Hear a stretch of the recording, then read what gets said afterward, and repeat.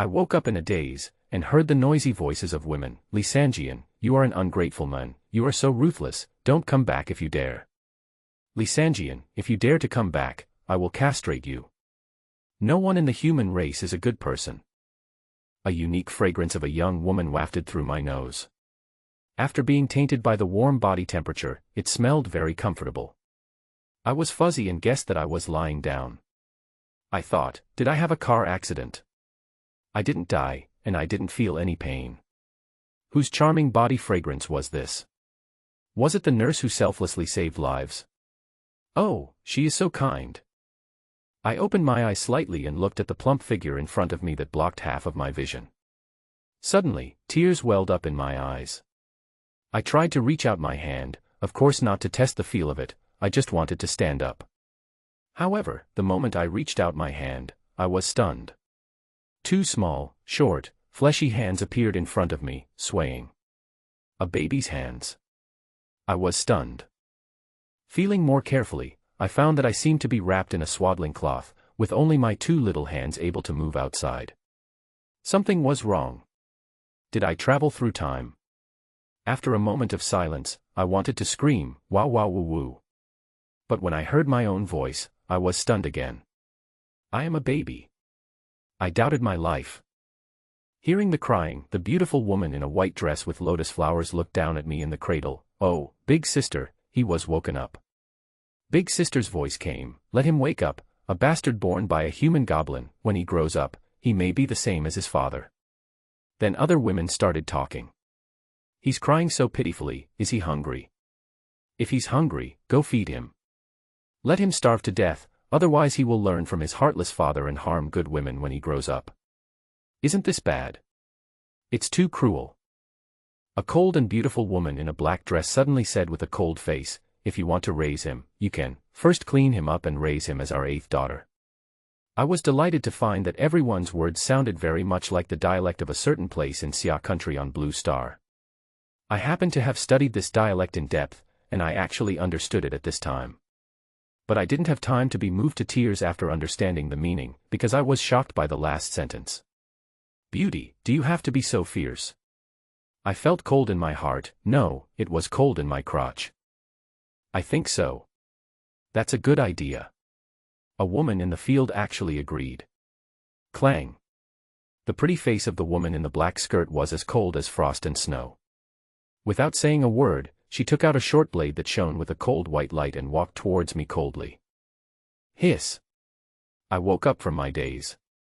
If my life force was cut off at the beginning, wouldn't I become the most miserable time traveler on Blue Star? Hey, beautiful lady, we can talk about it, don't do it. System. System. System. I called the system frantically in my mind, but there was no response. I didn't even have the system that a time traveler must have. I didn't even have a system. I collapsed. This means that if the other party did that, I would have no hope of resistance. I wanted to keep the man's sexual happiness for the rest of his life.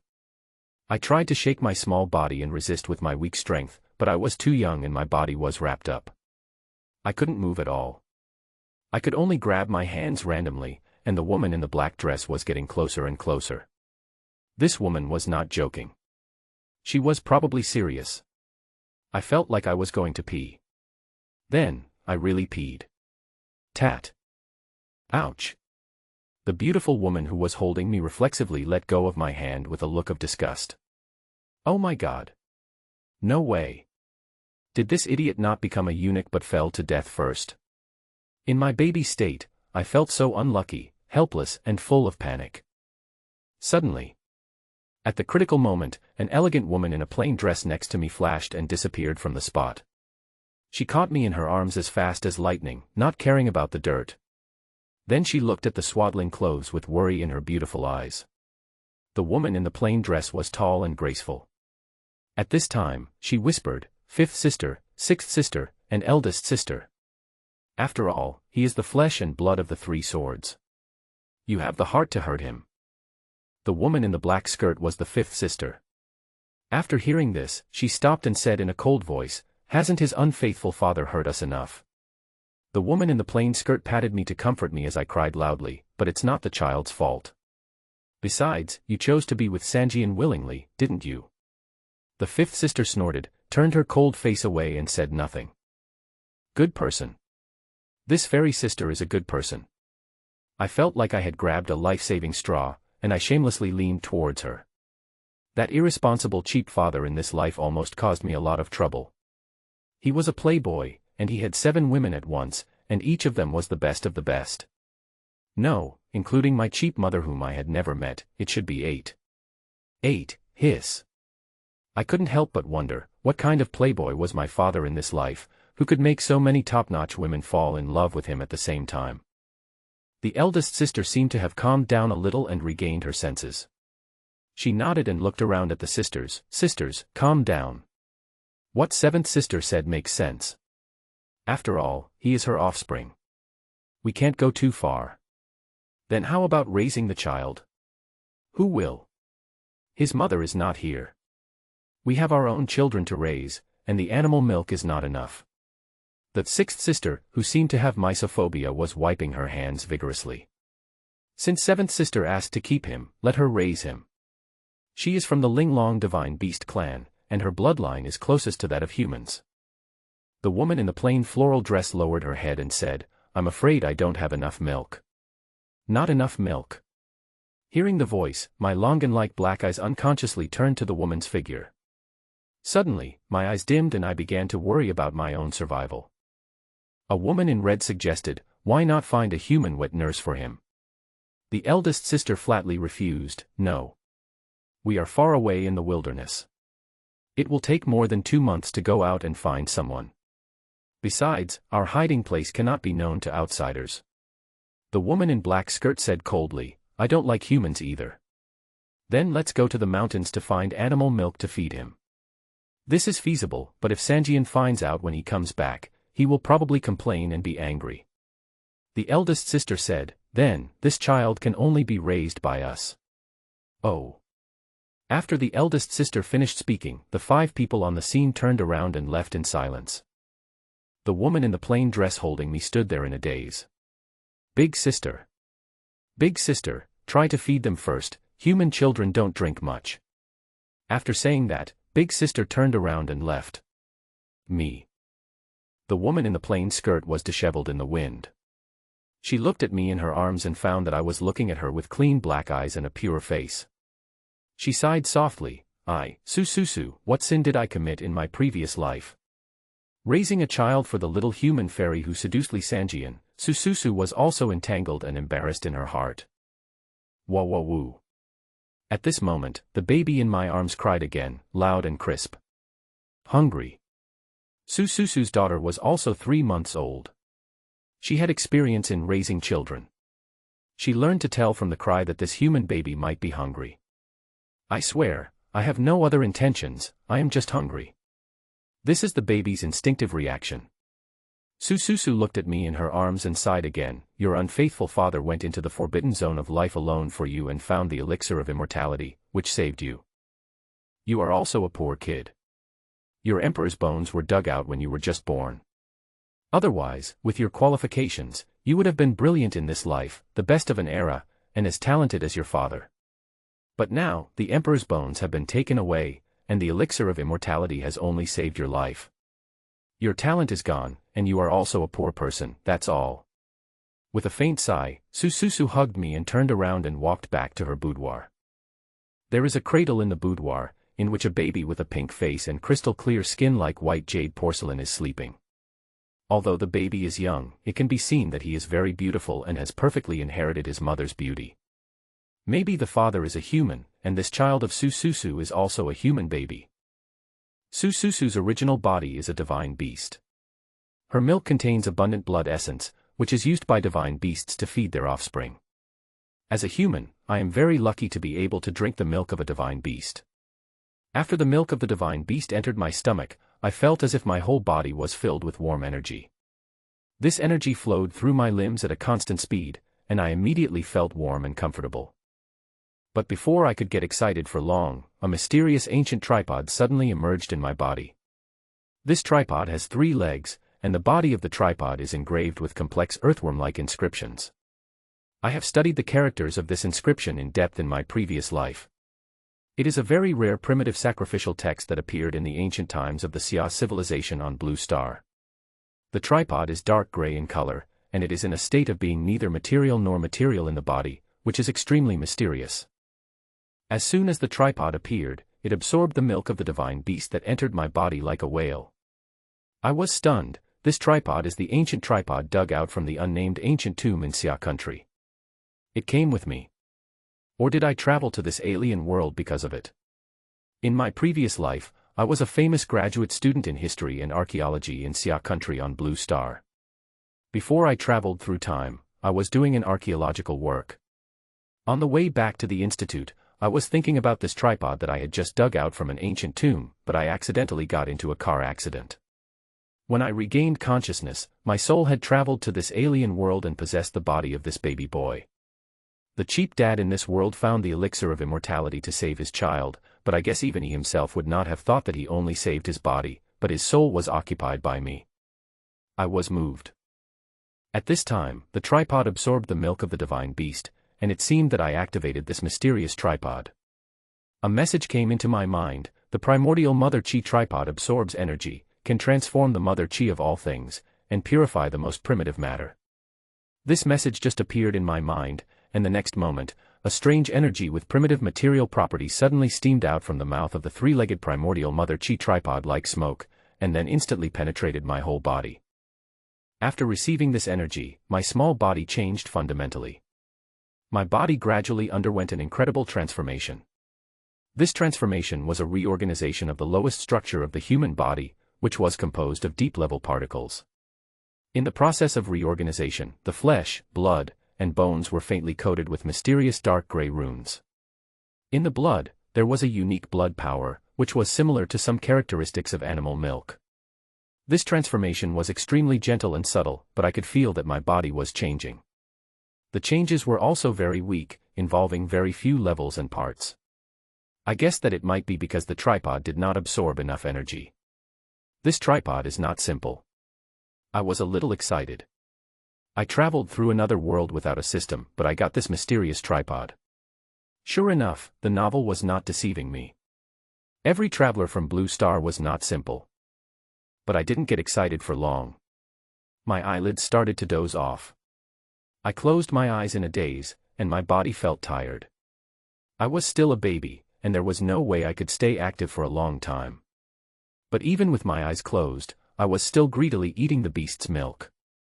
After drinking for about half an hour, I still had no intention of stopping. Su frowned. This little kid, how can he eat so much? I am a delicate divine beast, and my beast milk, most human babies will be full after a few sips. But he. Su was a little tearful. The baby in her arms was almost squeezing her side of the beast milk dry. If he keeps drinking like this, how can I feed my own child later?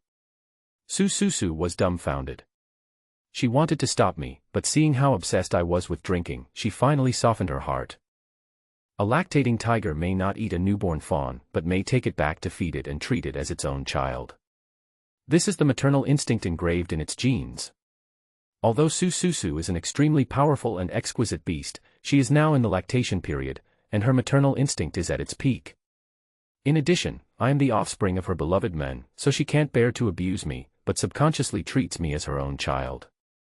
In my body, as I absorbed more divine beast milk, the original mother chi cauldron transformed more and more strange energy, and my body transformed more and more. At the same time, under the intervention of the original mother chi cauldron, my blood gradually extracted a trace of divine beast ancestral blood from the divine beast milk, and this divine beast ancestral blood also gathered more and more in my body. However, the amount of change is relative.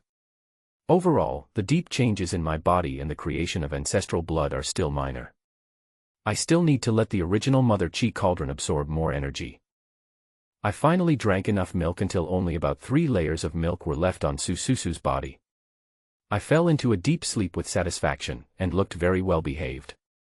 While I was asleep, Su carefully changed a clean swaddling cloth for me. Looking at the human baby who was full and sleeping, Su looked at him with resentment. It's so annoying, drinking so much in one meal. My children don't drink as much as you do. Su Susu's original body is a delicate beast. Although Li Xiao is a human, he is the top powerful person among the human race.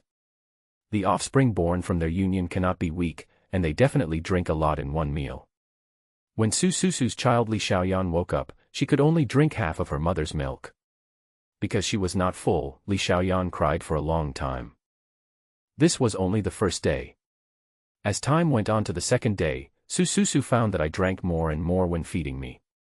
In fact, after my body was transformed by the energy feedback from the original mother gas tripod, my appetite was indeed getting more and more amazing. The amount of divine beast milk absorbed by the tripod was increasing every time. During this time, I also vaguely understood from the 7 women's casual conversation what kind of world I was in. There were powerful practitioners, extremely ferocious ancestral beasts and fierce beasts, and unrivaled top powerful people. This was a fantasy world of cultivation, not technology. The 7 women are all ferocious beasts. According to my quiet observation, the eldest sister Ao Buhui, who is venomous but considers the overall situation, is from the Zulong clan. She has an extremely attractive figure and is difficult to grasp with one hand. The second sister Gu Shishir, who is a foodie, is from the ancient Kuanping clan. This human has the best figure and is extremely oppressive and suffocating. The conceited third sister Qi Xianer is from the immortal Phoenix clan. Her figure in human form is impressive. The charming fourth sister Yun Yun is from the nine-tailed fairy fox clan. Her figure in human form is as good as that of the sixth sister who is suspected of having mysophobia. The cold fifth sister Ren Ying is from the chaos peacock clan. Her figure in human form is as good as that of the eldest sister Ao Buhui. The sixth sister Qin Sisi is from the nine-life black cat clan and is suspected of having mysophobia. Su Susu, who feeds me, is from the Linglong divine beast clan. Her figure in human form is graceful and beautiful, and she has the best appearance. Don't ask me why the part one observed was so peculiar and why I observed it so carefully. I had no other thoughts. I am a civilized person from the blue planet and I was just observing the planet in a civilized manner. The 7 women are all descendants of 7 ancestral beasts born in the primitive period, and they carry the blood of their respective ancestral beasts. For any beast listed as an ancestral beast, there is only one in the world, so the blood of their offspring is impure. However, among the many offspring, there are always some exceptions, who will suddenly return to their ancestors, making the blood purity close to that of the ancestral beasts. Such descendants of ancestral beasts are called divine beasts. These 7 women are all ferocious divine beasts. I was secretly shocked. I wondered, if I was not Li Xiao's son, would I have been eaten by them long ago? On the third day, I was fed by Su Susu as usual, but this time, I squeezed the milk from both sides of this rare divine beast, which made Su Susu feel resentful and wanted to strangle me to death. This kid is too good at drinking. At this time, visible changes finally occurred in my body.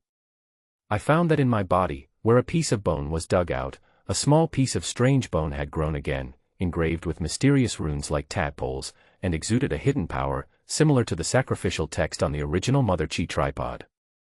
In the blood of my body, the ancestral blood extracted from the milk of the divine beast has also accumulated to a certain extent in my body, which allows me to capture a piece of information from this incomplete ancestral blood. I was amazed. Linglong divine beast ancestral blood, and divine world of the heart. Ancestral blood, only the blood of the ancestral beast is ancestral blood.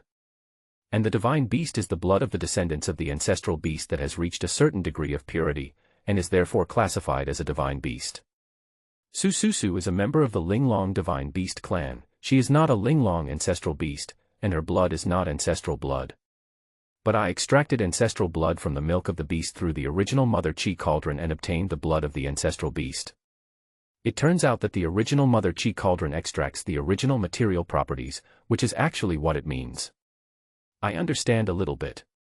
Then I got excited. The 7 women here are all divine beasts, so if I absorb their milk, can't I extract 7 ancestral bloodlines? Thinking of this, I was extremely looking forward to it, and planned to drink the milk of the 7 divine beasts to lay a supreme foundation for myself. In this world, without strength, you won't be able to succeed. Su Susu, who was about to put me back in the cradle, was suddenly startled. She actually felt a slight palpitation in her heart at this moment. This is blood suppression. What's going on?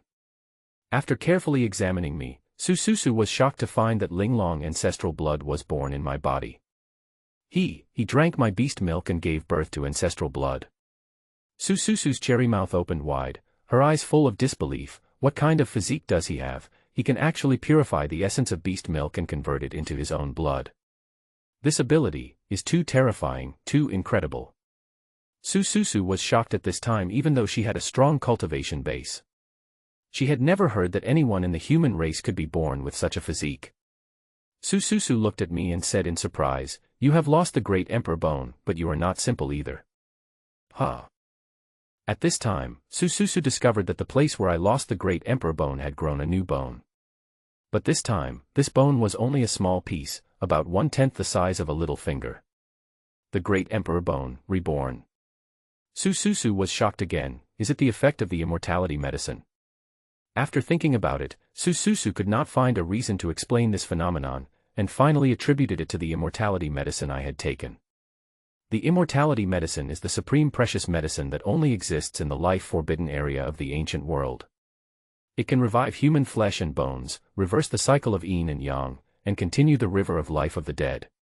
This medicine is extremely mysterious, and Sususu does not understand it well. Because the immortality medicine is not available even to the powerful. There is only one in the entire ancient world. This phenomenon is too special. We have to tell the sisters. Sususu immediately put Li Xiao back into the cradle, then walked out of the room anxiously. After a while, 7 women gathered in Sususu's room. The offspring of that little human goblin can even regrow the bones of the great emperor. What a joke! Ao Buhui didn't quite believe what Sususu said. When she entered the room, she immediately went forward to check the situation. Qin Sisi, the 9-life cat, also questioned, "It's too much to say that you can extract ancestral blood from beast milk. This kind of physique is unheard of in the entire ancient world." "I'm afraid you are mistaken, 7th sister." Being questioned, Sususu immediately became anxious. "I did sense blood that is purer than mine. This must be the blood of my ancestors. If you don't believe me, why don't you try feeding him with your beast milk? The amount of Linglong ancestral blood that Li Xiao has condensed so far is too little. Only Sususu, who is from the same lineage, can sense it. No one else can sense it." "I don't want to." Qin Sisi looked disgusted. A moment later, Ao Buhui, who was checking Li Xiao's physical condition, was surprised. His emperor bone that was dug out has really grown back. And the new bone is not simple. The runes on the bone, I just looked inside and I feel it is mysterious and complicated. Did the great emperor's bone really grow? The offspring born by that little goblin of the human race is so extraordinary. The great emperor's bone was lost and then recovered. Maybe the elixir of immortality is taking effect. Yes. There is only one of this medicine in the whole world, and it was taken out by the 3 swords who risked their lives to break into the forbidden zone of life. It must be extraordinary. The 7 divine beast women began to discuss, chattering like spring swallows on a pole. But at the end of the discussion, there was no definite answer or explanation, and everyone agreed that it was the effect of the elixir of immortality. As for the original mother energy cauldron in Li Xiao's body, no one present discovered it. After observing for a while, the other 6 people left with doubts. One of their children woke up and was crying in another room, so they had to go back to take care of them. Not long after, Sususu's child Li Xiaoyan woke up because she was hungry. As soon as she woke up, she started crying, and no matter how she was coaxed, it was useless. "Baby, don't cry. Don't cry. It's mother's fault." Sususu tried her best to coax the child, but it was of no use. The child, without milk, had already lost his temper. The noise is too loud. The other 6 divine beast sisters became impatient with the noise and gathered in Sususu's room, talking at the same time. "What's going on? Why is your child so noisy?" "My child just fell asleep and was woken up again." Ao Buhui was the first to walk in, asking with a frown on her face. She was holding her crying child in her arms. Sususu said embarrassedly, "After I fed the human child, there was very little beast milk left. Now it has not recovered much. Xiaoyan has nothing to drink, so she keeps making a fuss." Ao Buhui glanced at Su Susu, focusing on her figure. She even straightened her plump figure and said, "You are a divine beast, and you can't even raise a human baby." Su Susu was also a little annoyed at this time, and really wanted to say, "If you can do it then go ahead, what were you doing before?" The other sisters came in one after another, making the small room crowded again. The second sister, Gu Shirshir, was holding a large pancake made of some unknown filling in her hand. The pancake was as big as her face and she was chewing it with relish. She glanced at Su Susu's child and said, "Seventh sister, your child eats a lot and you can't feed him enough." Su Susu was about to cry, "She won't have anything to eat today, okay?" After learning the reason, everyone was surprised. Ao Buhui walked to the bedside, holding the child upright and glancing down at Li Xiao, who was unmoved at this moment. The offspring of this little goblin of the human race is not only good at eating, but also a pig. He can sleep so soundly despite all the noise. The cold and beautiful fifth sister Renning frowned unhappily. "Seventh sister, hurry up and comfort the child, he is so noisy." Su Susu felt a little aggrieved. Xiaoyan is like this because she is hungry. She is usually very well behaved. Now I can't do anything about it. Beside him, Ao Buhui took another look at Su Susu's figure and said, "Seventh sister, you should pay attention to your nutrition. This is not the time to stay in shape. Learn more from your second sister. She stuffs food into her mouth all day long, and still worries about not having enough milk." Su Susu was furious. "I usually feed him enough. It's just that this little human demon's child drinks too much." Gu Shirshir grabbed the pancake and glanced at Li Xiao on the bed with a wary look. "You're a heavy drinker. I'm afraid he'll steal my food when he grows up." Su Susu's eyes turned pale. "What are you talking about?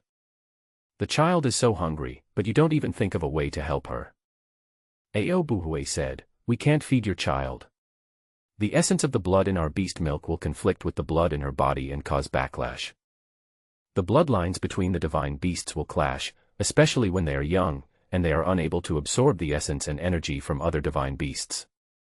In this regard, although most of the human bloodline appears mediocre, it is extremely inclusive. The descendants of the powerful ancient families in the human race are raised with all kinds of rare animal milk when they are young, forging a supreme foundation.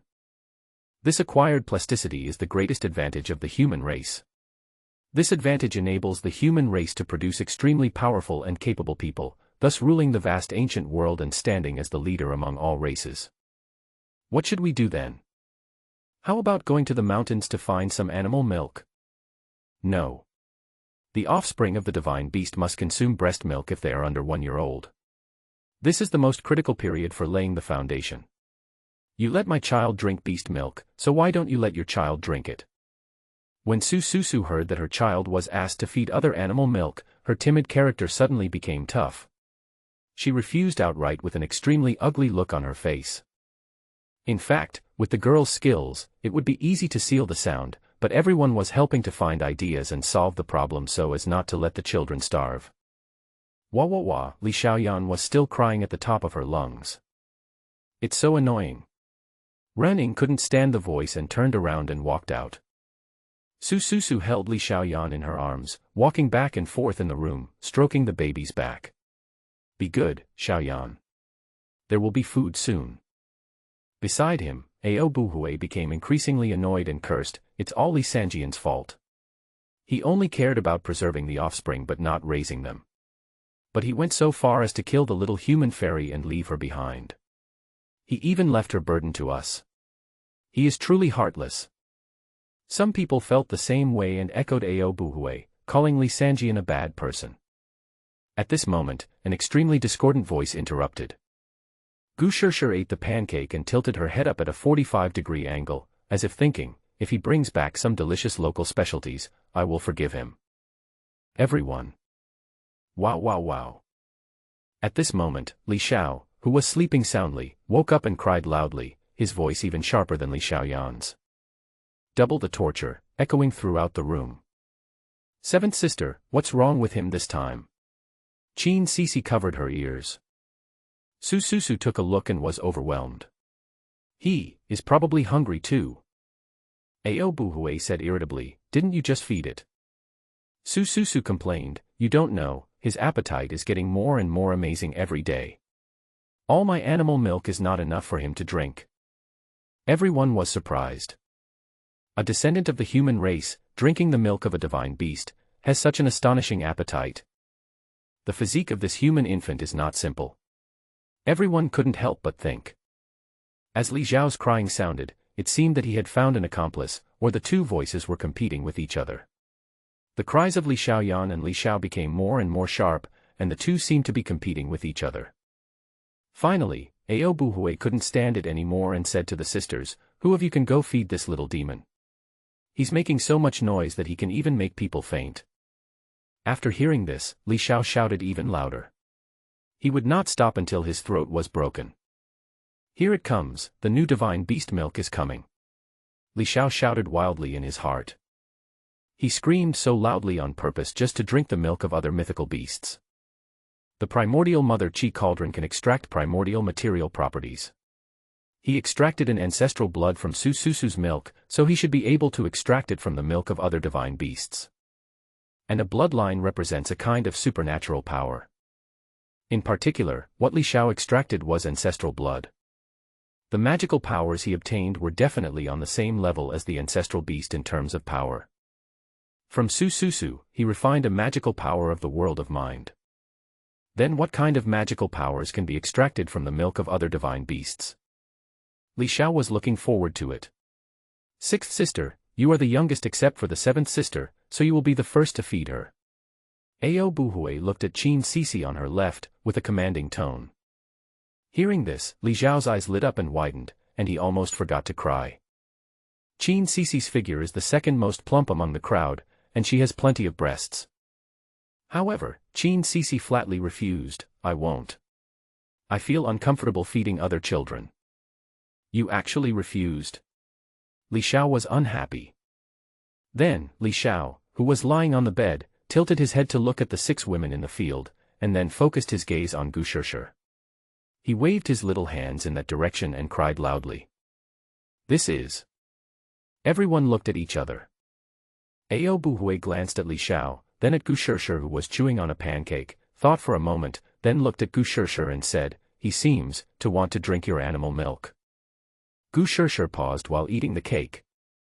In order to avoid being forced by her elder sister to feed the human child, Qin Sisi said, "Yes. Second sister has plenty of milk, so there will be no problem feeding one more child."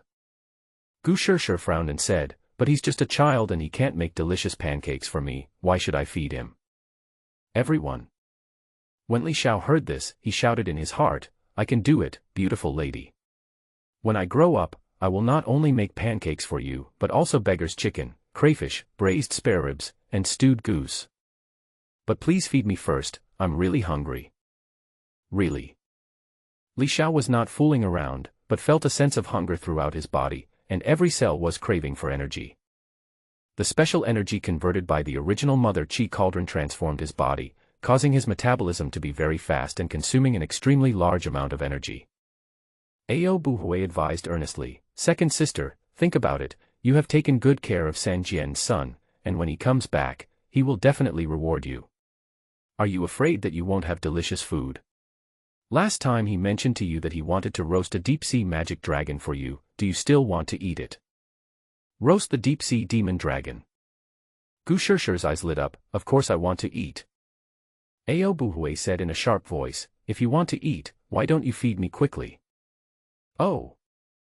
The cute and silly Gu Shirshir finished the pancake in her hand in 3 bites, then walked directly to the bed, picked up Li Xiao with both hands, sat on the edge of the bed, and then laid Li Xiao horizontally in front of her. Li Xiao looked up and suddenly felt a huge pressure coming, and his crying stopped. Ao Buhui said shamefully, "Virtue. Gu Shirshir's daughter is almost 5 months old. Although she is a foodie, she is also very experienced in feeding children." Soon after drinking the milk of Gu Shirshir, the divine beast Kunpeng, Li Xiao's hunger gradually subsided. At the same time, an abundant source of essence energy, different from that in Su Susu's milk, gathered into the original mother energy cauldron in his body. After a moment, the original mother energy cauldron once again fed back a stream of original physical energy. This energy not only contains the strange energy that can transform the body, but also another kind of ancestral blood. Kunpeng's ancestral blood. But at the same time, the ancestral blood that was just refined was extremely weak. One had to eat Kunpeng beast milk many times before one could finally condense a Kunpeng ancestral blood and obtain the magical powers of the Kunpeng ancestral beast. However, the nature of that energy that transforms the body remains unchanged. The heavy emperor bone was growing slowly in his body, and the deep structure of his body was constantly transforming. The places on his body with mysterious runes were becoming more and more numerous and more obvious. I have to say that Gushirshir's milk was really sufficient. Li Xiao's eyelids started to droop after he drank only half of her milk. Not long after, he fell into a deep sleep. But even so, this still shocked Gushirshir. My child only needs to drink 1/3 of my milk, but he actually drank half. Beside him, Aobuhui frowned and said, "This human baby is indeed not simple." Sususu was busy coaxing the child, and couldn't help but complain at this time. "I told him that he can drink a lot, but you insisted that I didn't have enough animal milk." Qin Sisi glanced at Sususu and said, "But seventh sister, you are really young. Look at the second sister, she can handle it in one go." Sususu was speechless. Without Li Xiao's crying, only the hoarse voice of poor Li Xiaoyan remained, and the society was finally relatively quiet. After an hour, the animal milk in Sususu's body recovered a little, and Li Xiaoyan finally stopped crying after drinking a little. She was laid flat on the bed by Sususu, side by side with Li Xiao. She didn't seem to be sleepy at the moment. She turned her head to look at Li Xiao beside her, staring at him with eyes that occasionally showed a fierce look. She is resentful of Li Xiao for stealing her animal milk. How old is she? If Li Xiao was awake, he would probably be furious when seeing this.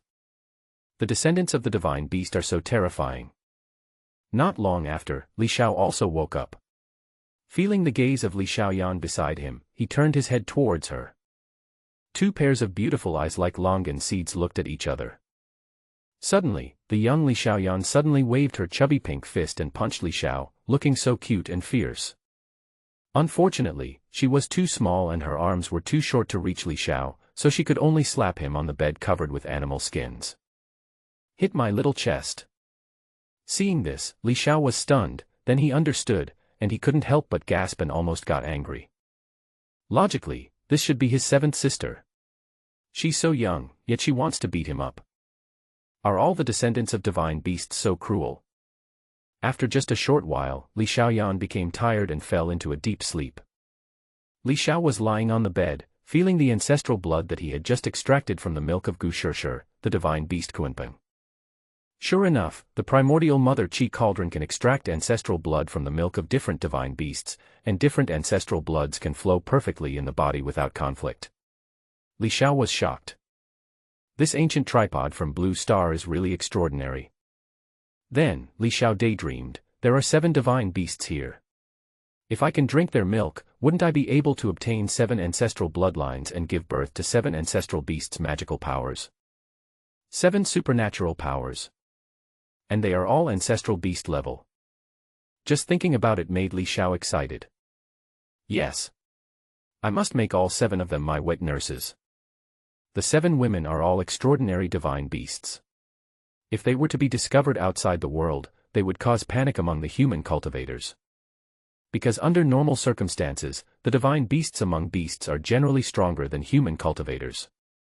Only the human geniuses with extraordinary talent can be on par with the divine beasts at the same level. And only a very small number of human geniuses can suppress the divine beasts and be on par with the ancestral beasts at the same level. The human genius who can surpass the ancestral beasts is extremely rare, and it may take countless years for such a genius to be born. Li Xiao also understood that if he could obtain the magical powers of the 7 ancestral beasts, he would definitely lay a rock-solid foundation for himself. With Gushirshir joining the feeding team, Sususu's pressure was greatly reduced, and the situation finally improved. In the next 3 days, every child was able to drink enough, and no one cried because of hunger anymore. On that day, the weather in the wilderness was clear, with white clouds covering the sky and the scenery was picturesque. Beside a lake with clear water and visible bottom, a handsome white horse with a pair of large white wings stops, some drink water, and some eat the tender green grass. In the lake, there is a large bird with black feathers and white hair, but the feathers from its long neck to its head are bright red. It stands among the reeds in the lake, staring at the fish swimming in the water with its sharp eyes. Among the flowers, colorful butterflies are dancing and bees are busy collecting nectar. The courtyard where Li Xiao was located was not far from this beautiful scenery. Under the sunlight, the mirror-like lake water reflected colorful light, making this place feel peaceful and beautiful like a paradise. In the slightly spacious courtyard, 8 cradles were lined up in a row. Li Xiao and his 7 sisters were moved outside by the 7 divine beast women to bask in the sun comfortably. 8 cute kids, as white as jade and porcelain, had their eyes closed. Some were quiet, some were snoring slightly, and their expressions showed that they were really enjoying the sunlight at this moment. 7 beautiful women sat aside and chatted. Ao Buhui's face showed a rare sternness. She glanced at Gu Shirshir, who was chewing the pancake heartlessly beside her, and suddenly became very angry. She bent her middle finger and knocked Gu Shirshir's head hard with the back of it, making a crisp sound. Gu Shirshir, feeling pain, looked at her elder sister with tears in her eyes. "Why did you hit me?" Ao Buhui said angrily, "Sanjian hasn't come back for such a long time, and you still have the mood to eat." Gu Shirshir lowered her head. "It's not that I don't want him to come back. Besides, if he doesn't come back, do we have to stop eating? We'll starve to death and we won't be able to wait for him to come back." Hearing this, Ao Buhui became even angrier. He raised his head and was about to hit Gu Shirshir again, but this time he dodged her.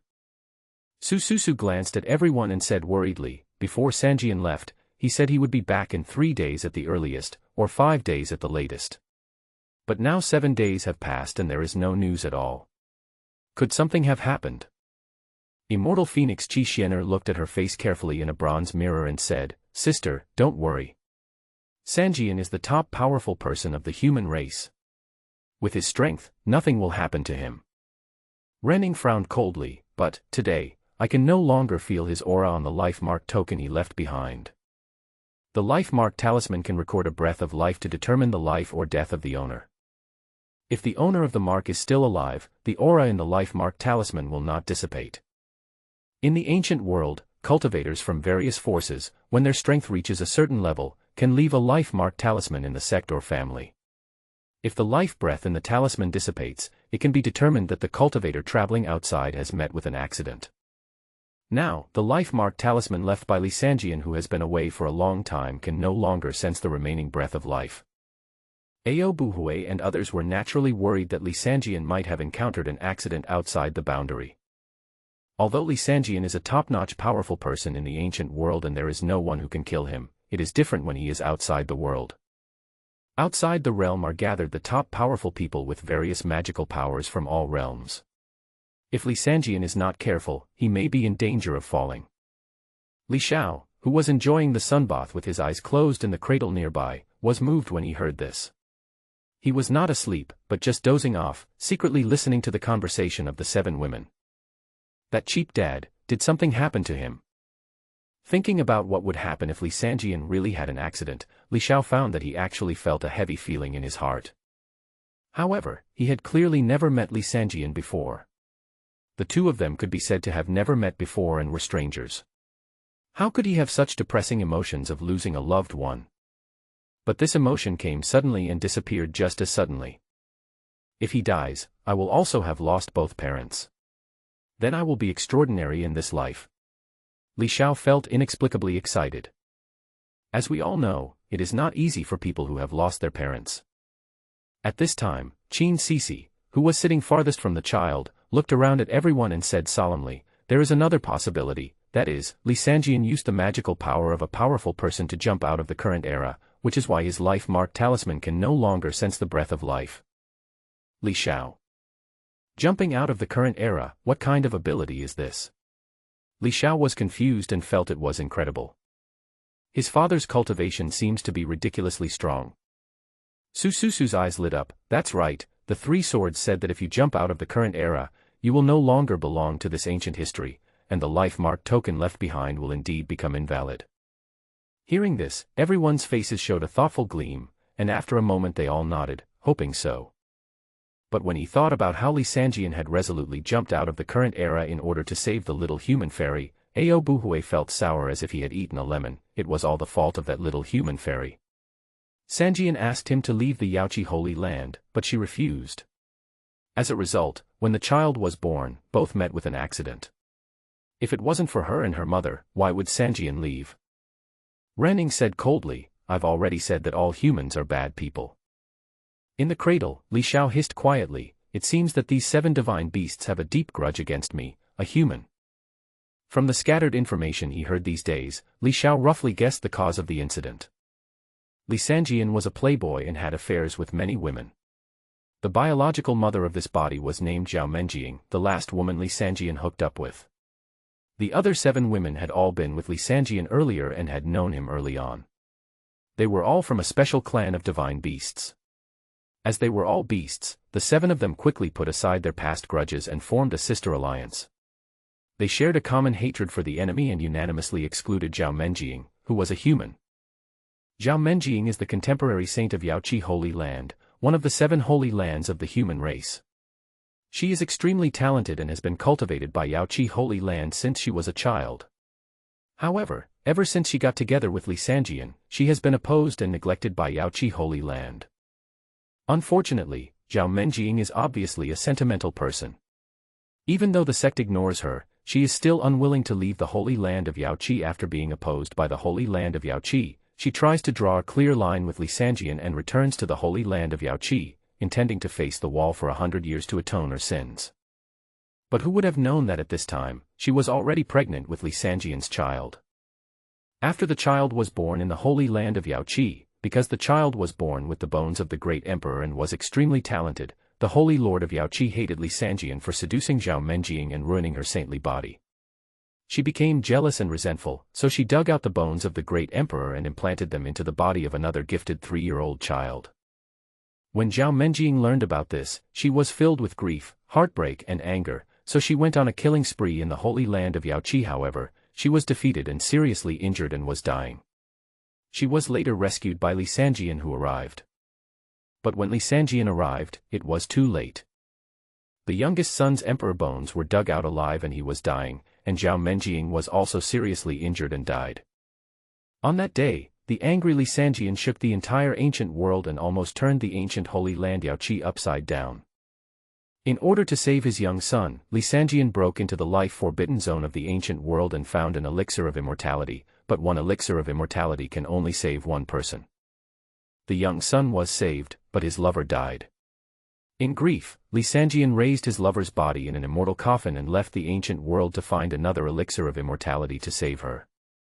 Now it seems that Li Sanjian is outside the realm, and may not have found the elixir of immortality, so he jumped out of the current era.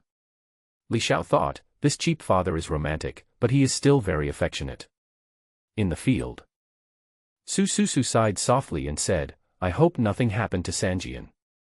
Gu Shishir ate the pancake silently. Don't worry, Sanjian will definitely come back.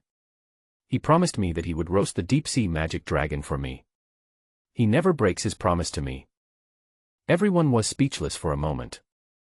Li Xiao was lying in the cradle, and couldn't help but sigh in his heart that Li Sanjian was really a great guy and his skills in picking up girls were simply top-notch. He hooked up with so many top-notch women at the same time, but these women didn't even start to fight or get jealous of each other. He may be in danger now, and we are even worried about him. He is definitely a winner in life. In fact, the reason why Li Xiao had such an idea was that he came from Blue Star. His thoughts had been influenced by Blue Star culture for a long time, and the one-to-one model had been deeply rooted in his heart. But in the ancient world, men can have 3 wives and 4 concubines, especially outstanding men. The excellence here refers to talent, ability, and martial arts skills. Li Sanjian is the youngest and most powerful person in the ancient world. He is extremely handsome and unparalleled in the world. He is also suave, unrestrained, and uninhibited. In Lan Xing's words, he is handsome, rich, and speaks well. Who would not admire such a man? It's a great fortune to have a father like him. If I have the chance to meet him in the future, I will definitely learn from him and ask for his experience in picking up girls. I will follow in his footsteps. Li Xiao was thinking happily. At this moment, his mind was moved. Kunpeng's ancestral blood finally gave birth to magical powers. Is this a magical power that can destroy the world? Having just consumed beast milk, he now refined another portion of Kunpeng's ancestral blood through the primordial mother chi cauldron. After more than 3 days of accumulation, this Kunpeng ancestral blood finally underwent a quantitative change and produced the magical powers of the Kunpeng ancestral beast. It was Gu Shishir who was feeding Li Xiao, so Gu Shishir was sitting close to Li Xiao at this time. The changes in Li Xiao's body caught her attention at the first time. The Kunpeng ancestral blood in Li Xiao's body was so thick that it finally caused Gu Shishir's heart palpitations, and was sensed by Gu Shishir. Gu Shishir paused while eating the cake. She turned her head to look at Li Xiao, who was dozing in the cradle, and asked in surprise, "Is this Kunpeng's ancestral blood?" He extracted another ancestral blood.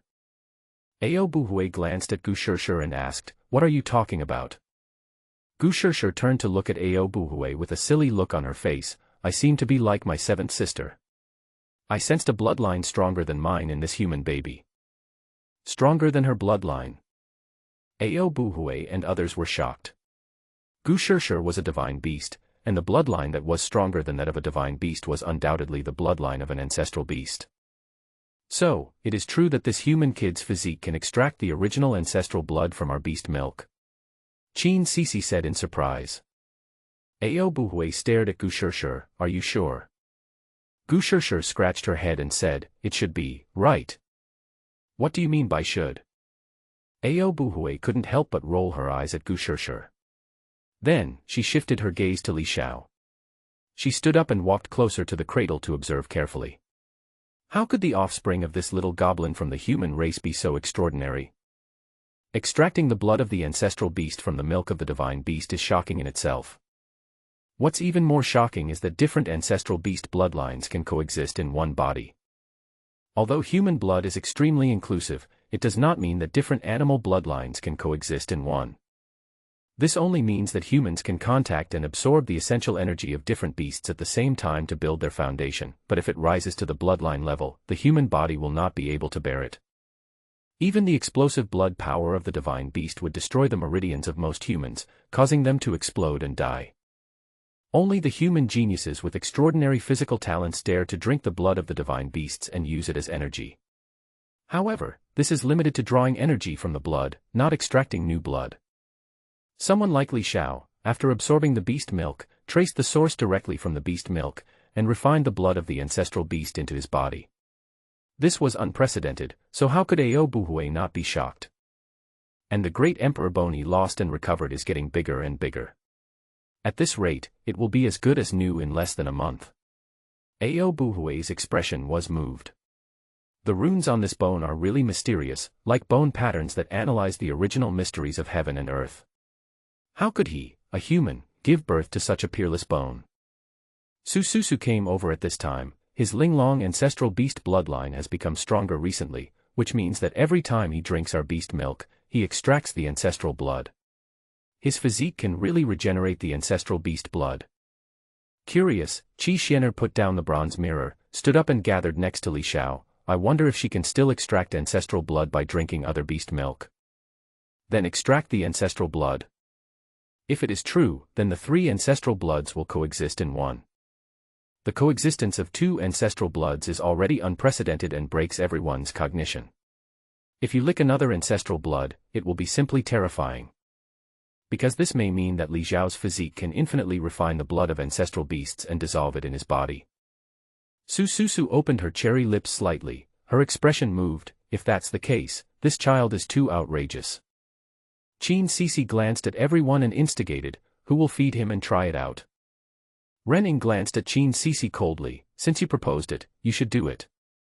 Don't just talk and do nothing." Qin Sisi stuck out her tongue and walked away quickly. "I don't want it." Ao Buhui thought for a moment, glanced at everyone, and then said solemnly, "There is no need to try. If something goes wrong, we will have a hard time explaining to the 3 swords." After hearing this, some people nodded. After all, the child is so young and doesn't understand anything. The refined animal blood is a spontaneous process of the body. No one can guarantee that if Li Xiao refines new ancestral blood again, it will cause a conflict between the ancestral bloods and thus have a negative impact on the body. However, Sususu glanced at her eldest sister and whispered, there is actually a problem that I have not mentioned. This child is drinking more and more. If this continues, my second sister and I may not be able to feed him. Two divine beasts can't raise a human child. Everyone looked stunned. Is this a human cub? It eats so much. Gu Shishir said at this time, he can really drink. I even doubt whether he is my son. Everyone. Li Xiao, can you doubt this? Yun Yun, the usually quiet nine-tailed fox, looked around with charming eyes. Her voice was gentle and charming as she said, I still suggest that we go to the mountains to find animal milk to feed the fox. Renning nodded, I agree. Qin Sisi said, I agree too. Since he can drink, there's plenty of animal milk in the mountains, so we don't have to worry about him starving. Ao Buhui frowned, thought for a moment, and then said, this won't work.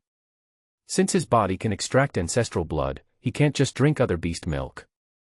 If his blood becomes mixed, it may ruin his qualifications. Renning said coldly, it's ruined, it's the offspring of a human goblin anyway. Hearing this, Ao Buhui glanced at Renning and said seriously, it's true that he is Zhao Menjing's offspring, but he is also the flesh and blood of the three swords. We should either not raise him, or if we do, we should give him the best. Su Susu agreed with her elder sister very much, besides, how can we involve children in adult affairs? Ao Buhui looked around at all the sisters and said seriously, since you all are unwilling and have grudges, then I will take the lead, and then I will also feed him. In the cradle, Li Xiao was slightly happy, because he clearly remembered that Ao Buhui's original form was a divine beast from the ancestral dragon clan. If you can drink her milk, what the original Mother Qi cauldron extracts will be the blood of the ancestral dragon. As for the ancestral dragon of the ancient world, Li Xiao currently has no way of imagining how powerful it is, but in the ancient civilization of Blue Star, whether it is Eastern civilization or Western civilization, there are mythological records about dragons, and all dragon creatures must be extremely powerful beasts, representing the ultimate power in mythological civilization. Traveling to an alien world, the tripod dug out from the ancient tomb of Blue Star also traveled along with it. Perhaps, it was the tripod that forced Li Xiao, who should have died in a car accident, to reincarnate with his memories. An ancient tripod possesses such incredible power. Li Xiao has more or less guessed that the Blue Star in his previous life was not as simple as it seemed. The ancient mythological civilization might not be completely fictional, but might really be a record of a civilization from a mythological period. Since the mythological civilization records that dragons are such terrifying and powerful creatures. Based on this inference, the ancestral dragon in the ancient world cannot be weak at all, and may very well be the ultimate representative of the power of this world. If one could obtain the ancestral bloodline of the ancestral dragon, I wonder what kind of magical powers it would bestow upon one, and what kind of powerful abilities would it have. Li Xiao's heart could not help but surge slightly. The magical power bestowed by the ancient Kunping ancestors' bloodline is the power of world destruction. Judging from the message transmitted by the bloodline, this magical power of world destruction represents the extreme of material attacks in the world. This magical power, when developed to its extreme, can destroy an entire world. And the Linglong ancestral beast's magical power world represents the ultimate in divine mind attacks. Li Xiao thought to himself, now, I have obtained the ultimate magical power that represents material attacks and divine mind attacks. The ability of the ancestral beasts alone cannot be weaker than that of the ancient Kunping, right? Thinking of this, Li Xiao suddenly looked forward to drinking Ao Buhui's milk. Next to her, Qi Xianer took out the bronze mirror again and looked at herself carefully in the mirror. Oh, it would be great if San Jian was here. With him, he could capture those powerful and special beasts in the lactation period, extract their milk, and provide them with food. We wouldn't have to work so hard to feed them. After hearing this, Renning said coldly, you are just talking nonsense. Ao Buhui rolled his eyes at her and said, our respective bloodlines all originate from the 7 ancestral beasts that were born in the primitive times. The blood he extracted from our milk already represents the ultimate power among beasts. There are not many stronger than this, and it is not easy to find one. Su Susu nodded, that's right. There is one point that no one actually mentioned, which is that not every ancestral beast left behind offspring. Some special ancestral beasts are too proud and would rather be alone than give birth to offspring with other beasts. Therefore, it is not easy to find the descendants of other ancestral beasts. Qin Sisi suddenly thought of a question, but, if you rashly feed him and he gets into an accident, wouldn't that be the same as harming him? Ao Buhui was startled, thought about it, and then said, it doesn't matter, he has taken the immortality elixir, and now some of the effects are still there. Even if something goes wrong, his life will not be in danger. Next, Li Xiao's appetite did increase again. The energy refined by the original Mother Qi cauldron subtly changed his body from a deep level, causing Li Xiao's appetite to continue to increase. Not only did the amount of milk consumed at each meal increase, but the frequency of feeding also increased. Usually, Li Xiao had already eaten 2 or 3 meals before the other children had finished one. But because Ao Buhui joined the feeding team, the 3 of them worked together and took turns feeding, and they were able to bear the cost of Li Xiao's animal milk more easily. After drinking Ao Buhui's beast milk, Li Xiao, unsurprisingly, extracted another ancestral blood, which was the ancestral dragon blood. This ancestral blood flowed perfectly in his body without any conflict. On the 5th day, Li Xiao was held in Ao Buhui's arms and fed. The beast milk he had just drunk had been completely absorbed by the primordial Mother Qi cauldron, and then transformed into energy and ancestral blood with primitive material properties. In fact, every time Li Xiao felt full, it was not because he drank the beast's milk, but because he absorbed the magical energy transformed by the original Mother Energy cauldron. This kind of energy requires Li Xiao to spend a certain amount of time to absorb and digest. Only after digestion is complete will Li Xiao feel hungry, reminding Li Xiao that he needs to eat. The more the body absorbs, the stronger its digestive ability will become, resulting in a shorter absorption and digestion time. This is why Li Xiao's appetite continues to increase. After obtaining the ancestral dragon blood produced by this meal, the ancestral dragon blood in Li Xiao's body finally underwent a quantitative change, and the ancestral dragon bloodline magical power was born. Li Xiao's heart was shocked. The ancestral dragon's magical power, space-time tribulation. This is a magical power that combines time and space, representing the ultimate in this aspect. After learning about the supernatural powers, Li Xiao was shocked. The magical power of Zulong actually involves time and space. In the previous life, time and space were the most difficult areas to study in the development of science and technology, especially time. In the ancient world, any magical power involving time or space alone can be regarded as the top magical power among bloodline magical powers. And the magical power of the ancestral dragon bloodline actually involves both time and space at the same time. The ancestral dragon's magical power is indeed powerful enough. Li Xiao vaguely felt the horror of this time and space calamity magical power. But currently Li Xiao's ancestral dragon bloodline power is still weak, and he is unable to display his magical powers. He only gave birth to the magical powers and learned about them. If he wants to use it, he has to wait until Li Xiao has completely refined the complete ancestral bloodline. This process consumes a lot of energy. It is definitely not enough to just drink animal milk. When he grows up and can eat on his own, he can then eat natural treasures, the flesh and blood of exotic animals and other treasures that contain abundant energy.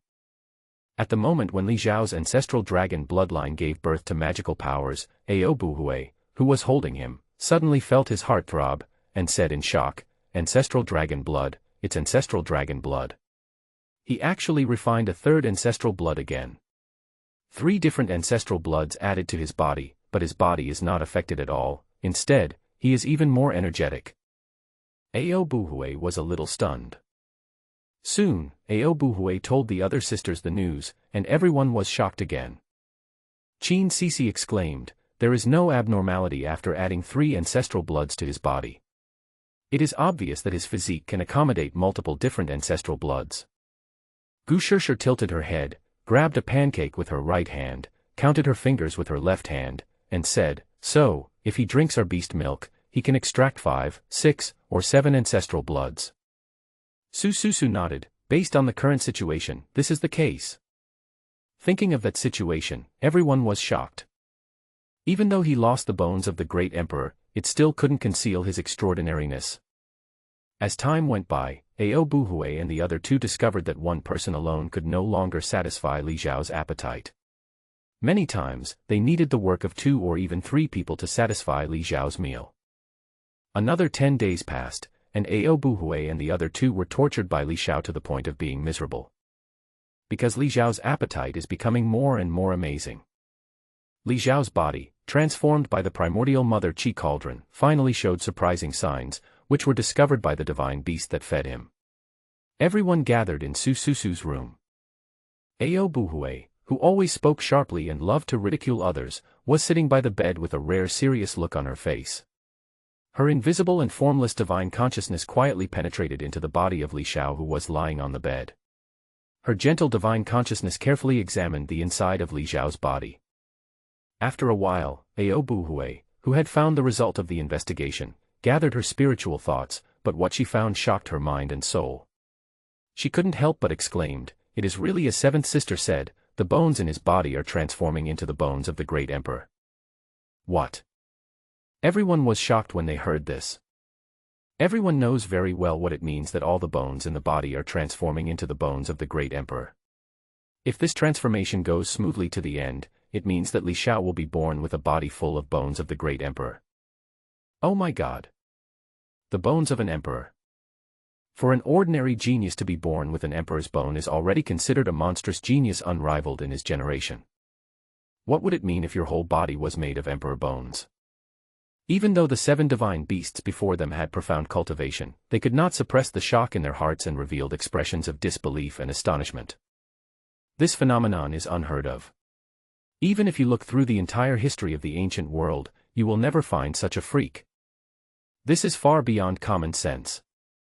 Qin Sisi stared at Ao Buhui and said in disbelief, "Big sister, are you sure? Are the bones in his body really transforming into the bones of an emperor?" Ao Buhui nodded, "It is absolutely true. If you don't believe it, you can check it out for yourself. His transformation is still at a deep level and very subtle. If it is not a very careful and in-depth investigation, it will not be discovered at all. Because there were too few transformations before, even though Li Xiao's body was transformed by the mother energy of all things transformed by the original mother energy cauldron, no one noticed anything for a while. But today, Li Xiao, whose body had transformed to a certain degree, emitted a faint breath. Because this breath was unusual, it immediately attracted the attention of Su Susu, who was responsible for feeding him. Su Susu was worried that something had happened to Li Xiao's body. After all, the blood of 3 ancestors was too shocking. In fact, Su Susu had always been worried about this. Being kind-hearted, she always paid attention to Li Xiao's physical condition.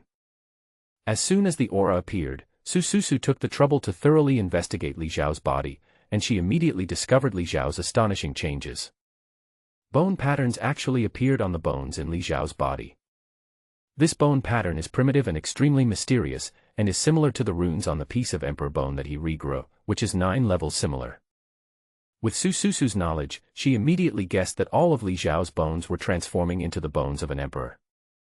And it's not just the bones, the flesh connected to the bones is also coated with a layer of runes, which is extremely complex. Although Qin Sisi felt that the matter was still too exaggerated, she didn't want to go forward to investigate and simply chose to shut up, but her eyes still revealed a look of surprise.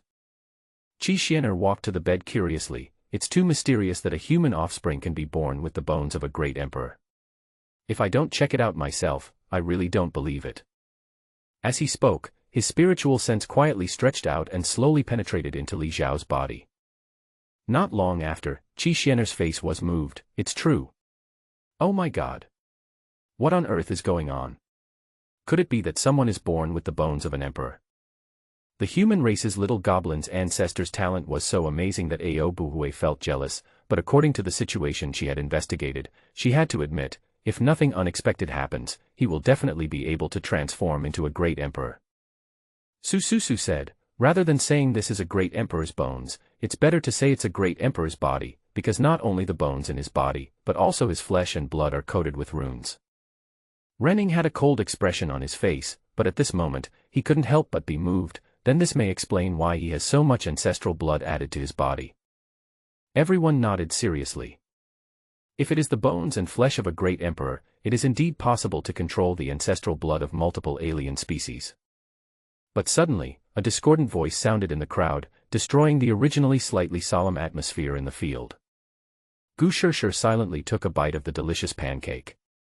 A small half-moon gap appeared on the edge of the pancake. She stared at Li Xiao with her frighteningly bright eyes. While chewing, she said, "A body of great emperor's bones and flesh. If I can eat it, it should be delicious." Everyone. Li Xiao, lying down with eyes closed. "Beauty, what's the train of thought in your head?" Li Xiao felt a chill all over his body, as if there was a thorn in his back. "Eat, eat, eat. You only think about eating. If you don't eat, you will die." Li Xiao complained in his heart. If Gu Shirshir could hear his thoughts at this moment, she would say, "I will die." But then, Li Xiao's attention returned to the changes in his body. They actually think this is the bone of the great emperor. In fact, the reason why Li Xiao's body could undergo such amazing changes was that he absorbed the mother energy of all things refined by the original mother energy cauldron. But Li Xiao himself didn't understand the specific situation of his body, and what kind of constitution it should be called, so he named it by himself. "I have absorbed the mother energy of all things to produce such changes. This body will be called the mother energy of all things." Such a huge change in Li Xiao's body naturally attracted special attention from Ao Buhui and others. The three of them often secretly checked Li Xiao's physical condition while feeding him, for fear that something abnormal would happen to Li Xiao. As a result, everything was fine. Li Xiao's bones, flesh and blood were all transforming in an orderly manner. 3 days later, Ao Buhui, who was tortured by Li Xiao to the point of being unable to bear it, urgently convened a family meeting. 7 women gathered in the hall. Ao Buhui sat in the main seat, in charge of the meeting she convened. She looked around at everyone and said, "There is something I must say. Zhao Menjing's child has been eating more and more recently. My second sister and 7th sister are unable to feed him. So, who among you is willing to join us?" Qi Xianer sat in a chair in the middle of the crowd, drawing her eyebrows in front of the mirror, and said slowly, "Hey, whoever wants to go can go, but I'm not going. My child is almost 1 year old, and I can stop breastfeeding soon and get my body back to its perfect state." Qin Sisi shrugged, "I won't go either." Ren Ying and Yun Yun were silent, but from the hint of disgust that flashed across Ren Ying's cold face, one could tell that she was unwilling as well. Yun Yun didn't say anything, neither objecting nor agreeing. She just quietly acted like a quiet and charming pretty woman. Ao Buhui glanced at everyone and snorted coldly, as if everyone is willing to do this. But after all, he is Sanjian's flesh and blood. He entrusted the child to us before he left, so we have to take good care of him. Qi Xianer said, "In my opinion, you should just feed them with the milk of the beasts in the wilderness. There's no need to be so particular about human children. She has already extracted the blood of your 3 ancestors, which is enough." Ao Buhui's face darkened. "You are so grown up, is it necessary to compete with a child?" Qin Sisi sighed and said, "You know, I like cleanliness and don't like to touch strange things. So it's not that I don't want to help, but I just can't get over the pain in my heart." Ao Buhui thought for a while and decided, "If that's the case, let's draw lots. Whoever draws the lot will join. If you dare to go back on your word, don't blame me for being ruthless." Ao Buhui, who was forced into a corner by Li Xiao, was going to use force. Qin Sisi and the others looked obviously stiff for a moment. The angry elder sister was the eternal pain in everyone's heart. In terms of fighting ability, Ao Buhui is the most ferocious among the 7. But if they were asked to decide by drawing lots, they would be somewhat reluctant because anyone could be drawn and it would just depend on who would be unlucky. Qi Xianer quietly put away the mirror and sat up straight. She glanced at Qin Sisi and suddenly remembered something. She said, "Hey, 6th sister, when San Jian brought the child to me, it was for you to hold. I didn't see you have any objections then. Why are you so hypocritical now?" Qin Sisi's pretty face darkened. That was the beginning. Catching Qin Sisi's little trick, Qi Xianer said relentlessly, "Humph, don't think I don't know you, you just want to show off in front of the 3 swords." Qin Sisi, whose heart was caught, argued, "Nonsense. I didn't do that." Qi Xianer sneered, "Don't I know your little tricks?" Qin Sisi was furious, "Say it again." Ao Buhui suddenly shook the table beside her with great force, causing a bang. No one knew what wood the table was made of, or perhaps Ao Buhui skillfully controlled the force, as the table did not break under her palm. Ao Buhui said angrily, "Stop arguing. I'm asking you to feed the child, not to die. What's your attitude?" Just follow my rules and draw lots. This time, draw one person first, and no one can object to whoever is drawn. Qin Sisi and the others glanced at the eldest sister. Their faces looked ugly and gloomy, but they knew that they could not confront the angry eldest sister, so they did not dare to say anything more and acquiesced to Ao Buhui's decision. It didn't take long for Ao Buhui to prepare 4 wooden sticks. He held them in his hand, exposing the 4 sticks that were flush and not visible in the palm. Among these 4 sticks, one is the shortest. Whoever draws the shortest stick will be responsible for feeding the human child with me. Be honest and don't play tricks on me. Although the wooden stick was held in the palm of the hand and could not be seen by ordinary people, everyone was a powerful divine beast and could use their divine sense to check it. Although Ao Buhui has the strongest combat power among everyone, in terms of spiritual power, these people are actually not much different. With her own spiritual power, Ao Buhui was unable to intercept the other party's spiritual power, but she could sense the other party's spiritual power. Ao Buhui's last few words were just a warning. Soon, all 4 of them chose a lot. Qin Sisi put her palms together, holding the wooden stick in her palms, and prayed silently, "I hope it's not me, I hope it's not me." Qi Xianer glared at her, "It's you, it's you, it's you." Renning rolled her eyes coldly, "You are sick." After taking out the wooden sticks and comparing them, the 3 of them breathed a sigh of relief at the same time. Because the person who drew the shortest wooden stick was Yunyun, the 9-tailed fairy fox. Looking at the wooden stick in her hand, Yunyun sighed, "I got caught." As if not wanting to give Yunyun any chance to refute, Ao Buhui stood up and said directly, "Fourth sister, it's you. The meeting is over." After saying that, Ao Buhui strode out of the hall. The people behind him were somewhat stunned. In Su Susu's room, Yunyun, wearing a solemn purple dress, sat on the edge of the bed. She was as beautiful as a fairy. Her charming eyes stared at Li Xiao on the bed, her eyes blurred. "Look at your eyebrows and facial features. When you grow up, you will probably be as handsome as your father. Since you are a handsome man, it is not a loss for me to raise you." Li Xiao's inner thoughts, "How old am I? How can you tell what I will be like in the future?" But it must be said that even though he was only a month old, Li Xiao already had a handsome face, with big, bright eyes, like a fairy reincarnated. Then, Li Xiao thought to himself, "I remember that she is a divine beast from the 9-tailed fairy fox clan. I wonder what kind of magical power I will get if I extract the ancestral blood from her milk." Yunyun picked up Li Xiao, laid him horizontally in front of her, and began to feed Li Xiao.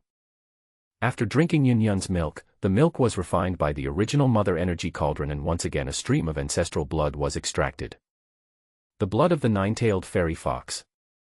The feeding lasted for about 4 days, and the blood of the 9-tailed immortal fox in Li Xiao's body finally accumulated to the level of quantitative change, and thus a magical power was born again. The magical power of the 9-tailed immortal fox, the 3 lives' eyes. According to legend, when the 3 lives' eyes are opened, one can trace back past lives, present lives, and future lives. The power of the 3 lives is combined into one, and all causes and effects of the enemy can be cut off, and all traces of the past and future can be wiped out, making the person dead no longer able to die. This 3 life eyes involves the aspect of cause and effect, and is the ultimate magical power in this regard. The 3 lives eyes are so powerful. Li Xiao was extremely excited. At this moment, the ancestral blood of 4 ancestral beasts was already flowing in his body. Yunyun also sensed the moment when the magical power was born in Li Xiao's body, and then told others about it, but everyone was already used to it, and this situation was already within everyone's speculation. Soon, a month passed and Li Xiao was already 2 months old.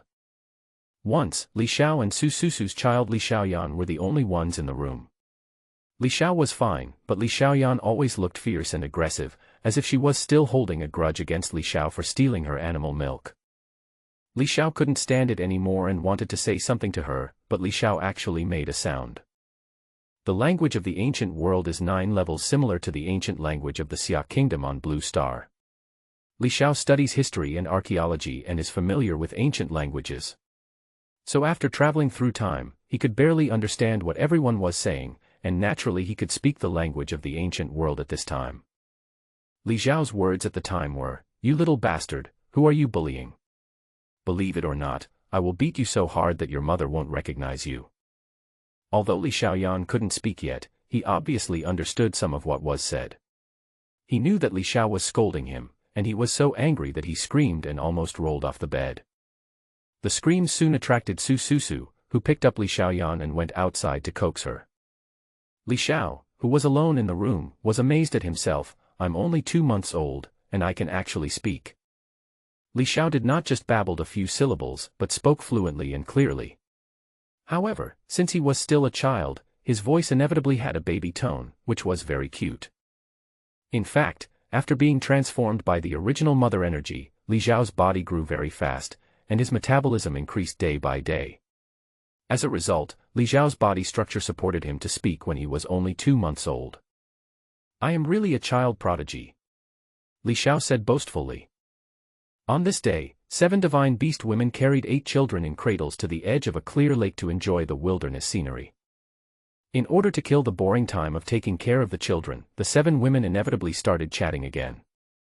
She talked about how she met Li Xiao and the embarrassing things that happened after they got together. Some of the content was extremely pornographic and not suitable for children, but Li Xiao was extremely excited to hear it. He was fully alert and had no desire to sleep at all. After talking about adult matters, we talked about children's matters. Su suddenly said, by the way, the human child hasn't been named yet, why don't we just give him one? We can't keep calling him a human child. Ao Buhui nodded, okay. Qin Sisi said in a sarcastic tone, just call him Li Beijian, he is the 8th one, and then the bastard's bastard. Li Xiao, are you kidding me? If he can gain fame in the future, if he takes this despicable name, it will become the biggest stain on his fame in the ancient world. Li Xiao will never allow it. And it would have been fine if he hadn't traveled through time with his memories, but since he had his memories with him, he still had deep feelings for the name Li Xiao. Li Xiao was extremely dissatisfied and opposed, and almost screamed and cursed loudly without even bothering to hide his ability to speak. Fortunately, Su, who had raised Li Xiao early on, already had deep feelings for him and regarded him as her own son. In her heart, she treated him as her own son and was genuinely dissatisfied with the name Li Beijian at this time. Her beautiful eyebrows slightly wrinkled, no. I'm serious, stop joking. Qin Sisi pouted, I'm not kidding, his father's name is Li Xiao, and his name is Li Beijian. As soon as you hear the names, you know that the son is more outstanding than the father, and the disciple is better than the father. Qi Xianer burst into laughter at the name, Li Beijian. She gently stroked her black hair from the back of her head to her chest, thinking of the children of the human race who were named Guden, Haiwa, Dazhuang, and the like when they were young. So she suggested, he is a human child, so let's give him the most common name in the countryside, such as Li Guden or Li Dazhuang. I personally think that Li Dazhuang is more suitable for him. After all, he now has the blood of 4 ancestors. With this foundation, he can't help being big and strong when he grows up. Hearing one outrageous name after another, Li Xiao felt like he couldn't lie still in the cradle anymore. He wanted to jump out of the cradle immediately, take off the embroidered shoes of the 2 people, and stuff them into their mouths so that they would shut up immediately. But Li Xiao was just thinking about it. Even if he really jumped out, facing 2 powerful divine beasts, he would be helpless as he was young and weak, and would definitely be pinned to the ground and rubbed by the 2. Seeing that the 3rd and 6th sisters were still doing whatever they wanted, Su, who was usually not good at arguing, got anxious and said, Big sister, look at them. Ao Buhui, who seemed to be taking it seriously, deliberately put on a stern face, okay, we are serious about naming, don't mess with it. The first half of the sentence made Li Xiao, who was on edge, feel relieved. After all, Ao Buhui was the eldest sister of the group and had some authority. With her speaking, most people would stop making trouble. However, the second half of the sentence almost made Li Xiao furious. Ao Buhui said with a serious expression, let's just call him Li Chi Nai, which means he will grow up drinking the animal milk of the 7 of us. He has 7 wet nurses. From now on, when he hears his name, he will remember our kindness in raising him. Otherwise, with his father's unfaithful character, he won't be much better. When he grows up, he will probably forget the kindness of raising him. I thank your whole family. Li Chi Nai, you can come up with such a weird name, are you all bad at naming? Li Xiao was about to explode and almost vomited blood. These women are more outrageous than the other. Can't they just have fun? Qi Xianer thought that her elder sister would come up with a very cool and handsome name, but the name she chose was even more outrageous than hers. She laughed so hard that she shook with laughter and almost stomped her feet and slapped her legs on the spot. But it was not that she didn't want to, but she loved beauty and would never allow herself to do anything that would damage her beautiful image in public. Grandma Li Qi, are you serious? You're even more outrageous than me. Qi Xianer said, covering her mouth that she couldn't close. Qin Sisi laughed, although I can't feed her, I don't mind being her wet nurse. Li Qi Nai. Ha ha. Big sister, you are really talented. Are you serious? Ao Buhui glanced at everyone and said, I'm serious. Is this a bad name? Li Xiao, who was watching silently, really wanted to say, you're such a jerk. Gu Shishir was holding a pancake in her hand as usual. It seemed that she had endless pancakes. At this moment, she tilted her head, her delicate brows tightly furrowed, as if she was racking her brains to think. After thinking for a long time, she seemed to have finally come up with a name that suits her needs, so she said excitedly, he's such a big eater, so let's call him Li Foodie. This, Li Xiao, whose forehead was gradually covered with sweat, was speechless, with a frown on his face. Foodie Foodie, you are the foodie, your whole family are foodies. Su Susu couldn't stand it anymore and decided to name her beloved human child herself. Sisters, you are not good at naming and you are not serious enough. Let me name it. Being told he was not good at it in front of him, Ao Buhui snorted in dissatisfaction and sneered, then you try to pick one and see how poetic you can get. Su Susu thought seriously for a while, then said, he is the 8th child, and he is handsome and cute, so lovable. My child is called Li Xiaoyan, so let's call him Li Xiaoba. What a lovely name. Li Xiao, who had some expectations for Su Susu, finally had his defenses collapsed at this moment. These divine beasts really didn't know how to name them. They were a bunch of uneducated people. They were really out of line. However, the name Su Susu chose is already the most normal one among the names. Li Xiao, who was so sad that he wanted to cry but had no tears, was at least sure that Su Susu was serious and not joking. As for the others, they were not joking, but they were worse than joking. Look at what was taken. Li Qi Nai. Li Qihua. Is this a name that a human can call her? It seems that I have to do it myself. I will choose my own name. Li Xiao couldn't help but sigh sadly. He was only 2 months old, and he had to choose a name for himself. What kind of people were at this stall? Oh, no, they are indeed not human. If the 7 names chosen by Ao Buhui were acceptable, Li Xiao would not mind changing his name. After all, no matter how attached he was to the name Li Xiao, when he arrived in another world and started all over again, it would not be a bad idea to change his name and his fortune. But Li Xiao was very disappointed with the names given to the mythical beasts one by one. In order to keep the name he used in his past and present life unchanged, Li Xiao made up his mind to name himself at this moment. After hearing the name Su Susu came up with, Ao Buhui curled her lips, as if to say, you are nothing special. Then she looked at the other sisters who hadn't spoken a word and asked, what about you? Have you thought of any good names? Yun Yun quietly watched her sisters, each one more lame than the other, so she wanted to join in the fun and show off her intelligence and talent. After thinking for a while, she was about to speak when a sudden baby voice rang out from the cradle next to her, shut up, I'll name you. Everyone. What's going on? The 7 bewildered and uneducated beasts turned their heads and looked in the direction of the sound.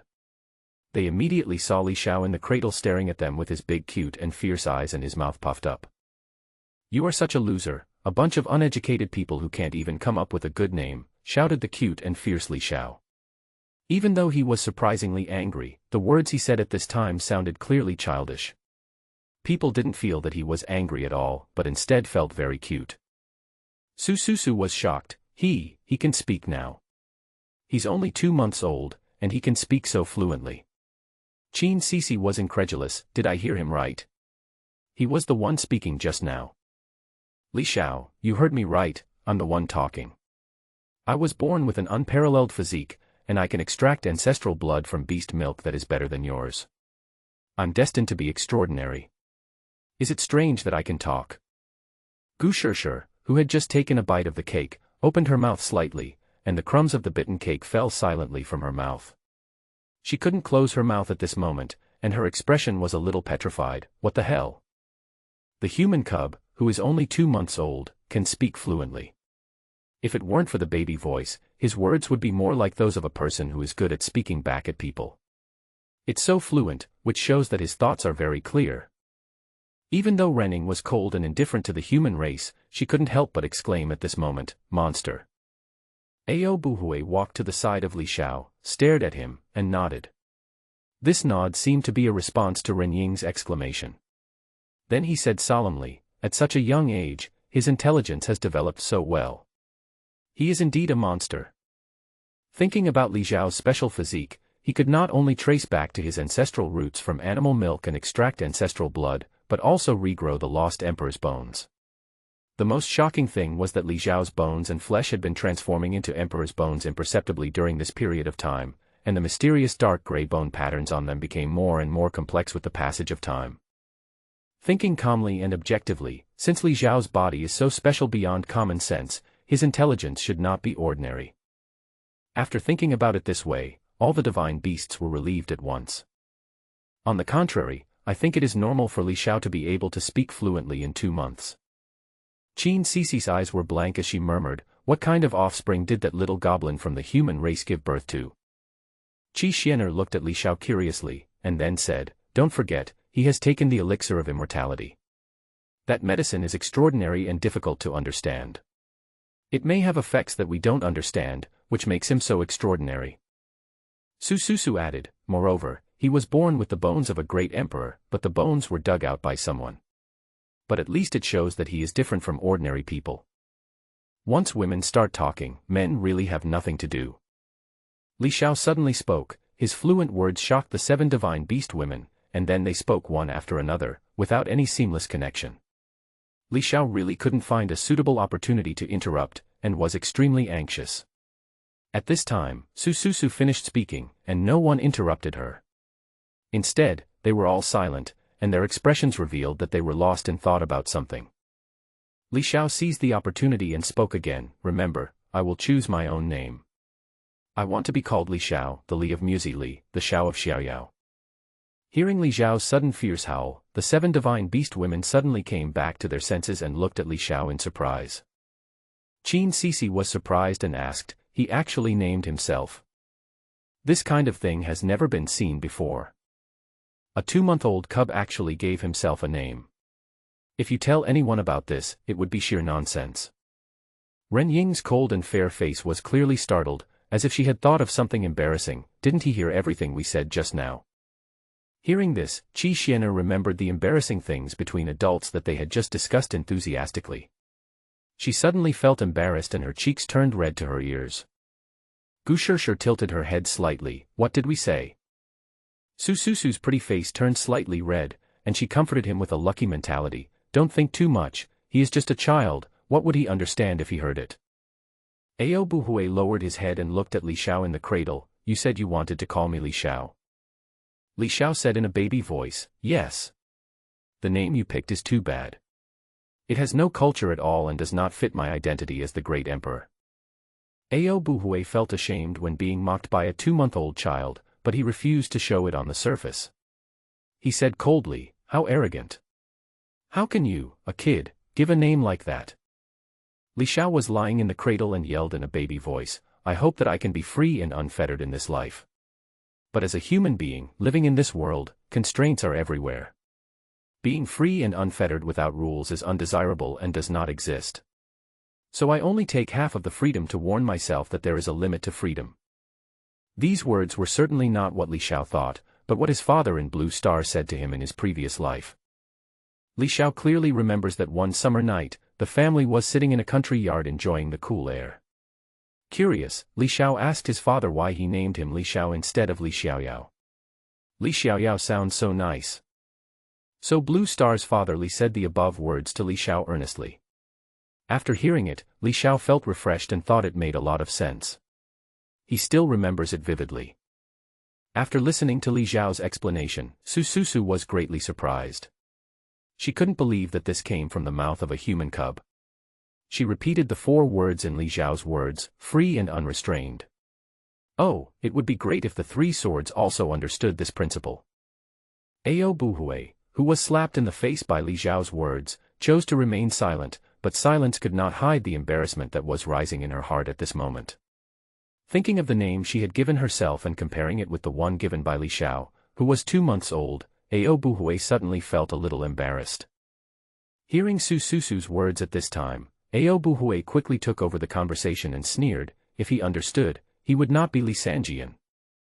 Li Xiao didn't care what others thought, he just wanted to finalize his name. My name is Li Xiao, so don't give me any other names.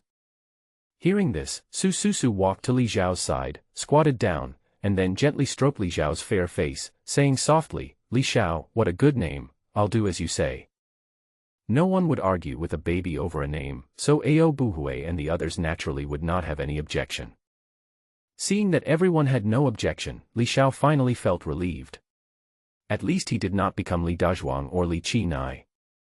The days in the great wilderness were very peaceful.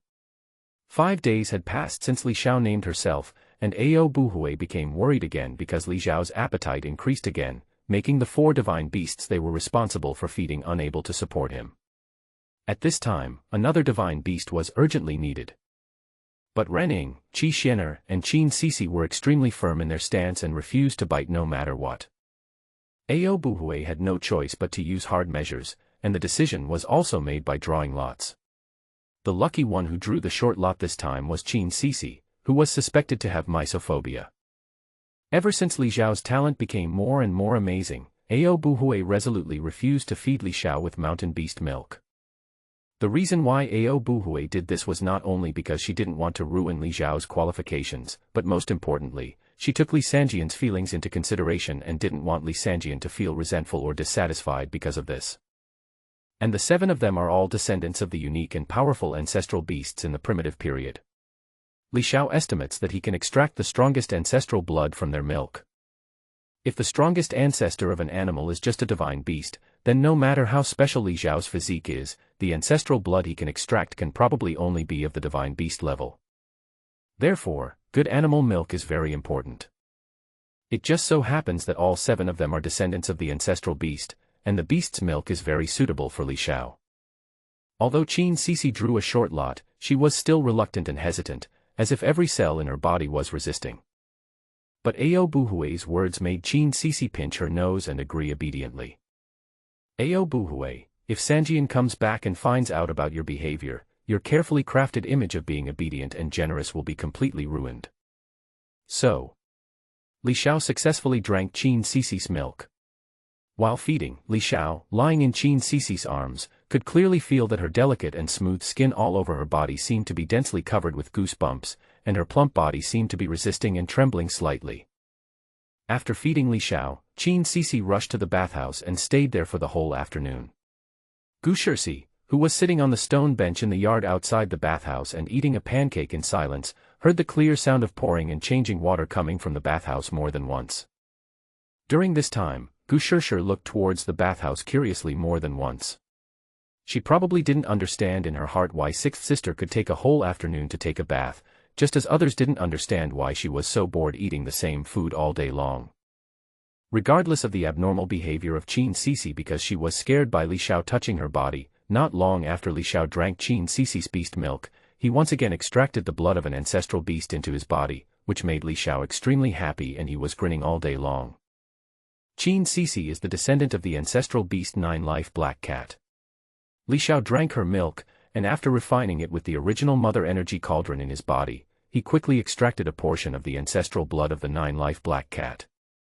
After obtaining the new ancestral blood, Li Xiao, who was extremely bored and trapped in the baby's body, naturally looked forward to what new magical powers this ancestral blood could bring him. And now, the blood of the 5 ancestral beasts is flowing in Li Xiao's body. Everything that happens once will happen a second time, and as the saying goes, the first time is unfamiliar, the second time is familiar, which is not without reason. After Qin Sisi fed Li Xiao once, her reaction was not as intense the second time she fed him. After feeding him a few more times, she gradually got used to it. Later, Qin Sisi, who had been staying at home in the wilderness for a long time, even looked forward to the time to feed Li Xiao every day. Sure enough, women who stay at home tend to get lonely after a while. On the 5th day of feeding Li Xiao, the 9-life black cat ancestor blood in Li Xiao's body finally showed a quantitative change, and Li Xiao unsurprisingly gained another bloodline magical power. What surprised Li Xiao was that the magical power of this 9-life black cat was not actually aggressive at all. What it gave Li Xiao was 9 lives. The magical power of the 9-life cat is to obtain 9 lives. Li Xiao was shocked. The so-called magical power of 9 lives means that one has 9 chances to resurrect from the dead before his own bloodline power is exhausted. Although this magical power is not aggressive, it is definitely extremely perverted. Who wouldn't want an extra life? And this is 9 extra lives. Moreover, even if the bloodline power is exhausted, it can be restored again, which means that the 9 lives magical ability can be recycled. However, there is one very useless aspect of this magical power. When encountering an enemy who is stronger than you, the 9 lives magical power becomes useless. The perceptive Li Xiao quickly saw through the weakness of this magical power. The enemy is too strong and can be killed in one move. After resurrection, you can kill him a few more times at most. But this is a situation of crushing strength. With crushing strength, even Zilong's magical power of time and space catastrophe may not be able to kill in adversity. But Li Xiao also knew, but when the strength is similar, or the gap is not too big, the 9 lives divine ability will show its terror. I am not as strong as you, but I have many lives, so I can fight to the death. Life in the wilderness is so ordinary that it is boring. The 7 divine beast women who have nothing to do seem to talk a lot. Apart from feeding the children every day, they spend the rest of their time chatting about gossip or talking about the common things among the monks. Otherwise, they just do their own things. The 7 people also do different things. For example, the cold and indifferent Renning, who has a strong temper, would practice diligently when her children are asleep. There is also the big sister Ao Buhui who occasionally devotes some time to cultivation, but most of the time, she wanders around in the not-so-large courtyard, with an attitude of giving orders. She either scolds Gu Shishir for not washing the children's clothes cleanly, or ridicules Qi Xianer for staring at that broken face all day long. Su Su, who loves Li Xiao the most, always looks sentimental and delicate most of the time. She makes Li Xiao feel pity for her, which reminds him of Lin Daiyu, a famous novel character in his previous life. Her favorite thing to do is to sit alone by the clear lake, gazing into the distance and often sighing. Although the silly and cute Gu Shishir is often scolded by her elder sister, this does not affect her mood for eating. However, the food is very monotonous, always the same kind of big pancake. Li Xiao is really confused in his heart, how much she has saved and why she doesn't change the taste. Yun, who was born with a charming figure, was the quietest among the group of women. She spent the whole day either sitting upright in her own boudoir or quietly sitting in the courtyard where the breeze was blowing. She always had an arrogant demeanor that kept strangers away and she rarely spoke to anyone. She has a proud figure and wears a solemn purple dress. Her temperament is more noble and dignified than the other 6 sisters. She looks like a cold queen. But in Li Xiao's words, she is too good at pretending, but people like this style, and it is not tiring to be pretentious. Qin Sisi was not a person who could sit idle. She especially liked to follow her elder sister around, watching her give advice on how to deal with things, and then laughing like the gossipy beautiful woman who stayed at the village entrance in Li Xiao's previous life. She would occasionally interrupt, but most of the time she would agree with her elder sister and rarely express her own opinions. It's just strange that recently she actually took the initiative to offer to feed Li Xiao, who was crying loudly due to hunger. The huge contrast in behavior before and after couldn't help but make others feel puzzled. Li Xiao couldn't believe it either. He often wondered to himself, could it be that his charm was so great that he could make Qin Sisi, who was extremely reluctant to feed the baby, become someone who actively rushed to do this job? As for Qi Xianer's daily life, looking in the mirror, drawing eyebrows, fiddling with rouge and powder, and asking her silly second sister to hug her to see if she has gained weight recently. Whenever this happens, Li Xiao will think, I want a hug too. More than 10 days passed in a flash, boring and ordinary days. On this day, a group of children were lying in cradles in the courtyard, and 7 women were sitting beside them in their favorite postures. Since a few days ago, Su has never stopped sewing. What she holds in her hands is soft and delicate animal skin, which she specially hunted in the mountains in order to weave clothes for the growing Li Xiao. More than 2 months have passed, and the freak Li Xiao's body growth rate has become more and more amazing, especially this month. It has been an explosive growth, which has surprised all the divine beasts. Less than 3 months old, he is already the same size as a normal human baby over 1 year old. Moreover, Li Xiao can not only speak, but he can even walk. Among the 8 children, Ao Buhui, Gu Shishir, and Qi Xianer's children are all 8 months old. The 3 children were born in the same month. Ao Buhui's is the oldest and Qi Xianer's is the youngest. These 3 children, as descendants of divine beasts, are naturally extraordinary. When they were about 6 months old, they could already walk unsteadily and babbled like humans. Now 8 months old, they can clearly call mother and express some simple wishes, such as being hungry and wanting to drink beast milk. Although Li Xiao could walk and talk, he never bothered to dance with his sisters. Because Li Xiao, with an adult soul, simply cannot integrate into the life circle of a group of babies, he would rather lie dead in the cradle. Of course, Li Xiao, who was lying down, was not just lying there doing nothing. Recently, he was pleasantly surprised to find that the sacrificial text on the primordial mother Qi cauldron was itself a profound cultivation method. Now, he has tried to practice according to the method that was given to him. Li Xiao did not know the origin of the sacrificial text on the primordial mother Qi, so he temporarily named it the Primordial Sutra. When he was on Blue Star, Li Xiao had studied the sacrificial text on the tripod. However, he had previously lived in a materialistic world with flourishing scientific and technological civilization, and he firmly believed that science was the truth. At that time, he did not dare to think of the sacrificial text in the context of spiritual practice. Arriving at the ancient star, Li Xiao's original solid worldview was completely shattered by the current reality, and the reins of his thinking naturally loosened. So when he was awake, Li Xiao would carefully ponder the sacrificial text on the tripod in his mind. As he pondered, and compared it with the knowledge of Taoism he had heard, he finally became certain that this sacrificial text was a mysterious method of cultivation. As for whether this practice method was powerful or advanced, Li Xiao couldn't judge it at this moment. After all, he had never been exposed to other practice methods and had no reference for comparison. It was not advisable to judge whether it was good or bad. But the bone patterns that appeared on his bones and flesh were extremely similar to the sacrificial inscriptions on the tripod, and the bone patterns were so amazing that a group of divine beasts with extraordinary knowledge could not help but express their amazement.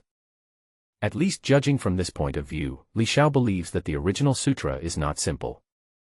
Li Xiao had just arrived in the ancient world and was trapped in a remote and poor wilderness. Coming from another world, he had no idea what cultivation was. He was even confused about the different realms of cultivation and the characteristics of each realm. He was completely at a loss. But the 7 divine beasts around him often talked about things related to cultivation. Although what they talked about were trivial and hidden in the daily conversations, Li Xiao, who was naturally smart, was always able to extract the key points and summarize them in his heart. Gradually, he had a basic understanding of the cultivation system of the ancient world. Li Xiao also knew that cultivators all start from a state called blood tempering, which is a very critical stage in laying the foundation. During this stage, the monks cultivate their body's qi and blood, and strengthen their tendons and bones. After forging their blood, the monk's strength will increase greatly, and their vitality will be far more vigorous than that of ordinary people. Moving huge rocks that are several meters in size is a very common behavior for them. In the ancient world, the most primitive way to practice in the blood-tempering realm is hard training, such as lying on your back, carrying weights, constantly destroying your body, and tempering your body, just like smelting iron, using brutal means to force the body to be tempered into steel. However, this kind of practice is not only extremely difficult, but can also cause severe fractures in the mildest cases and half-body disability in the worst cases, and the effect is also very limited. Later, some monks who were good at observing the universe discovered that adopting a specific breathing method could prompt the body to actively absorb the spiritual energy of heaven and earth, which would then circulate through the body's meridians and transform into a body-tempering energy, thereby causing the body to undergo a transformation and more efficiently achieving the effect of strengthening the blood and body. After this type of breathing method is summarized into a system, it becomes the practice method that any cultivator must learn when they begin to practice. The sacrificial text on the primordial mother Qi cauldron is actually a profound method of cultivation. The blood tempering realm can be divided into different levels according to the different qualifications of the cultivators, such as Forging 1, Forging 2, Forging 3, etc., and the ultimate level of the blood tempering realm is Forging 9. The so-called 9 forgings means that the body undergoes a total of 9 transformations. You know, with each transformation, the qualities of the blood tempering realm cultivators in all aspects will be greatly improved, laying a solid foundation for the Spirit Sea realm and Tao Palace realm in the future. However, the 9th level of forging is for ordinary people. Some geniuses can break through the so-called extreme level with their special physique and powerful cultivation methods, and reach the 10th, 11th, and even 12th levels of forging. Li Xiao, who was once the best of his generation, broke through the limits continuously when he was in the blood tempering realm, and reached the astonishing blood tempering 18. His body transformed 18 times. And Li Xiao's body, under the transformation of the mother energy of all things, has transformed into the mother energy of all things. In the words of the divine beasts, he has the body of a great emperor. However, one must know that simply awakening one great emperor bone can allow a cultivator to become a genius unrivaled in his generation and easily break through the 9th extreme realm. And having created a body of great emperor's bones, to what extreme level can Li Xiao push the blood tempering realm in the future? Li Xiao, who tried to breathe according to the original meridians, made a strange posture in the cradle, with his palms facing the sky and his legs curled up in an indescribable movement. Then his body began to absorb the spiritual energy of the surrounding heaven and earth, taking it into his body. After a reciprocating circulation in his body, it was immediately transformed into a strange energy. Li Xiao's body absorbed this energy, and immediately his bones and flesh underwent another transformation, but this time he took the initiative to intervene, which was different from the transformation of the mother energy of all things. The mother energy of all things is used to forge a special physique, similar to the ancient holy body and the cause and effect holy body among the human race. The practice of the original sutra is a transformation of this special physique. The mother energy of all things has only changed my aptitude. Now that I am practicing the original scriptures, I will truly begin my cultivation. Li Xiao said secretly. Of course, at present Li Xiao's mother energy of all things has not been fully formed, and it is not the final form of this holy body. Now that he is practicing the original sutra, even if he reaches the extreme realm, it is not his true extreme realm. His true ultimate state is when the mother energy of all things is fully formed. However, this does not affect Li Xiao's practice of the original sutra, because the two can proceed simultaneously. The surrounding spiritual energy suddenly gathered towards Li Xiao, which immediately attracted the attention of the 7 divine beasts. Everyone stopped talking and looked at Li Xiao in the cradle in shock. Su was surprised. What's going on? Why is the surrounding spiritual energy gathering towards him? Ao Buhui's expression was slightly moved. Is this? He is drawing qi into his body on his own. He is practicing. Beside Ao Buhui, Qin Cici's eyes were filled with disbelief. Such a little kid can practice cultivation. Where did he get the cultivation method? Has any one of you taught him? Ao Buhui said solemnly, no. He doesn't need anyone to teach him how to practice, because any genius with the bones of a great emperor can comprehend the most suitable practice method for himself from the bones. In fact, the runes on the so-called great emperor's bones are themselves an analysis of the supreme principles of heaven and earth. They are condensed in the bones and transformed into abilities similar to supernatural powers, allowing people who have not comprehended the principles to use the power of those principles. And the method of cultivation is actually the application of the laws of heaven and earth. That's right. Qin Cici reacted. Qi Xianer stared at Li Xiao. He's only less than 3 months old, and he's already comprehended bone patterns and cultivated on his own. This is too much of a freak. Throughout the history of the ancient world, when has such a genius ever appeared? This is too extraordinary. Renning couldn't help but say, what a freak. Su suddenly squatted down beside Li Xiao's cradle and looked at him worriedly. He is so young and he is practicing on his own. Will there be any accidents? After hearing this, Ao Buhui nodded and said, protect him. After several hours, Li Xiao finally stopped practicing the original sutra. It has only taken a few hours, and my body has undergone 6 transformations, which is the 6th level of blood tempering realm. Li Xiao exclaimed. At this moment, his small body seemed to be filled with the power of Fu Xiang, and his strength was astonishingly great. After a few hours, he reached the 6th level of forging. What is a demon? This is a demon. It takes ordinary cultivators several years to reach this level. Even for an average genius, it would take several months. And Li Xiao, only a few hours. This is the benefit of having amazing talent and a superb physique. Those who possess powerful holy bodies are not only stronger, but also have faster cultivation speed. Li Xiao, who was gradually transforming into the mother energy of all things, began to practice the Primordial Sutra, and his blood forging speed was unbelievable. After finishing practicing the Primordial Sutra, Li Xiao resumed his comfortable lying posture, and at the same time, his beautiful eyelashes curved into crescents. After a few hours, I have reached level 6. For ordinary people, level 9 is already the ultimate. Li Xiao thought happily, I have been transformed by the original mother energy, and I am definitely not an ordinary person. I will definitely break through the level 9 and reach level 10, level 11, even level 14, level 15, and even higher. Have you finished your training? Su beside him was surprised. Feeling a little worried, she quietly sent out her spiritual sense and entered Li Xiao's body. After a careful check, she found that not only was there nothing wrong with Li Xiao's body, but his blood and energy were even more abundant.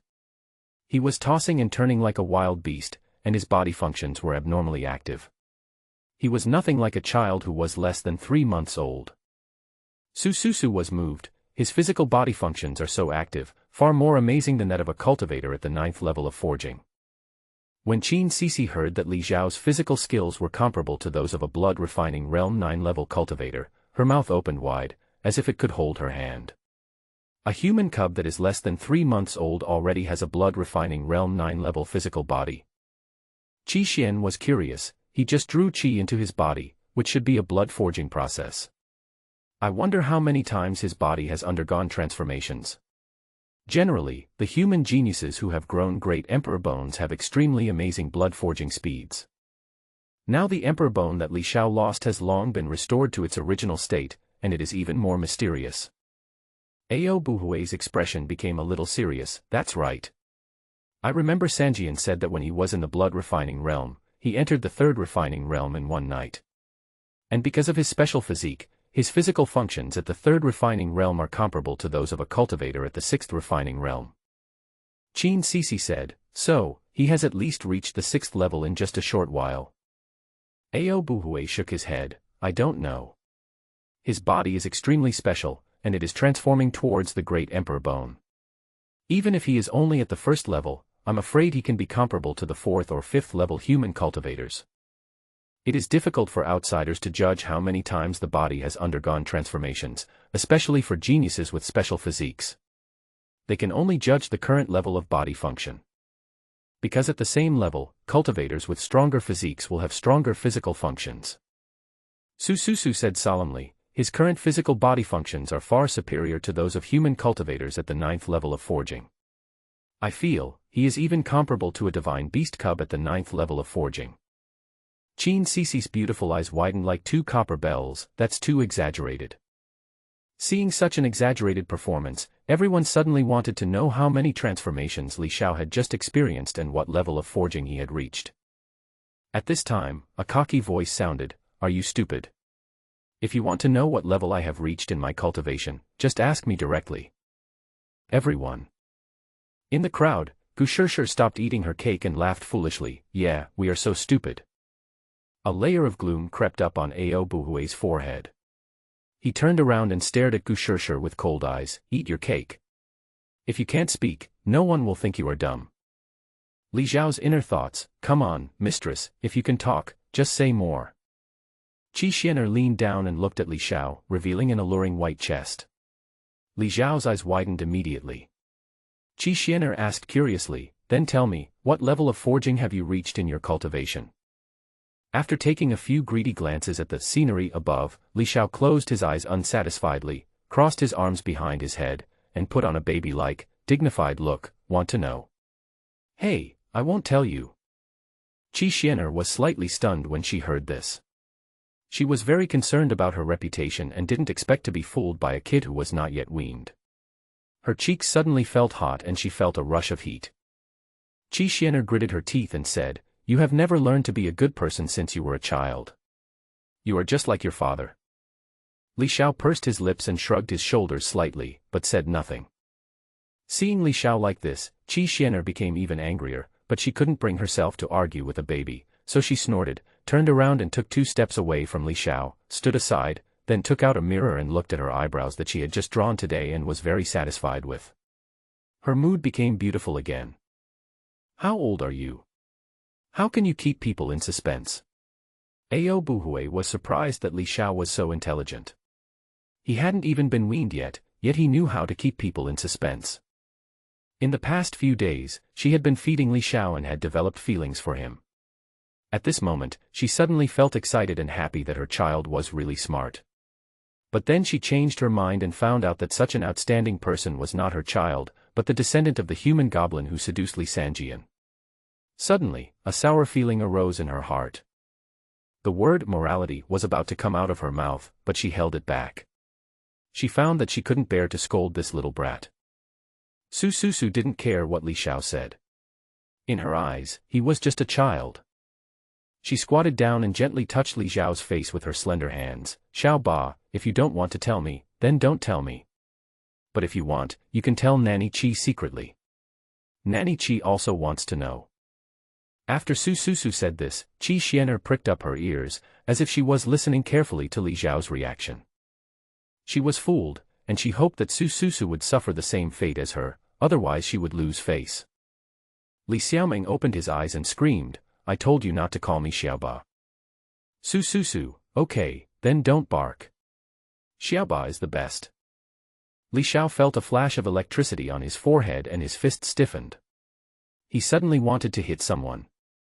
But thinking of Su kindness to him, Li Xiao's eyes rolled around, he stretched out his little hand, shook it towards Su, and said, "Put your ear closer." Qi Xianer's delicate body stiffened slightly. Su, whose vanity was satisfied, smiled slightly, lowered her body cooperatively, and leaned closer to Li Xiao. Li Xiao lowered his voice. He wanted to share it with Su, who was the best to him. But when the words came to his mouth, Li Xiao suddenly remembered that these beasts were all powerful and their thoughts were omnipresent. They would definitely be overheard.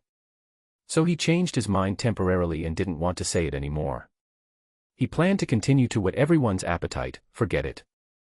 Su's face froze, she looked a little embarrassed, and then her pretty face gradually turned red. Qi Xianer looked at the mirror, sneered slightly, and said in a very low voice, "TSK, you feed him every day, but he still doesn't listen to you." Afraid of being rejected by a baby, Ao Buhui didn't even try to ask Li Xiao and said with disdain, "It doesn't matter if he doesn't say anything. It's not a big deal." Qi Xianer agreed, "That's right." Li Xiao snorted arrogantly and turned his face away. In fact, Li Xiao really didn't want to say it. He was afraid that he would behave too abnormally and arouse the suspicion of the 7 divine beasts. He has the cauldron of the mother energy of all things hidden in his body. This cauldron is too special and too important. Li Xiao does not want to be discovered. Although Ao Buhui and others used their divine sense to search his body and did not detect the existence of the cauldron, Li Xiao still subconsciously refused. This is a kind of self-protection when living alone in an absolutely unfamiliar environment. After all, Li Xiao didn't trust the 7 mythical beasts enough and was still wary deep in his heart. After a while, everyone dispersed, and some children had to be fed as it was time to eat. Except for Li Xiao, the other 7 children all have half the blood of the divine beast flowing in their bodies, and can be considered descendants of the divine beast. According to Su and the others, the cubs of divine beasts, no matter how they develop, must be fed with animal milk for a full year. Li Xiao, who is growing at an astonishing speed, has now grown tender teeth and can actually eat on his own. But Li Xiao was still thinking about the milk from the other 2 divine beasts and didn't want to stop drinking milk immediately. Qi Xianer and Renning are descendants of the ancestral beasts Immortal Phoenix and Chaos Peacock respectively. Li Xiao really wants to obtain the bloodline of these 2 people. Li Xiao felt that he had to find a way to obtain the beast milk of the 2. If the 7 beasts saw that he was growing too fast and unilaterally gave up on him, then he would have no chance. At night. From time to time in the wilderness, there are always the sounds of quack and jia from some unknown beast. They are especially loud in the deep mountains and old forests where no one lives in the middle of the night.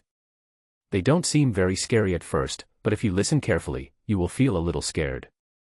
When he first arrived in this world, Li Xiao was afraid of this kind of sound at night and was sometimes woken up by it, but now he has gotten used to it. It's not that the sound is not scary anymore, but he knows that the 7 divine beasts around him will protect him, so he feels safe. He has also adapted to the vast environment of this alien world, and his lonely soul has finally found peace.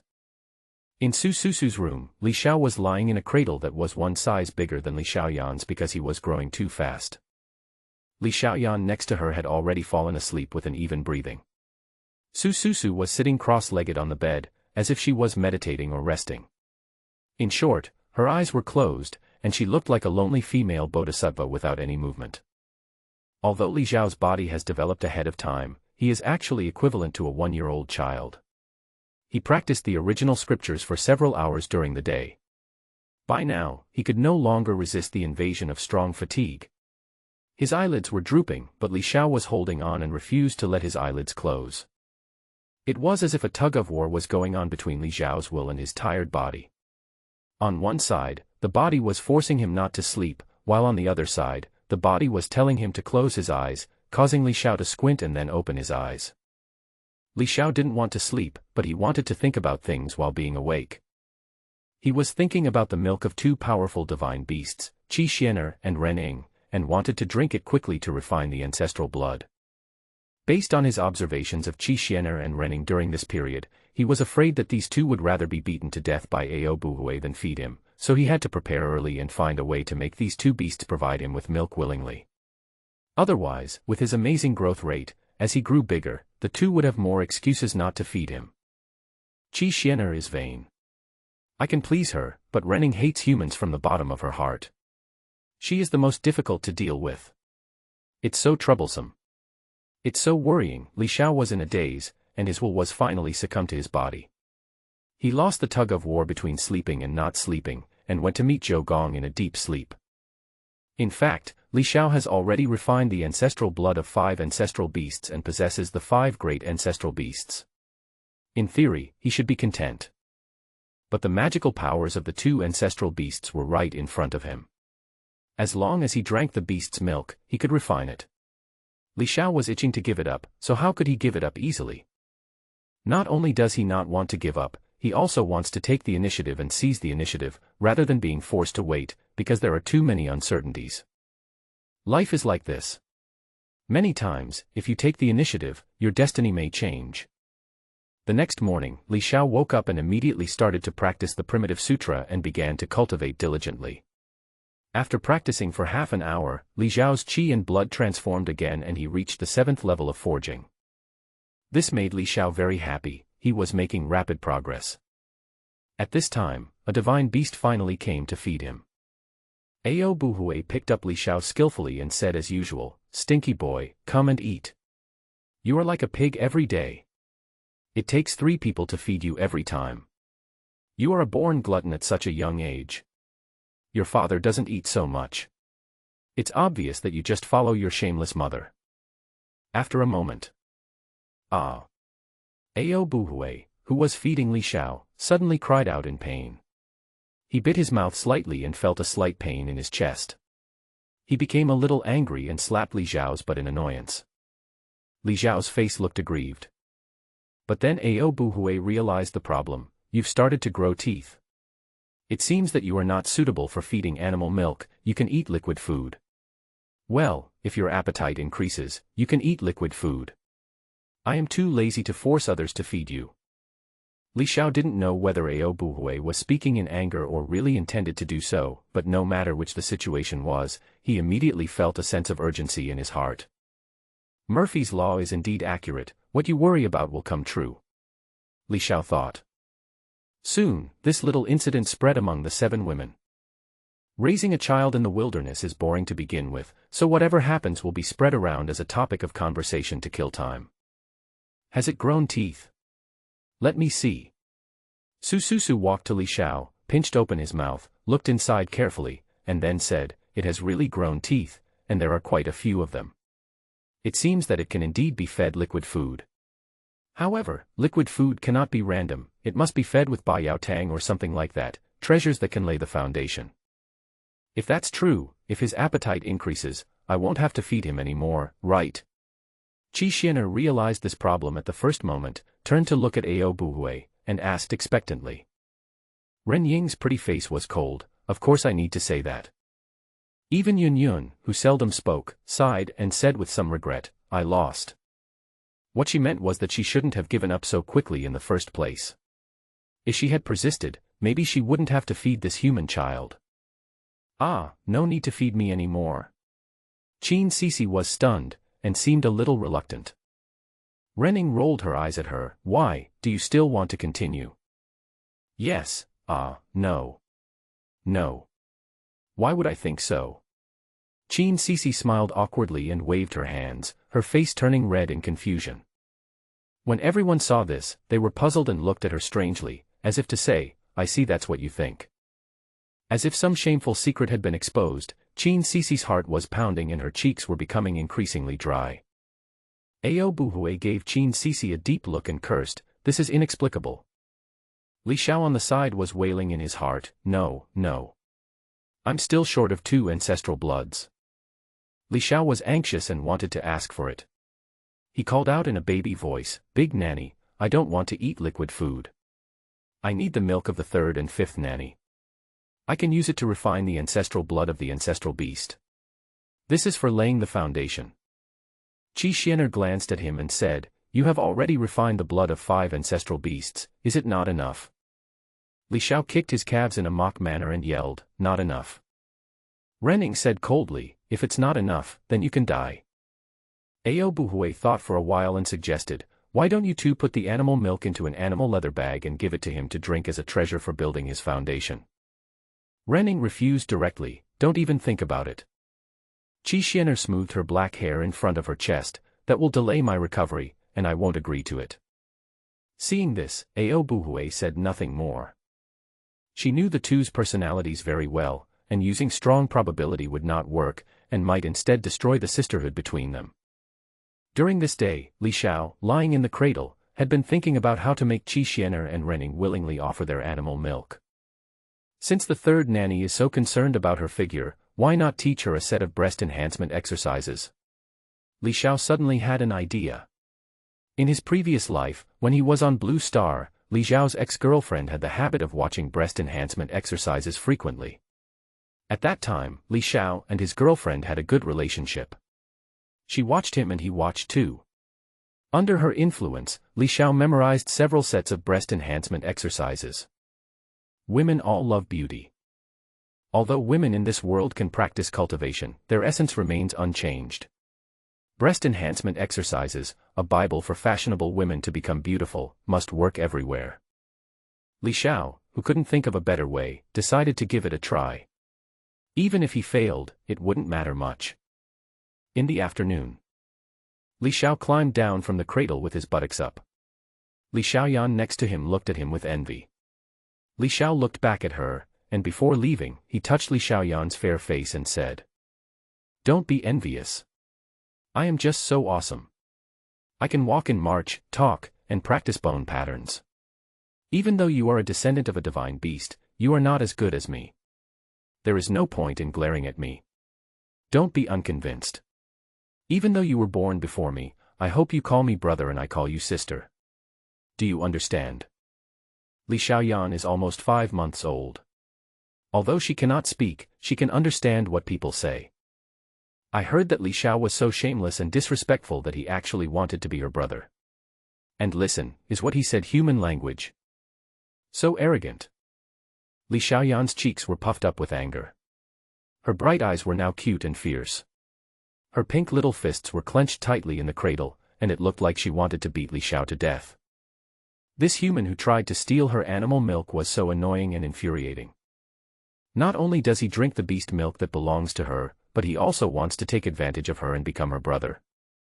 It was obvious that she was born first, how could this be possible? Okay, brother has to go do something important.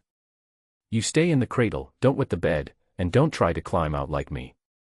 I don't want to have another mentally retarded sister. Li Xiao said half-jokingly. After hearing these words, especially the last sentence, Li Xiaoyan became even angrier, like a little puffer fish.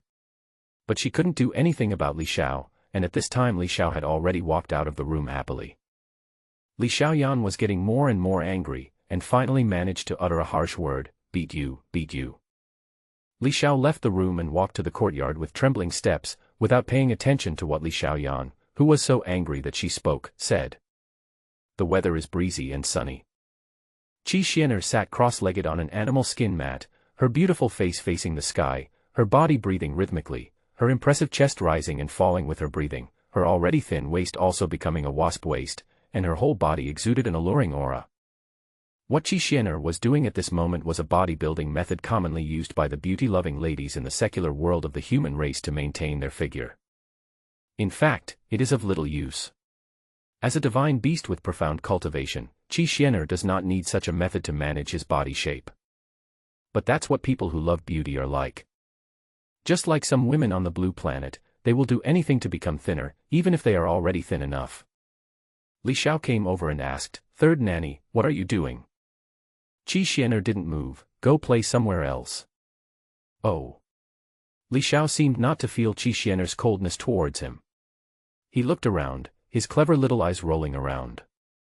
Soon, the pretentious Li Xiao seemed to suddenly think of something. He stood up and trotted to Su Su, who was sitting on a patterned stone bench doing handicrafts not far away. Without asking anything, he directly dragged away a piece of animal skin from Su Su and ran back to Qi Xianer. Su Su scolded with a smile, "This child is so naughty at such a young age. How should I control him when he grows up? Alas, his father is not here, and it would be better if he is here again." After saying that, Su sighed softly, lowered her head and went back to her needlework. It was just that Li Xiao's appearance caused her to look up from time to time, and she smiled at Li Xiao, curious about what this naughty boy wanted from her animal skins. Li Xiao took Su Su's animal skin mat, walked to Qi Xianer's side, spread the animal skin as if no one was around, and then sat down cross-legged with his two short legs, doing the same movements as Qi Xianer. But he was too small and couldn't stretch his body at all.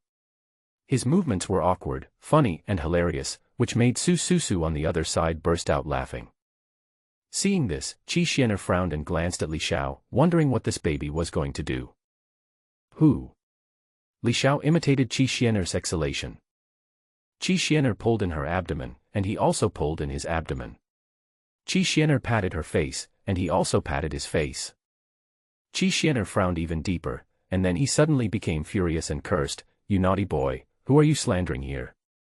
Believe it or not, I will beat your ass." Su was amused and said with a happy smile, "Third sister, look how smart this child is, he learns very well." After hearing this, Qi Xianer became even angrier, "Seventh sister, you are the only one who thinks he is good. He is actually slandering others and has no manners at all. If he wasn't the child of the three swords, I would slap him to death." Su was not worried about getting angry. She knew Qi Xianer was just angry and would never do that.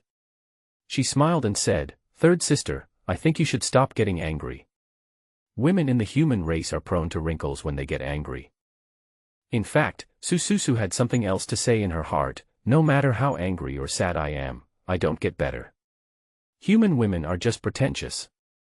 Qi Xianer reacted after hearing this and quickly took a deep breath to calm down. Don't be angry, don't be angry. Who would be proud of being angry to death? The naughty kid is proud of being proud." Li Xiao closed his eyes and said, "Third aunt, I didn't learn from you." Qi Xianer snorted, "Tisk," and glanced at Li Xiao, then stopped looking at him. Out of sight, out of mind. There was no need to get angry with a kid, it would not be worth it to ruin her appearance. At this time, Li Xiao's movements also changed. He left the animal skin mat and seriously began to do Blue Star's Beauty Bible breast enlargement exercises. He put his hands together, then separated them, and then put them together again, repeating this process. After a while, Qi Xianer noticed Li Xiao's action. She was very attentive in this regard, which immediately caught her attention. She asked curiously, "Naughty boy, what are you doing?" "Li Xiao, practice pectoralis major." "What is the pectoralis major muscle?" Qi Xianer had a face full of question marks, but even though she didn't understand, the word chest particularly aroused her curiosity, and she immediately carefully observed every move of Li Xiao.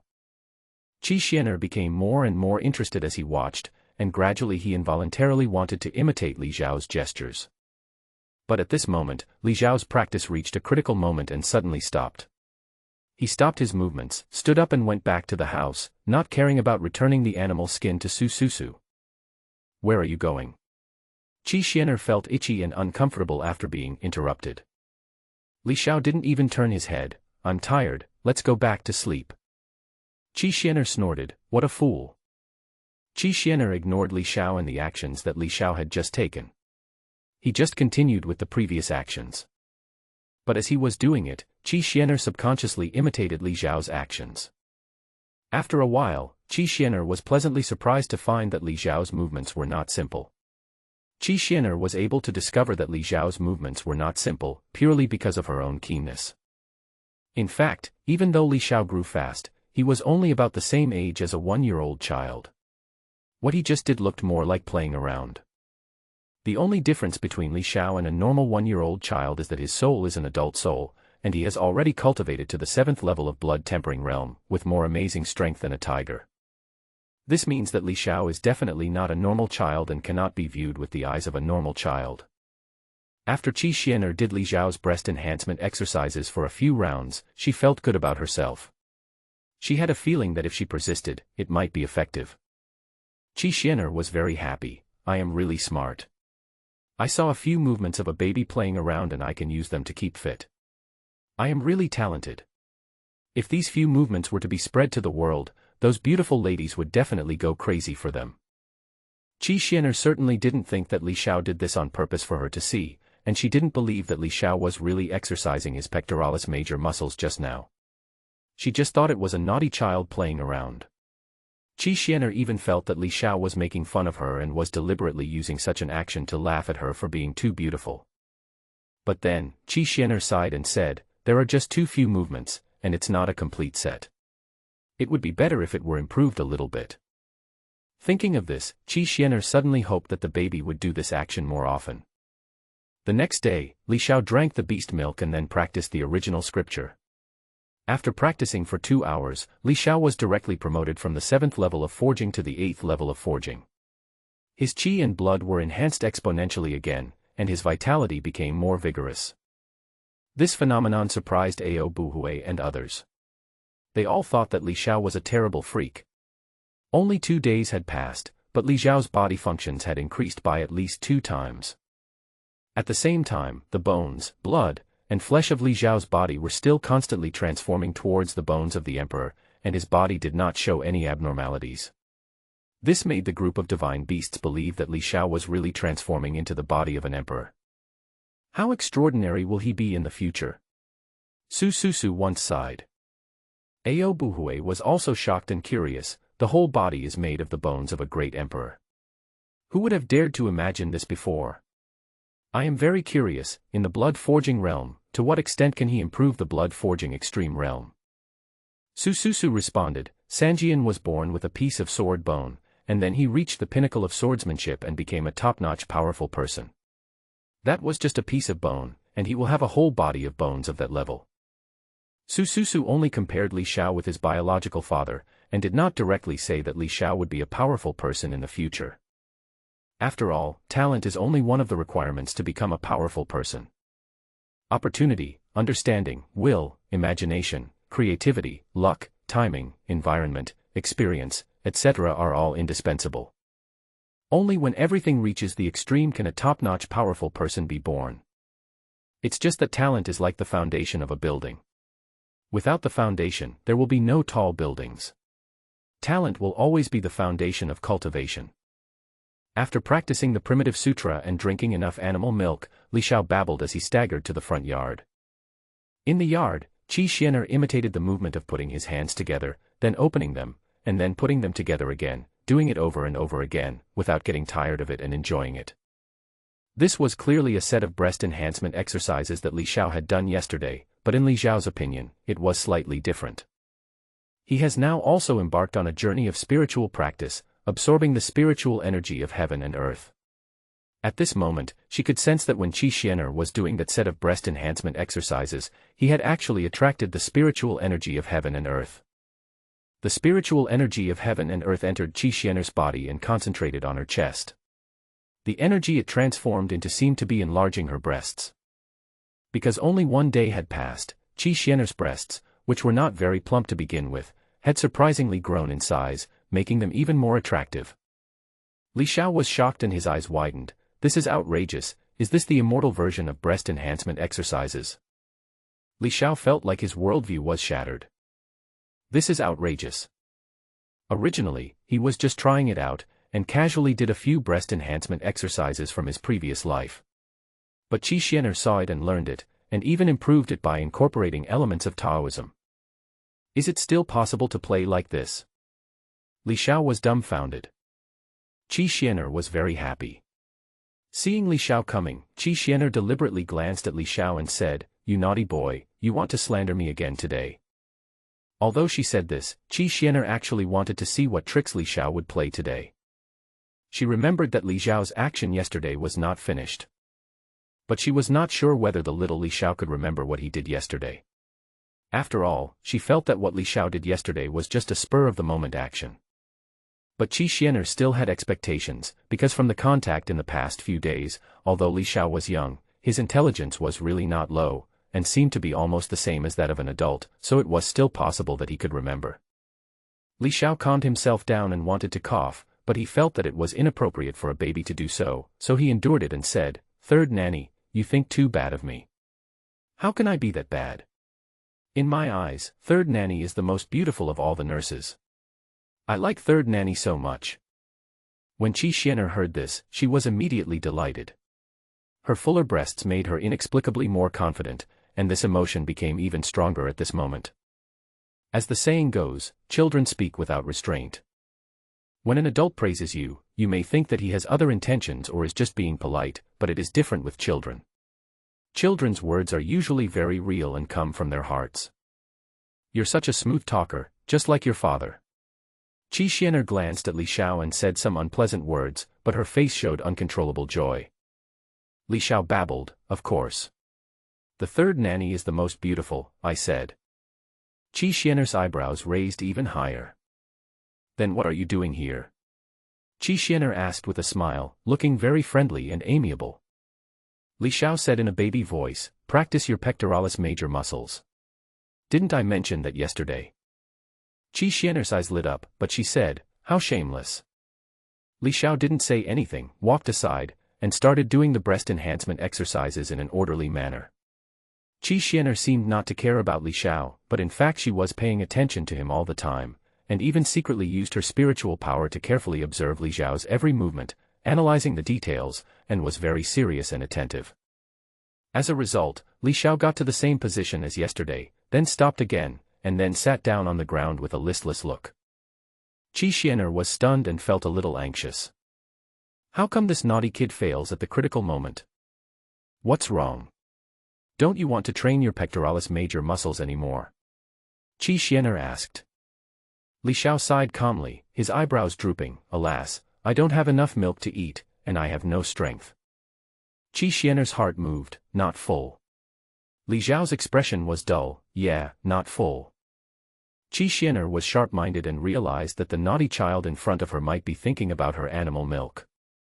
But she was so happy after being praised by Li Xiao that she was in a very good mood. She also wanted to know the part of the breast enhancement exercise that Li Xiao had not finished, so she did not expose Li Xiao's little trick, but asked with concern, "How could it be that you are still not full with so many wet nurses feeding you?" Li Xiao frowned and said pitifully, "Their children are getting bigger and bigger, their appetites are increasing, and I am also growing, and they can't afford to feed them. Many times, I am not full, but I lie to them and say I am full, but in fact I am starving. But it's okay, sisters, as long as you are full, I am a boy, I can endure it." There is such a thing.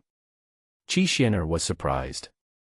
Li Xiao didn't cry or make a fuss these days, and he only stopped drinking when he vomited. Could he be starving?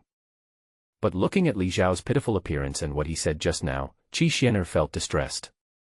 This child was too sensible. He actually concealed this matter and starved alone. He was so kind from the bottom of his heart and knew how to feel sorry for his sisters. He must have been pretending to spit up milk. By the way, he is smarter than other children, no wonder he is so sensible. Thinking of this, Qi Xianer felt even more distressed. This baby may be naughty, but he is really sensible. Qi Xianer asked tentatively, "So, you want the third nanny to feed you?" Li Xiao squatted on the ground and waved his hands awkwardly, "No need. This will affect the recovery of third nanny's figure. Third nanny is so beautiful, if she becomes ugly because of me, I will feel bad." Upon hearing this, Qi Xianer was moved. This child, Wu, is so sensible. She felt ashamed of herself and felt very sorry.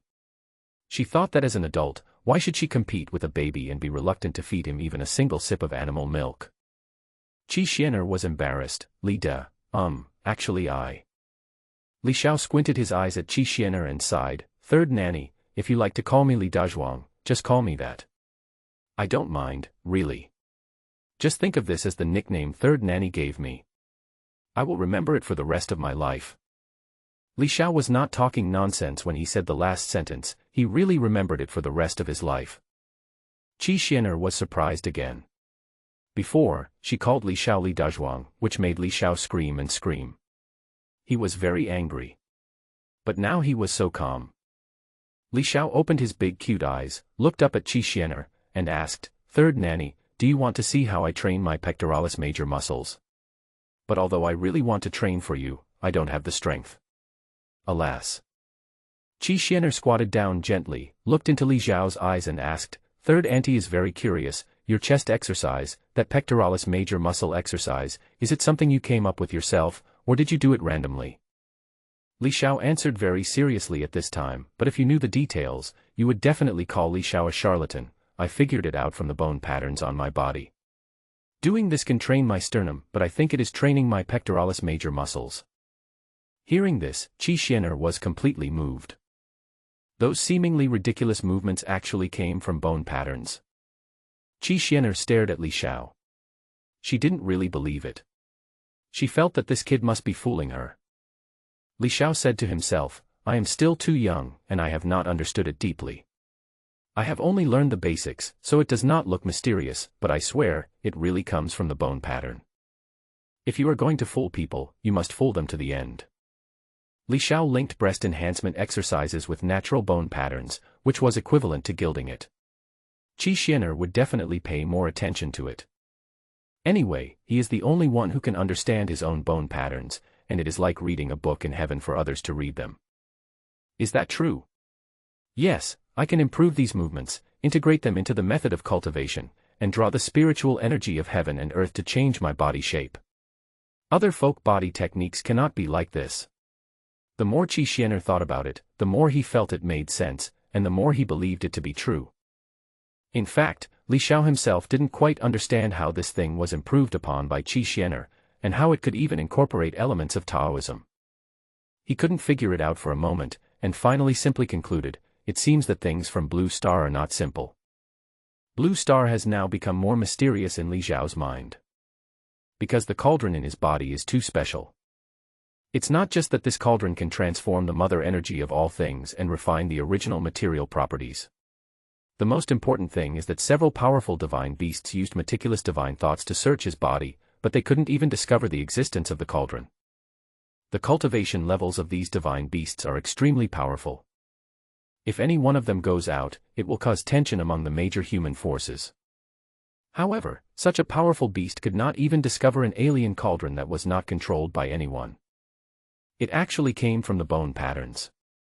Qi Xianer became even more anxious and wanted to know what would happen next, but when he turned around, he saw the baby looking listless, and it was inconvenient for him to ask Li Xiao to practice for him. Regardless of whether Qi Xianer could see that Li Xiao was pretending, even if she knew it was a pretense, Qi Xianer understood that this little baby only wanted the milk of the immortal phoenix on her body. How could she expose him and compete with him? As for children, just coax them. After thinking for a while, Qi Xianer hesitated for a while, then said to Li Xiao, "Wait for me here." "Oh." Li Xiao, knowing that there was a chance, responded obediently, squatted on the ground, and looked at Qi Xianer with a smile. Qi Xianer stood up, glanced at him, then walked back to her room gracefully, twisting her waist.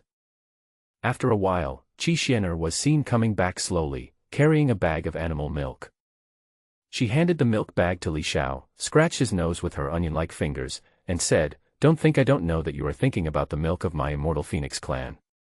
Here, take it and drink it. After you finish drinking it, continue to practice your pectoral muscles."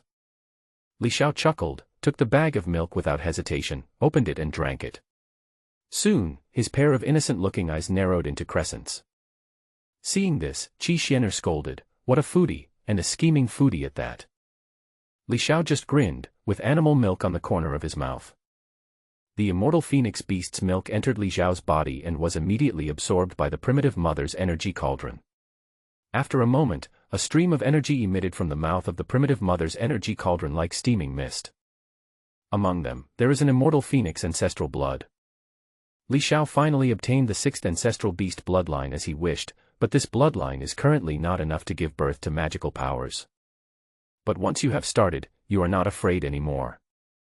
Feeling the newly refined blood, Li Xiao giggled happily. Qi Xianer squatted, half of her chest exposed, and looked at Li Xiao, her eyes shining. "Are you full?" "I'm full." "What are you doing when you are full?" "Hurry up and train my pectoralis major muscles." "Mistress, do you want to use the method I learned to train your pectoralis major muscles?" Li Xiao's ear was immediately pinched by a cold hand. "Don't meddle in the adult's business." "Are you full?" "I'm full." "When you are full, hurry up and practice, comprehend the bone patterns, don't be lazy. If you are hungry, you can tell me and the nurses will feed you." Li Xiao has been very happy recently, but also very painful. He was happy because the 6 wet nurses were very active in feeding him animal milk, making sure he was full and even afraid that he would be hungry. Their purpose was just to allow Li Xiao to continue to comprehend his bone patterns and study more physical techniques. Because Li Xiao taught Qi Xianer various bodybuilding dances from Blue Star, and after Qi Xianer's improvements, everyone used the improved body techniques, and after just a few days, their figures improved greatly. They became more curvaceous, and their personal image and temperament became more perfect. But unfortunately, this effect is only obvious in the first few days, and later on, the effect is almost negligible. Li Xiao was once puzzled and wondered why these modified aerobics could not improve everyone's body shape all the time, but had a limit. This was also the source of Li Xiao's pain. Because the existing physical techniques, no matter how they are practiced, are no longer effective, or the effects are so small that they can be ignored, and the few women who have tasted the sweetness are unwilling to give up easily and want to get more physical techniques from Li Xiao. They believed that Li Xiao's understanding of the bone patterns was not deep enough and he only touched the surface, causing the physical method to lose its effect. This is a bit like cultivation. If you don't break through the cultivation method and realm, your strength cannot become stronger. As for the reason, Li Xiao didn't want to know. He only knew that he was about to be tortured by several wet nurses. After having a full stomach, Li Xiao would be asked to practice bone patterns. Sometimes, he would be abruptly woken up in the middle of a sleep. Ao Buhui would scold Li Xiao for not practicing diligently and being too lazy. Li Xiao felt like crying but had no tears. Sure enough, it's the same everywhere. Anything that can make women thinner, curvier, or fuller can make women crazy. No matter what kind of woman she is. What a sin! Li Xiao often lamented like this. It was not until more than 10 days later that everyone saw that they could not get anything new out of Li Xiao, and the matter finally came to nothing. After all, they are just a few physical techniques to improve the body shape. They are all divine beasts, and most of the time, they are just for the novelty. Their figures are perfect enough and they are the best among women. The only one who didn't give up was Qi Xianer. She insisted on repeating the dance moves taught by Li Xiao every day, treating them as her daily homework, and she was diligent and persistent.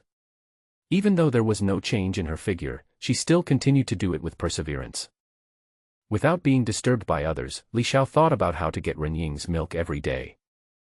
He wants to collect the magical powers of the 7 ancestral beasts, and now he only needs the last one. The Chaos Peacock, the ancestral beast, is also an extremely perverted ancestral beast. Its magical powers must be extraordinary. Soon it was a month later. Because Li Xiao's body was nourished and transformed by the mother energy of all things, his growth rate was very fast. At this moment, his body was almost as big as that of a 3-year-old child. The bone patterns all over his body became more and more perfect. And Li Xiao never forgets to practice the original meridians to temper his blood every day. Now Li Xiao has already broken through the 9th level of the blood tempering realm and reached the 11th level. Forging 11, this is a level that many geniuses cannot reach in their entire lives. Because even if one is a genius, it is difficult to break through the 9th extreme realm without a special physique and an amazing and suitable practice method. But Li Xiao, who absorbed the mother energy of all things, easily broke through the 9th level of forging in just over a month, and even reached the 11th level of forging. Now Li Xiao's physical functions are so active that Ao Buhui and others are shocked.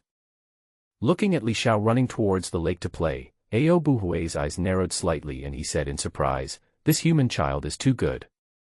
He is only 4 months old, but his body functions are far more terrifying than those of a divine beast in the blood-refining realm." Su Susu's eyes were also filled with shock, who said it wasn't true. Yesterday, with such a small body, he actually moved a huge rock that was several meters long.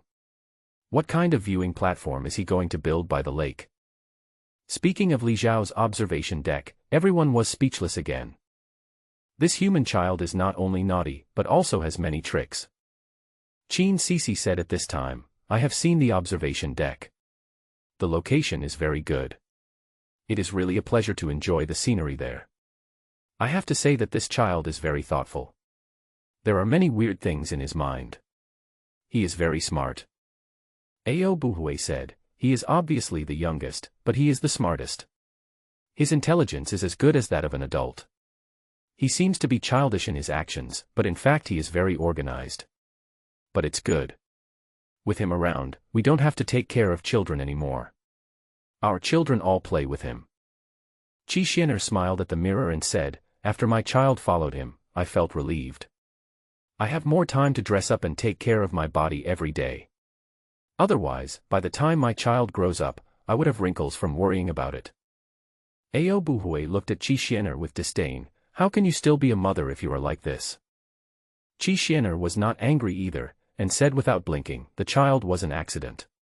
Who wants to be a mother from the beginning, no matter if it's a mother or not?" Ao Buhui was stunned when he heard this, and actually felt that it made some sense, so he blamed the culprit again. "It's all Li Sanjian's fault."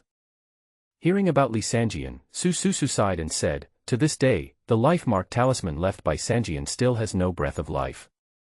I really don't know if he really didn't come back in another era, or if he met with an accident." At this moment, Renning, who was standing next to him, snorted coldly and said, "According to the news from Shaoqing, since the 3 swords haven't appeared for such a long time, his enemies are already ready to make a move. They are secretly trying to find our whereabouts and want to attack us. Especially in the Yaoqi Holy Land, there are powerful emperors among them who have threatened to kill us and grind our bones to ashes, in order to avenge the 3 swords who nearly destroyed the Yaoqi Holy Land that day." Ao Buhui snorted coldly, with a murderous look on his face, "Yaoqi Holy Land? How dare they?" Renning said coldly, "The new generation saint girl of Yaoqi Holy Land who has the bone of Emperor Li Xiao implanted in her body is said to have completely fused the bone that did not belong to her, and now truly possesses the bone of the emperor. I heard that the bone is extremely extraordinary, even more amazing than the sword bone of the 3 swords back then, and possesses tremendous power. Moreover, the new generation saint girl broke through the extreme realm of blood forging only a few days after fusing the bones, and now has reached the 13th level of blood forging." Renning added at the end that even with her cold personality, she was shocked at this moment. In just a few days, he went from not breaking through the 9th level to reaching the 13th level. This is truly a man of extraordinary talent. Of course, the new generation saint must have cultivated to a certain level in the blood tempering realm before, and received the full resources of the Yaoqi Holy Land to cultivate her. This made it possible for her to break through to the blood tempering 13 within a few days. Ao Buhui raised his eyebrows and said sarcastically, "She is extraordinary, but Li Xiao is even more extraordinary. After all, she is taking someone else's bones. Things that do not belong to her must be returned sooner or later." Rubbing his ears, Li Xiao stood up from the ground, not forgetting to pat his butt. "Third nanny, then I will start. If you want to learn, then learn. I won't laugh at you. It's not shameful to learn from children." Qi Xianer felt a flash of electricity on his forehead, and gritted his teeth and said, "Shut up." Li Xiao sniffed and glanced at Qi Xianer, but he was too short and could only see the two long white python legs faintly visible in the split of Qi Xianer's red skirt. After receiving the milk from Qi Xianer, the immortal phoenix, Li Xiao did not refuse to do so. He performed the breast enhancement exercises he remembered from beginning to end in a very serious manner. Qi Xianer's face was very serious. She watched carefully from the beginning to the end. She also used her spiritual sense to investigate the whole process. It was obvious that she took it very seriously. After completing a set of dance moves, Li Xiao pretended to be confused and scratched his little head, saying, "That's all I can learn from the bone patterns. This is used to practice the sternum. I'll try again in 2 days. I think my butt is not high enough." Next to him, Qi Xianer was very happy to have gotten more moves. He was about to start training when he suddenly heard Li Xiao's words. His ears perked up. His heart moved and he immediately paid attention, thinking that he must keep an eye on Li Xiao in the next few days. Well, this milkman, let's see what other tricks he can do. But on the surface, Qi Xianer had a look of disdain on her face and glanced sideways at Li Xiao. "You are a baby, and you are a man, why do you care whether your butt is up or not?"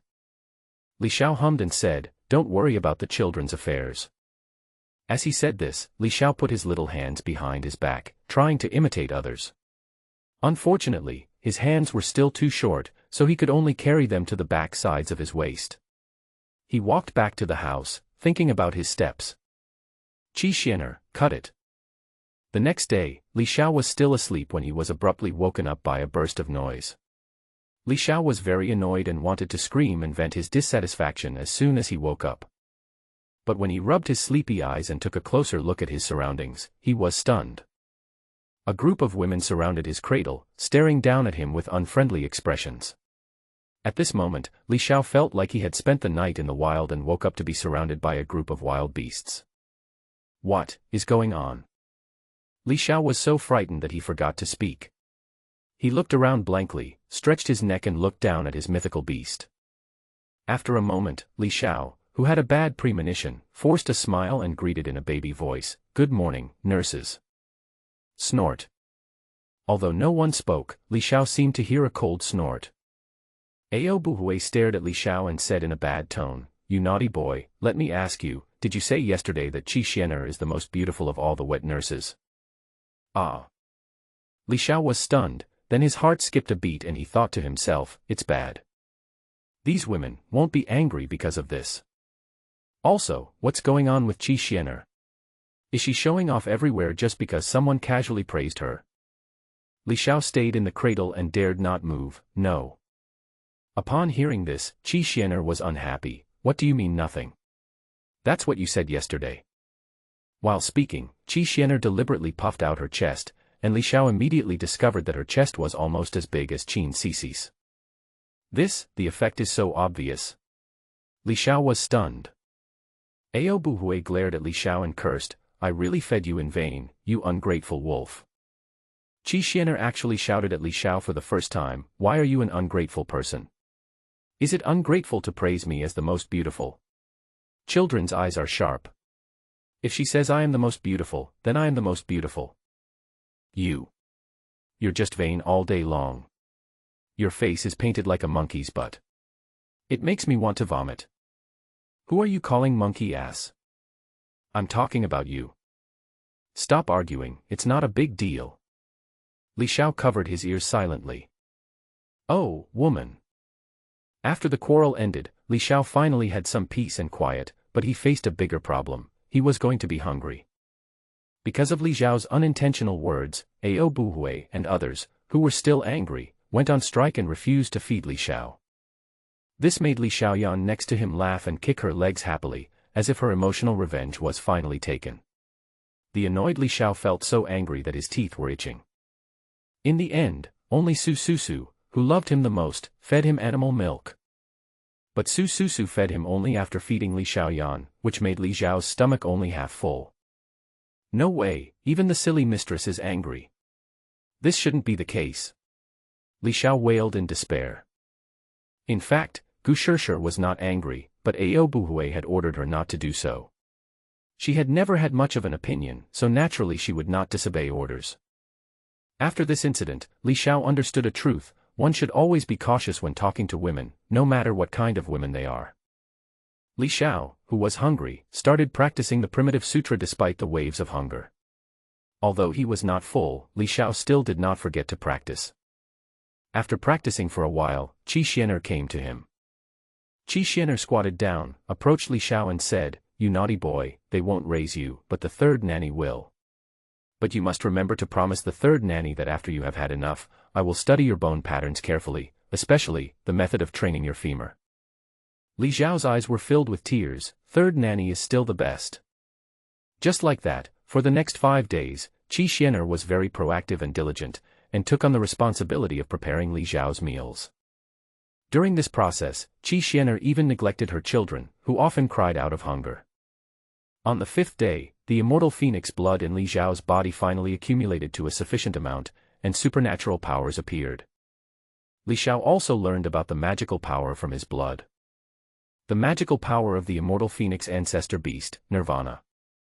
The supernatural power of Nirvana, evolved to the extreme, can be reborn from particles.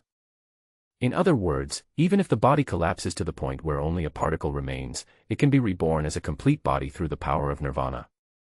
This is a magical power that represents the ultimate vitality. Li Xiao was moved. This magical power of Nirvana can be called immortality. Rebirth from the particle level is too abnormal. And for me, with the magical power of Nirvana and the magical power of 9 lives, it will be difficult for me to die in the future. Li Xiao said excitedly. If these 2 supernatural powers for saving lives are developed to the extreme, no one will be able to match Li Xiao in terms of saving his life in the future. Everyone soon learned about the birth of the immortal phoenix beast, but no one was surprised because everyone had expected this. With Li Xiao's physique, as long as he drinks the beast's milk, he will be able to extract the ancestral blood. Compared to Li Xiao's extraction of the immortal phoenix's ancestral blood, these women were more concerned about another thing, which was the breast enhancement technique that Qi Xianer practiced every day. Because only a few days have passed, Qi Xianer's figure is almost catching up with the Fudi Gu Shirshir. This made the group of women extremely surprised and envious. After learning the reason, Qin Sisi first, then Ao Buhui and Yun Yun, all joined Qi Xianer's team one after another. Every day, this group of women would practice in the front yard, giving Li Xiao a sense of déjà vu of square dancing in his previous life. Li Xiao, who drank Qi Xianer's beast milk, did not disappoint Qi Xianer. He demonstrated to Qi Xianer all the dances he had performed in his previous life, such as hip lifting, waist slimming, yoga, etc. What surprised Li Xiao the most was that Qi Xianer was able to improve these dances, incorporating the spiritual elements of this world into them and making them more beautiful with the spiritual energy of heaven and earth. What kind of world was the blue star in my previous life? Why are the things there like this when they come to this world? Li Xiao was stunned. But soon, Li Xiao became worried again. Qi Xianer's bloodline of the immortal phoenix has been obtained, now all he needs is the bloodline of Renning, the chaos peacock. Li Xiao obviously hadn't figured out how to get the chaos peacock's milk. Everyone was silent for a moment, and the atmosphere suddenly became a little depressing. After a moment, Su Su frowned and said, "That's what you said, but everyone knows that it's not so easy to fuse different bones. Implanting someone else's different bones is against the will of heaven." When Xiaoba lost his bones and was dying, if San Jian hadn't brought the immortal medicine, his life would have ended long ago. It is painful to lose bones, and it is not easy to get bones. The danger faced by the new generation of the Holy Lady of Yaoqi Holy Land is also not small. If you are not careful, your life will be in danger. Foreign bone rejection can cause sudden death at any time. But now, she has succeeded. She has taken over the magpie's nest and made that strange bone her own. Qin Sisi sighed, the Saint Lord of Yaoqi is really a cold-hearted person. If we are not careful with this bone-transferring method, it will not only kill Li Beijian, but also the new generation saint girl. Renning said coldly, but now she has succeeded. She has subdued the alien bone with great willpower and used it for her own benefit. Her physique is not simple to begin with. It is a rare holy body of cause and effect. Now she has merged with the stronger Great Emperor bone.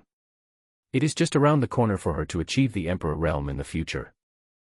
To reach the Emperor realm is a very high evaluation.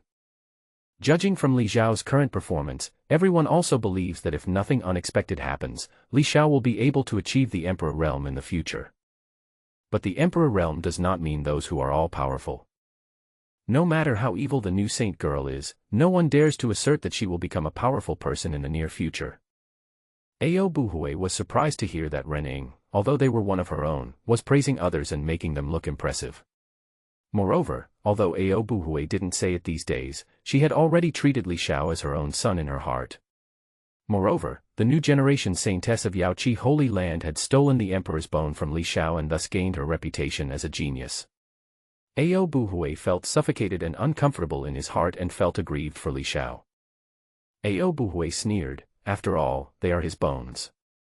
She is destined to encounter life and death difficulties and fatal disasters in this life. She cannot resolve this cause and effect, and she will never achieve great success.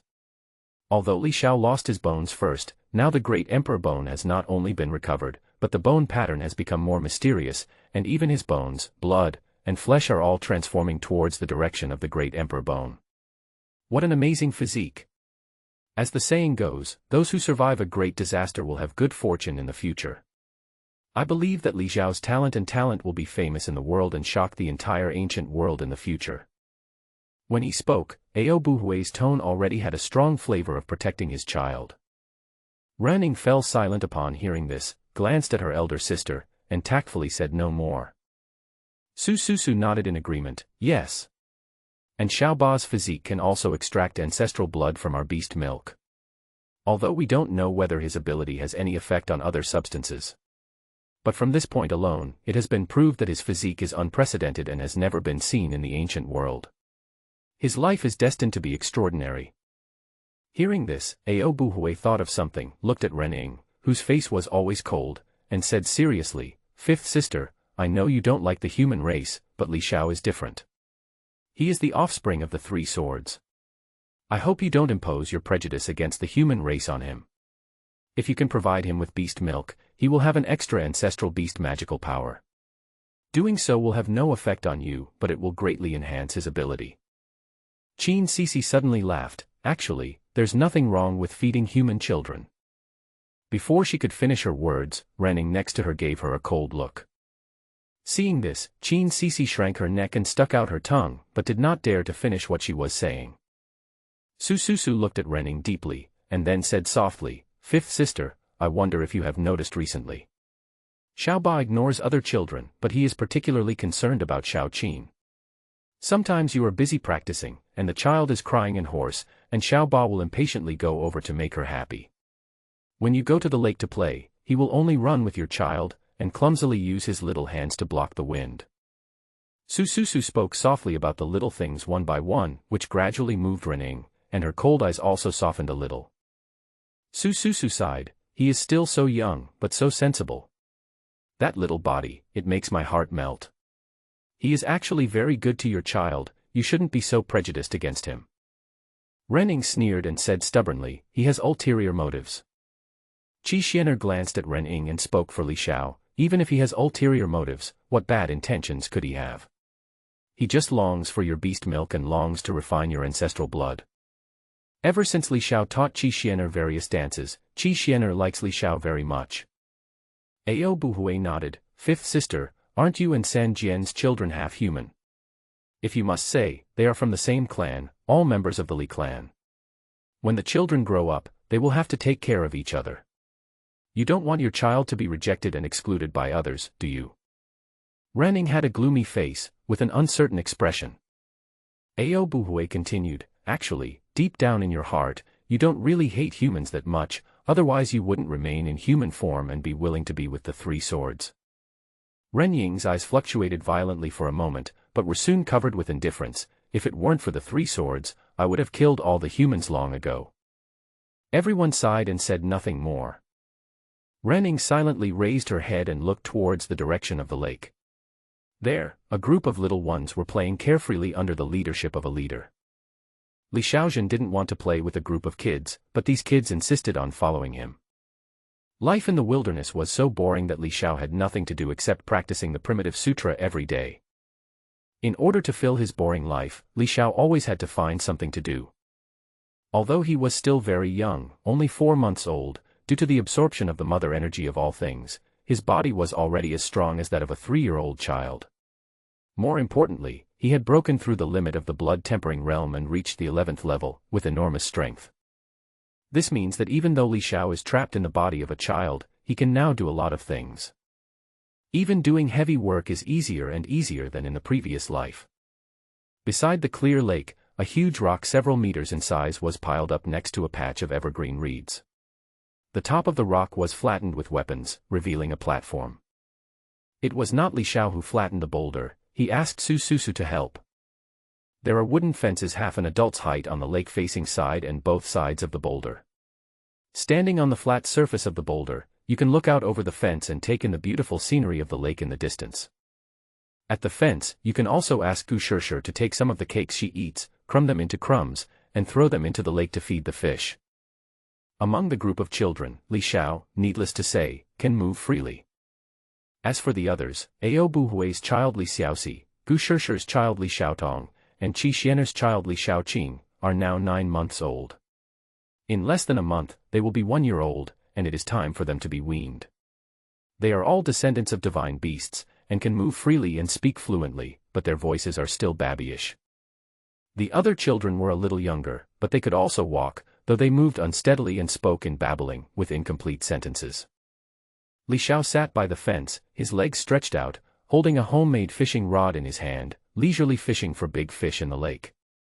The older children sat on both sides of Li Xiao, one next to the other, sitting in a row, their short legs stretched out of the fence like Li Xiao, and then their little heads stretched out of the fence, their little bodies clumsily leaning on a smooth vertical wooden fence, staring at the lake with their ignorant eyes.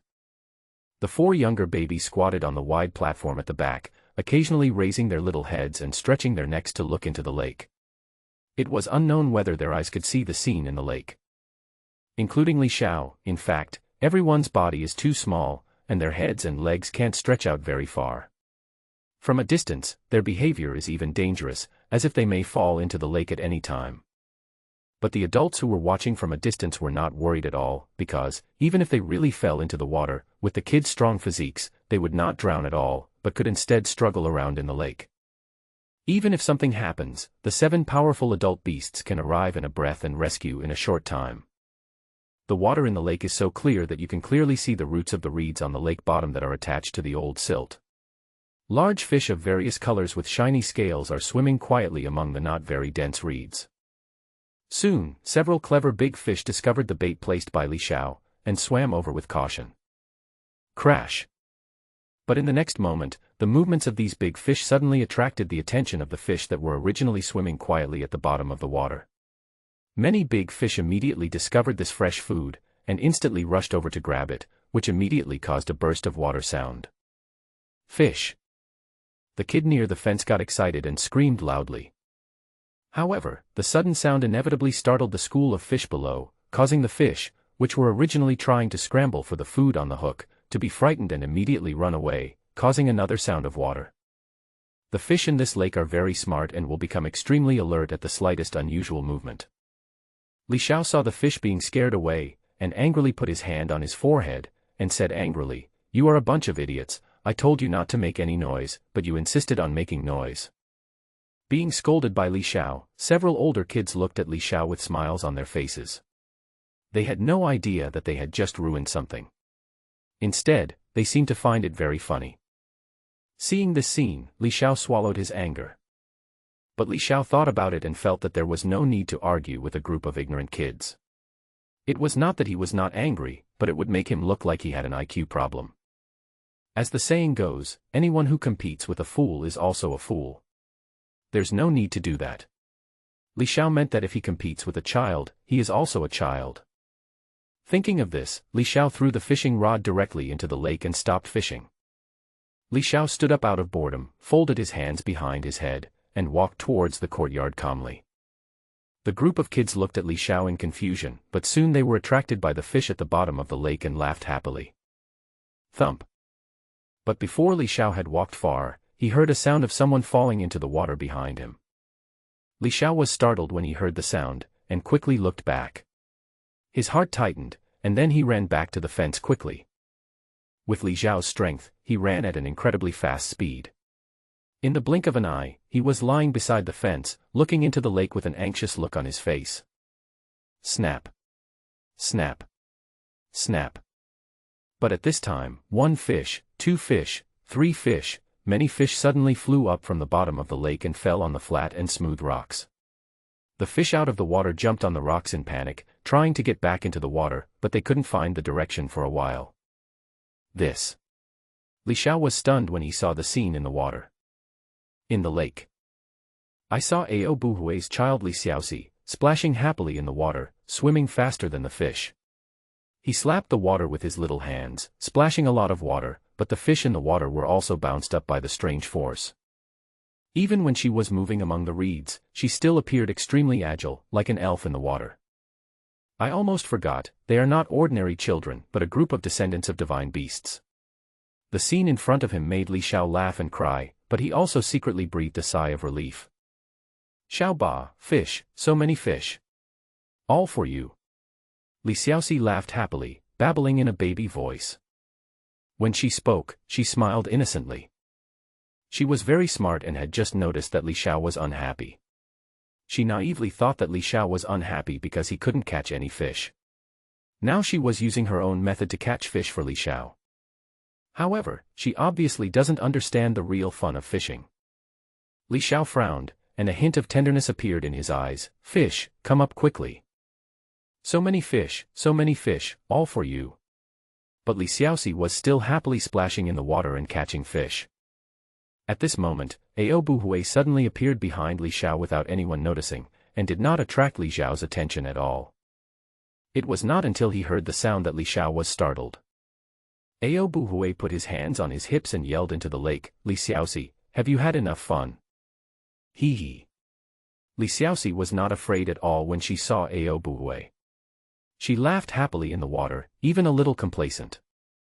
Ao Buhui was so angry that he immediately released a divine power, forcibly rolling up Li Xiaoxi's hands and feet in the lake.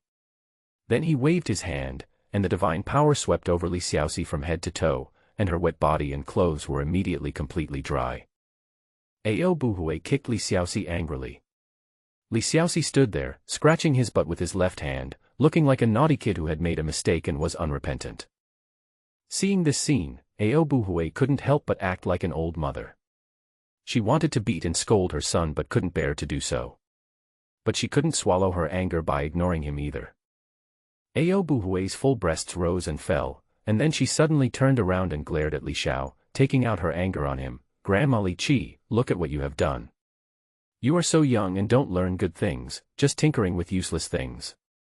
Last time you had a barbecue and burned the child's hair. I haven't settled the score with you yet. What are you doing today? Li Xiao stood there and muttered, TSK, you seem to have eaten a lot of the roasted pheasant last time. You almost fought with the mistress for it. You. Ao Buhui almost got angry to death. This little bastard, how dare you talk back? Then, Li Xiao was picked up by Ao Buhui fiercely, clamped at the waist, and his butt was severely beaten. Li Xiao, wow, you tigress. Then, Ao Buhui attacked even more ruthlessly. Li Xiao regretted it. After beating Li Xiao, Ao Buhui drove a group of children to the courtyard. She used her magical power to pick up the children who could not walk steadily and brought them back, not allowing them to stay by the lake to play.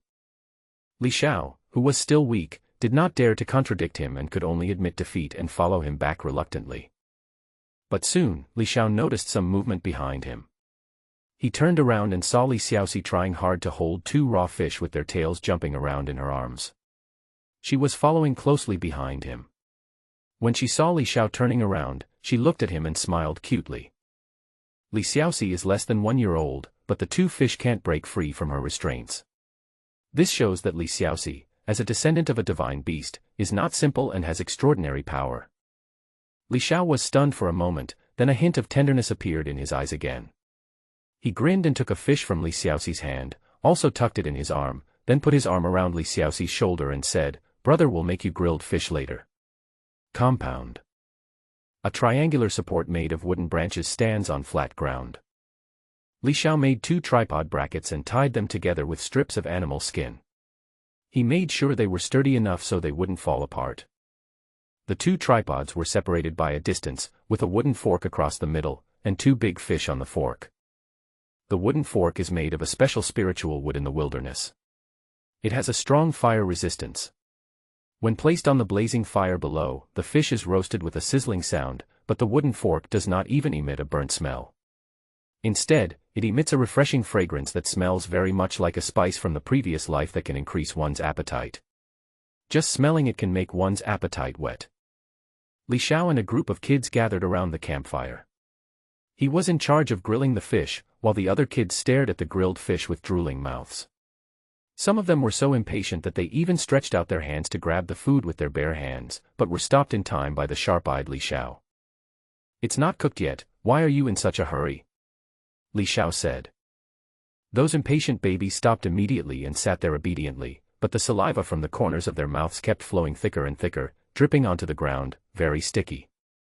Unconsciously, even if Li Xiao didn't want to, he still became the leader of the children, and the other 7 children all listened to him. After a while, the aroma of grilled fish became stronger and stronger, filling the entire courtyard. Gu Shishir was the first to smell the fragrance and come out, gathering next to a group of children. She was such a grown-up, but she couldn't help drooling when she smelled the aroma of the grilled fish. However, the moment her saliva started to flow, she immediately sucked it back and looked around to see if anyone noticed her. She must have felt embarrassed and ashamed. Gu Shishir stared at the grilled fish on the rack with shining eyes, and said anxiously, "It smells so good. Naughty boy, hurry up."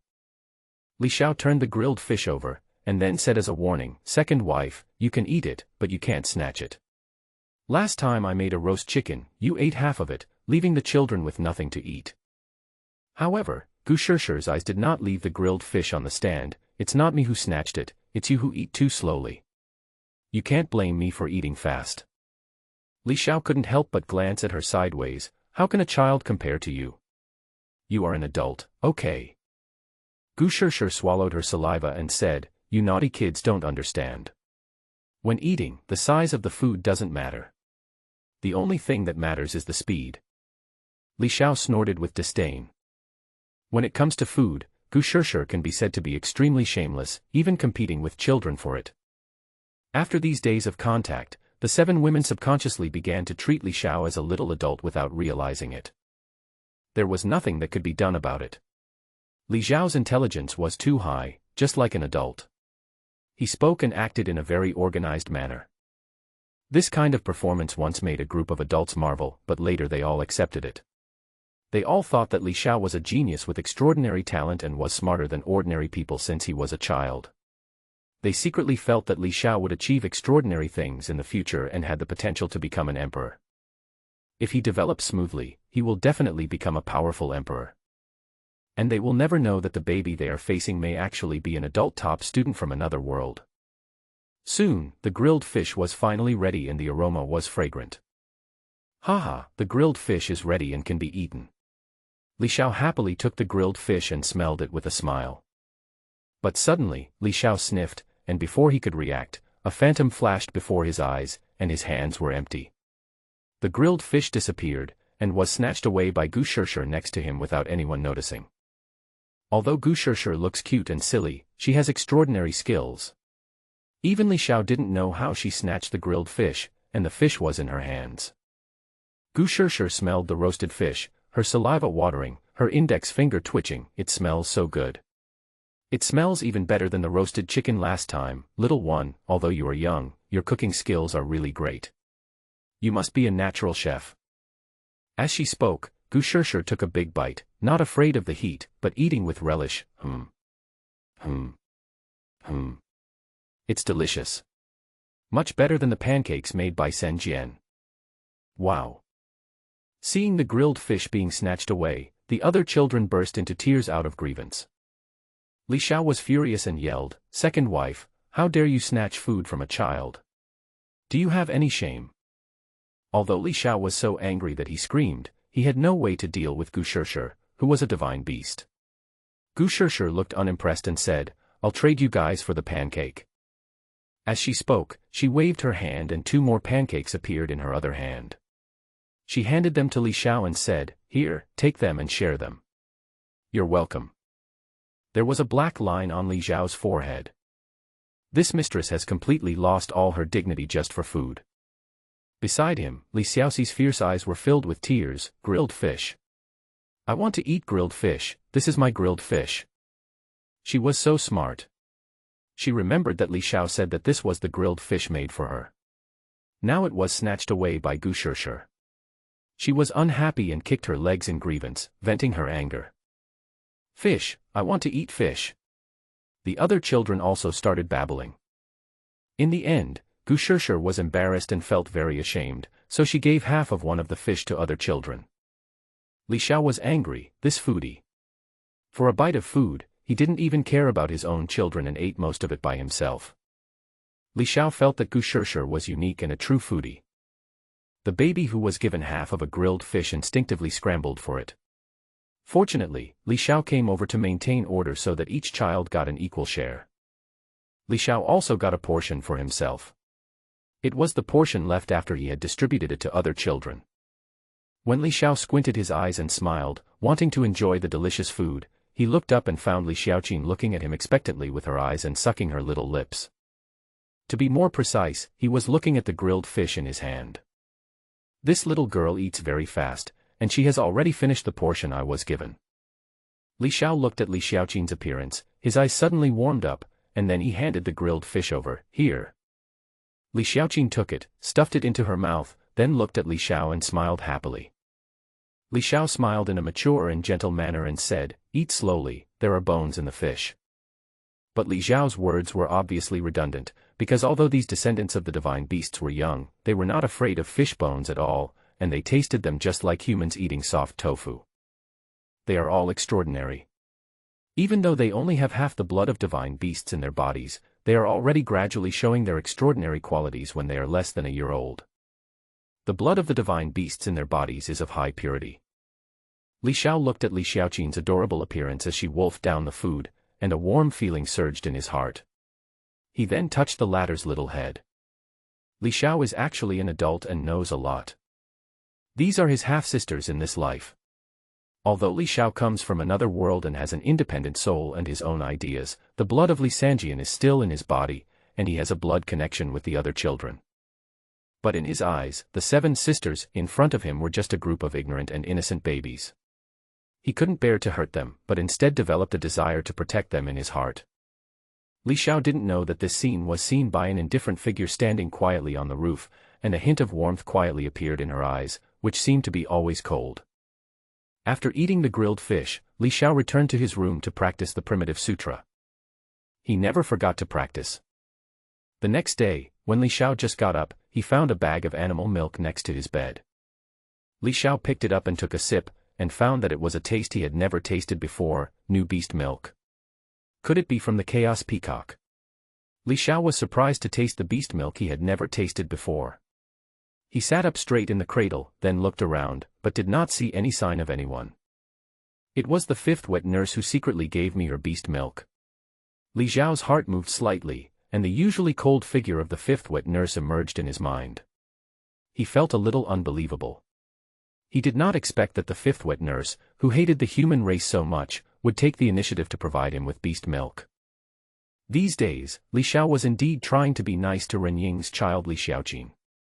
He couldn't find any other tricks, so he could only play the emotional card, hoping to impress the cold Ren Ying. He was just trying it out and didn't think too much about it. In fact, his kindness to Li Xiaoqin came from the heart and he didn't have any ulterior motives. His intentions were not bad. But what Li Xiao didn't expect was that Ren Ying gave him a bag of animal milk so quickly. Li Xiao thought to himself, in fact, this 5th nanny is not a bad person by nature. It's just that her heart has been frozen by something. She is cold on the outside but warm on the inside, especially towards the human race. Li Xiao didn't know much about the past of the 7 wet nurses. Currently, he only knew that they were all divine beasts among the descendants of the ancestral beasts. But considering that he comes from a family with the bloodline of ancestral beasts, his family background should not be bad, and he may have a deep background. The Chaos Peacock beast milk entered Li Xiao's stomach and was quickly absorbed by the original Mother Qi cauldron in his body.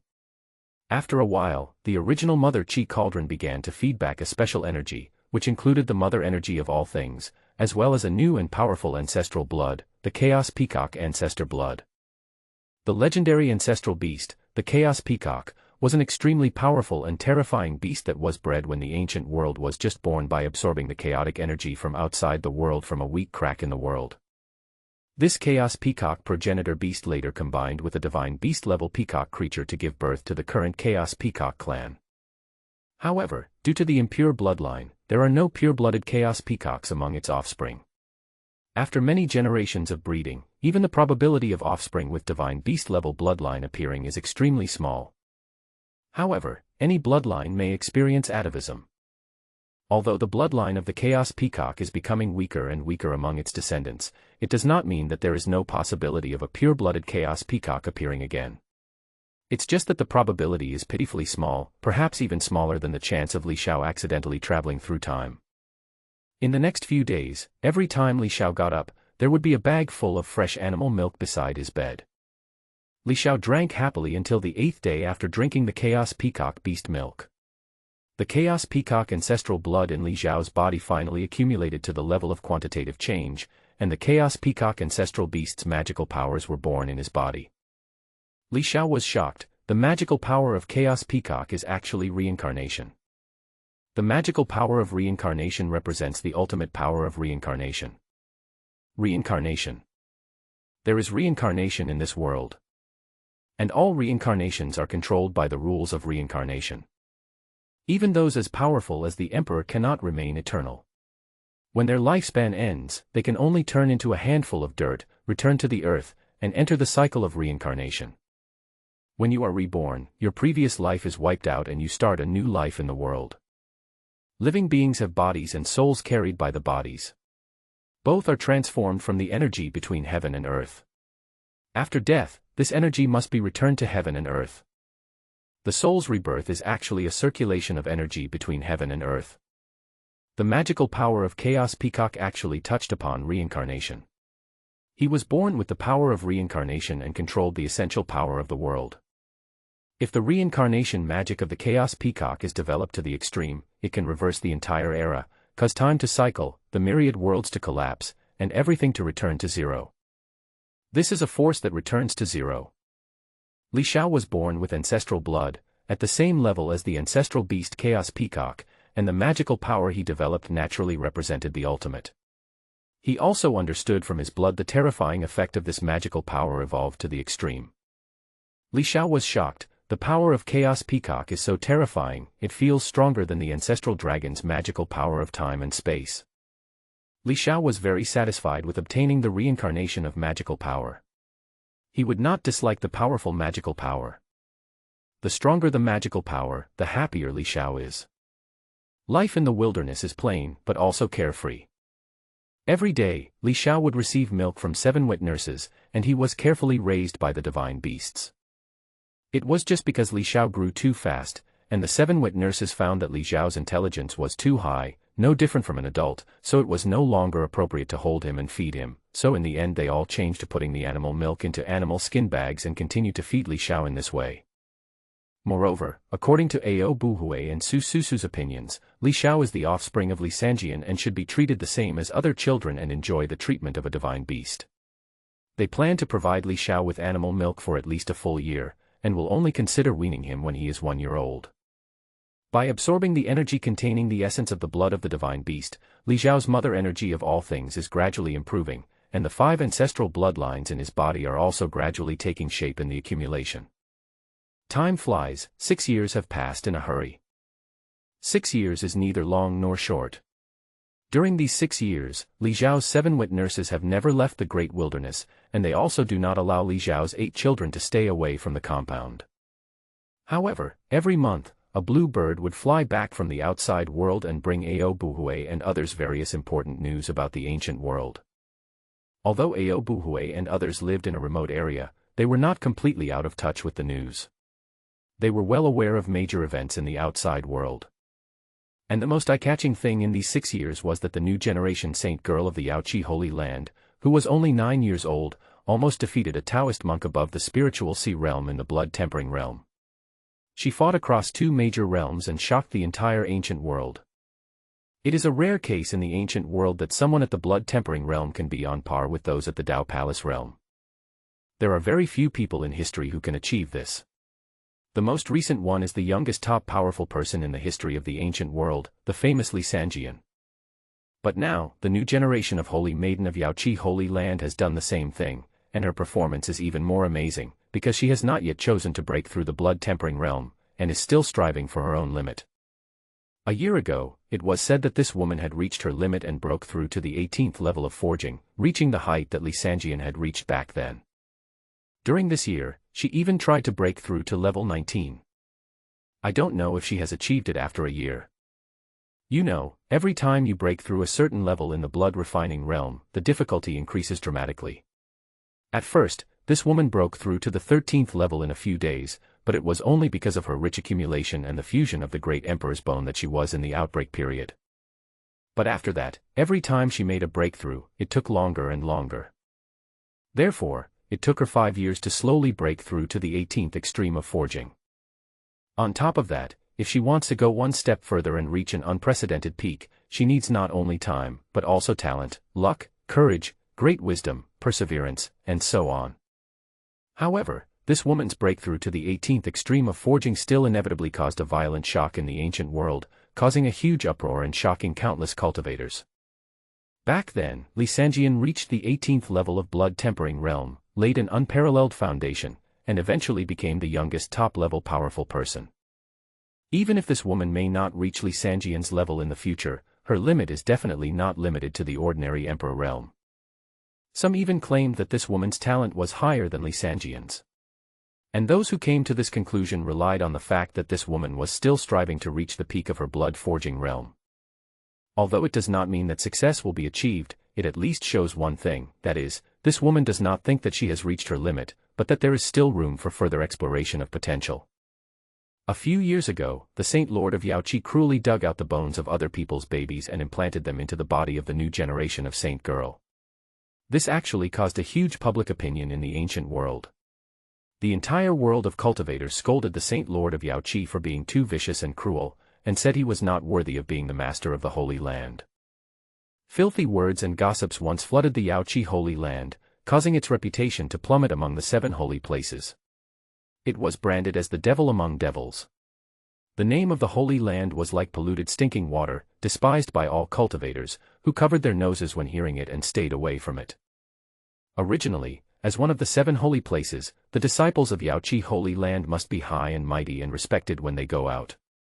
But since then, their disciples are always pointed at and talked about behind their backs when they are outside. Even if there are cultivators who show respect, it is only because of the power of Yaoqi Holy Land. Then they show contempt and even disdain in their eyes. But since a year ago, when the news of the new generation of the Holy Maiden's extraordinary talent came out in the Holy Land of Yaoqi, the outside world's opinions have quietly changed.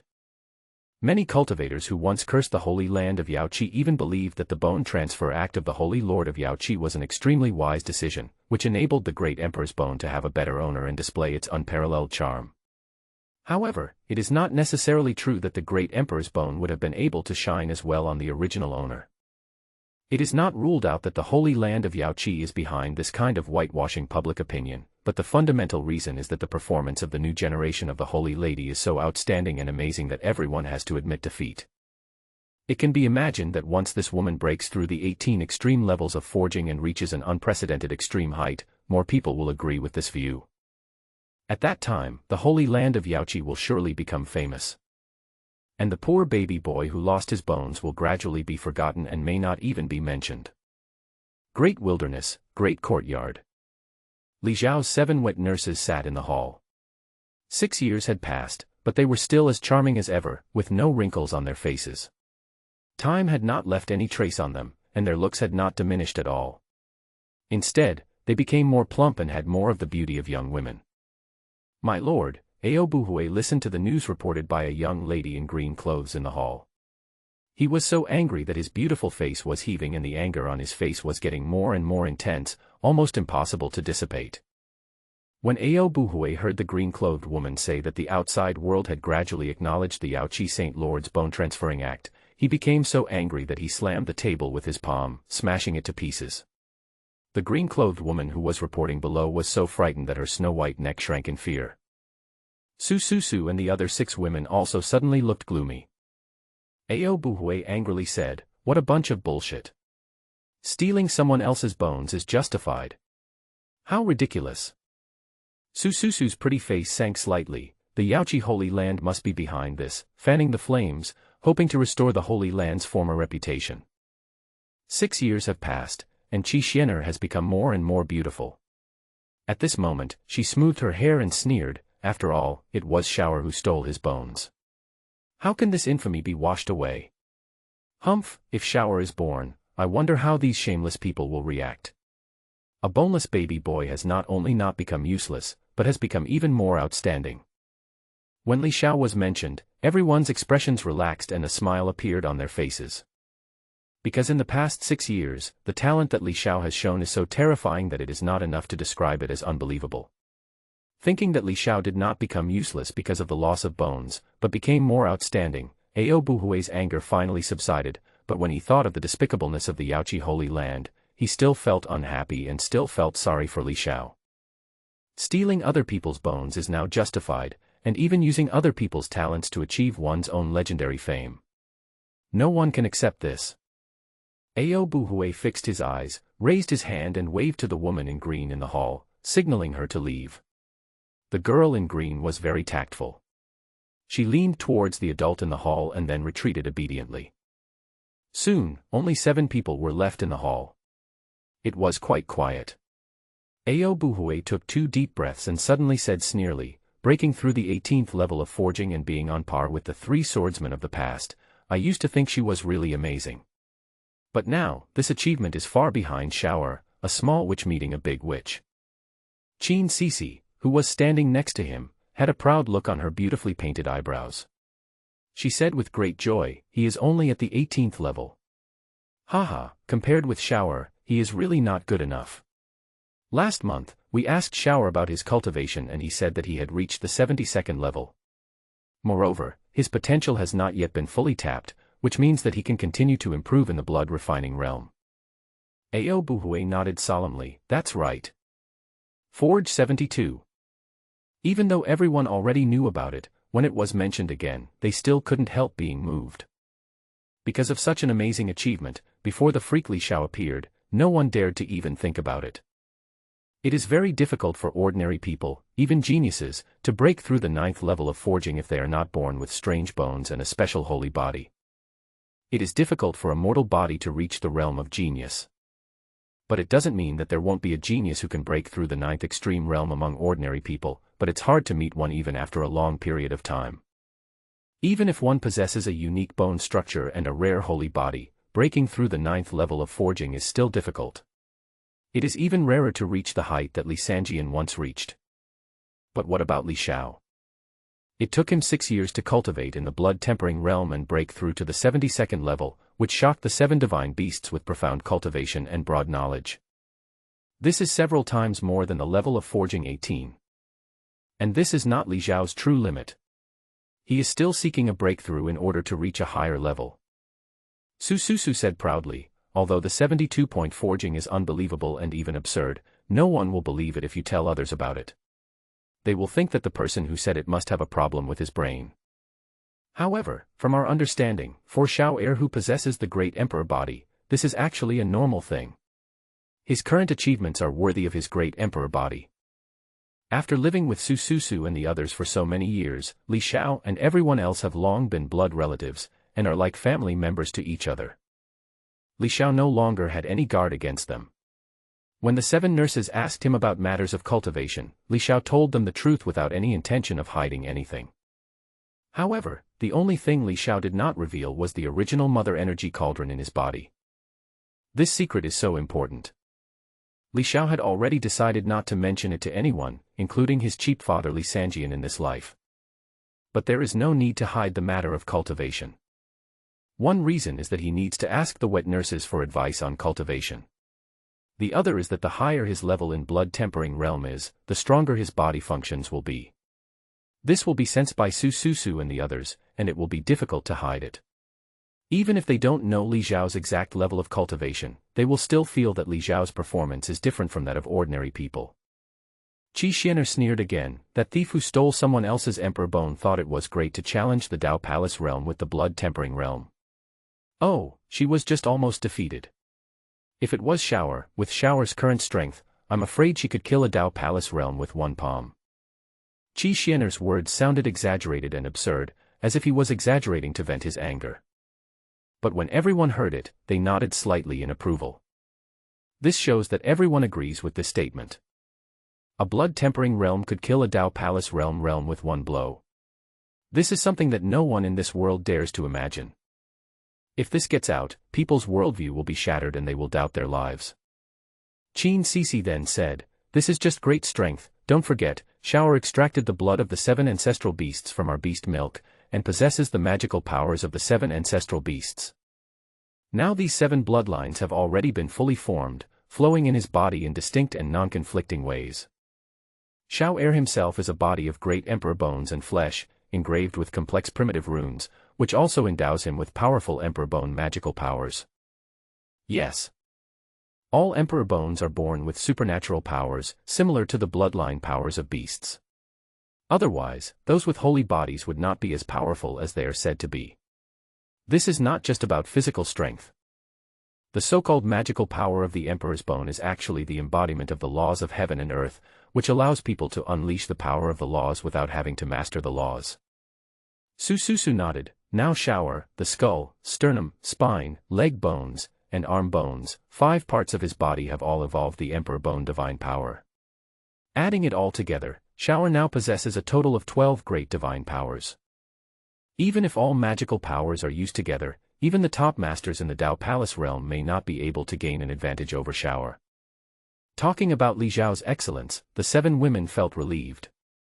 No matter what, Li Xiao was the baby they raised with their own hands, better than their own son. At this moment, they had a sense of superiority in their hearts as if they had a son who would become successful. According to the customs of the ancient world, Li Xiao should call Ao Buhui and others auntie, second auntie, etc. It was just that the 7 people and Li Sanjian had not yet been married, so it was just a formal marriage, which made it inconvenient for Li Xiao to call her that, so he just asked her to call her wet nurse. Whenever he thought of this, Li Xiao couldn't help but complain in his heart that Li Sanjian was such a scumbag. If someone like him were on Blue Planet, he would definitely be attacked to death by online trolls. The indifferent Renning put away the inadvertent smile on her lips, and said in a habitually cold voice, "Originally, our 7 children were also very outstanding, and they could dominate an era, but compared to Li Xiao." Renning sighed and had no interest in continuing. Ao Buhui's 7 children are also extremely talented. Because the blood of the divine beasts in these 7 kids, after they turned 1 year old, gathered and returned to their ancestral level, and the purity reached the level of ancestral beasts.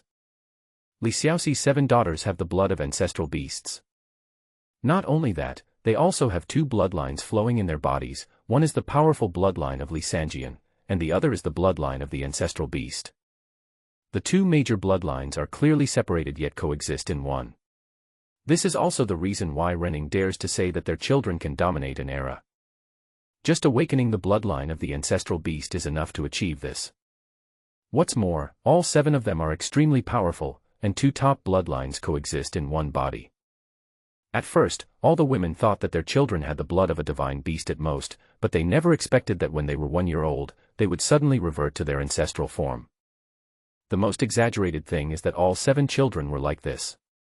But you know, the probability of returning to the ancestral level and reaching the level of an ancestral beast is even smaller than the probability of Li Xiao traveling through time.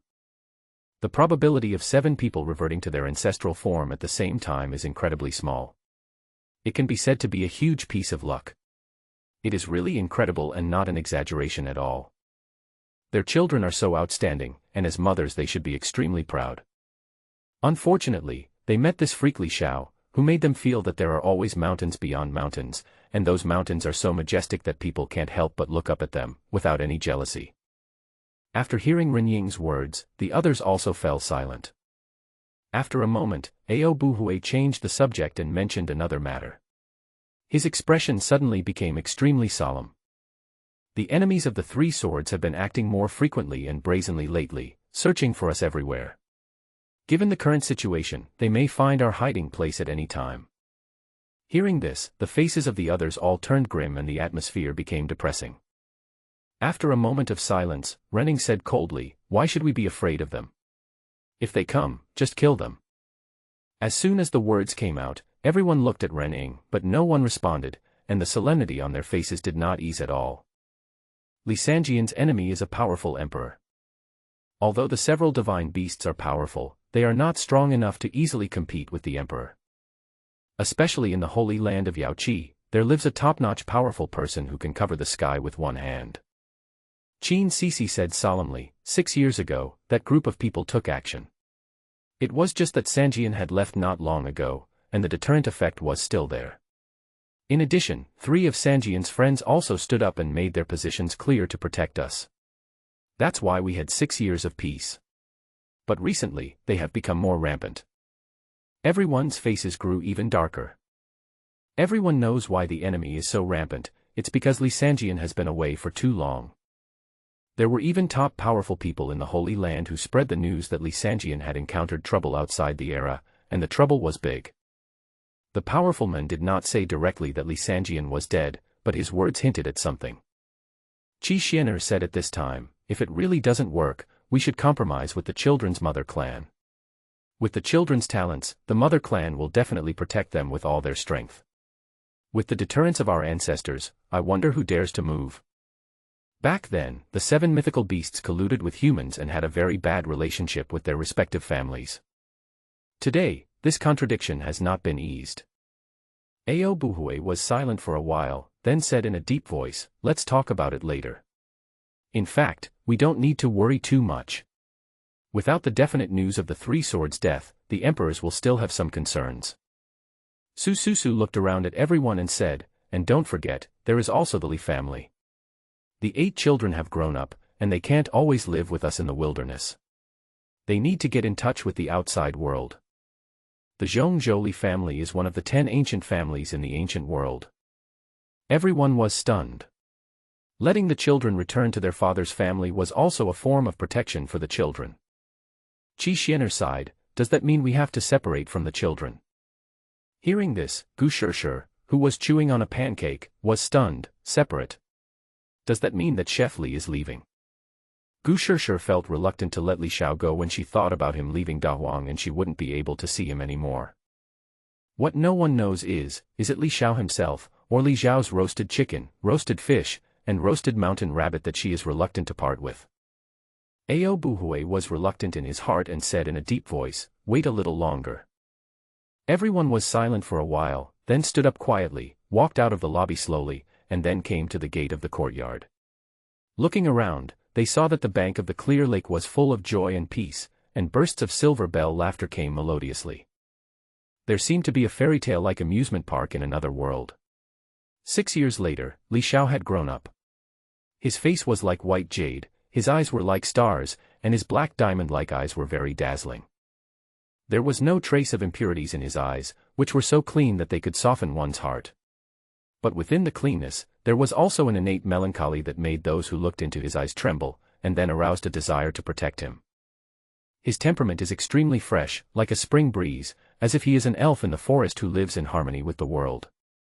He was lying beside a self-dug swimming pool, wearing only a pair of animal skin shorts, holding a piece of grass in his mouth.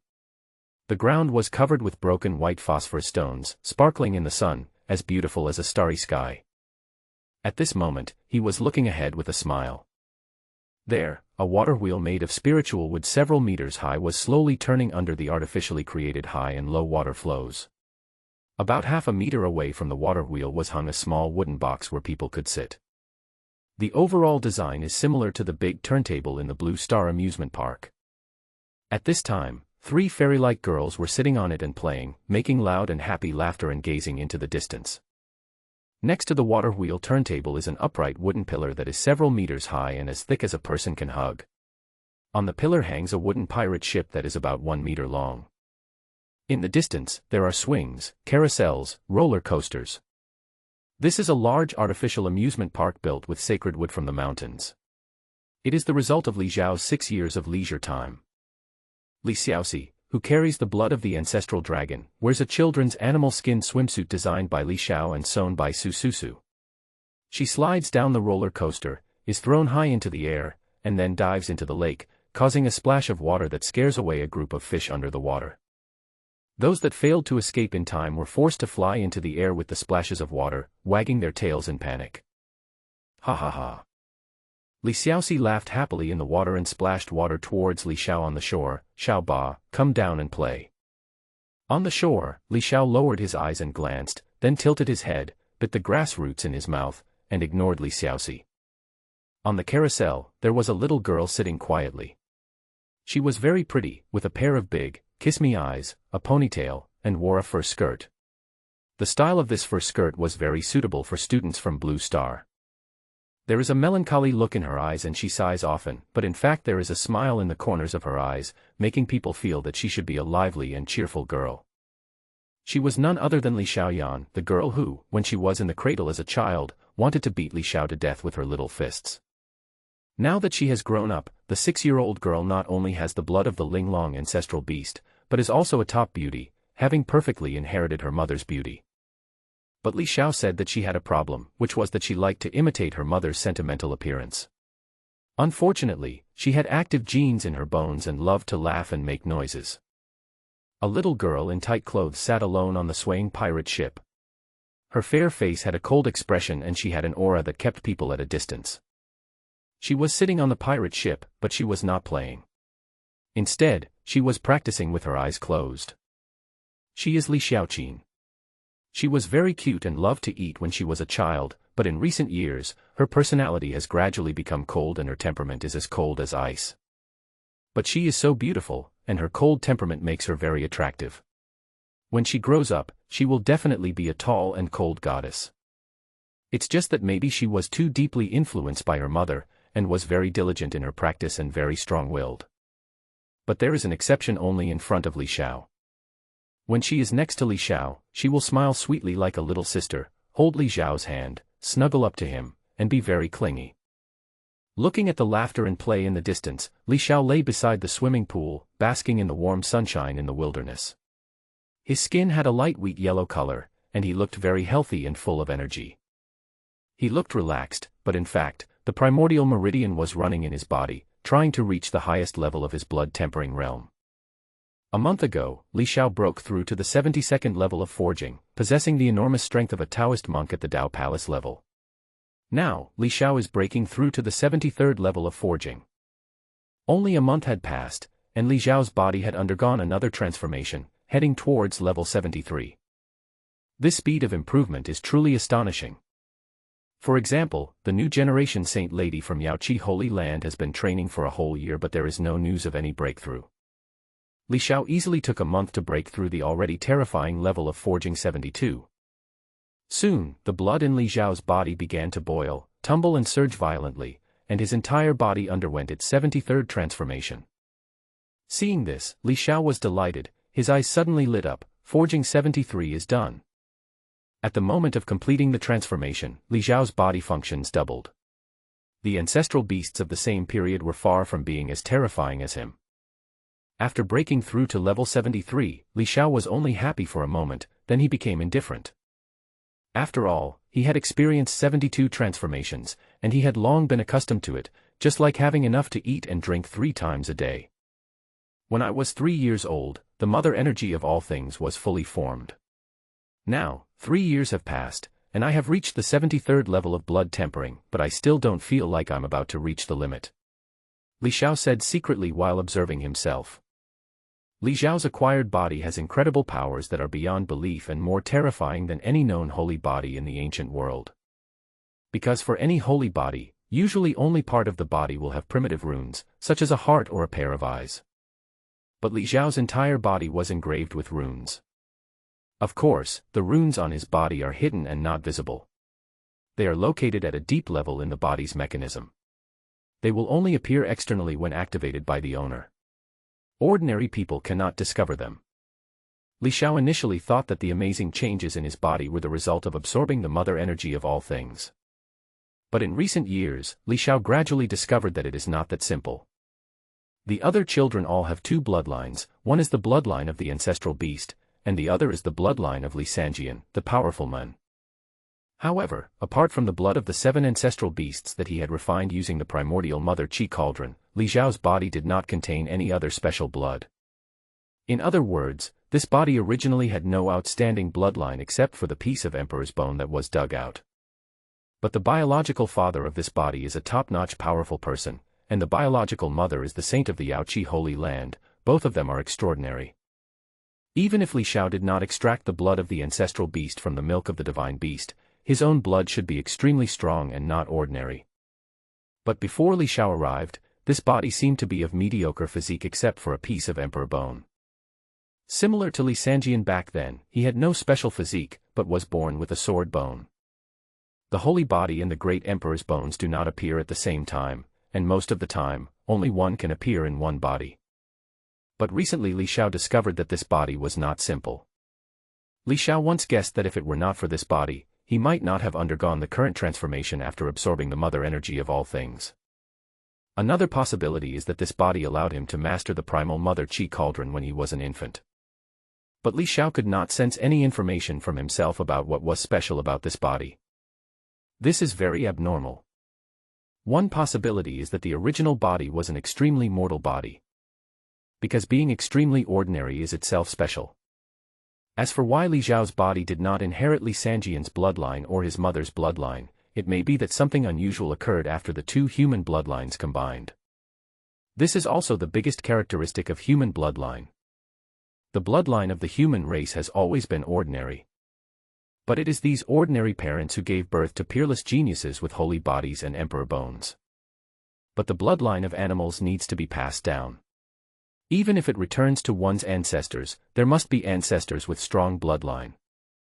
Li Xiao waved his hand, and a large pill emitting a refreshing medicinal fragrance appeared in his hand. He took a few bites and swallowed it like eating fruit. In the early stage, relying on absorbing the spiritual energy of heaven and earth can ensure that Li Xiao has the energy needed for practicing in the blood-tempering realm. But after breaking through the extreme realm, the higher he climbs, the greater the energy consumption. The speed of absorbing the spiritual energy of heaven and earth is far less than the consumption speed. At this time, a large amount of medicine is needed to meet the demand. After taking the powerful medicine, Li Xiao practiced the primitive sutra again and continued to deepen his cultivation in the blood-tempering realm. Lying by the swimming pool, Li Xiao needed to take a large amount of medicine every half an hour. This powerful medicine was provided to him by 7 wet nurses. The 7 wet nurses are all divine beasts, and the medicines they carry are of the best quality in the world. However, most of the treasures are cultivation resources that Li Xiao specially left for the children. Before leaving, Li Xiao thought carefully and considered the possibility that he might not be able to return for a long time. At this rate, I might be able to break through the current limit again in more than a month. Li Xiao thought with a happy smile. It is extremely difficult for others to break through the limit, but for him, it seems to be very simple. Li Xiao also knew that his performance was due to the absorption of the mother gas of all things, formed by the mother energy of all things. The mother energy of all things, this energy, is the original energy of the universe. It gives life to all things and is therefore the mother energy of all things. Snap. Suddenly, Li Xiao was startled by the sound of an object hitting the ground. He turned his upper body and stood up straight. He turned his head and saw a gray mountain rabbit corpse on the ground to his left. The mountain rabbit's cervical vertebrae had been broken by some strange force, and were connected to its head limply. "Xiao Ba, roast the mountain rabbit for me, quickly," said a coquettish voice. She was a little girl with an oval face. She was not fat, but had a little baby fat on her face. Her facial features were distinct. Her eyes were as bright as big black pearls, revealing a child's innocence. She had her hair tied up in a bun, and was very cute. Li Xiao lowered his head and held his forehead with his hand. "It's you again, Li Xiaotong, you foodie, how many meals do you have in a day?" The reason why Li Xiao said this was that he had just roasted 2 wild boars for Li Xiaotong 2 hours ago. Li Xiaotong almost finished eating the 2 wild boars by himself. Li Xiaotong pouted and said, "Don't worry about it." Li Xiao said helplessly, "If you keep eating like this, you will become a fat woman sooner or later." Li Xiaotong snorted and said, "Stop lying, my mother said I won't get fat, you just don't want to do it for me." Li Xiao laughed silently. "You shouldn't listen to your mother, you should listen to your third nanny."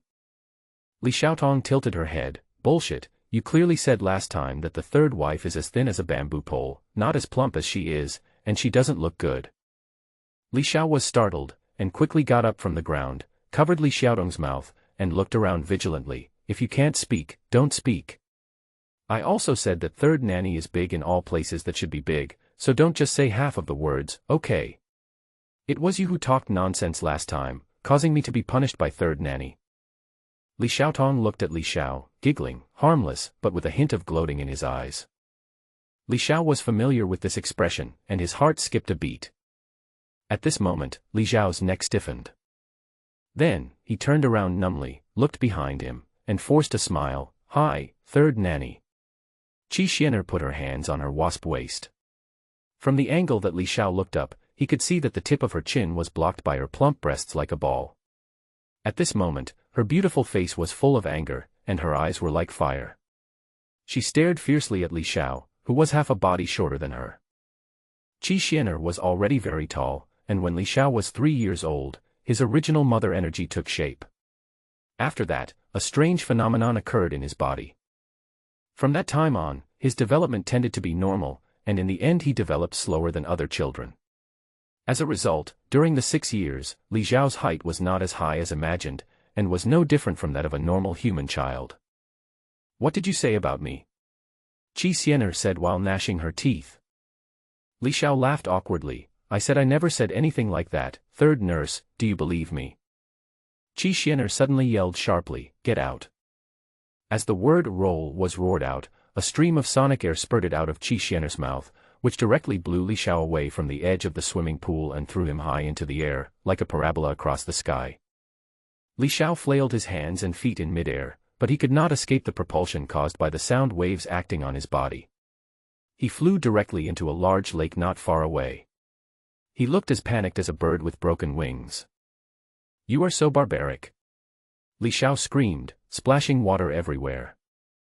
Qi Xianer glanced at Li Xiao, who was sinking into the water, snorted proudly, and without making any move, she disappeared from the spot the next moment.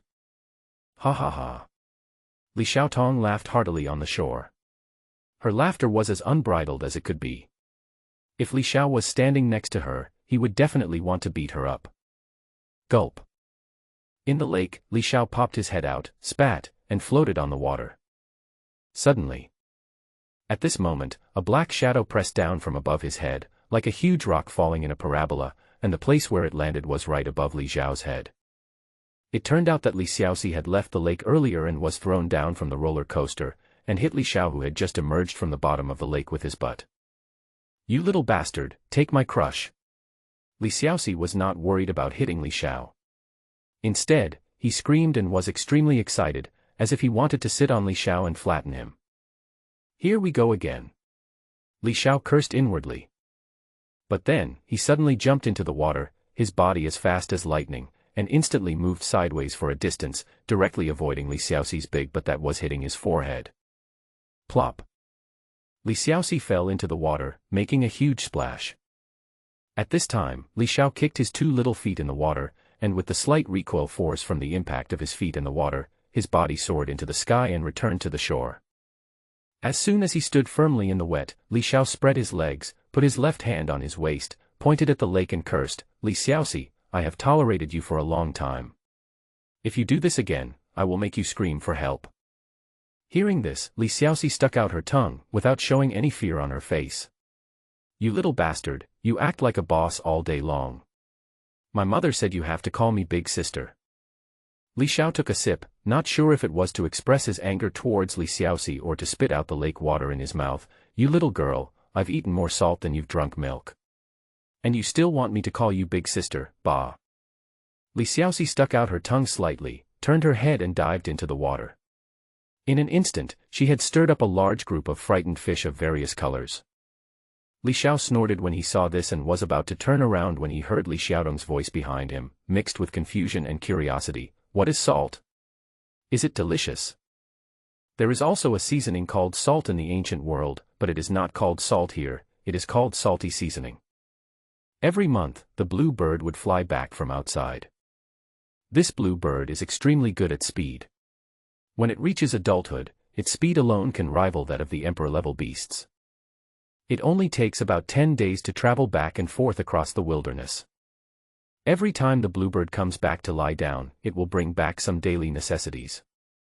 Among them are salty ingredients. Whenever Li Xiao grills, he always adds these seasonings, but Li Xiao has never used the word salt. Because no matter what delicious food he always makes it himself. This was the first time that Li Xiaotong heard someone curse out loud in anger. She didn't know that salt is a salty ingredient, but she heard it clearly. Li Xiao said that he had eaten more salt than Li Xiaoxi had eaten milk. If salt wasn't delicious, how could he eat so much? Hearing this, Li Xiao turned around and glared at Li Xiaotong, saying angrily, "It's delicious. Next time, I'll give you a whole tank of salt, okay?" Li Xiaotong tilted her head and replied sweetly, "Okay." This sentence choked Li Xiao so much that he was speechless. Too lazy to say anything more, he turned around and walked away. As he walked, a cloud of mist rose from the skin of Li Xiao, who was only wearing a pair of shorts, and dissipated with the wind. In just a moment, all the water stains on Li Xiao's body were dried up by the boiling hot blood in his body. Li Xiaotong turned around blankly, following Li Xiao's back as he walked away, tilting his head. "Where are you going?" "Li Xiao, find a place to bury yourself." "Li Xiaotong, is it okay not to bury it?" "Li Xiao, if I don't bury you, don't bother me." "Li Xiaotong, I don't bother you." Li Xiao turned around. "You are so kind, thank you." But before Li Xiao could finish his words, a gray object flew in front of him. Li Xiao was startled and subconsciously reached out to catch it, thinking it was a hidden weapon. Li Xiaotong shouted, "Roast the mountain rabbit for me, and I promise not to bother you." Li Xiao's forehead was electric. "Don't you know, this is annoying me again." Li Xiaotong smiled sweetly and said, "You don't have to make it, but I'm telling you, this is what my mother wants to eat." Li Xiao snorted, "Don't think your mother is in good shape now. If she keeps eating like this, she will definitely become fat in her later years." At this time, Li Xiaotong tilted her head and looked at Li Xiao with a grin. Li Xiao was familiar with this expression, and his whole body froze again. He turned around slowly, and in front of him was Gu Shishir, who was standing there nibbling on a pancake. Li Xiao felt a little desperate. "Why are you all so elusive? Can you make some noise? Don't scare me like this." Gu Shishir chewed her lips and said, "What are you afraid of? I won't punish you." Li Xiao was so happy to hear these words. He was about to say something like, "The mistress is too tolerant to argue with the younger generation," but the next line of the ancient poem made him swallow his words back. "But you have to go to the mountains today and hunt down 100 wild animals. Roast them all for me, and make sure they taste different." Gu Shishir said this with a harmless look on her face. "If you can't do it, then you have to take responsibility for what you said just now." Hearing this, Li Xiao's face turned dark. He would not doubt the consequences of Gu Shishir's words. Last time, he did not do as she said, and in the end, Gu Shishir tortured him for several nights in her childish and special way. He felt worse than death. Thinking about it now, he still gets a chill. Li Xiao ran to the nearby mountain without looking back. "I will do it." The compound was located in a large canyon surrounded by high mountains on all sides. In some high mountains, among the green pines, there are waterfalls that flow down like clouds that scatter the sunlight, making a clattering sound. The waterfalls are not large in area, more like a water curtain. They gather into streams under the canyon and eventually flow into the big lake. Li Xiao ran into a nearby mountain. Soon, his small figure disappeared into the dense ancient forest. The next moment after Li Xiao entered the mountains, Li Xiaoxi suddenly jumped out from the bottom of the lake, landed at the edge of the lake, and then stretched out his short legs to chase in the direction Li Xiao left. As she ran, the blood in her body surged and boiled, and after a moment, white mist emanated from her body. Her delicate skin, as white as onion skin, and her clothes were no longer covered with water. Her hair, which was originally stuck to her shoulders with water, suddenly flew up in the strong wind caused by her running. After a while, Li Xiaoxi also disappeared into the dense forest. Seeing Li Xiaoxi following, the other children also became curious and followed one after another, either happily leaving the water wheel turntable or calmly jumping off the pirate ship and the carousel and running quickly into the mountains. Li Xiao put away his smile, tilted his head, and without saying anything to Gu Shirshir beside him, he stood up and rushed into the mountains. Although these children and Li Xiao often fight and curse at each other, they actually have a very good relationship. It is precisely because of their good relationship that they do not worry about each other and have a lot of fun. They know in their hearts that they do this just for fun and will not hurt their feelings. These naughty kids. Gu Shirshir was stunned and paused, her hand holding the pancake. The next moment, she disappeared right where she was. Li Xiao was naked, wearing only a pair of shorts and barefoot, walking in the quiet forest, looking around. He seemed to be completely unaware of the dangers lurking in the ancient forest. Instead, he felt like he was walking in his own back garden, taking a leisurely stroll. Li Xiao had often come to this mountain area in the past 6 years and had never encountered any ferocious beasts. However, as he came here so many times, his guard had weakened. At this time, there were many ancient trees surrounding him, almost every one of them was as thick as the waist circumference of 2 adults. Li Xiao walked barefoot on the ground, which was covered with a layer of fallen leaves as thick as a cotton pad. Instead of feeling uncomfortable when walking on it, he felt warm and comfortable. The large rocks exposed were covered with damp moss. Ahead, every 10 or 2 feet, there is a dead old tree lying across the ground, scattered in all directions, like an old wooden bridge in the forest.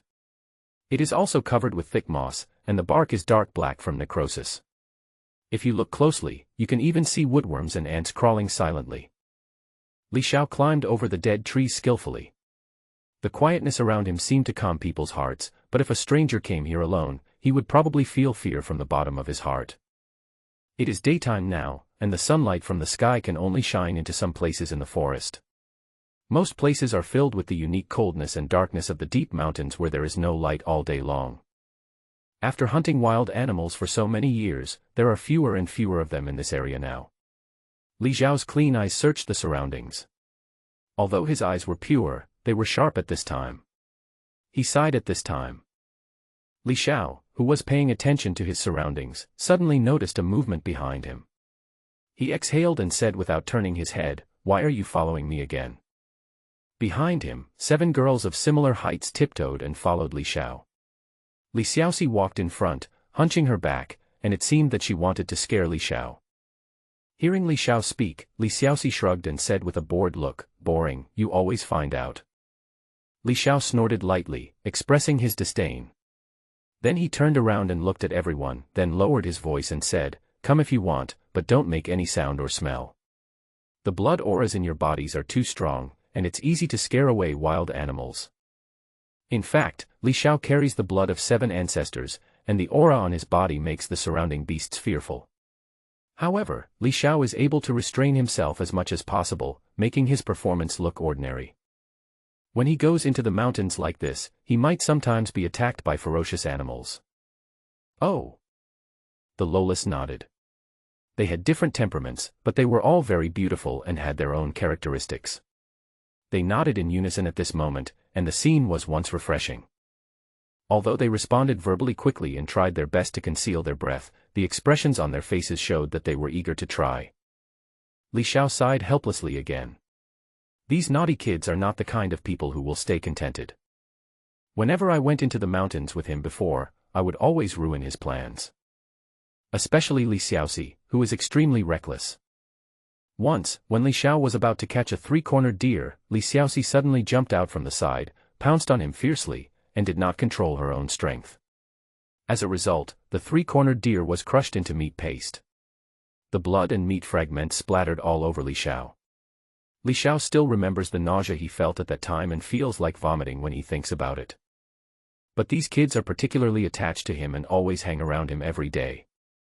After looking at everyone again, Li Xiao turned around, then nimbly climbed over the mossy crossbar and headed further up the mountain. Among the dense ancient trees, there is an ancient tree that requires 2 people to hug and is wrapped with old vines as thick as arms. At this time, 2 large black birds were standing secretly behind the vines of the ancient tree, staring at Li Xiao and the others with sharp eyes, but their necks were retracted into the thick feathers, and they did not dare to make any sound from their whole body. Not until Li Xiao and the others walked away did the two blackbirds' tense bodies finally relax as if in a humane way, and they finally dared to stretch out their necks, but their eyes remained vigilant. Suddenly, whispers came from between the two birds, and communication between birds and beasts began. The beasts that can communicate are not ordinary. They must be at least spiritual beasts at the Tao Palace level, or holy beasts at the Linghai level. Quack, this group of humans actually walked out of Death Valley safely. How terrifying. Where do they come from? Quack, don't be so loud. Do you want to die? If you want to die, don't drag me down with you. Quack, quack, it was obviously you who was louder. Quack, it's you. Quack, try talking back again. Quack, quack, yes, ah. A slightly larger blackbird let out a whimper and was grabbed on the head by a claw of the slightly smaller blackbird next to it. It screamed in pain, but immediately stopped the sound with a look of panic, and retracted its neck into the thick fur, looking vigilantly in the direction where Li Xiao left. But Li Xiao had already gone far away by now, and the commotion here did not attract his attention. Gua, there are powerful humans in the Emperor realm who are clearing the wilderness and conducting a carpet search, as if they are looking for something. It's not safe outside anymore. Perhaps Death Valley is the only safe place. Quack, that's right, the more dangerous the place, the safer it is. Quack, then let's hide here. Soon, Li Xiao walked a long way out of the canyon where the compound was located. Along the way, he caught more than 10 prey, which he kept in a storage ring given to him by Su Su Su. What Li Xiao hunted were only weak spiritual beasts or ordinary beasts. Although this area is located deep in the wilderness, it is strange that there are few powerful beasts in the vicinity. Instead, there are mostly weak spiritual beasts and ordinary beasts. But today, Li Xiao encountered very few, even though he had walked a long way. Strange, where have all the wild animals gone? Li Xiao frowned slightly. Logically, there should be more wild animals so far away from the valley. The surroundings were as quiet as ever, but this quietness at this time seemed to reveal a weirdness that made people feel vaguely uneasy. Li Xiao was very familiar with this forest, and he quickly noticed something strange. The pupils of his eyes suddenly shrank slightly without being noticed, and a sense of alertness arose in his heart, but the expression on his face did not change at all. He still looked innocent and clean, like a mountain elf who was at peace with the world. They walked among lush vines with thick and twisted branches. Countless old vines were intertwined and hung on the surrounding giant trees. The vines were so dense that it looked like dense strips of aquatic plants were hung between the branches, wrapped around the tree trunks, connected into one piece, blocking the sunlight and creating a curtain wall made of vines. With Li Xiao and his companions' small bodies, they are almost invisible when walking in this world constructed by vines and ancient trees, but they also cannot see their surroundings clearly and can only rely on their keen senses to explore. In the ancient world, the initial realm of a cultivator is the blood-tempering realm to lay the foundation. This stage is extremely important. Many talented descendants of ancient families would rather work hard in this field for many years to push their own potential to the true limit, until there is no room for improvement. Only then will they choose to break through to the next level. Because the blood-tempering realm is like the foundation of a huge building.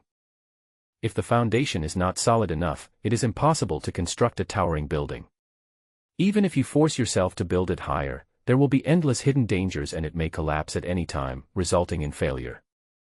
However, if the foundation of the blood-tempering realm is not solid, the difficulty of advancing to a higher level in the future will increase greatly, and it may even be hopeless. Even if one is a genius, if he does not pay attention, he will not be able to reach the expected level of cultivation and realm. But if the foundation of the blood-tempering realm is solid enough, then in the future, cultivating the Spirit Sea realm, Tao Palace realm, and even the Saint realm, Divine realm, and Emperor realm will be much easier than for those with a weak foundation. The speed of cultivation will also be astonishingly fast. The strength is also far stronger than those at the same level. The higher the level of the blood-tempering realm, the easier it will be to practice later.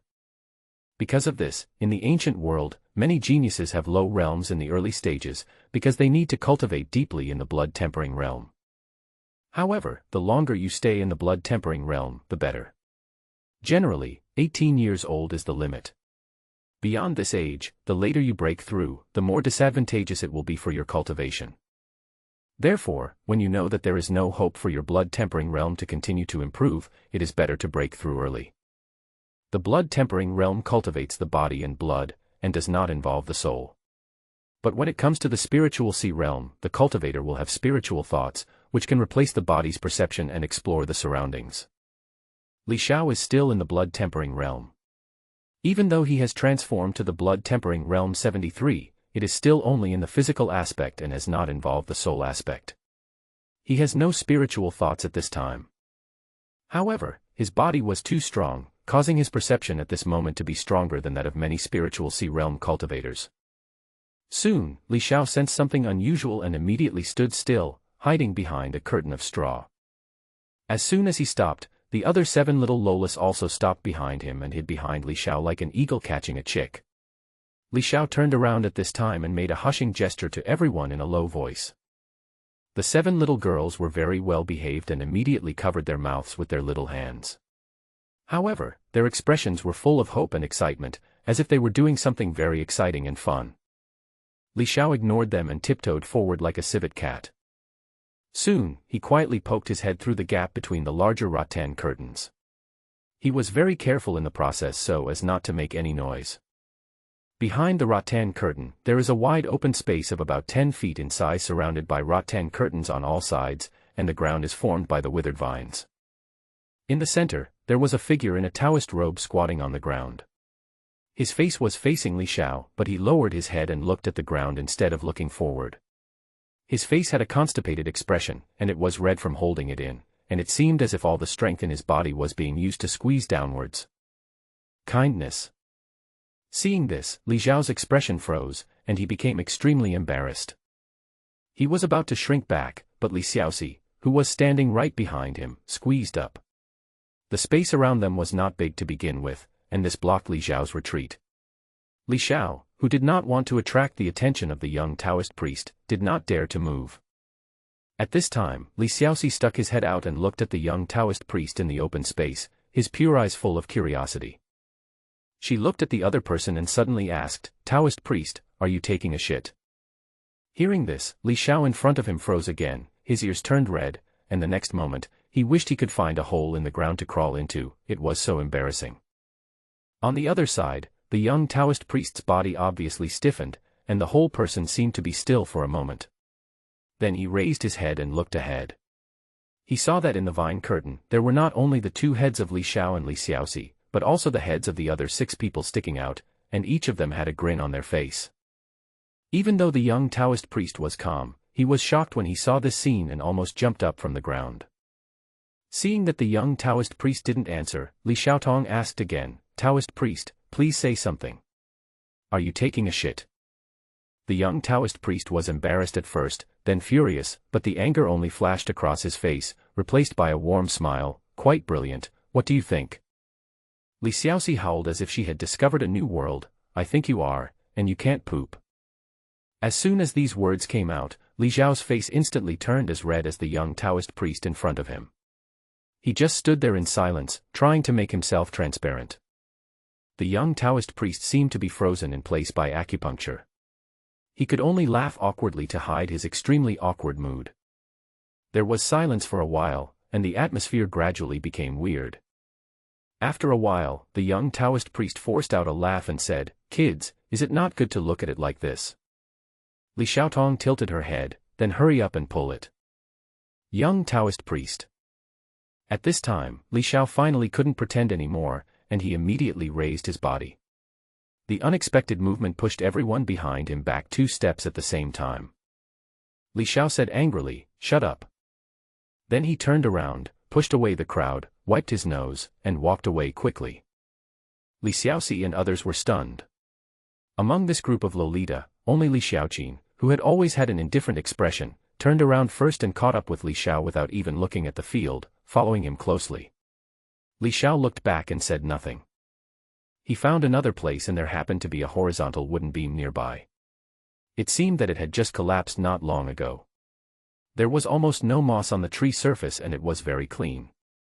So he sat on it directly, supporting himself with his hands and swinging his legs, but his eyes were looking in the direction of the Taoist priest. He was not in a hurry to leave. Li Xiaoqing glanced at Li Xiao. Without asking or saying anything, she lifted her buttocks and sat on the horizontal bar, next to Li Xiao. Her cold expression made her seem a little bit well-behaved. Soon, the other little girls also trotted back to Li Xiao, pushing each other to sit on the horizontal bar. Li Xiao seemed a little impatient, frowning, but he didn't say anything, but his bright eyes narrowed, revealing a depth that didn't match his appearance.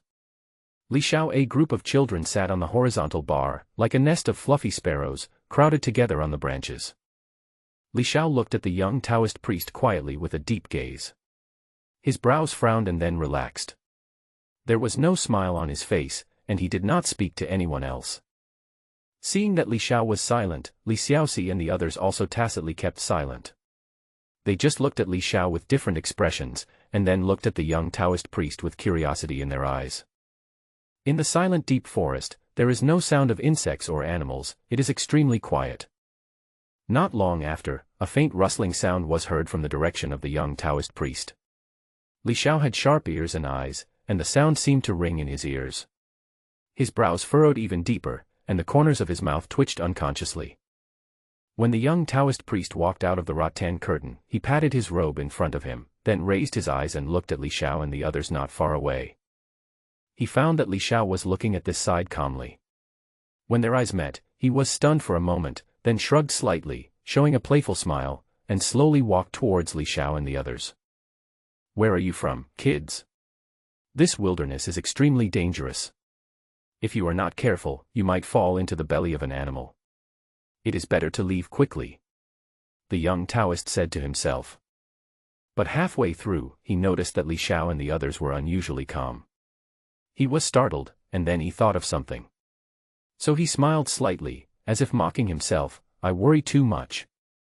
After saying that, he walked towards Li Xiao and his group, lowered his head and looked around, fixed his gaze on a moss-covered stone, and then sat down on it by himself. He didn't even mind the dirt, nor did he feel the damp moss was cold on his butt. Li Xiao looked at him, the runes in his eyes flashed secretly, and he was slightly surprised. A Taoist monk dares to go deep into this wilderness. After cultivating the mother energy of all things, Li Xiao's body evolved into the 5 great emperor bone magical powers. Among them, the skull magical power is called Ninefold Pupils.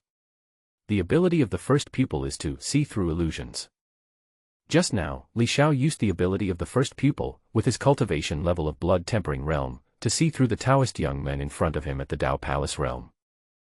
Li Xiao was silent just now, but in fact, he had already secretly used the ability of the first pupil of the 9 pupils. Now that the young Taoist priest was in front of him again, Li Xiao just used it again to confirm. Because the Taoist priest in front of him is not simple at all. His physique is extremely special.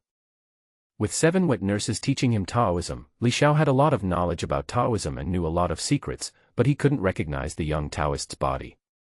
He was obviously poisoned by the 9-tailed scorpion, but he didn't die suddenly.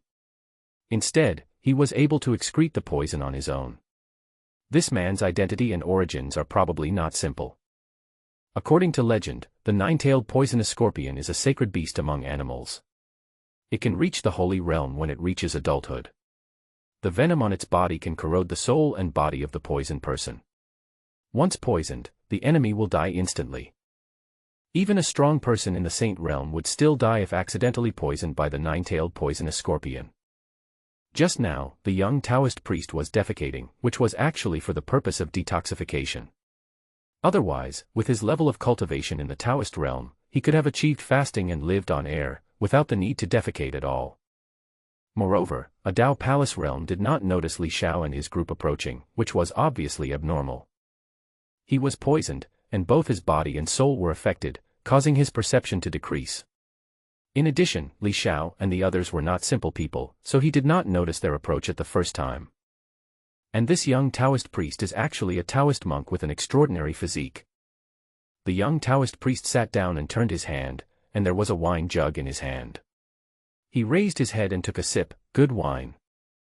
Li Xiao looked at him silently, put away his inner thoughts, and said with an unchanged expression, "You, a Taoist priest, are actually drinking." The young Taoist priest disagreed. "What's the big deal? I can cultivate the Tao in my heart." Li Xiao was surprised for a moment, thinking that this Taoist priest had such a high level of ideological awareness. Then he asked calmly, by the way, Taoist priest, where did you come from? The young Taoist thought for a moment and said with a smile, Zhongzhou. After saying that, he took another sip of wine and smacked his lips comfortably. Glancing at Li Xiao, he raised the wine pot and asked, want a sip? Li Xiao did not move. The young Taoist priest smiled and said, this is from me.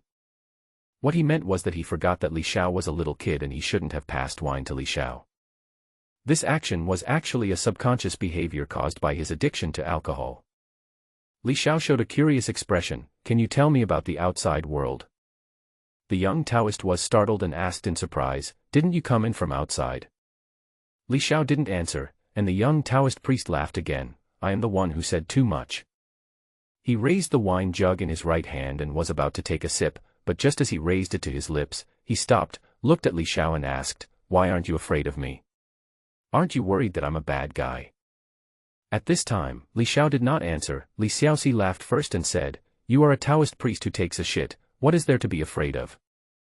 The young Taoist's face froze, and then his ears turned red, he was very embarrassed. He chuckled again. Li Xiao's face was calm, you are a good person. Hearing this, the young Taoist priest seemed to have found a way to ease the embarrassment, and said in surprise, let me tell you, little brat, not all Taoist priests are good people. Li Xiao smiled, but you are. The young Taoist was startled, then took a sip of wine and shook his head, naive. Li Xiao grinned and smiled without saying anything. In fact, the first pupil of Li Xiao's ninefold skull magical power can see through false moves. It can not only see through the opponent's cultivation level, but also capture the opponent's mental fluctuations. This does not mean that one can see through one's mind, but it does mean that one can sense the fluctuations in one's mind and roughly judge one's inner emotions. Just now, the Taoist priest had no murderous intent in his heart. Li Xiao asked curiously again, you haven't answered me yet, what is the world like outside now? Have you ever heard of the Yaoqi Holy Land in Zhongzhou? In the past 6 years, Li Xiao has not left the great wilderness, and although the 7 wet nurses have taught him, they only told him common sense, such as the realm of cultivation, the major forces in the ancient world, various extraordinary physiques, treasures, and so on. The 7 wet nurses did not reveal a word about what was happening outside the ancient world. In particular, Li Xiao really wanted to know how the holy maiden of the Yaoqi Holy Land who had obtained his original piece of the great emperor's bone was doing now. Was she superior to her peers in this life and famous in the ancient world? Although he was a soul traveling across time and not the original owner, this obsession was engraved in the original owner's body. As time went by, it had an impact on Li Xiao, who had lived 2 lives as a human, and thus established this cause and effect. Therefore, he really wanted to know, how extraordinary could the Holy Lady of the Holy Land be now after occupying his bones? Outside. The young Taoist looked at Li Xiao deeply, then showed his signature warm smile, I come from Zhongzhou, so I know about the Yaoqi Holy Land, one of the 7 holy places. What do you want to know? The young Taoist was very easygoing and was willing to talk to Li Xiao as a friend. He did not act like an adult, and they seemed like big and small friends. Li Xiao's heart moved slightly, and he asked, I want to know, among the younger generation of Yaoqi Holy Land, are there any extraordinary geniuses? Hearing this, the young Taoist raised his eyebrows, and then his eyebrows danced with joy, as if he had endless things to say. He took a sip of the liquor and said with a smile, I may not be able to answer other questions you ask, but I can talk about this. The Yaoqi Holy Land is now truly extraordinary. This generation has produced an unparalleled evildoer. Li Xiao's face was calm, tell me about it. Seeing Li Xiao's reaction, the young Taoist was stunned and couldn't help but look at Li Xiao deeply. Li Xiao's performance made him, who was very sensitive, feel like he was not a child. But this thought only popped up in his mind, so he ignored it. The young Taoist priest showed an envious expression at the right time and said, Kid, don't be discouraged by what I said. It is said that the current saintess of Yaoqi Holy Land has both the great emperor's bone and the causal holy body, and her aptitude is extraordinary. When he was 3 or 4 years old, he broke through the limit in a few days and reached the 13th level of forging, creating the first good story. In the next 6 years, he broke through his own limit continuously, and now he has reached the amazing 18th level of forging, creating the second good story. As he spoke, the young Taoist couldn't help but sigh, forging 18. Back then, the youngest top-level powerful person in the ancient world, Li Xiao, who was unrivaled in talent, only reached forging 18 in the blood forging realm. Li Xiao is Li Xiao, and the others know it. Normally, the 7 wet nurses would talk about it with pride more than once. But outside, most people dare not call Li Xiao by his name, but respectfully call him Li Xiao. Sword immortal means the immortal of sword. When they heard the young Taoist mention Li Xiao, the 7 lowless looked at each other with smiles in their eyes, and a hint of pride was revealed deep in their eyes. But including Li Xiao, no one interrupted the young Taoist priest, but looked at him seriously. Feeling the gazes of the crowd, the young Taoist priest's expression gradually became excited, like a storyteller on a street corner telling a wonderful plot and being listened to attentively by the audience. He glanced around at the children on the crossbar and asked in a suspenseful tone, "Do you know how the holy maiden of Yaoqi Holy Land compares to the powerful Li Xiao?" Li Xiao suddenly said loudly and crisply, "What can I do? My mother said that talent is only one of the factors that make one a great person." The young Taoist was stunned, perhaps because he did not expect Li Xiao to react like this. He smiled and said, "Kid, that's right.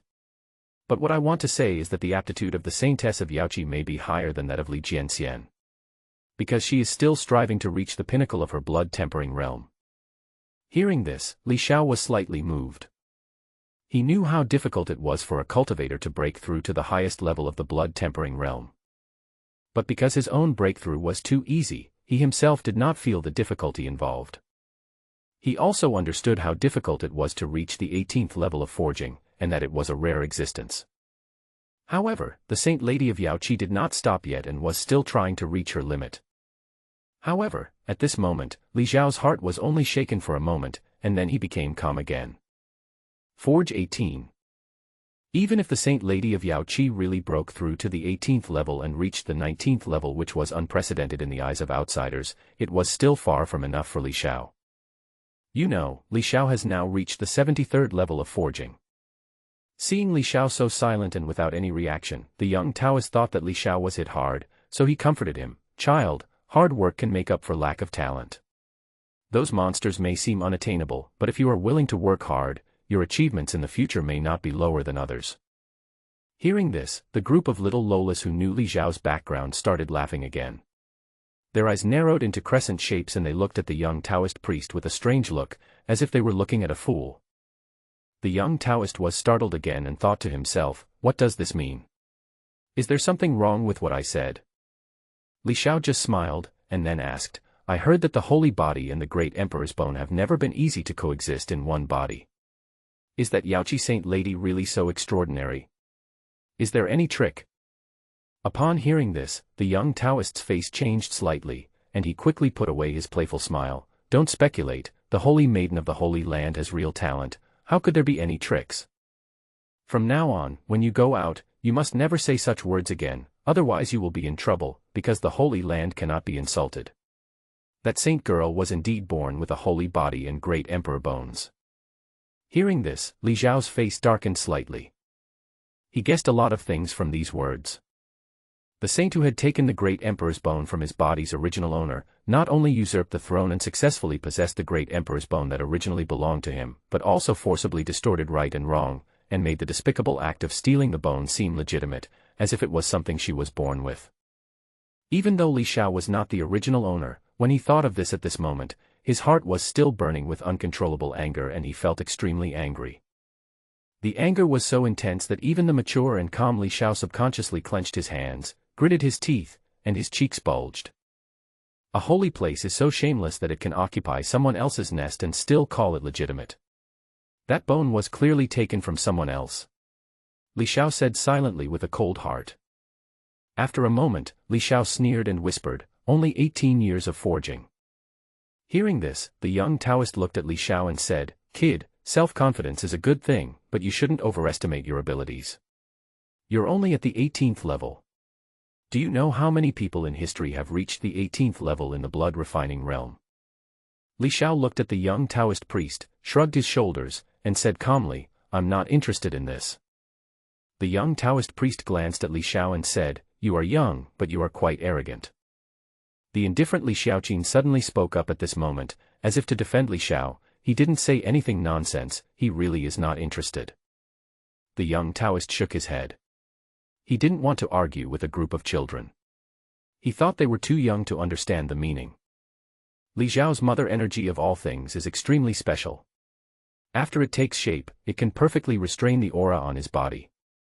Therefore, the young Taoist priest who was in the Taoist palace realm just now only thought that Li Xiao was very ordinary at this time, but he also knew that this was just an appearance.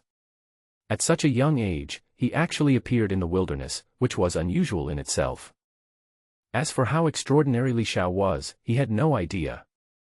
However, he was able to sense the special bloodlines of Li Xiaoxi and the others, but he did not point it out. Among this group of people, he felt that Li Xiao was the one with the worst qualifications, but Li Xiao's tone was the most arrogant. The little brat is just good at boasting and has no idea how high the sky is or how deep the earth is. Li Xiao did not continue to talk about this, but asked politely, "By the way, Taoist priest, what should I call you?" The young Taoist took a sip of wine and said calmly, "My surname is Zhang, my given name is Xiling, and my Taoist name is Fai." Li Xiao showed respect on his face at the right time, "So you are Master Fai." "I am so sorry." Zhang Xiling curled his lips after hearing this, touched his nose, then shrugged and said, "Why call me Taoist priest? Call me Brother Zhang." Li Xiao's reaction after hearing this was beyond Zhang Xiling's expectation. He glanced at him and asked disdainfully, "How old are you this year?" Judging from his tone, he seemed not very happy to call the young Taoist priest Brother Zhang. In fact, Li Xiao was 28 years old before he traveled through time, and he has been in the other world for 6 years. So, his soul and heart age is already 34 years old. The 7 wet nurses are all divine beasts. They look young, but thanks to their achievements in practicing Taoism, they are actually very old, more than 1,000 years old. Such antiques are ancestors on Blue Star. Li Xiao calls them wet nurses with a sincere heart. But the young Taoist in front of him looked to be in his early 20s, and with his 9-fold pupils, Li Xiao could tell that his actual bone age was only around 20 years old. Li Xiao called him Taoist priest because of his status. It's like teachers in the previous life. When parents of children meet them, they call them teacher, at most with a surname in front of the name, but it doesn't necessarily mean that the teacher is older than the parents. So, when Li Xiao was asked to call the young Taoist priest Brother Zhang, he felt uncomfortable and was not very willing to do so. Zhang Xiling looked at Li Xiao strangely and thought to himself, "You little brat, is there anything wrong with calling me Brother Zhang?" Zhang Xiling looked Li Xiao up and down, "What do you care how old I am? It's absolutely right for me to call you Brother Zhang." At this time, Li Xiaoxi next to her twitched her beautiful nose, like a little adult, and said crisply, "Master, don't mind it. My little Ba likes to act like an adult on weekdays. It's an old habit. You just have to get used to it." Zhang Xiling straightened his back and uttered, "Oh," in a long tone, as if to say, "So that's it." Li Xiao was embarrassed. He reached over Li Xiaoqin beside him and hit Li Xiaoxi, who was sitting there, hard on the back of her head. Li Xiaoxi screamed in pain and turned to look at Li Xiao. Her little face was full of anger and tears in her eyes as she glared at Li Xiao. She is very angry. Li Xiao ignored her and turned to look at Zhang Xiling, changing the subject. "By the way, Taoist Fa, according to what you just said, doesn't that mean that the Saintess of Yaoqi Holy Land is the best among her peers?" Zhang Xiling took a sip of wine silently, looked at Li Xiao and said, "Almost." Li Xiao found it incredible. The ancient world is vast and boundless, with talented people. In the land of Zhongzhou, there are 7 holy places from ancient times, and the 5 states have ancient families with ancient heritage. Among them, there is no talent who can compare with that saint girl. Zhang Xiling sighed. If she didn't have that extra bone, there would be people who could match her. But now, she has the holy body and the great emperor's bone, which makes her superior to other geniuses. Li Xiao was silent. Thinking of the holy maiden of Yaoqi, who became famous for her bones, he felt unhappy. Zhang Xiling continued, "In this world, in the holy land of Buddhism, a Buddha with 18 relics was born, who is no less powerful than the sword bone of Li Jianxian back then. In the holy land of reincarnation, a reincarnation saint was born, who was born to control the power of reincarnation and has an astonishing fighting power. As for the Taoist sect in the Holy Land, There is also a Taoist who was born with a body that can be transformed into another's body and has extraordinary talent. Originally, in this life, this Taoist should have been invincible in his generation. Unfortunately, now this reputation and status have been taken away by the Saintess of Yaoqi, and the limelight has been completely suppressed. Other self-existent body. Li Xiao was shocked when he heard this.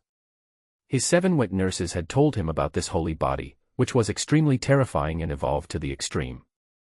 He could transform himself into thousands of clones, each of which was his true self. He didn't expect that someone with this kind of physique would be born again in this life. Putting away his inner surprise, Li Xiao asked, "Then Master Fae, since you are from Zhongzhou and dare to go deep into this wilderness, you must have a good cultivation base. Are you also from the Taoist sect?" Zhang Xiling smiled and drank silently. "I am born stupid, how can I enter the gate of the Holy Land?" After a pause, he put down the wine jug, looked at Li Xiao and said, "You are the ones who are not simple. The children in front of us are only 6 or 7 years old at most, but they appear in this vast wilderness. How dare they do this if they are not protected by super powerful people?" Li Xiao grinned, "We are all wild children." Zhang Xiling snorted, raised the wine jug, and continued drinking in silence. Li Xiao was thinking about something and didn't say anything. Seeing that no one was talking, Li Xiaotong, who had been tilting her head and looking at the wine pot in Zhang Xiling's hand with curiosity, finally couldn't help but ask, "Master, this wine, is it delicious?" Zhang Xiling looked at him, shook the bottle, and said, "The most delicious food in the world." Li Xiaotong's face suddenly became excited, and saliva unconsciously flowed out from the corner of her mouth, but she noticed it the next moment and sucked it back. The whole action seemed familiar, very similar to her mother Gu Shishir. Li Xiaotong slid down the crossbar with her buttocks and trotted to the front of Zhang Xiling. She didn't look at Zhang Xiling, but stared at the wine pot in Zhang Xiling's hand. "Master, let me have a taste too." When Zhang Xiling saw the look on Li Xiaotong's face, a thought popped into his mind, this is a foodie. Hiding his hand holding the wine slightly behind his back, Zhang Xiling said with a smile, "Good wine needs to be tasted. If you don't know how to taste it, it's a waste." Upon hearing this, Li Xiaotong immediately became angry. She thought Zhang Xiling was stingy and refused to share with her. Li Xiaotong waved her little hand, took out a large pill, and handed it over. "I'll exchange this with you. I won't drink too much, just 1 sip." Zhang Xiling didn't take it seriously at first, and was about to take another sip. However, just as he put the wine bottle to his lips, he saw the big medicine in Li Xiaotong's hand from the corner of his eye. He trembled all over, his eyeballs bulged, and his hand holding the wine shook. "Is this a god-level medicine?" Zhang Xiling almost dropped his jaw and jumped off the stone. She thought that Li Xiaoxi couldn't come up with anything good, probably just some children's food like candied haws and biscuits that little kids liked, so she was full of disdain. As a result, what appeared before his eyes was actually a divine medicine. "I eat this kind of food every day and I'm tired of it." Li Xiaotong said nonchalantly, "If you like it, take it, but you have to give me some wine. Invisible Versailles is the most deadly." Zhang Xiling was stunned when he heard this. He looked at the wine in his hand and suddenly felt that it didn't smell good anymore. God-level medicine, eaten as a snack. What kind of family situation is this? Do you want to change it? Li Xiaotong held the medicine in one hand and handed it to Zhang Xiling, her eyes full of expectation. Looking at the divine medicine right in front of him, Zhang Xiling's fingers trembled slightly and he instinctively wanted to stretch out his left hand, but he immediately hit the back of his hand with the bottom of a wine bottle to stop his evil thoughts. Zhang Xiling swallowed hard and forced a smile, saying, "No need. If you want to drink, I'll give you a bottle." Zhang Xiling quickly turned his hand, and another wine jug full of wine appeared in his left hand. He handed it directly to Li Xiaotong. Li Xiaotong giggled, put away the medicine, and took the pot of wine without any hesitation. Zhang Xiling's face was filled with pain and he wished he could slap himself. It's a divine medicine, why not take it? Later, Li Xiao, who had come back to his senses, joked, "Master, you haven't cultivated your mind enough. It's just a big medicine, and look what it did to you. I almost vomited after eating this kind of treasure." Zhang Xiling wanted to jump up and point his finger and curse. This is so infuriating. What is just a big medicine? You vomited after eating. Who are you blaming? Do you know that it is a rare divine medicine? This is rare in the Holy Land, and ordinary disciples are not qualified to eat it. Is it not enough to cultivate your mind? If I hadn't cultivated my mind enough, I would have had evil intentions long ago, snatched the elixir, killed you to silence you, and cruelly dumped your bodies in the wilderness. Zhang Xiling cursed inwardly. Li Xiao's words really made him angry. But when he calmed down a little, Zhang Xiling broke out in a fine layer of cold sweat on his back, and his heart sank and he felt a wave of fear. Just now, if he really had evil intentions, I'm afraid the super-powerful person behind these kids would suddenly appear and kill him without hesitation. Thinking of this, Zhang Xiling shrank his neck slightly, then looked around vigilantly. There were dense vines in front of him, and the forest was silent, but there was not a single person in sight. However, Zhang Xiling, who felt guilty, seemed to feel a chill coming from his surroundings like an icy undercurrent. He couldn't help but shudder and let out a long sigh. Li Xiao saw the young Taoist's changing expressions and smiled knowingly, thinking that this Taoist was really interesting. Gurgle. At this moment, a gurgling sound of drinking water was heard in the silence, and everyone turned their heads to look. Li Xiaotong was seen holding the wine jug with both hands, raising it up and taking a sip just like Zhang Xiling did. However, the liquor that entered his mouth was obviously far from what he had imagined. She thought it was some kind of mellow sweet wine, but when she drank it, it was a spicy taste that choked her throat, and her mouth was filled with a bitter taste that was hard to swallow. Because she drank too quickly and too much in one gulp, she ended up coughing violently, bending over and spitting forward. The wine jug was still in her right hand, and she was reluctant to throw it away. Seeing this, Zhang Xiling laughed and said, "I told you before that wine needs to be tasted. If you drink it like this, you won't be able to taste the deliciousness of the wine." Li Xiaotong stood up straight, with transparent water stains hanging from her lips. It was unclear whether it was her saliva or the wine. Her face was wrinkled and she said bitterly, "You stinky Taoist priest, you are lying. This is not delicious at all, it's so unpalatable." Zhang Xiling shook his head, then waved his left hand towards Li Xiaotong, "Come here, I will teach you how to drink." As he spoke, Zhang Xiling tilted his head back and took another gulp of the liquor, looking quite enjoyable. Li Xiaotong, who had just suffered a lot, was half believing and half doubting. She frowned and looked at the wine in her hand. She wanted to say no but was reluctant to do so because she saw that the young Taoist was enjoying it so much. After a long pause, she walked up to the young Taoist priest and said, "Then you say." Zhang Xiling looked at Li Xiaotong with a warm smile, thinking that this little girl was so interesting and cute. She was simply a foodie. Even though she found the drink unpalatable, she was reluctant to throw it away. Zhang Xiling, who was not at all arrogant, patiently taught, "Wine is the most delicious food in the world. When you first drink it, you can't gulp it down like water. Take a small sip at first. Well, like I did, take a sip gently, then slowly put it down your throat, and carefully feel the aroma of the wine. Over time, you will fall in love with wine." As he spoke, Zhang Xiling demonstrated the movements very patiently, as if he had found a drinking buddy and was introducing his favorite wine. The foodie Li Xiaotong was very well behaved at this time and started to learn it in the same way. She took a sip, slowly savoring the taste of the liquor in her mouth. It was still a little spicy and bitter, but she could tolerate it and didn't want to vomit. She sipped it slowly, and soon she felt the sweetness of the wine, and she smacked her lips subconsciously. Zhang Xiling smiled and said, "That's right. Just savor it and drink it slowly." Li Xiaotong felt something different and took another sip. As she savored the wine slowly, she gradually discovered that, although spicy, the wine had a unique fragrance. In the end, she could even taste sweetness occasionally. Li Xiaotong was very happy. He returned to the crossbar with the wine jug in his arms, raised his butt, and sat on it silently. She moved her butt to make herself more comfortable, then picked up the wine jug and took a sip. Every time she took a sip, her eyes narrowed into beautiful crescents, which looked very adorable with her chubby face. Seeing this, Li Xiao frowned, wondering if this foodie would get addicted.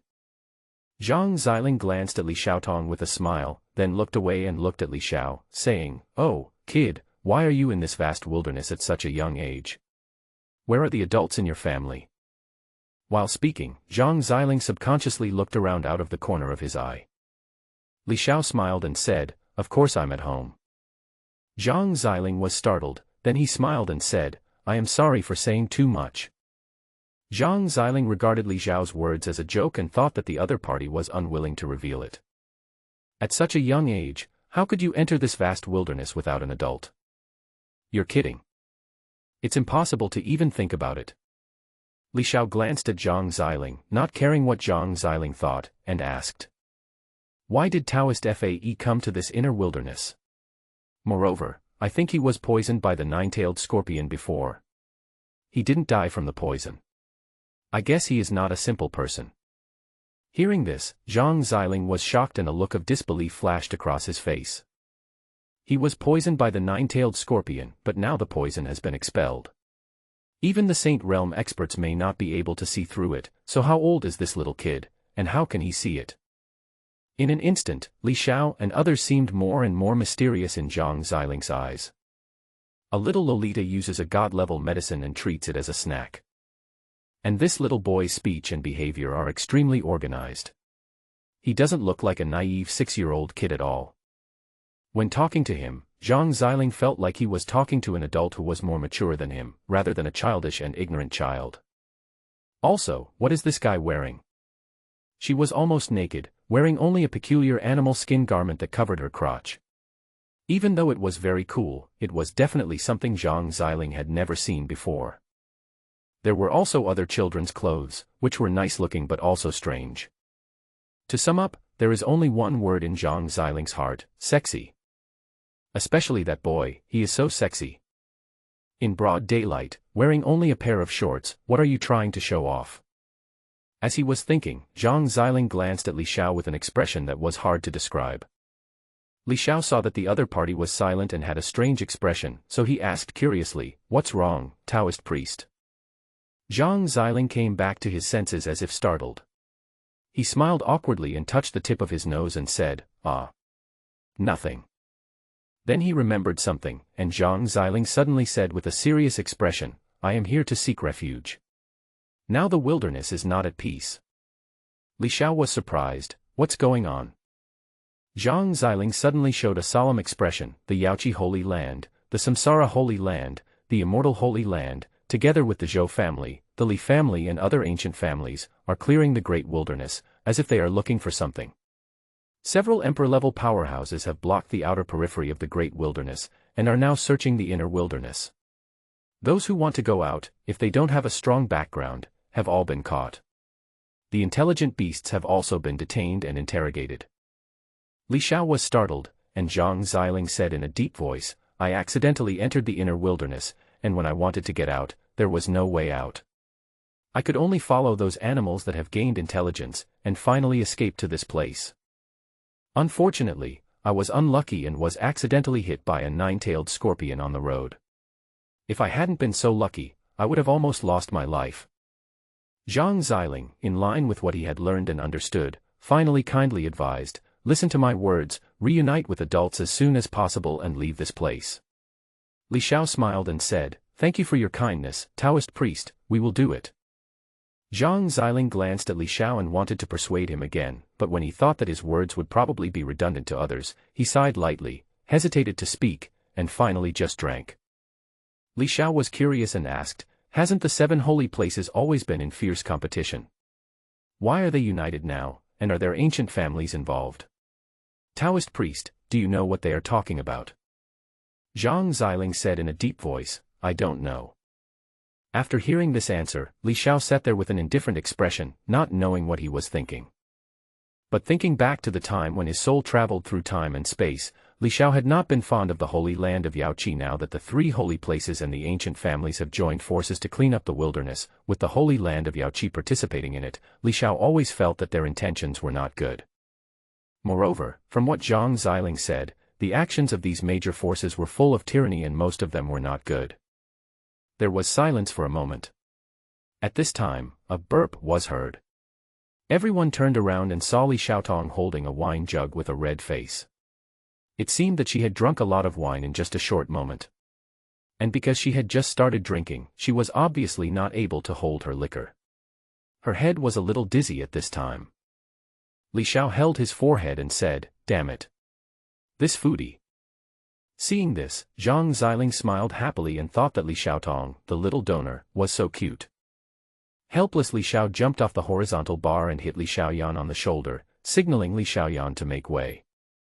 Li Xiaoyan blinked her big eyes and sensibly moved her butt to make room for Li Xiao. Li Xiao then sat down next to Li Xiaotong and stroked her gently to prevent the shaky Li Xiaotong from getting drunk. Seeing this, Zhang Xiling smiled and shook his head. At this moment, Zhang Xiling, who wanted to drink again and had the wine jug halfway raised, suddenly frowned, and his right hand holding the wine jug stopped in midair. His ears moved twice quickly, and the next moment his face changed drastically. "Be careful!" Zhang Xiling exclaimed.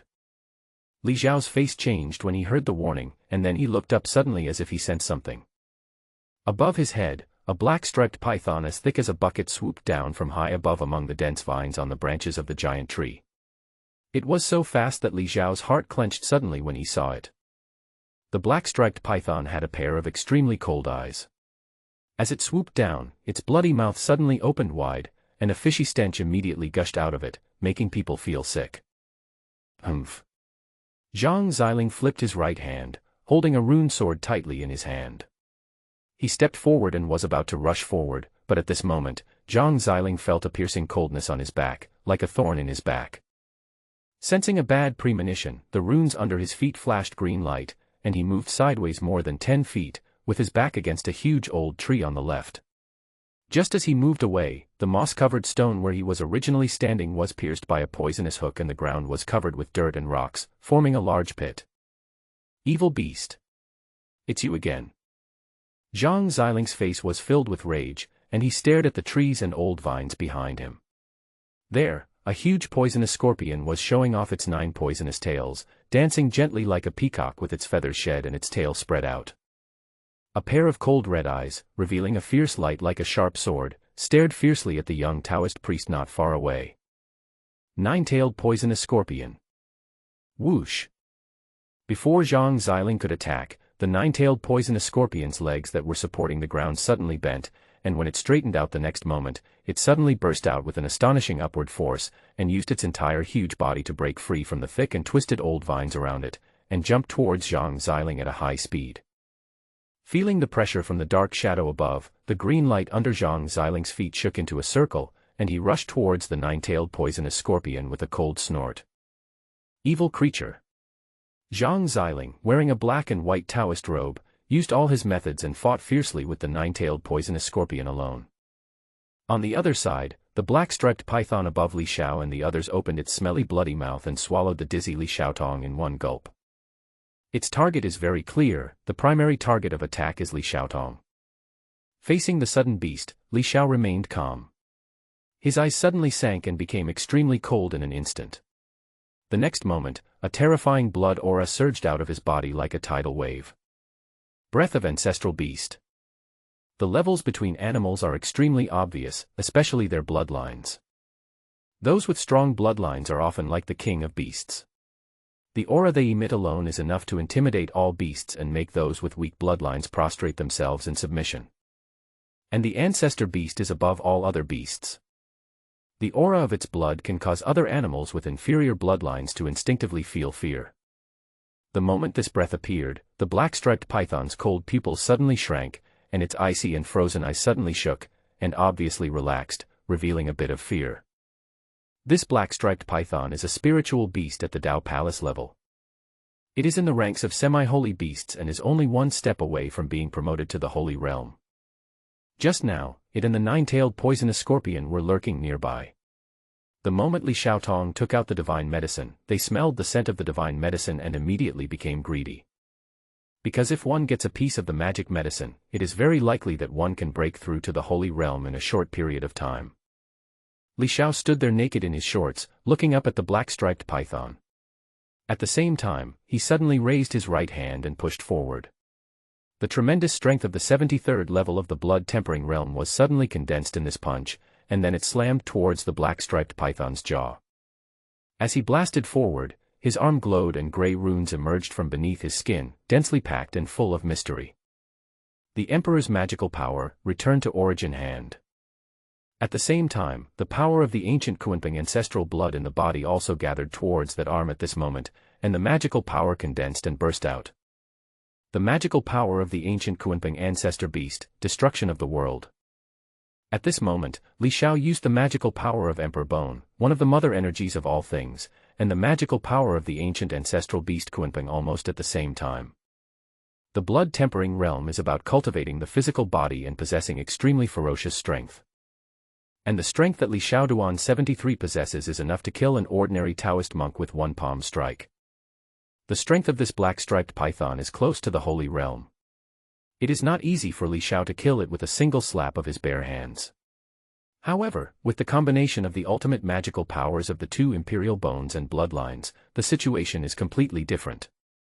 Whether it is the magical power of the Emperor's bones or the magical power of blood, they are all the embodiment of the laws of heaven and earth, allowing living beings to exert part of the power of the laws without comprehending the relevant laws. The magical power of the ancient Kunping bloodline is the ability to destroy the world, which is the ultimate magical power of material attack. The Emperor Bone's magical power, the Hand of Return to Origin, is also an ultimate material attack. It has evolved to the extreme. When it is swung out with one hand, all the worlds return to their origin and become the original point.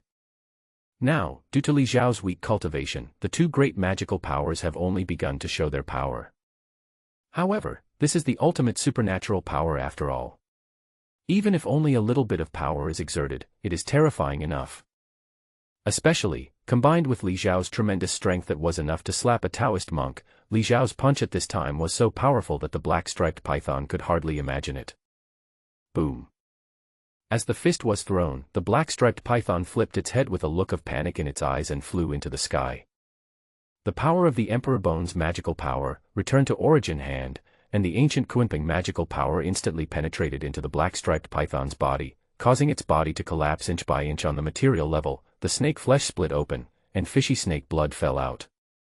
With just one strike, the black-striped python, which was at the Dao Palace level close to the Saint Realm, was seriously injured. Zhang Xiling was fighting fiercely with the nine-tailed poisonous scorpion, but he also kept some attention on Li Xiao. However, he was unable to take care of himself and it was difficult for him to extricate himself to rescue him. He originally thought that even if Li Xiao didn't die, it was because of the appearance of the powerful man behind them. However, when he saw this scene, he was stunned and almost got hit by the poisonous hook of the nine-tailed scorpion again. Zhang Xiling used his sword to force back the nine-tailed scorpion, turned his head and looked at it blankly. This time, his face was full of uncertainty. The scene before him caused a great contrast and shock to Zhang Xiling's heart. Li Xiao's tiny body faced a Dao Palace-level black-striped python as thick as a bucket. He actually raised his glowing fist and smashed the latter's head, causing it to fly toward the top of the tree. How powerful was that punch? Moreover, from beginning to end, Zhang Xiling had never sensed any fluctuation of spiritual power from Li Xiao. This meant that the little boy's realm was either completely above his, making it impossible for him to sense any aura and regarded it as ordinary. But this is obviously impossible. Because Li Xiao was too young, only about 6 or 7 years old, and he himself was already at the Dao Palace realm, completely superior to him, at least at the Saint realm. He is only 6 or 7 years old and has reached the Saint level. How is this possible? Either that, this little boy is at the blood-tempering realm. Only in the blood-tempering realm will one not feel the fluctuations of spiritual power or the powerful fluctuations of holy power. However, if he was at the blood-tempering realm, how could he have managed to knock away the black-striped python, a spiritual beast at the Dao Palace realm, with one punch? Why is his aura so terrifying?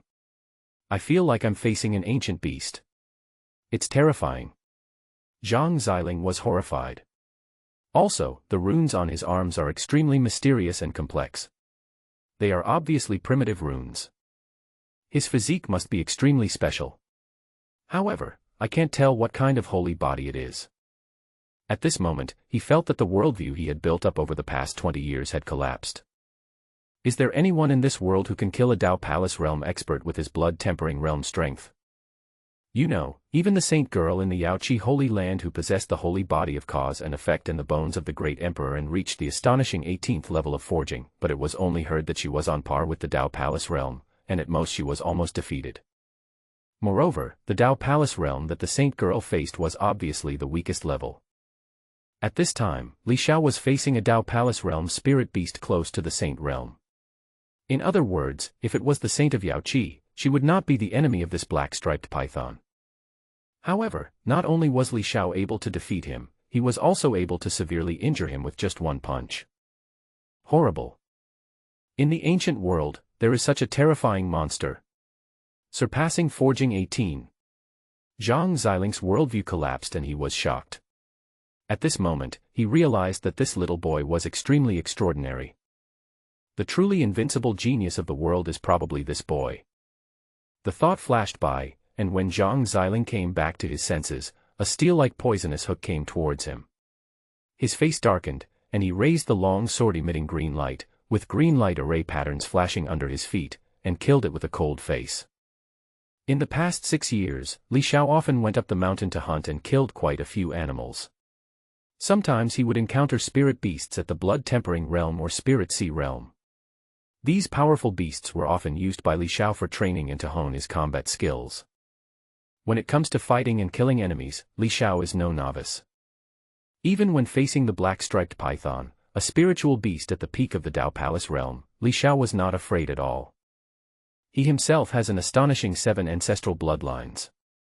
The aura of just one of the bloodlines is enough to intimidate all beasts, let alone the 7 he has.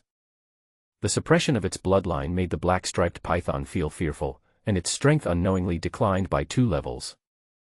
This is because Li Xiao's realm is low, otherwise, if they were both in the Dao Palace realm, this black-striped python would probably be oppressed by the aura of the ancestral beast's bloodline and would not dare to move, and would tremble in fear. As for cultivators with special physiques or special bloodlines, their strength will be stronger even at the same blood forging level. And the stronger the physique and bloodline, the greater the gap in strength. Now Li Xiao has cultivated the mother energy of all things, refined the blood of 7 ancestors, and reached the terrifying blood tempering level 73. This makes his brute force enough to surpass the Dao Palace level. With the help of ultimate magical powers, the gap between him and the Dao Palace realm in terms of secret techniques and control of mysteries has been narrowed. Naturally, this gave Li Xiao the power to kill Dao Palace realm. It can be said that Li Xiao is the strongest blood-tempering stage in the history of the ancient world. He had cultivated the blood-tempering realm to the 73rd level, far surpassing the 18th level. He was unprecedented and probably would never be surpassed in the future. The black-striped python crashed into the treetop, causing countless branches and old vines to rustle. Pulled by the snake's head that was flying backwards uncontrollably, the black-striped python's sturdy body, which was several meters long, passed through the vines like a huge chain pulled by a strange force, and the leaves and vines fell like snowflakes. Finally, the black-striped python swept its slightly thinner tail and wrapped it tightly around a tree trunk, thus stabilizing its body. The next moment, it looked down, its cold dark golden pupils filled with fear and horror, staring at the naked human creature below. It possesses extremely high intelligence and knows very well that a human child of this age should not be so strong. It launched a cautious sneak attack, thinking it could safely devour the little human girl and take away the divine medicine. However, it was hit hard by a punch from the human boy instead. Dark red and fishy blood was still flowing from its head, and it was seriously injured. That was a very terrifying force just now. Under the influence of that strange secret power, the body collapsed like a great destruction and was difficult to stop, while at the same time it condensed its body structure, trying to turn it into a point. Under the pull of the 2 forces, the powerful body of the spirit beast collapsed. This is the power of Li Xiao Yuan's ancient Kunping magical power of destroying the world and the Emperor Bone magical power of returning to the origin. This power, which originates from the most original runes of heaven and earth bestowed upon the bones of the great emperor, possesses incredible mystery. Come here. Li Xiao shouted at the 7 Lolas. Although the 7 Lolas have the ancestral bloodline, they are still too young and their strength is not as abnormal as Li Xiao. The strongest among them was Li Xiaoxi, but he had only reached the 8th level of forging and was not close to the limit. The next was Li Xiaojin, who practiced very hard and had reached the 7th level of forging. The rest were at the 6th level of forging. At the age of 6, he had already reached the 6th level of forging, which was already very strong compared to most humans. Only a few evildoers can be compared with him. Of course, this cannot be compared with a super monster like the Holy Maiden of Yaoqi, who has surpassed the ranks of monsters and only appears once in countless years. Another example is Li Xiao. He started practicing the primitive sutra when he was a few months old. He can be said to have started practicing since he was a baby. His talent is unparalleled in the world. He is a freak and no one can compare to him. The 7 Lolas listened to Li Xiao very much. At this time, they all had serious faces and moved closer to Li Xiao, but they were not afraid. Instead, they bared their teeth and howled at the black-striped python, releasing the aura of the ancestral beast's bloodline in their bodies. Surrounded by the aura of so many ancestral beasts, the black-striped python's huge body couldn't help but shiver, and the fear in its eyes became even stronger, and it seemed that it almost fell headfirst from the tree. The breath of the ancestral beast, it's all the breath of the ancestral beast. The black-striped python was terrified. It never occurred to it that these human cubs actually carried the blood of the ancestral beasts. Before, although Li Xiao and the others restrained their auras and revealed an extraordinary aura, the black-striped python did not dare to think that they were ancestral beasts. After all, not only ancestral beasts, but even divine beasts were extremely rare. Go. The black-striped python, which was as intelligent as a human, suddenly turned around and ran away. It knows very well that behind the cub who carries the blood of the ancestral beast there must be a terrifying elder who is someone that should not be provoked. No matter how tempting the miracle drug is, it is nothing compared to life. Want to leave? Li Xiao, with a cold face, had already formed a murderous intention. Seeing that the black-striped python wanted to escape at this time, he immediately waved his little hand and took out a black frying pan from his storage ring. His feet showed profound runes, which kept glowing, and then he showed an amazing speed and chased after the black-striped python. Today he was going to kill a snake and stew its meat. The leg bone power, one of the 5 great emperor bone powers, was an extremely fast power called the 2 realms leg. In simple terms, when this magical power is developed to its extreme, it can cross 2 worlds in one step. Li Xiaozai has just reached the blood-tempering realm. At this moment, he is activating the leg bone runes to stimulate the 2-world leg ability. He cannot yet cross the 2 worlds in one step, but one step is still several feet away. In the field, under the dense woods, Li Xiao, with his long legs glowing, took a step forward and disappeared on the spot. The next moment, Li Xiao appeared several feet away. With another step, he was several feet away again. At this moment, it seemed as if the distance had shrunk to an inch. Li Xiao took several feet of each step. After only a few steps, Li Xiao caught up with the black-striped python and moved up and down with it at high speed. On the trees, the black-striped python lay across different old trees and quickly rushed away into the distance. It fled very decisively, without any lingering attempt, but at this moment, it was horrified to find a small figure below, with glowing legs and covered with primitive and mysterious runes, catching up with it at a speed that could shrink the distance into an inch. Ah! The black-striped python's eyes were filled with horror. The speed of the naked human boy wearing only shorts was far beyond its imagination. He caught up with him easily. It's time. Li Xiao was seen holding a black frying pan, looking up at the tree, finding the right moment, and stomping his glowing legs on the ground, which immediately created an amazing impact force for his body. He dragged his body up from the ground and rushed straight towards the black-striped python. At this time, the aura of the ancestral beast also enveloped the black-striped python like an undercurrent. What? The black-striped python was horrified. It had just been hit by 2 powerful attacks from Li Xiao and was already seriously injured. Its head was dizzy at this moment and its speed was not as fast as the 5th level at its peak. Now it was suppressed by the aura of the ancestral beast and suddenly dropped 2 levels. At this speed, it could not escape Li Xiao at all. Bang! Li Xiao, who was near the black-striped python, suddenly had a huge black glow from the black frying pan in his hand. Its diameter suddenly expanded from only 1 foot to half a foot in diameter, and it hit the side of the black-striped python's head at a very fast speed like a big pot cover. The black-striped python's body tilted as it fled, and with stars in its eyes, its entire several-meter-long body crashed backwards, breaking any old trees it passed by. After the attack, Li Xiao's body was affected by the gravity of the earth below and fell straight down, but he was so agile that he touched the tree trunks one by one in midair and landed easily with the help of the force. Standing firmly on the ground, Li Xiao tightened the handle of the frying pan in his hand, revealing an even satisfied expression. This frying pan that third nanny refined with the fire of the immortal phoenix is really powerful and very handy. This frying pan is not the weapon that Li Xiao wants. It was just that before, because Li Xiao's cooking skills were so amazing, all the wet nurses applauded and became addicted to the food he cooked. Once, Li Xiao, who didn't want to cook, planned to go on strike on the grounds that he didn't have a frying pan. So the greedy Qi Xianer carefully asked Li Xiao what a frying pan was. Li Xiao didn't care at the time and just described it casually. Unexpectedly, not long after, Qi Xianer personally made this extremely black frying pan for him. According to Qi Xianer's introduction, this pot was made from a piece of Huanyuan Xuanjin left by Li Sanjian, which was smelted and forged with the immortal phoenix divine fire. When refining it, Qi Xianer used the unique blood refining method of the immortal phoenix clan as the forging method, and deliberately incorporated 3 drops of Li Xiao's essence and blood, and finally refined it into this blood-refined divine object.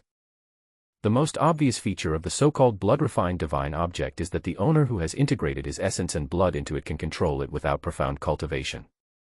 Because under normal circumstances, only when a cultivator reaches the spiritual sea realm and cultivates spiritual power in his body can he use the spiritual power to capture objects and control spiritual tools and Taoist tools. However, blood-refined divine objects, no matter how extraordinary the object is, are not subject to this restriction. Therefore, although Li Xiao was in the blood-tempering realm at this time, he could freely manipulate this extraordinary frying pan made of the rare Huanyuan black iron. Using Huanyuan black iron just to make a frying pan, anyone who heard about it would think it was a luxury and an extremely wasteful act. But this also reflects that the 7 wet nurses are very wealthy, have many treasures on them, and are extremely doting on Li Xiao. Qi Xianer had originally used her unique blood refining method to make this pot for Li Xiao, with the original intention of just making it easier for Li Xiao to cook. This pot can be large or small and can be deformed. It can be used to fry eggs or stew beef. It can cook any prey. After Li Xiao got used to it, he found it very handy. When he was hunting, he would use the pot as a weapon and hit it with a clang, and every time he hit the bottom of the pot, he would catch a prey. At this time, to kill the black-striped python, Li Xiao naturally used this frying pan.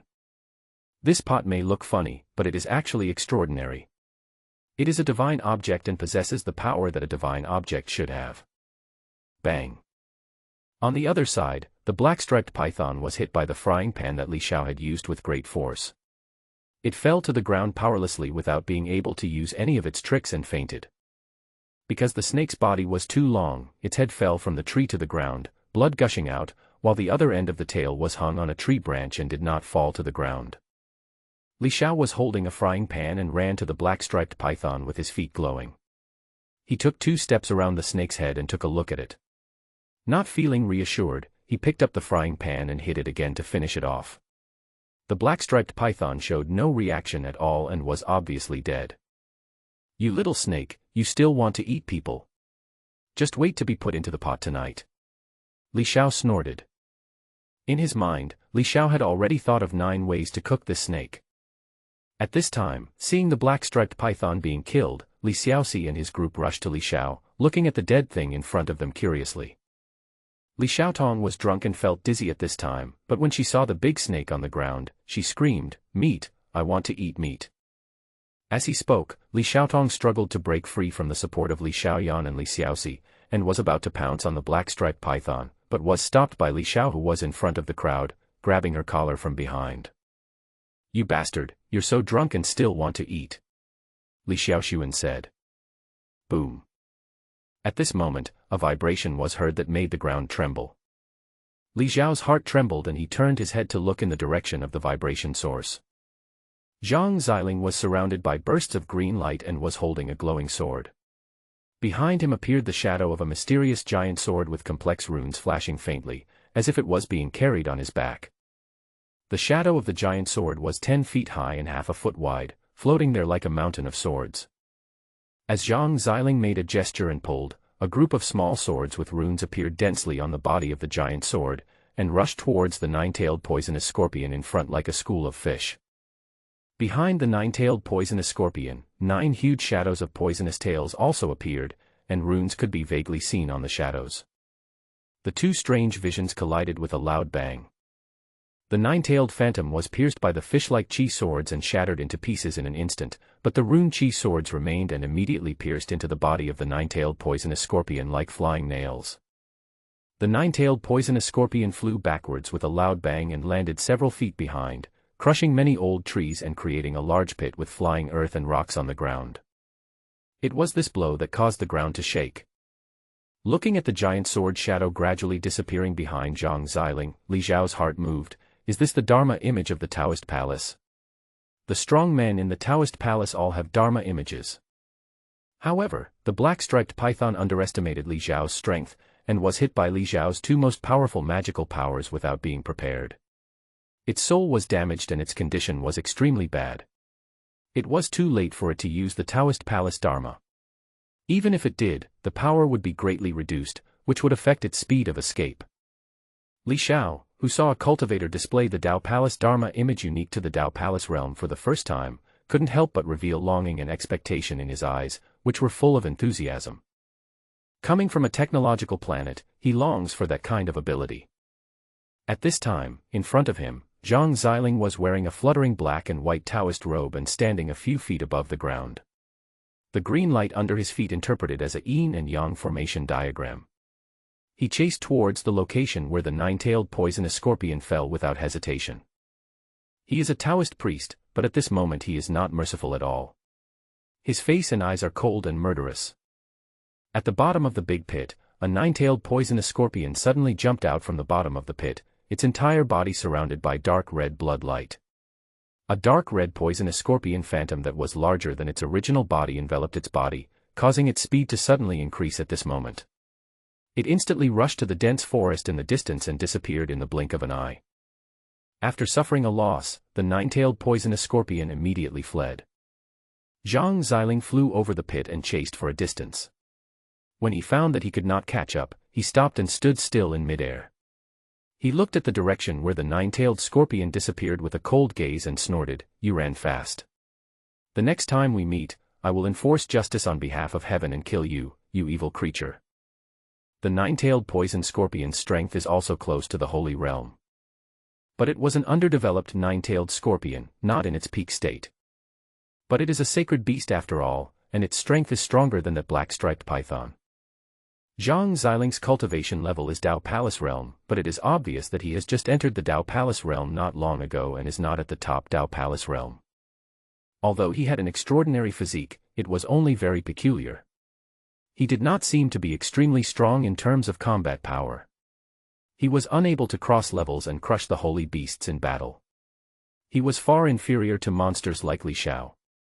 The last time it encountered the nine-tailed poisonous scorpion, it was even more embarrassed than this time. But after the last serious attack, his strength had obviously increased, and this time he used the Taoist Dharma to severely injure the nine-tailed poison scorpion. Not only was he fine after being poisoned by the nine-tailed scorpion, but his cultivation level actually increased greatly after refining the poison. This shows that Zhang Xiling's physique is indeed extraordinary. After looking for a while, Zhang Xiling stepped on the green light formation diagram, flew through the woods, and flew back to Li Xiao and others. Landing in front of Li Xiao and the others' gazes, Zhang Xiling was just about to ask if they were all okay, but he saw the giant dead black-striped python behind them, which immediately startled him so much that his pupils shrank violently. When Li Xiao was chasing the black-striped python, Zhang Xiling was fighting fiercely with the nine-tailed scorpion. At that time, Zhang Xiling did not have the energy to pay attention to the situation on Li Xiao's side. At this time, he found that the black-striped python's head was broken, and it looked like it was killed by a huge brick. Zhang Xiling's scalp went numb and his heart was extremely shocked. The next moment, Zhang Xiling stared at Li Xiao with a terrifying gaze, looking him up and down. He was filled with disbelief. The little boy in shorts in front of him, who was coquettish and looked harmless, actually possessed the strength to kill a peak spirit beast at the Dao Palace realm at the blood-tempering realm. Exaggerate. Zhang Xiling felt that the scene before his eyes was extremely exaggerated and unreal, so he asked Li Xiao knowingly, "Did you kill this black-striped black snake?" Li Xiao shrugged, threw the black frying pan in his hand and carried it on his shoulder. It's just a small snake, is it difficult to kill it? Hearing this, Zhang Xiling was speechless. The black snake was also at the top level among the spiritual beasts. The human cultivators at the same level were no match for this beast.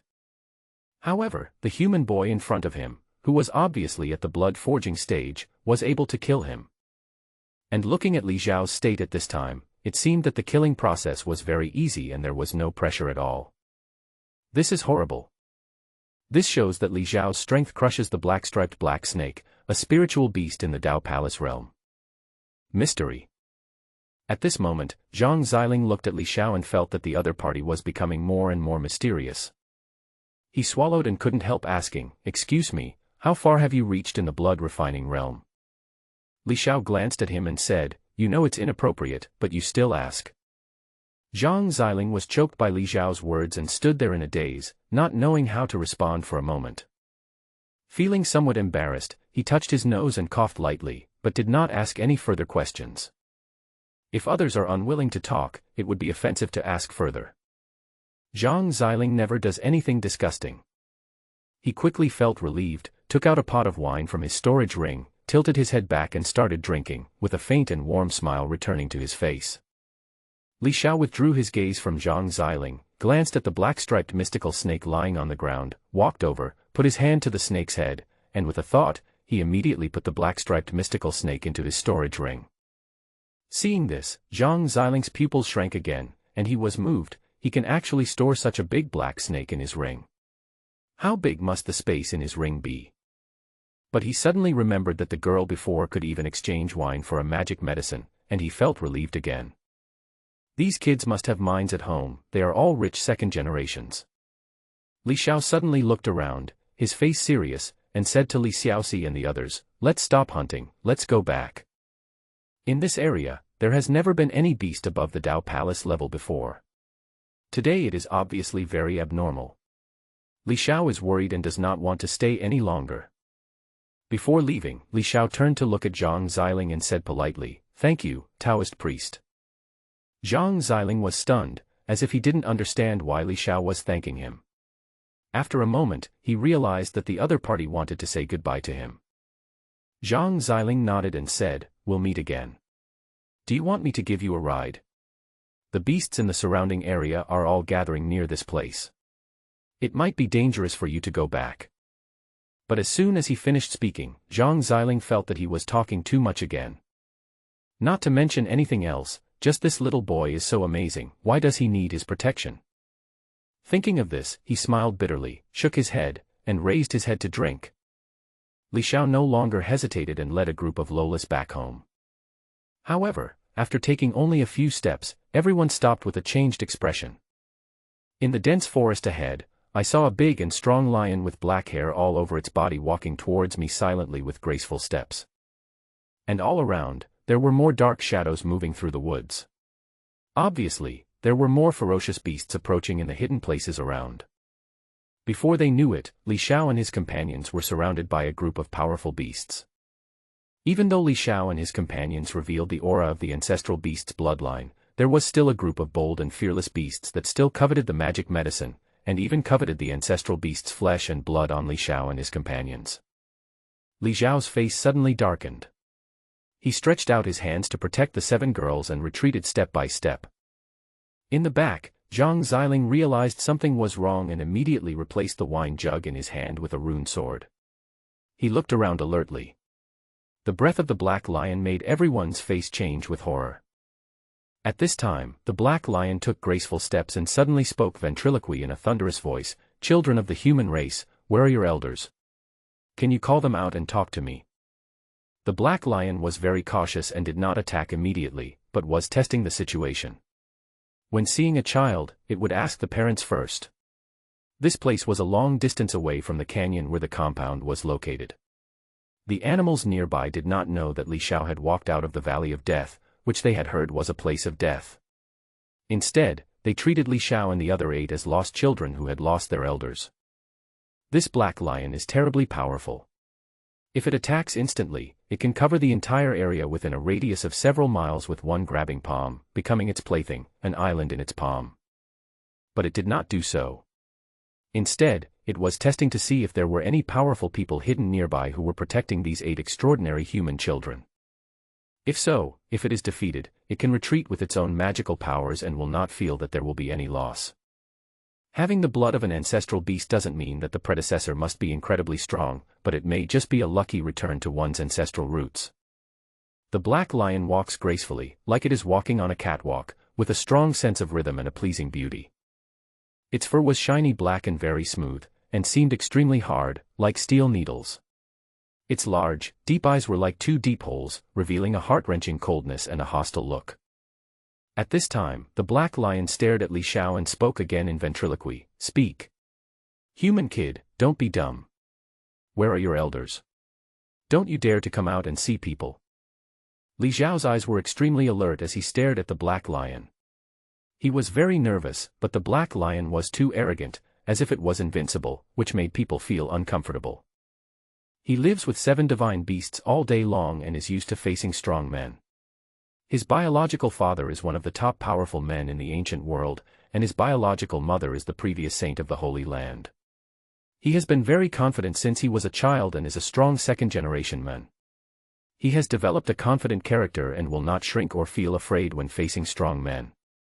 Hearing the repeated verbal provocations from the black lion, he said sarcastically with a cold face, "Little black cat, don't show off here. If you don't want to be petted, then leave with your tail between your legs." At this time, the more timid you are, the more likely you are to be killed by this powerful black lion.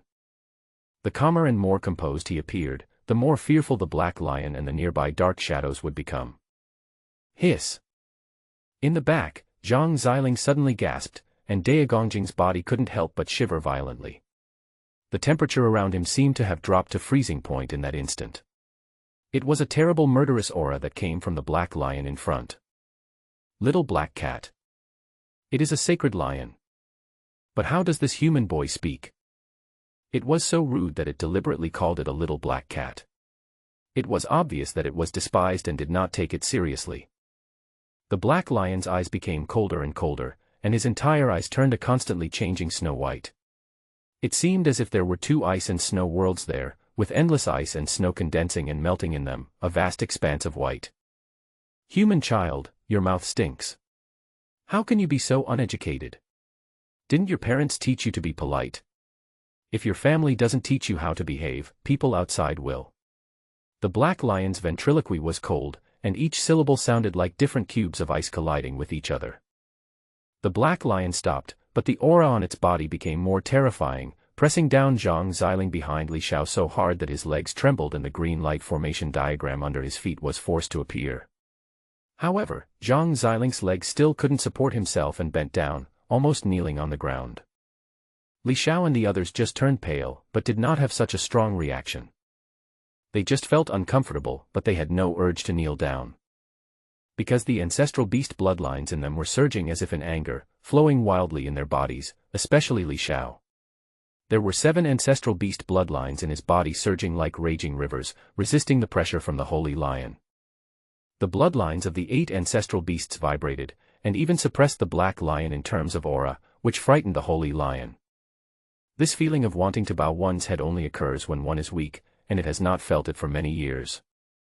The long-lost feeling of humiliation made the murderous intent in its heart even stronger. Its pressure became stronger and stronger, and it was determined to force Li Xiao to kneel down. But Li Xiao was like a reef under the tide. No matter how strong the pressure was, he remained unmoved. You are not qualified to talk to me. Tell your parents to come out. If your parents don't come, I will teach you a lesson on behalf of your family and let you know what is good for you. Black Lion said coldly, children can't do whatever they want. If you say something wrong, you will have to pay the price. It habitually lowered its front body, which was a sign that the lion-like beast was about to launch an attack. Boom. At this moment, an extremely terrifying divine power enveloped from above, and the slightest movement in the surroundings seemed to have stopped in an instant. The group of noisy black shadows suddenly became silent. The black lion's eyes suddenly changed, and he looked up in horror. At some point, a cold woman in a black dress suddenly appeared above. There was a chill about her that kept people away, as if it was innate and there was no sense of incongruity with her. There was no murderous aura on her and her face was indifferent, but the black lion below was frightened so much that its black hair stood up, and each strand of cold and hard hair looked like sharp thorns sticking into its body. Divine beast. An extremely powerful divine beast.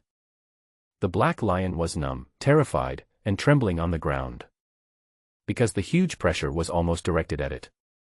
The woman in the black dress above did not make a move, but the black lion bent its waist, crawled on the ground, and was extremely obedient.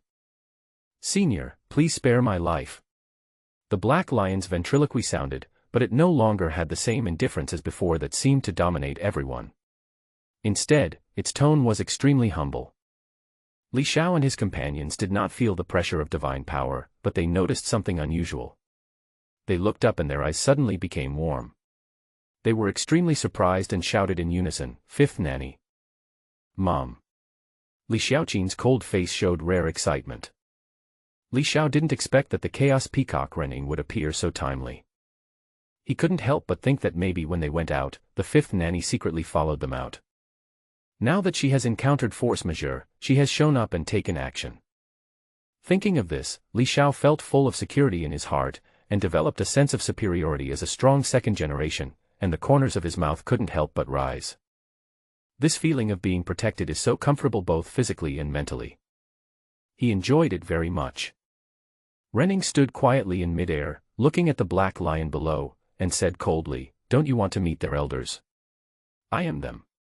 What do you have to say?" Upon hearing this, the black lion was almost frightened out of his wits, and his huge body was shaking violently like a frightened kitten. Chaos Peacock Renning is the most murderous among the 7 wet nurses. Under the heavy pressure and fear, the black lion couldn't help but make a sound that made it feel extremely ashamed, meow. Li Xiaoren, who was standing next to him, was stunned when he heard the shout and stood there for a moment. This beast was so arrogant just now, but in the blink of an eye, it is imitating the meow of a cat. He couldn't help but glance at the black lion. "Haha, you really are a cat." The trembling black lion ignored Li Xiao and said to Renning in fear, You are their elder." Snap. Renning did not answer, but the black lion below suddenly cracked like a tile without any warning, blood flowed out, and its black fur turned red. "In the cycle of reincarnation, there will never be you again," Renning said coldly. The black lion was shocked. "Senior, please spare my life. I am willing to be their mount and protect and accompany them for the rest of my life." Renning said indifferently, "You are not qualified yet." Boom. In just a moment, the entire body of the huge black-haired holy lion turned into pieces of meat right before everyone's eyes. However, the pieces of meat did not burst out in all directions, but instead jumped and squirmed slightly on the spot, and finally returned to calm. A powerful holy lion, unable to put up any resistance, turned into pieces of corpses, dead silence. This scene petrified Zhang Xiling behind everyone. The cold woman floating in the air above was too powerful and terrifying.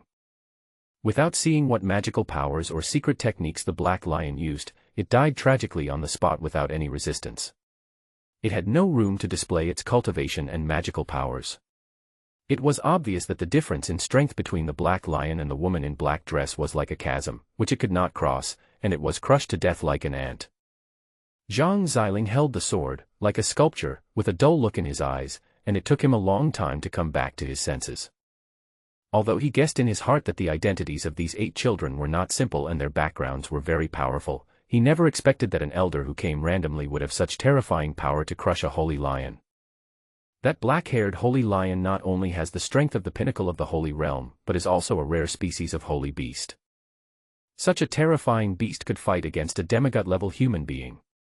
But now, it died inexplicably and no one knew how it died. It seemed that it was brutally crushed to death by the opponent's pressure. Ren Ying's appearance and the extraordinary means she displayed caused the greedy beasts around her to hold their breath, not daring to breathe. They lightly lifted their feet and retreated silently, like wild cats facing a formidable enemy. In just a moment, all the greedy beasts that had oppressed them retreated quietly and moved away from the area silently. Renning just glanced at the dense forest. His expression was like a lake that had been frozen for thousands of years. No one could tell whether he was happy or angry. After she withdrew her gaze, she looked at Li Xiao and the other children. "It's not safe outside now, go back." After she finished speaking, she flashed and disappeared from the spot, as if she had been wiped out from midair. It's always like this. Every time he appears, he's so mysterious. Li Xiao was not happy about this. He wiped the bottom of his nose and couldn't help but complain in a low voice. Li Xiao shrugged his shoulders and let out a light breath. Just now, he was surrounded by a group of vicious beasts with bad intentions. He was actually under a lot of pressure and was nervous, but he was not completely fearless. But now, the beast retreated silently, the mysterious pressure disappeared, and Li Xiao felt inexplicably relieved. He suddenly remembered someone and turned his head to look behind him, only to see Zhang Xiling standing there like a sculpture, his eyes blank and straight, as if he had not come to his senses and was petrified. Li Xiao walked over gently and suddenly let out a startled "ha." Zhang Xiling shuddered, and the long sword in his hand fell to the ground with a clang, hitting a few pieces of gravel hidden in the dry ashes and fallen leaves. The sound made Zhang Xiling scared again. He quickly raised his foot that was close to the falling sword.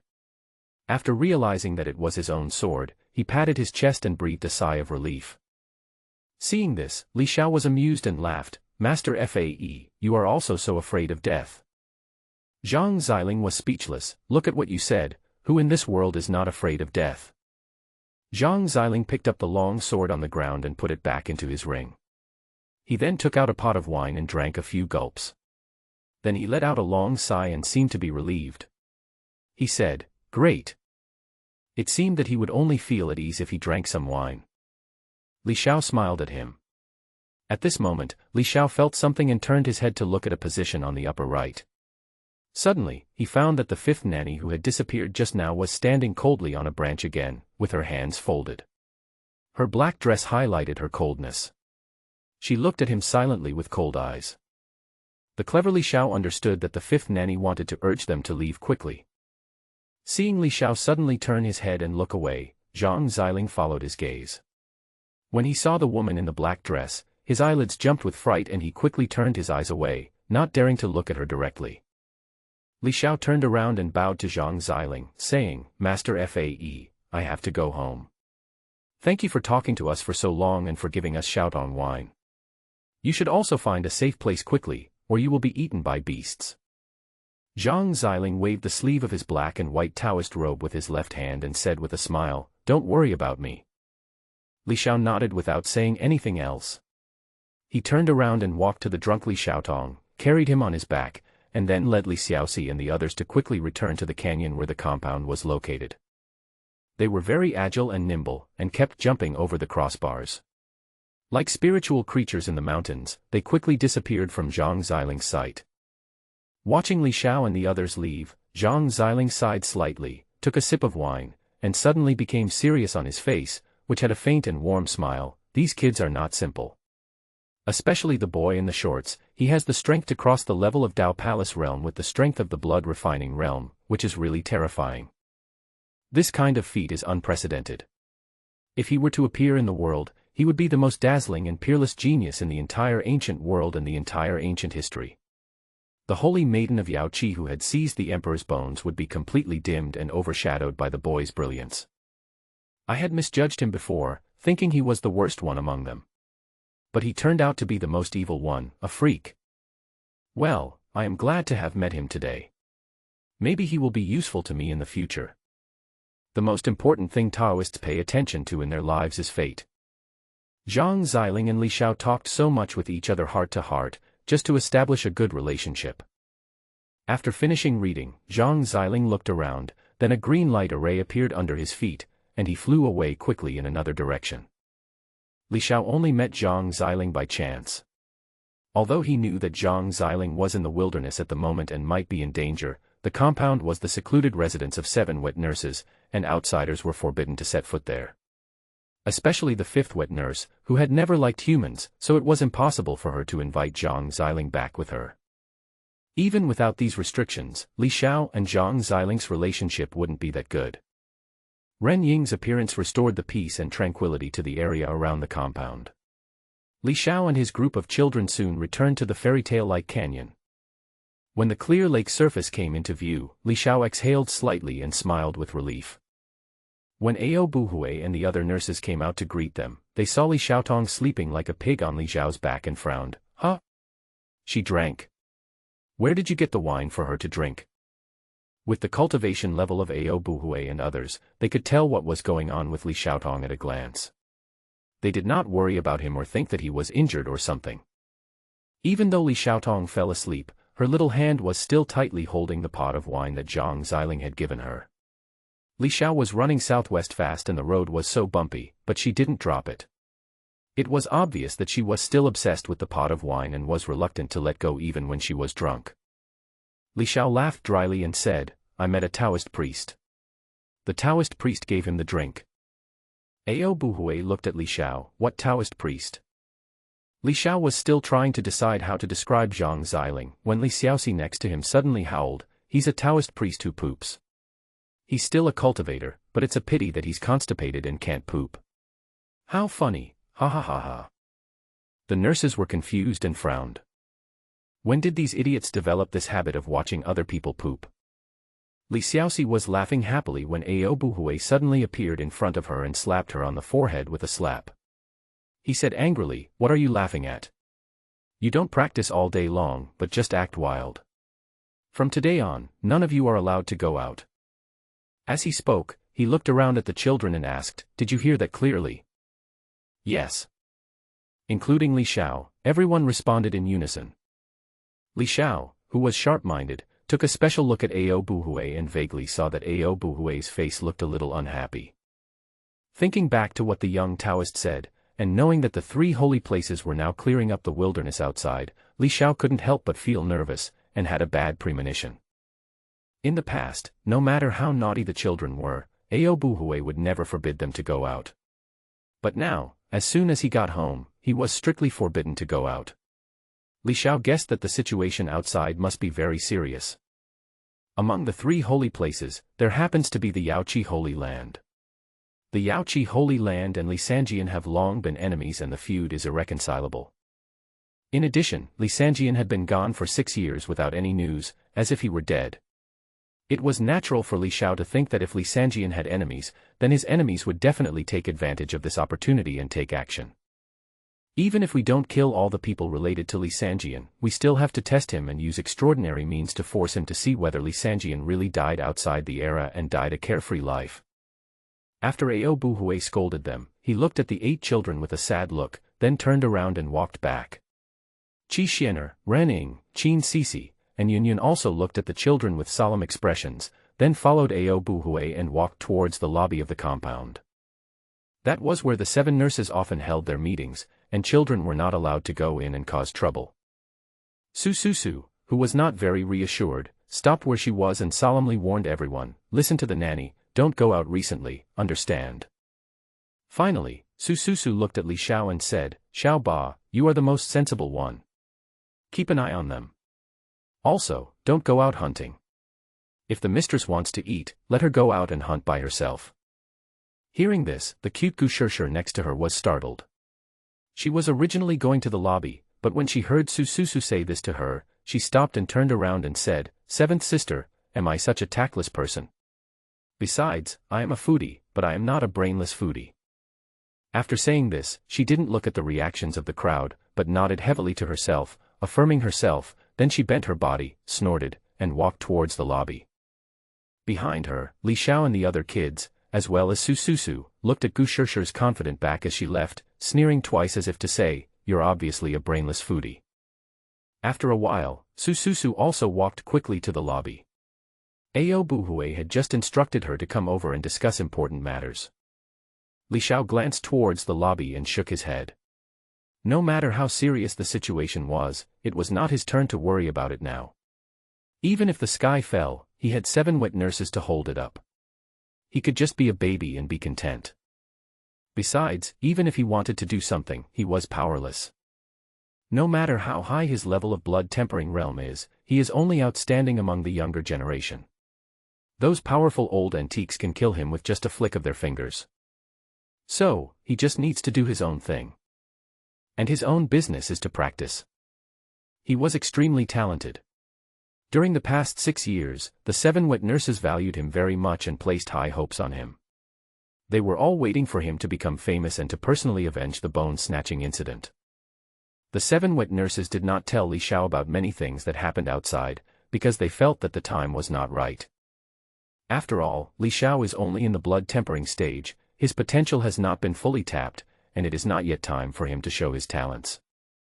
Retracting his gaze from the lobby, Li Xiao looked to the side. Li Xiaoxi, who was hit by Ao Buhui, was pouting, her eyes were full of tears, and she was pinching the corner of her clothes, looking very aggrieved. Li Xiao's heart softened when he saw this and he said, "Go prepare it.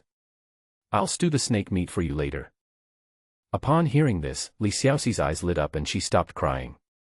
She sniffed and wiped away her tears. Okay. Li Xiaoxi is actually a heartless person with a thick nerve. He does things a bit rashly and the grievances he feels go away quickly. Li Xiao's cooking skills have long conquered these little kids. Even if they are not foodies, they also miss the food made by Li Xiao. "Come on, follow me and get ready." Li Xiaoxi quickly began to give orders. She is the oldest, although actually not much older than the others, but every day older is a day older. Except for Li Xiao, she is a real big sister in the eyes of others. Li Xiao carried Li Xiaotong back to her room and put her on the bed. During this process, Li Xiao wanted to pry the wine jug from Li Xiaotong's hand, but found that Li Xiaotong was holding it tightly. With a little force, she started crying in a daze, actually protecting her food. Li Xiao was also speechless for a while. He shook his head helplessly and didn't care about it anymore. He thought to himself that he could just sleep with the bottle of wine. With Li Xiao's strength, it was possible for him to force it open, but when Li Xiaotong started screaming, Li Xiao couldn't bear to do it. When he reached the door, Li Xiao looked back at Li Xiaotong on the bed. After making sure that she would not fall off the bed, he closed the door and walked to the courtyard. At this time, there was an open space in the center of the compound. Led by Li Xiaoxi, 6 pretty little girls were already busy. Some were chopping wood, some were making a fire, some were moving previously used barbecue racks from the foot of the compound, and some were preparing the seasonings that Li Xiao usually used. They were very busy and happy. This group of little Lolas are Chef Li's helpers on weekdays. Seeing this scene, Li Xiao smiled knowingly and walked over. "Your movements are very quick." Li Xiaoyan narrowed her eyes at Kazalin and said with a smile, "Hurry up and come over to cook." Li Xiao smiled and said, "Okay." Walking to the fire, Li Xiao took the wooden stool that Li Xiaoqin had prepared for him, sat on it calmly, and then took out the frying pan with a flip of his hand.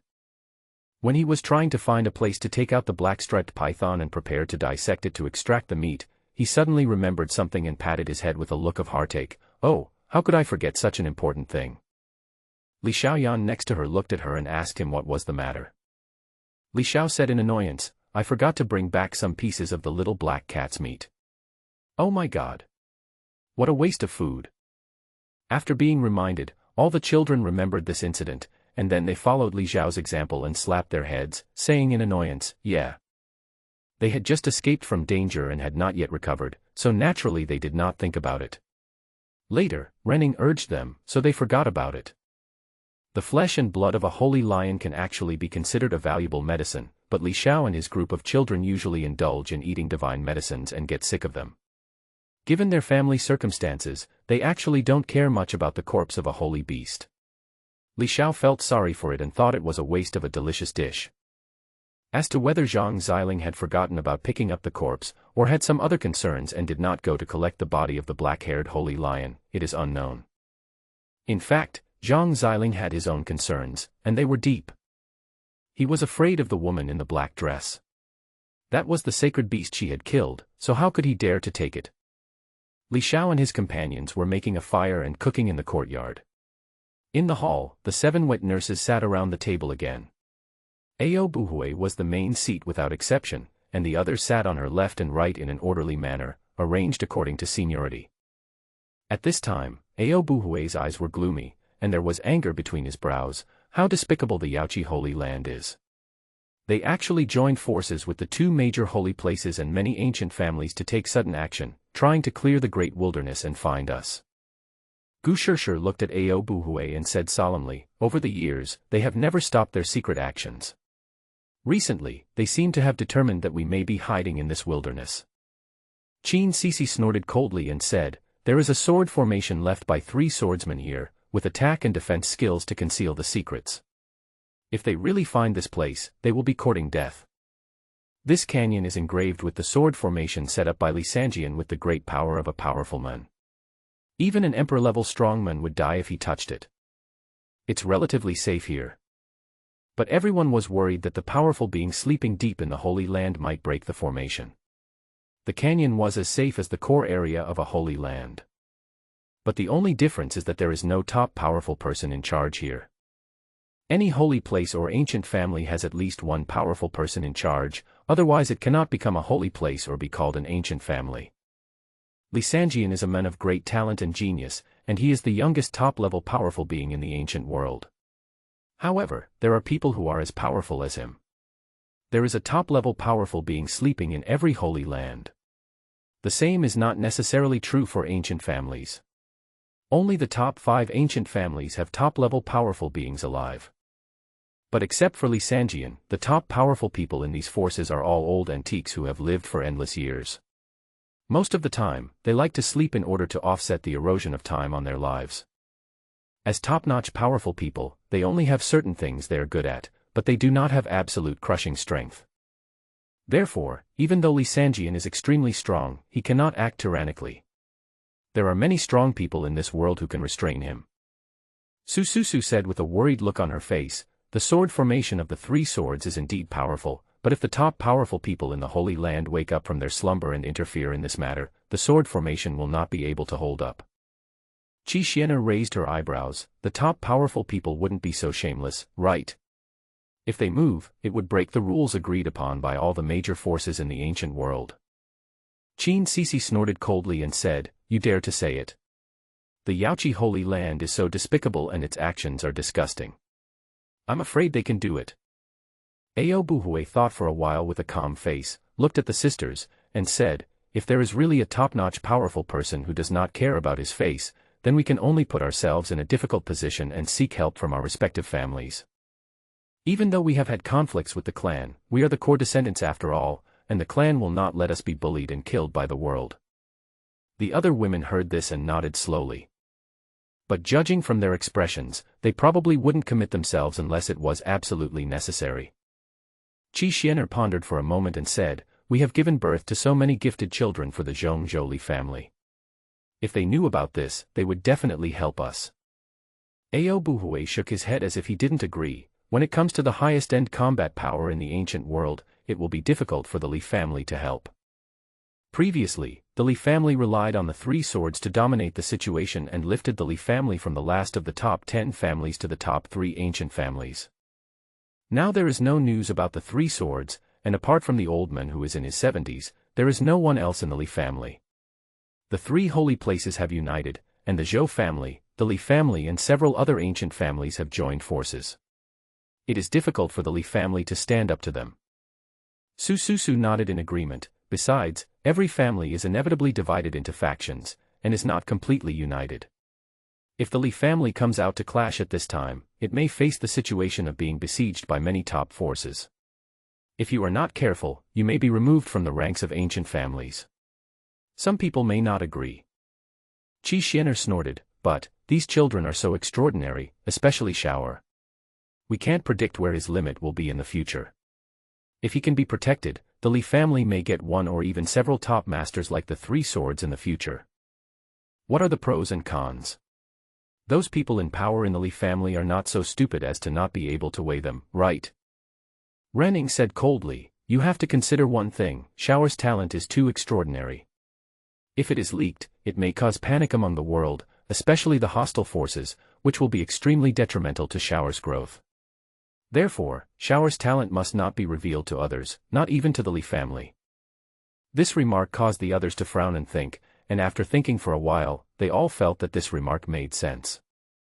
Li Xiao is too powerful, and now that he is still weak, it is not appropriate for him to show his edge. If Li Xiao were here, with the protection of a top-notch expert, it would be a different story. But the key point is that Li Xiao's life or death is uncertain now. Ao Buhui said in a deep voice, "If the top powerful people really come back to life, the Li family alone will definitely not be enough. If necessary, we have to ask the child's mother's family to come forward. If the 7 great ancestral beast families move together, which human force would not be a little afraid? Qin Sisi said solemnly, that's right. If our respective families knew that the child we gave birth to had the blood of the ancestral beast, they would definitely regard the child as a treasure and hold him in their hands. The mother will be honored by the child. Sususu looked worried, but at the beginning, the clan was strongly opposed to us being with the 3 swords. The choice we were given was to either sever our relationship with the 3 swords or never return to our ancestral land. Although Li Xiao is a top-notch powerful person. But the ancestors of the 7 divine beasts were all ancestral beasts bred by heaven and earth in the primitive period. Now their cultivation has already reached the ranks of top powerful beings. Moreover, they are ancestral beasts with incredible combat power, so they are not afraid of Li Xiao. They care more about face. Li Xiao is an outstanding person, unrivaled in ancient and modern times, but if he were to marry a woman from one of the tribes, they would be willing to put aside their grudges with humans and accept this marriage. But how does Li Xiao do things? He is a playboy and has affairs with women everywhere, which is extremely shameful. Of course the high and mighty ancestral beast family cannot accept this. In the ancient world, there are only these few top powerful people. In the 7 holy places, 1 statue is sleeping in each of them. In the top 5 ancient families, 1 statue is sleeping in each of them. Together with the 7 ancestral beasts, they make up almost the top combat force in the ancient world. There are only a handful of remaining independent and powerful people. Adding these together, we get all the top powers that have accumulated in the ancient world from ancient times to the present day in the current era. Seems like a lot. But if the timeline is extended long enough and we look at the entire era and countless times, we will find that there are actually not many top powerful people. Among all these top powerful people, only Li Xiao is young and full of blood. The other top powerful people have entered the decay period and are ruthlessly corroded by time. They need to sleep to resist the power of time. If it is not necessary, they will not be revived. Even the most powerful ones cannot exist forever. It's just that their lifespan is so long that it is unrememberable, and is as long as the era. Many top powers are corrupt, and only Li Xiao is in his prime. It can be seen that there has been no top power born for a long time. In recent eras, only Li Xiao has appeared. Everyone was silent for a while. Ao Buhui looked around at everyone and said, let's see how shameless the enemy is this time. As long as the top masters don't come out, the 3-sword formation will not be broken. We don't need to worry and can just live in peace in the canyon. Everyone nodded. But in their hearts, they all knew that since the other party had gone to so much trouble and took sudden action to clear up the wilderness unexpectedly, it was obvious that they were very determined and would probably not give up easily on this matter. Outside the compound, the ordinary and warm atmosphere of life is wafting in the air. Li Xiao took out the black-striped python and laid it horizontally on the ground. He then took out a magic knife for cutting vegetables that his mistress had specially given him and dissected the snake skillfully. In a short while, Li Xiao had cut off pieces of snake meat. He then asked Li Xiaoxi and the others to help carry it back to the courtyard and put it on the chopping board next to the fire. On the fire, the frying pan changed its shape and turned into a large black pot. The clear water was boiling due to the blazing firewood. Li Xiao skillfully put down the snake meat, the fishy seasonings, and the seasonings that enhance the flavor and aroma, and slowly stewed it. Looking to the west, the sun had already sunk below the mountain. From this position in the canyon, even the afterimage of the setting sun could not be seen, but the warm and soft sunset glow dyed the night sky behind the mountain red, as if there was also a big fire under the sky there, exactly the same as the one that the children gathered around in the courtyard of Dawang. The afterglow of the sunset passed through the mountains, through the ancient forests, and into the canyon. The light was already very dim, but people could still vaguely see the swaying shadows of the old trees in the distance. In comparison, the fire in front of the children was brighter and could illuminate their faces better. The fire under the night sky is like the light and shadow cast by a fire-colored spotlight, warm and gentle. Li Xiao's mouth corners were slightly raised with a faint smile, and it was not known whether it was because the firelight stung his eyes or because he was happy in his heart, but his pure eyes were narrowed, leaving 2 slits. Against the backdrop of his delicate and well-defined facial features, he looked very handsome and a little charming. Next to him, Li Xiaoqin didn't look into the pot, but quietly looked at Li Xiao's profile, not moving her eyes away for a long time, lost in thought. Later, Li Xiao built another bonfire, right next to the one where the snake meat was stewed. He placed a grill on it, which Li Xiao planned to use for barbecue. Several children worked together to pluck the pheasant's feathers and clean its internal organs from a distance. They did this job skillfully, like a veteran in preparing food in the kitchen. It was obvious that they were often ordered to do work by Li Xiao. However, they worked very hard, treated it as fun, and did it with a smile. There was only one exception, a little girl. She did not work but squatted at a distance to the side of the children, with tears in her eyes, and she seemed a little angry. Her slender arms were tucked between her thighs and body while she was squatting. Her two little hands were clenched into small fists, as if she was grieving for the pheasant that had died, been ruthlessly plucked, roasted, and finally eaten. She is Li Xiaoyu, the daughter of 6th Nanny Qin Sisi. Li Xiao gave her a look, and seeing that she was not working, he shouted, "Xiaoyu, come here, I have a task for you. Go and clean the fur of this rabbit, remove the internal organs, and wash it for me." As he spoke, Li Xiao waved his left hand, and a fat white rabbit that was killed by a frying pan appeared in his hand, and he threw it directly at Li Xiaoyu's feet. After hearing Li Xiao's order, Li Xiaoyu did not respond and act immediately.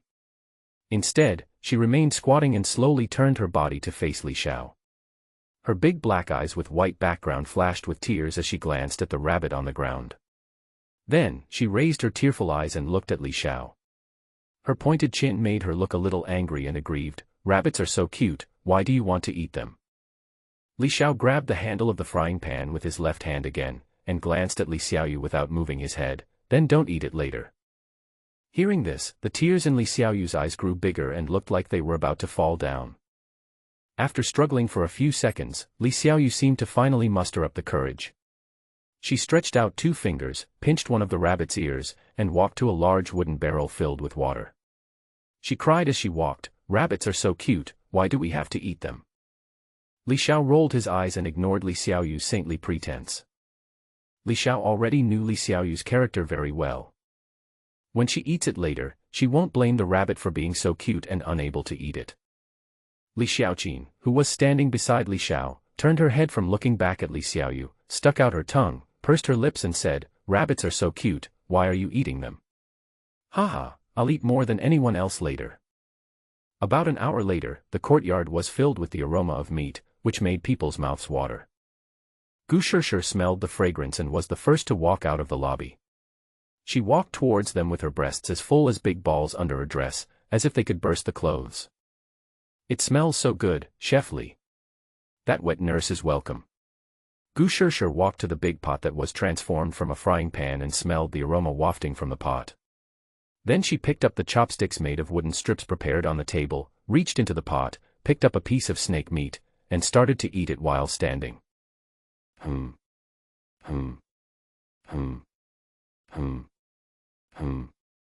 Delicious. The meat is tender and fragrant, and melts in your mouth. Gu Shishir swallowed the scalding hot snake meat in one bite without even slurping her lips. She gave it her unique 5 praise in a row, which shows that the snake meat tastes really good. After eating a mouthful of snake meat, Gu Shishir kept moving her chopsticks and eating non-stop. Li Xiao stretched out his hand to block the mouth of the pot and shouted, "Second wet nurse, leave some for the other wet nurses." Gu Shishir easily pushed Li Xiao's hand away and said while eating, "Don't worry about it. Who can blame them for being slow? Why should they wait for others when eating?" Li Xiao was stunned and speechless. Isn't it normal to wait for others while eating? At this time, Ao Buhui led everyone over and said, "Let her eat. She will get fatter than die." Qi Xian'er looked at him with disdain. "If she continues to eat like this, she will definitely become fat in her old age. Let's see if San Jian still wants her." Gu Shishir paused while eating meat, then looked at Li Xiao unkindly. "Did you teach her to say that?" Li Xiao was immediately shocked and quickly shook his hands and said, "That's not true. Besides, I'm just a kid, how can I teach an adult?" Gu Shishir snorted and continued eating meat. "You wouldn't dare to do that." Li Xiao touched his nose and smiled angrily. Qi Xian'er glanced at Li Xiao, suddenly coughed lightly, crossed her arms and said, "Li Dazhuang, help me move a stool." Li Xiao snorted and was about to say that you have hands and feet and the stool is right next to you, so why don't you go there by yourself? But when he saw Qi Xian'er's malicious eyes, he immediately put away his temper out of guilt, and smiled like a chrysanthemum on his face, and moved quickly, okay. Seeing this, Ao Buhui felt sour in his heart and said angrily, I am the big nanny, if you don't move the stool for me, will you move it for her? Give them all, give them all. Li Xiao was so frightened that he broke out in a sweat, and hurriedly moved stools for the wet nurses one by one. Ao Buhui snorted and glanced at Li Xiao, then sat down with satisfaction. Su Su smiled and said, don't always embarrass Xiao Ba, he is still a child. Li Xiao burst into tears and thought that seventh nanny was the best. But he would never dare to say this at this moment. Qin Sisi sat down and said, seventh sister, you just spoil him too much. He is so naughty and mischievous because of you. Su Su disagreed, how can Xiao Ba be naughty? He is the most sensible one. Li Xiaolian nodded.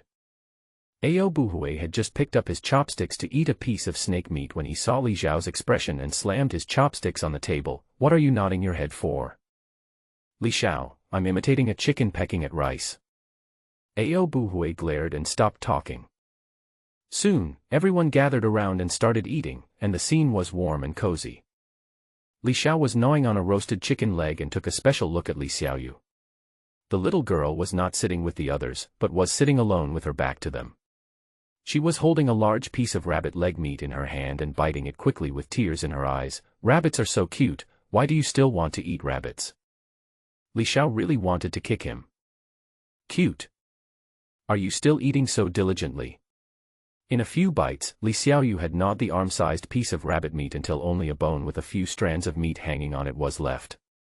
Li Xiao gave her an unpleasant look and was about to say, didn't you say that rabbits are cute and can't be eaten? Why are you eating them? But before he could swallow the food in his mouth and open his mouth, a small black shadow flashed past his eyes, quickly squeezed between Li Xiaoxi and Li Xiaoyan, and quickly picked up another piece of rabbit leg meat, then returned to his original place, turned his back to everyone, and started eating with big mouthfuls while crying. Hee hee. Li Xiao sneered twice with the corners of his mouth, this Li Xiaoyu is really something. Looking around the crowd, everyone was eating with relish. Li Xiao became anxious, lowered his head and started eating faster. The mistress is right, you really can't wait for anyone to eat. Because if you keep waiting, you may not get a chance. After eating and drinking, leftover bones were thrown on the ground in front of everyone or at their feet. Ao Buhui wiped her red lips elegantly with a handkerchief, sat upright, and faced Li Xiao. His expression became obviously serious as he said, Shower, come here. Li Xiao touched his slightly swollen belly. After hearing the call, he glanced at Ao Buhui. Without asking anything, he walked obediently in front of Ao Buhui. Li Xiao knew the personalities of all the wet nurses inside out. When Ao Buhui talks to someone with this expression, he must have something important to say. Ao Buhui looked at Li Xiao in front of him seriously without saying a word.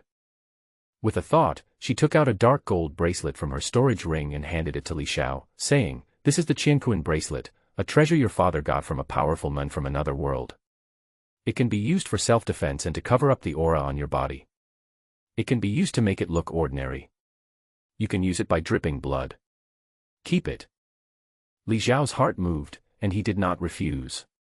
He took the Qianquan bracelet and shook it in his hand. Big nanny, this thing is a treasure. With my current state, how can I activate it? This is a treasure from a powerful person, but Li Xiao, a small cultivator in the blood-tempering realm, has no ability to use it. Ao Buhui nodded, you are indeed not good enough. Li Xiao was ashamed. Even if it was the truth, there was no need to say it so directly. Li Xiao smiled awkwardly, then asked in confusion, why did the nanny give it to me? Ao Buhui explained, you can't use this thing's power to kill enemies, but you can use its ability to conceal its aura. Li Xiao said, oh, and understood. Ao Buhui gave him this thing, probably with the intention of helping him cover up his amazing talent. Li Xiao has a mature mind and understands the dangers of the world. Being talented is not always a good thing, as it can lead to jealousy and fear, and you may be destroyed in the cradle by radical enemies, especially hostile forces. The ruthless ones will stop at nothing. Li Xiao originally had a distinguished family background. His father's family was from an ancient noble family, and his biological father was a top-notch powerful person. But now, Li Sanjian is no longer in this era, and his life or death is uncertain. The Li family does not know his current situation. Moreover, the Li family does not have a top power like Li Sanjian, so they dare not show too much strength now. And if the forces hostile to Li Sanjian, such as the Holy Land of Yaoqi, knew that the baby boy who lost the bones of the emperor not only survived, but became even more extraordinary, with a terrifyingly high talent, there is no guarantee that the top powerful people among them would not suddenly intervene without regard for their reputation, wipe out this monster and nip the potential crisis in the bud. After all, reaching the 73rd level in the blood-tempering realm was an incredible talent. Ao Buhui solemnly warned, "You are still weak, and your father is not here, so you should be cautious and don't show your talent to others. Although you have a special physique and can conceal your aura, that is only for weak people. The emperor-level strong and powerful people can see through it at a glance." Li Xiao nodded obediently and accepted the kindness. In fact, Li Xiao was not worried. His mother energy of all things can return to its original state. Although it cannot completely conceal the specialness of his body when facing strong men in the God realm and Emperor realm, the most special and powerful reliance of Li Xiao is the original mother energy cauldron in his body. At the critical moment, by activating this tripod, Li Xiao can hide himself better. Yes. After the mother energy of all things took shape, Li Xiao tried it, and he could indeed activate the original mother energy cauldron. Once before, Li Xiao activated this tripod and quietly approached Ao Buhui, but Ao Buhui didn't sense anything. At that time, he knew that this tripod was powerful and could conceal his extraordinary abilities. After taking the Qianquan bracelet, Li Xiao sat back among the group of children. Beside him were Li Xiaoqin and Li Xiaoyan. Ao Buhui looked at Li Xiaoxi at this time, and his voice softened, "Xiaoxi, come here too." Li Xiaoxi followed his instructions and walked over. "Mother." Ao Buhui waved his hand and took out a silver ring. "This is for you, wear it and use it to protect yourself." Li Xiaoxi happily took the silver ring and said, "Thank you, mother." She looked at the ring and walked back to her original position. Next, Ao Buhui called the other children one by one, and each of them received a treasure, and each treasure was a precious treasure. These treasures do not have the ability to conceal one's aura, but they can be used for self-defense. Ao Buhui didn't want the other children to think she was partial.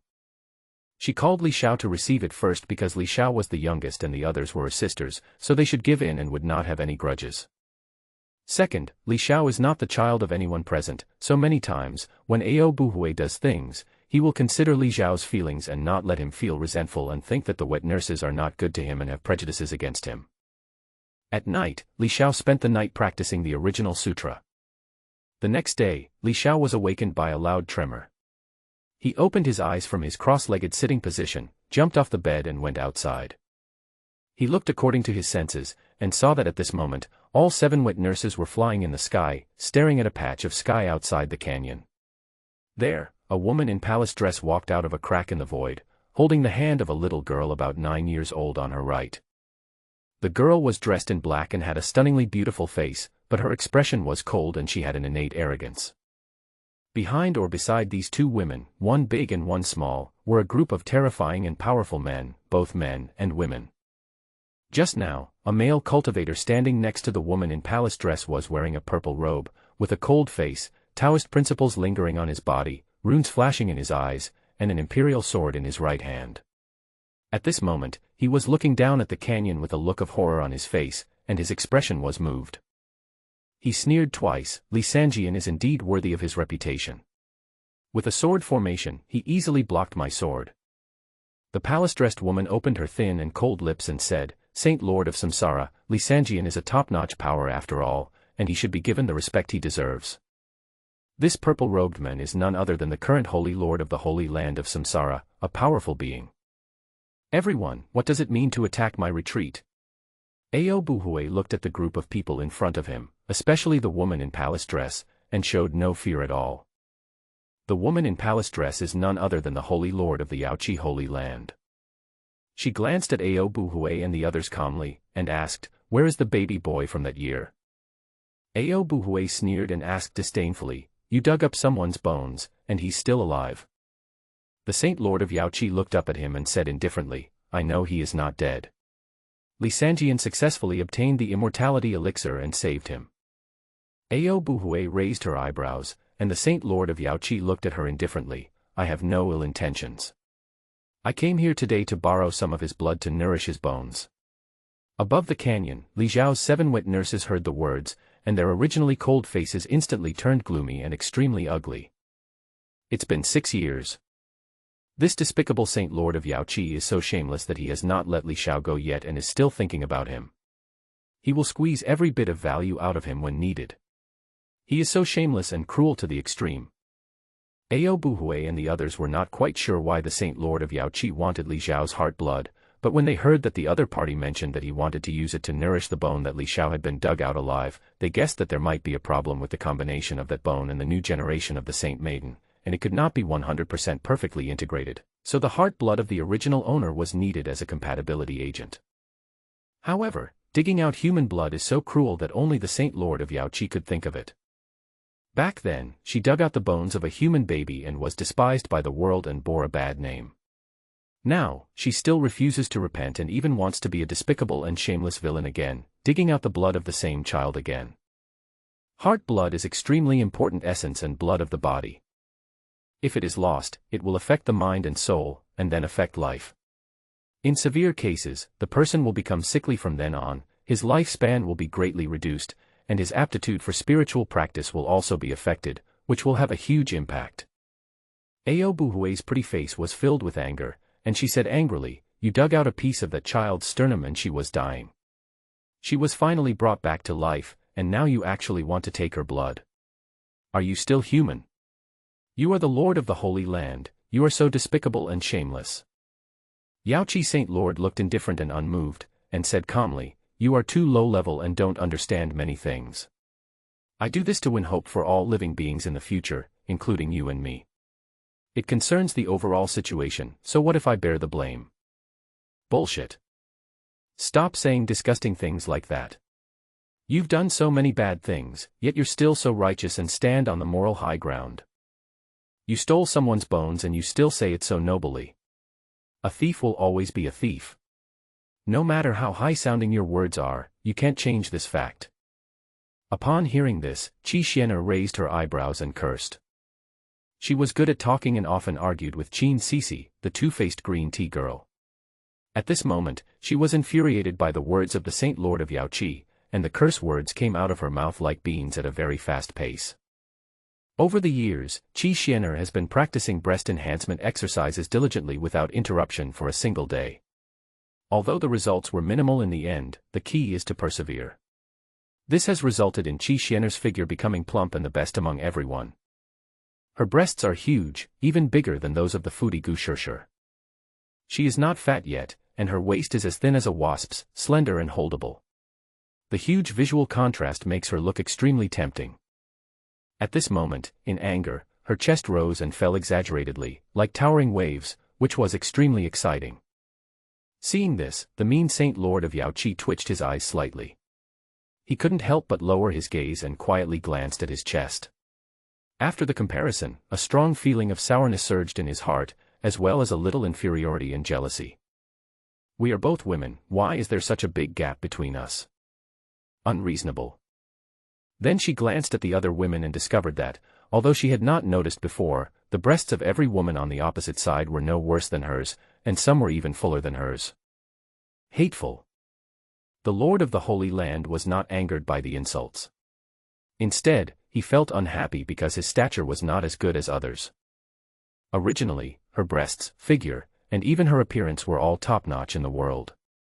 She never felt inferior to others and was extremely confident. But at this moment, even if she was unwilling to admit it, she was indeed inferior to the 7 women opposite her in this aspect. The harsh face of the Saint Lord of Yaoqi became tense, and the murderous intent in his heart accumulated and became stronger.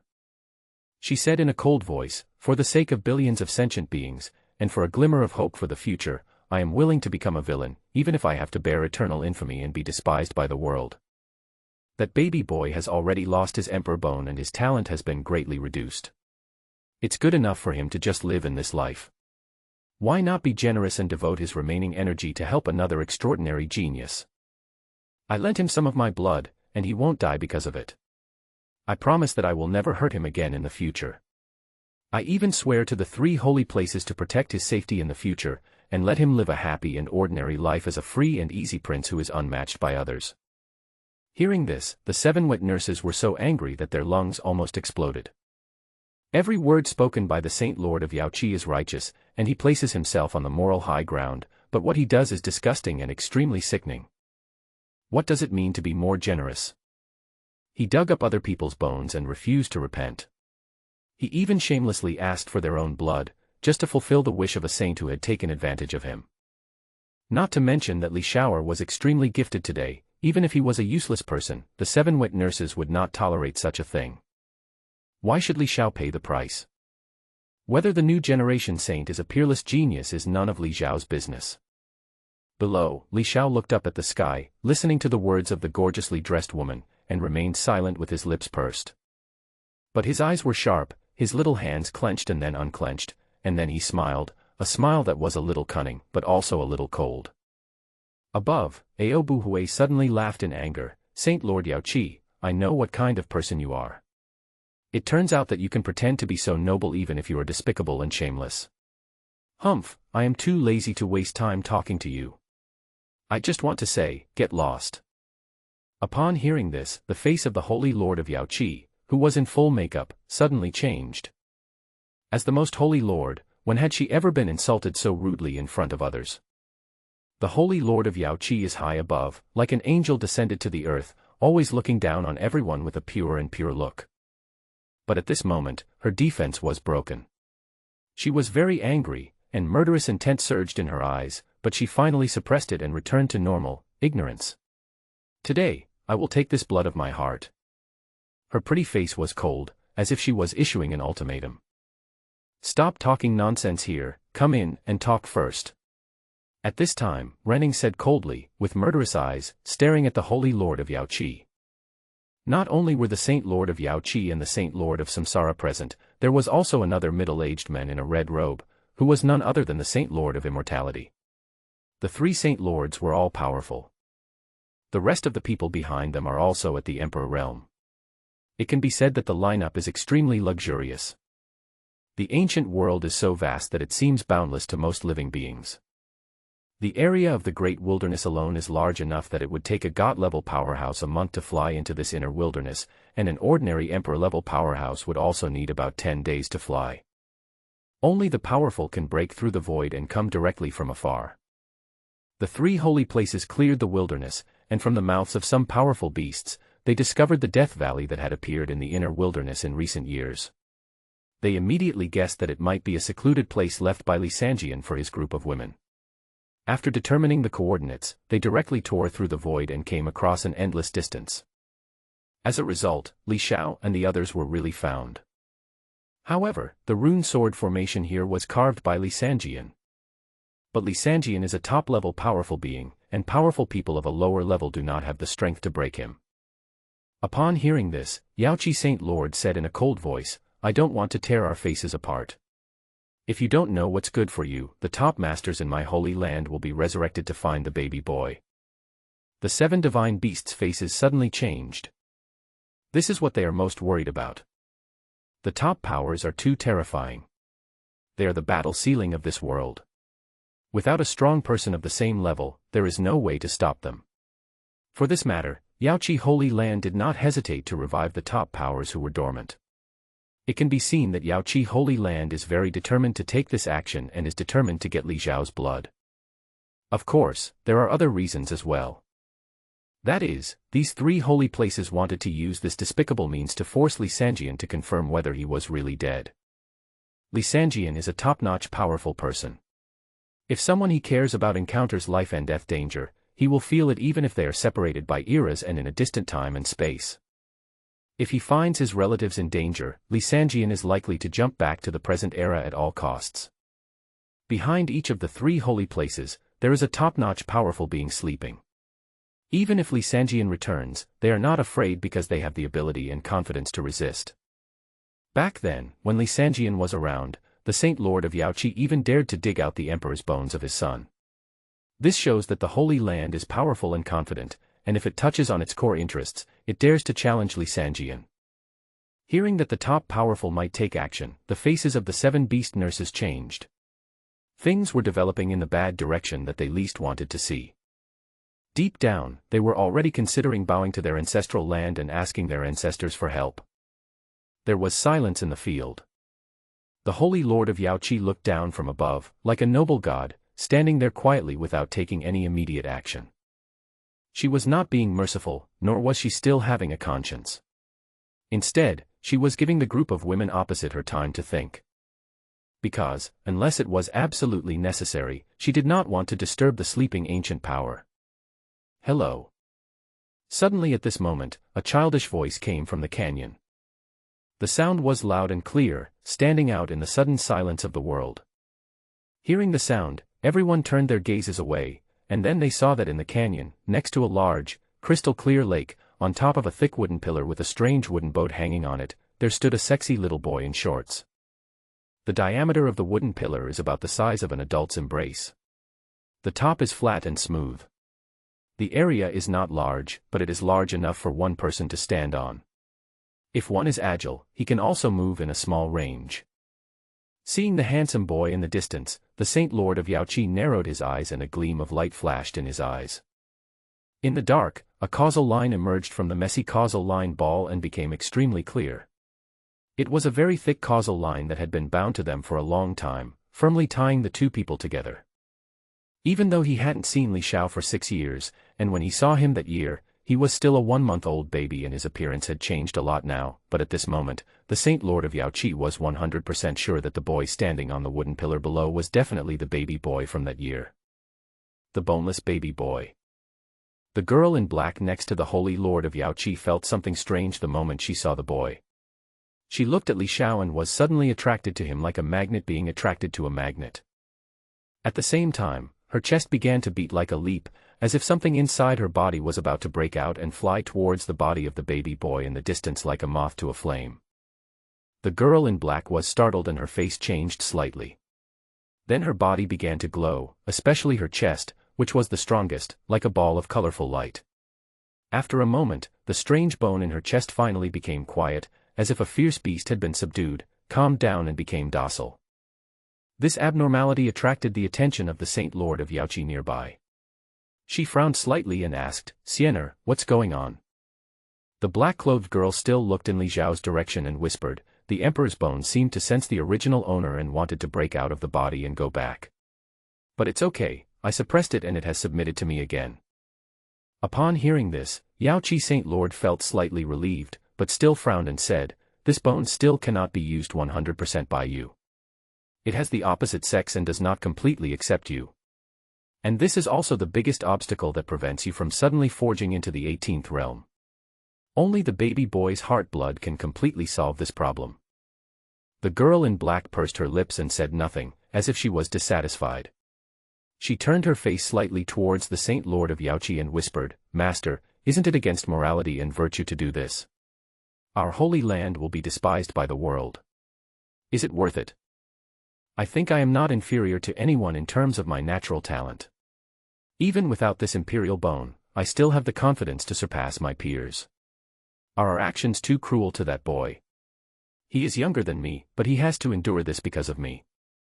Yaoqi Saint Lord's face suddenly darkened, and he shouted, "Shut up. Master has told you so many times not to hold a grudge against this matter.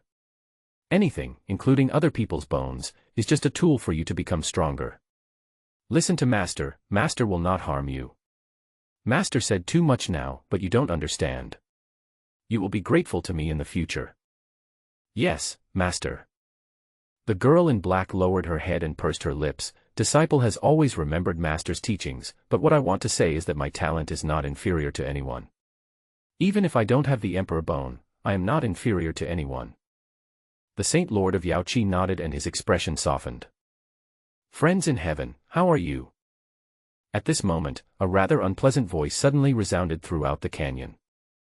At this time, Li Xiao stood on the top of the wooden pillar, wearing only a pair of shorts, naked and looking very sexy. He put his left hand on his waist, pointed his right hand to the sky, put his right toe on the pillar, and raised and lowered his heel regularly with a strong sense of rhythm, and his little head nodded up and down. He looked very excited, as if he had his own background music, and as if there were millions of fans cheering for him in front of him. He was very confident, with a smile on his face, which was very attractive. What is going on? The Holy Lord of Yaoqi and all the powerful people from the Holy Land were stunned. What was this little slut doing there? In the distance, 7 wet nurses turned around and saw this scene. Their faces froze, their mouths twitched, their faces turned red, and they felt hot and wanted to find a hole to crawl into. What the hell is this kid doing? Wearing only a pair of shorts and jumping around, do you think you are handsome? Ao Buhui silently put on a face. She felt ashamed and embarrassed that her own child was being so coquettish. If there hadn't been outsiders present today, she would have flown down and kicked this show-off away. What is all this? He has no clothes on, just a pair of shorts, and he stands so tall. What's more, he acts very cool and confident, as if he is afraid that others can't see him. I dizzy. Even Su Su Su, who favored Li Xiao the most, was speechless at this moment. Her pretty face turned red and she turned away, trying to pretend that she didn't know Li Xiao. This bitch.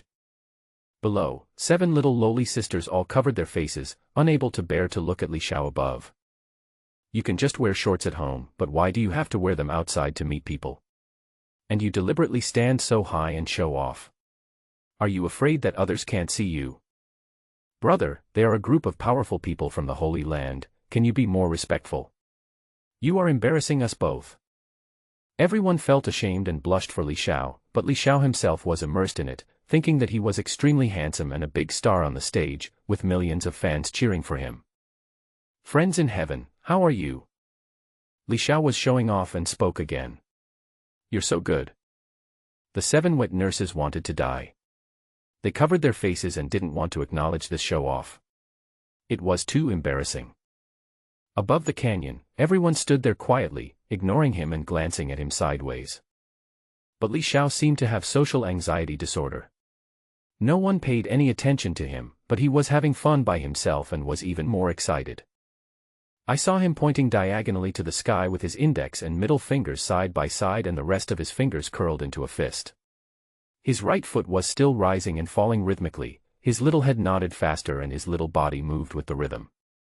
The people of the ancient world did not understand the meaning of this action, but if there were people from the Blue Star here, they would definitely understand it instantly. This show-off must be suffering from hysteria, pretending to hold a microphone in his hand. He really treated the wooden pillar as an open-air stage for a superstar's concert in his previous life. He was having fun there and thought of himself as a superstar.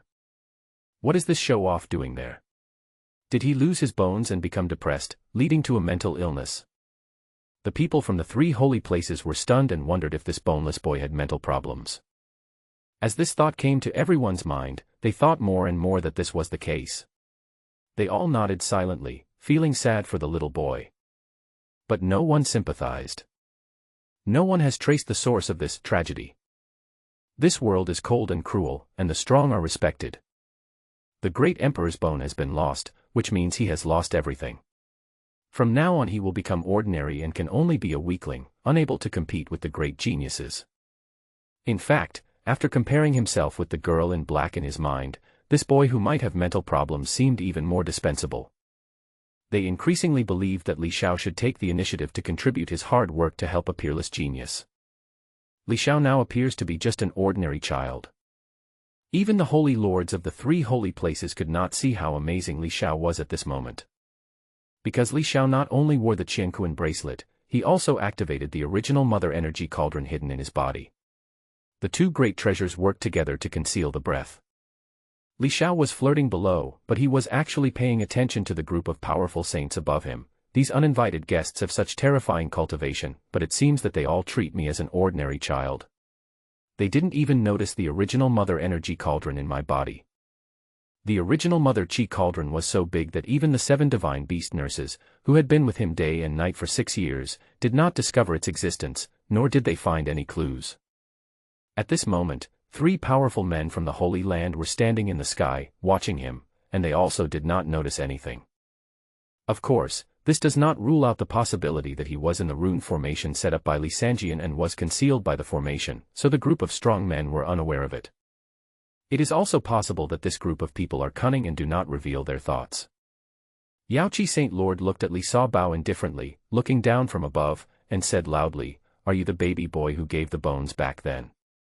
Donate bones." Upon hearing this, the faces of the wet nurses changed and looked extremely ugly. This Saint Lord of Yaoqi really has no shame at all and is so despicable that it is beyond description. It was clearly she who cruelly dug out Li Xiao's emperor bones back then, but now that she opened her mouth, she actually switched the concept and said that the act of taking the bones was a gift from Li Xiao. Shameless. Shameless. The anger of many wet nurses was aroused again, and they stared at the Holy Lord of Yaoqi with fiery eyes. The Saint Lord of Samsara and the Saint Lord of Immortality glanced sideways at the Saint Lord of Yaoqi, their eyes twitching slightly. Even though they were now united and allies, they couldn't help but feel sick and ashamed of the Saint Lord of Yaoqi's shamelessness and audacity. But the two were very accomplished and understood the situation, so they suppressed their disgust in a moment and looked normal. Ao Buhui cursed, "Saint Lord Yaoqi, you are such a shameless thing. How dare you say such a thing? It was you who cruelly dug out his bones back then, and now you dare to say that he gave you his bones. You dare to say that to a child who hasn't even been weaned and can't even speak. If you want to find an excuse, you have to find a decent one. You rubbish. Rubbish." She learned these words from Li Xiao. Yaoqi Saint Lord was indifferent, her face was thicker than an old wall, and she was not moved by Ao Buhui's words. She looked at Li Xiao from afar and said indifferently, "Thank you for your generosity. Although you are young, you are very sensible. You are willing to give your own emperor bone to the daughter of my holy land. This is a great merit. I thank you on behalf of the common people. Now, I hope you can be generous again and give the saint a piece of your heart's blood. How about it?" Her words were indifferent, as if without any emotion, like a fair and just goddess taking an oath. In the distance, Li Xiao, who was sitting on a wooden pillar, heard the voice, but his expression did not change at all, and he did not respond. He was still so confident, having fun by himself, with a strong sense of rhythm all over his body, and was not affected by external things. At this time, some of the people watching around were actually infected and unconsciously followed Li Xiao's rhythm, standing in the air and tiptoeing rhythmically. They are the emperor-level powerhouses among the three holy places, with profound cultivation and great concentration. However, Li Xiao's actions were so brainwashing and exciting that even the emperor-level strong men were infected. Several powerful emperors followed Li Xiao and did the same thing, and the scene was a little funny for a moment. Upon seeing this, the three holy lords frowned and glanced coldly behind them. The powerful emperors were startled and realized their loss of composure. They even put their legs together, clamped their thighs together, looked left and right, and their faces flushed. Dizzy. It's so embarrassing. A powerful emperor is actually imitating the actions of a lunatic. How shameful. But suddenly, everyone noticed that the movements of Li Xiao's fingers changed again. Originally, he pointed his index finger and middle finger together, but now, he bent his index finger and only extended his middle finger, which was pointing at the strong men from the three holy places, and continued to cheer. He had an innocent face and a harmless smile, and in the eyes of strangers, he even looked a little silly. What does it mean? One finger. The powerful men from the three holy places were confused and puzzled, not understanding the meaning of this action for a moment. Seeing this, Yaoqi Saint Lord thought he was smart and smiled amiably. "Is this action of yours a sign of approval? Do you agree? You are such a good kid, you know the big picture." She had a preconceived idea that the baby boy had gone crazy and mentally retarded over the past 6 years due to the loss of his bones, and now, under pressure, he compromised. Li Xiao grinned, looking harmless, and became more and more excited, pointing his middle finger to the sky. Cuckoo. At this moment, a laugh with the mouth covered was heard in the air. The 7 wet nurses were all laughing with their hands covering their mouths. They didn't want to laugh, but they couldn't help it. Seeing this, the Holy Lord of Yaoqi frowned. She glanced at the expressions of Ao Buhui and others, feeling something strange.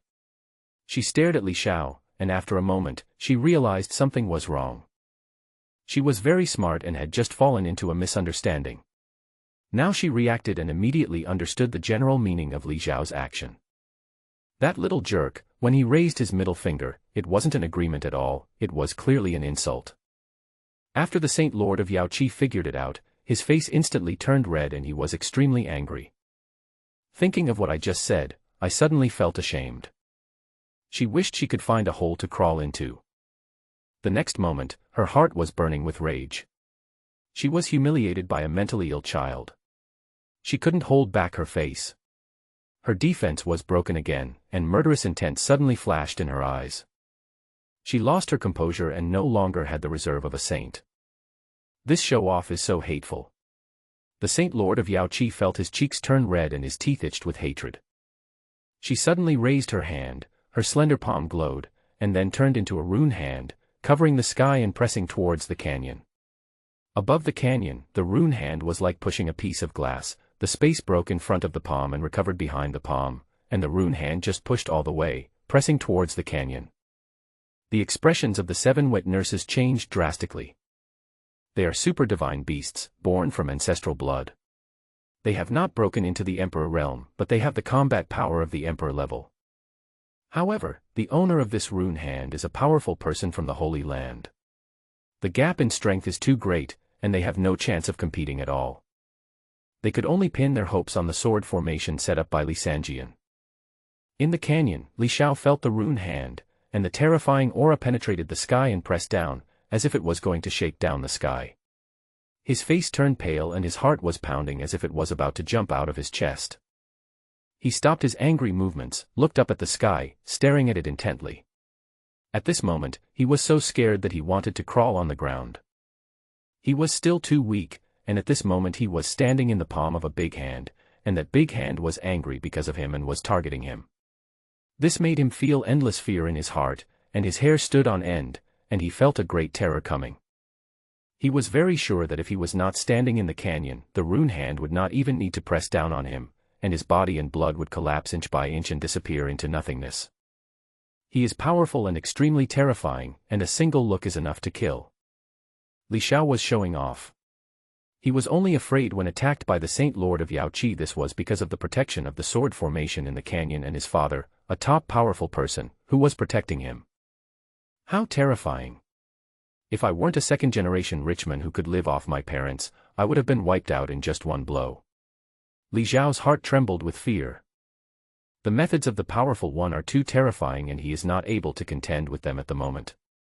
Although Li Xiao's life was not in danger, the terrifying pressure that penetrated into the canyon and passed through the trajectory of nothingness frightened him.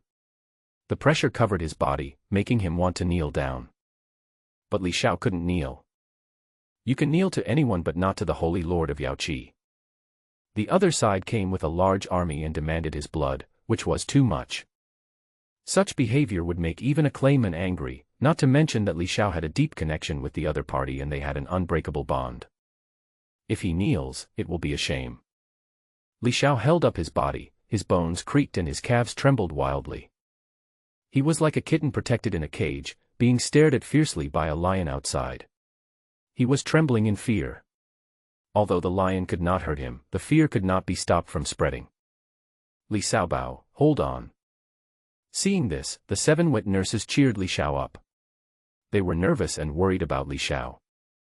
Below, the 7 lowly sisters also clenched their pink fists and pursed their lips. They all hoped that Li Xiao would hold on and not be frightened to the point of kneeling down. If he kneels down, it will be a lifelong shame for him. Ah! At this moment, Li Xiao's heart was shocked.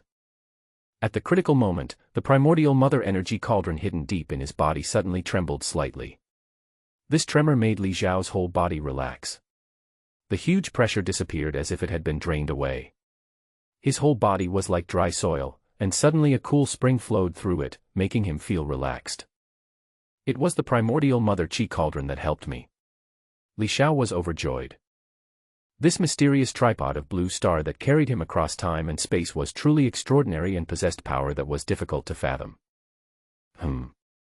Seeing this scene, Yaoqi Saint Lord was slightly surprised. This show-off, who is obviously ordinary and has lost the bones of the great emperor, can actually withstand the pressure. I deliberately targeted him. How is it possible? Even with Li Xiao's formation, it is impossible. The Saint Lord of Yaoqi was shocked and full of disbelief. At this time, the rune hand pushed down horizontally, and when it reached about 100 feet above the canyon, it was suddenly blocked by something out of thin air, and could not move forward even an inch. Even though the runes around the palm glowed as bright as the sun, the space was destroyed and revived, evolving endless horror, but it could not move forward an inch. Li Xiao looked at the sky and let out a breath. My cheap dad in this life may be a playboy, but his strength is really beyond reproach. Li Xiao thought. Humph. Yaoqi Saint Lord snorted coldly, looking at the immortal Saint Lord and the Samsara Saint Lord on his left and right. Two Saint Lords, please take action too. I don't believe it. It's just a large formation left behind. The three of us, the powerful ones, can't do anything about it. Good. The Immortal Lord and the Reincarnation Lord didn't waste any time talking and just raised their hands and pressed down. With this pressure, the two rune hands extended again, covering the sky and suppressing the canyon. The moment the Lord of Samsara's hand appeared, the trees in the area about 100 feet around the edge of the canyon withered instantly, and the green faded away in an instant like the tide, and finally turned into dead branches, and the ground was covered with dead gray leaves. But the next moment, all the dead leaves turned over again, along the path they fell, either from the ground or in midair, and returned to the leaves, returning to their original positions, intact. The dead old trees have become lush and green again. This bizarre scene made the 7 wet nurses change color, especially Ren Ying, whose eyes flickered with strangeness and doubts, and then she seemed to realize something and her eyes lit up. The immortal Saint Lord pressed down with his huge hand, causing the space to rupture. Thick and deep dark cracks appeared in the air. The entire sky was like the surface of the earth after a magnitude 10 earthquake, with shocking cracks everywhere. But all the horrific images were only near the big hand, appearing and disappearing as the big hand moved. Boom.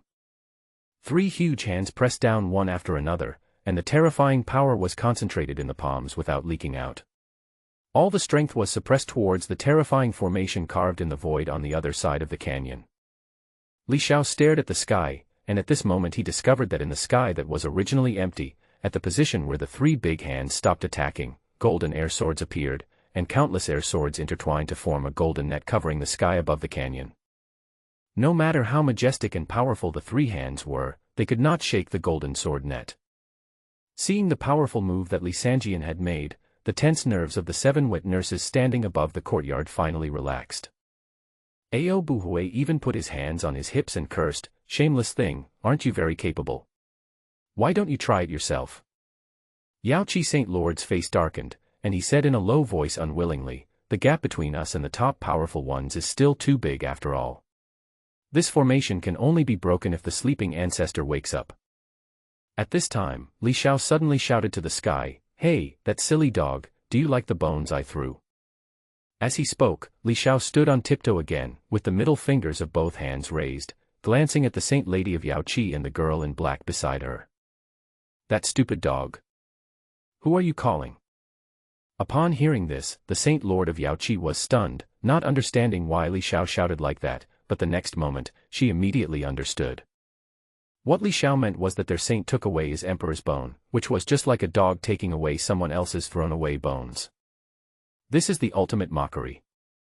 Make fun of the girl in black, she is just a silly dog picking up other people's discarded bones. The handsome face of the Saint Lord of Yaoqi suddenly became extremely ugly. He was so angry that his chest swelled, his whole body was shaking, and his lips trembled slightly. Li Xiao's words pierced her heart. Because when she thought about it carefully, it seemed that was really the meaning, and she felt powerless to refute it. Looking at Li Xiao's cocky expression, it could make even the powerful ones angry to death. Yaoqi Saint Lord felt as if a huge rock was blocking his heart, and he felt extremely uncomfortable. After all, the bone-digging incident had always been a thorn in Yaoqi Saint Lord's heart. That was the biggest stain in her life. Even if she spoke righteously, she could deceive the world but not her heart. Li Xiao called them stupid dogs that were picking up human bones, which played into her hands. His precise attack broke her defense. The beautiful face of the Saint Lord of Yaoqi was distorted, losing her dignity and elegance. She became like an old lady in the vegetable market. She put her hands on her waist and cursed loudly, spitting all over the place. Fuck you, you stupid show-off. Who are you calling a stupid dog? Who are you picking up your bones? If you have the guts, say it again. Is this the breakthrough? Everyone around was stunned and stood there, unable to believe their ears. Next to her, her beautiful disciple opened her mouth wide, staring blankly at the Saint Lord of Yaoqi from her angle. She could just see the tip of the other's chin from the bottom up. A little above there, saliva was spurting out and swearing, which made her dumbfounded. Is this her master, the master of the Holy Land? Li Xiao was also stunned when he saw the woman's reaction. He had never thought that the words he just said would have such a huge destructive effect on her. She was so angry that she was fuming and no longer had the demeanor of the master of the Holy Land. The Saint Lord of Yaoqi was so shocked by these words that her true nature was revealed. She turned into an auntie in the vegetable market and spit out saliva. It was really shocking. You damn show-off, I fuck all your ancestors. I should have dug up your bones and then strangled you to death. The Saint Lord of Yaoqi cursed more and more fiercely, her face turned red, and her elegant temperament was completely gone. Is she a powerful person? This is the master of the Holy Land of Jie, and he has no self-control at all. Li Xiao touched his nose and was so happy that a word of silly dog could make the Holy Lord of Yaoqi break his defense on the spot. Among those present, there are also powerful people from 2 other holy places. If the Saint Lord of Yaoqi had calmed down afterwards, he would have been socially dead. Master. The girl in black paused and carefully tugged at the corner of her master's clothes as a reminder. But the angry Saint Lord of Yaoqi couldn't stop after she started cursing. Li Xiao even suspected that she had chewed Xuanmai. Beside them, the immortal saint and the reincarnation saint felt so terribly embarrassed that they didn't want to get close to the Yaoqi saint. The 2 of them covered their noses and turned their heads away, as if someone had just defecated a pile of smelly feces there. Below, Li Xiao was stunned for a moment, then his smile became more innocent. He narrowed his pretty eyes, and poked at the pain point of the Saint Lord of Yaoqi and scolded, "You old witch, I didn't expect you have this habit, you like people to call you a stupid dog. Since you want to hear it, then I will grant your wish. Listen carefully, you are not only a 1,000-year-old witch, but also an old bitch who eats human bones. Back then, you took away the bones I discarded and brought them back to feed your silly little dog. You, the master and the apprentice, are all stupid dogs. Does it sound good? Do you enjoy it? I'm stupid. The Holy Lord of Yaoqi even lived in Bengbu. You dead show-off, I present you an and hashtag. The Saint Lord of Yaoqi pointed at Li Xiao with trembling hands, and Li Xiao responded with a middle finger. The Saint Lord of Yaoqi swayed and almost fainted. Master, you are smoking. The girl in black pulled her clothes and reminded her in a low voice. Li Xiao was really surprised today. His original views on the strongest people in this world were completely refreshed. He suddenly discovered that the so-called powerful ones and the masters of holy lands also have human emotions and desires. They just have high levels of cultivation, but they are not so detached from the world. They are still human beings. If he were to make a comparison, he felt that the people of the ancient world possessed profound cultivation, which was the same as the people of the Blue Star in his previous life possessed immense wealth. The quality, character, and morality of some wealthy people on Blue Star are not necessarily very high. Some of them are even more disgusting, and their behavior is more despicable and their means are despicable than other ordinary people. I think the same is true for the great practitioners in this world. They usually seem high and mighty, no different from gods, indifferent to the world and detached from it. But in fact, they just haven't encountered anything that can make them break down. Once their defenses are broken, their joy, anger, hatred and ignorance will be expressed to the fullest. Even because of their high positions and great power, their emotions become more intense when they explode. Ha, the Almighty! Ha, the Holy Lord! Li Xiao sneered. Soon, under the repeated reminders of the girl in black, the Saint Lord of Yaoqi took a long breath, his chest heaving, and after a few more gasps, the Saint Lord of Yaoqi finally suppressed his emotions that were about to break his defense. But after calming down, thinking about his previous loss of composure, the Saint Lord of Yaoqi suddenly died on the spot, his face stiff and his whole body hot. I was defeated by a show-off, it's so embarrassing. The Holy Lady of Yaoqi wanted to die. She suddenly stared at Li Xiao with cold eyes and murderous intent flashing in her eyes. This slut has such a bad mouth. The Saint Lord of Yaoqi, who was still angry, wanted to lose his temper again. He wished he could fly down, take off his embroidered shoes, and smash Li Xiao's mouth with the soles of his shoes. Ha ha ha ha, the way this old bitch breaks down, it's making me laugh to death. The 7 wet nurses' waists were bent like willow branches under the pressure of the wind. They laughed so hard that they fell forward and backward, unable to close their mouths, and almost fell over with laughter. Li Xiao continued to stand on tiptoe, showing off, "You two silly dogs, my bones, do they taste good? Do you want me to give you another one?" Li Xiao continued to stimulate, hoping to break the defense of the Saint Lord of Yaoqi. But Li Xiao was disappointed. It was impossible for the Holy Lady of Yaoqi to fall down in the same place twice in a row. Although her face looked ugly, as pale as pig liver, she kept her mouth shut. Her palms trembled slightly under the sleeves of her palace dress, but she did not lose her composure again. At this time, the girl in black looked at Li Xiao with a murderous look on her pretty face. Li Xiao kept calling her a stupid dog. She was actually very upset and was so angry that she wanted to tear Li Xiao's mouth apart. But she was still a child and didn't care too much about her reputation. Besides, she was not the one who did that thing back then, so she was able to remain calm. But her face was icy cold, and she suddenly said in a crisp and loud voice, "You are a person born with the bones of an emperor, but I didn't expect that you are such a villain. Before, I felt sorry for you, but now, I look down on you. Even if you don't lose the bones of an emperor, I don't think you can achieve anything. I, Li Xiao, don't care about such a person." As soon as these words were spoken, the 7 wet nurses became furious and wanted to curse at the girl. "What are you talking about? You robbed other people's bones and still say such sarcastic words. If you have the ability, don't take the emperor's bones, give them back." Hearing this, Li Xiao's expression gradually turned cold. "You little bitch, after you finished gnawing on the bone, you've forgotten who gave you alms, right? If you have the ability, don't use my emperor bone." Li Xiao said calmly, "In my eyes, other people's bones are no different from treasures, and whoever gets the treasure should have the right to use it. If you have the ability, come and take the emperor's bones back. One-on-one, I'm ready to fight you anytime." Li Xiao narrowed his eyes and his heart moved slightly. This girl wanted to provoke him to come out and fight with him so that she could subdue or kill him. She had a cold and vicious heart. But Li Xiao was not a child. He was young and impulsive, so he would not be fooled by this despicable provocation. He said with a look of disdain, "Oh, a bone that has been gnawed by a dog. I don't want it. I'll just give it to you as alms. It's just a piece of emperor's bone, how could Li Xiao be interested in it?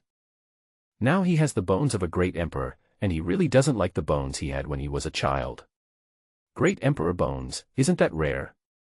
This little mouth is really good at bragging." After hearing this, the strong men from the 3 holy places couldn't help but look down on Li Xiao. This show-off was not only rude, but also arrogant. No one would believe what Li Xiao said was true. They all thought that he knew it was impossible to take back the emperor's bone, so he could only show off his ability to talk and be a king of talking. Upon hearing this, Li Xiao's face turned gloomy for a moment, then she regained her composure and said calmly, "Do you think you can hurt me by saying this? So ridiculous. I have to say, you are very naive. It is destined that from now on, you and I will take different paths. You will be an ordinary person, while I will eventually reach the pinnacle of cultivation." Li Xiao squinted his eyes and said, "So, you want to be a dog and pick up my discarded bones?" Li Xiao looked calm, "Whatever you say. No matter what, you can't change the fact that you have become a waste. But I want to tell you that even if you don't lose the bones of the great emperor, I am not afraid of you. What's more, your bones are already at my disposal. I will step on them and reach the peak that no one else can reach." Li Xiao used other people's bones, her tone was confident, and her demeanor was unrivaled. But Li Xiao just said, "Oh," nonchalantly and repeated, "So, you want to be a dog and pick up my discarded bones?" Li Xiao's face suddenly turned a little dark. This sentence again. Even if Li Xiao really didn't care, Li Xiao kept repeating the same sentence over and over again, harping on the same point, which would make even a clayman angry. Besides, Li Xiao didn't really care at all, she just didn't want to show it too much. She knew that Li Xiao did it on purpose to break her defense, and she didn't want Li Xiao to succeed. Li Xiao gritted her teeth, her breathing became heavier, and her voice became colder. The more you say this, the more it shows your unwillingness and incompetence. What a pity, your extraordinary emperor bone was used by me, and now, I have to take your heart blood to completely subdue this bone and make it equal to mine. Li Xiao retorted, trying to break Li Xiao's defense. But how could she know that Li Xiao's face was thicker than an old wall? Li Xiao stood on tiptoe, showing off, his pants swaying, and asked again, "So, you want to be a dog and pick up my discarded bones?" "I picked up your mother." "This damn show-off, can't you change your words?" Hearing this, Li Xiao didn't break down, but the strong men from the 3 holy places couldn't stand it anymore. They were all ashamed and wanted to curse loudly, especially the Holy Lord of Yaoqi, whose face turned pale and he almost broke down again and lost his composure like before. She gritted her teeth and endured it, but her whole body was shaking slightly, her lips trembled slightly, and she seemed like she was about to explode on the spot. Li Xiao's face was also livid, and she looked extremely ugly. She was so angry that her chest hurt. She asked, "Is that all you can say?" Li Xiao tilted his head like Li Xiaotong, looking harmless. "So, you want to be a dog? I fucked your little mouth." This time, before Li Xiao finished his words, Li Xiao exploded. She was completely defeated. She put her hands on her waist, pointed at him and cursed, "You damn show-off, is this the only sentence you can say? Fuck you, you bitch." This. Li Xiao was stunned, his eyes and mouth were wide open, like a shocked husky, the kind that could be made into an enigmatic package. Li Xiao's appearance at this moment was exactly a replica of the Saint Lord of Yaoqi when he broke through the defense just now, a younger version of breaking through the defense. Cuckoo. The 7 wet nurses covered their mouths and laughed again, their faces twisted with laughter. They are indeed master and apprentice. They are so unruly after breaking through their defenses. Yes, 2 scheming bitches, who appear to be righteous on the surface, but are actually sinister, vicious, and extremely ugly. Not like this, they will become master and apprentice. They are the Holy Lord and the Holy Lady. They are really corrupt. People like them are not even worthy of carrying my shoes. Seeing that the Yaoqi Saint Lord and his disciples were immediately broken down by Li Xiao's rebuttal, the 7 divine beast nurses all felt relieved. The frustration that had been pent up before finally came out, and they started to comment on him at once, without holding back. Li Xiao continued to brag, "Little silly dog, don't you want my blood? If you have the ability, come in and take it. If you don't have the ability, stop nagging." Li Xiao's face turned pale with anger and the corners of her mouth kept trembling, but she no longer spoke. She turned her head and looked at the Saint Master of Yaoqi. She tugged at the corner of the latter's clothes and said softly but firmly, "Master, today, I want to get his heart's blood." Yaoqi Saint Lord sneered and said, "Don't worry, disciple. I would have done the same thing even if you didn't tell me. This show-off is just talking nonsense. He is a waste. But he is still useful. He can provide blood for you." With a cold snort, she said grimly, "Originally, taking a portion of his heart's blood would have been enough, but now, I have changed my mind. From now on, he will become your vessel, providing you with a constant supply of heart's blood." They spoke loudly enough to be heard throughout the canyon, deliberately so that everyone could hear them. To be precise, it was so that Li Xiao and others below could hear it. Today, Li Xiao, this show-off, has been humiliating them again and again with words, and they have already made up their minds to kill him. Hearing their words, the faces of the 7 wet nurses suddenly turned gloomy. Li Xiao also put away his smile, his little face full of coldness. But he did not regret angering the Holy Lord of Yaoqi. Because today, the other party came, arrogant and domineering, and demanded his blood. Even if Li Xiao stayed there and kept silent, it was impossible for the Holy Lord of Yaoqi to have a change of heart and let them go. What's more, the Holy Lord of Yaoqi dug out his bones in the past, and now he wants to claim his heart's blood. What does he think of him? A precious medicine to feed her apprentice. You can tolerate being a show-off, but you can't tolerate being a show-off. Li Xiao felt angrily that he just couldn't beat the opponent. If he could, why would he fight with his mouth? He would have flown out and knocked everyone over with his frying pan. The Yaoqi Saint Lord looked around and said in a deep voice, "Two Saint Lords, I will wake up the ancestor of the Yaoqi Holy Land. If there is any accident at that time, please do as agreed." The Lord of Samsara and the Lord of Immortality nodded and said with a polite smile, "Definitely." The Holy Lord of Yaoqi nodded in response. After giving a cold look at Li Xiao below, she flipped her hand, took out a dark red talisman, and crushed it without hesitation. This is a soul tablet, and inside it is engraved a mark of the top powerful ancestor of the Yaoqi Holy Land. If you crush it, the ancestor will feel the response and wake up from his deep sleep. Seeing this, the 7 nurses' faces changed drastically. This bitch actually summoned their ancestor. What should we do then? Qin Sisi asked anxiously. Ao Buhui looked around at the sisters and said in a deep voice, "We don't know what happened to Sanjian, or what happened to him outside. If he doesn't come back in time, we will fall into the hands of this bitch. So, we can't care about so much, so let's just put up with ourselves and compromise with the ancestral land." Hearing this, everyone nodded seriously. Ao Buhui was the first to take out a dark golden talisman, and crushed it without hesitation. "This is a talisman to contact my father. I hope he will put aside the past grudges and respond to me." Soon, the rest of the nurses also crushed their own talismans. But the only people they can contact are their fathers or the elders in power in the tribe. They don't have the power to contact their ancestors directly. The only person who can communicate with the sleeping ancestral beast is the current patriarch of the ancestral beast clan. Are they contacting their ancestral land? The movements of the 7 wet nurses in midair were easily seen by the Holy Lord of Yaoqi. She snorted coldly and said disdainfully, "Humph, a few abandoned children who broke with the ancestral land, how could your ancestor be willing to wake up for you? Today, we have reached the end of the current era. An obvious sign is that the powerful bodies of the top powers who have survived from ancient times have all entered a period of decay. Their bodies are gradually decaying, and they can only resist the erosion of the power of time by sleeping. Therefore, they cherish this last period of time very much. They want to retain their last bit of strength in an attempt to withstand the destructive force when the era collapses. Because, even the top powerful beings cannot be eternal. When the era ends, they will die and everything will become empty. But they don't want to die.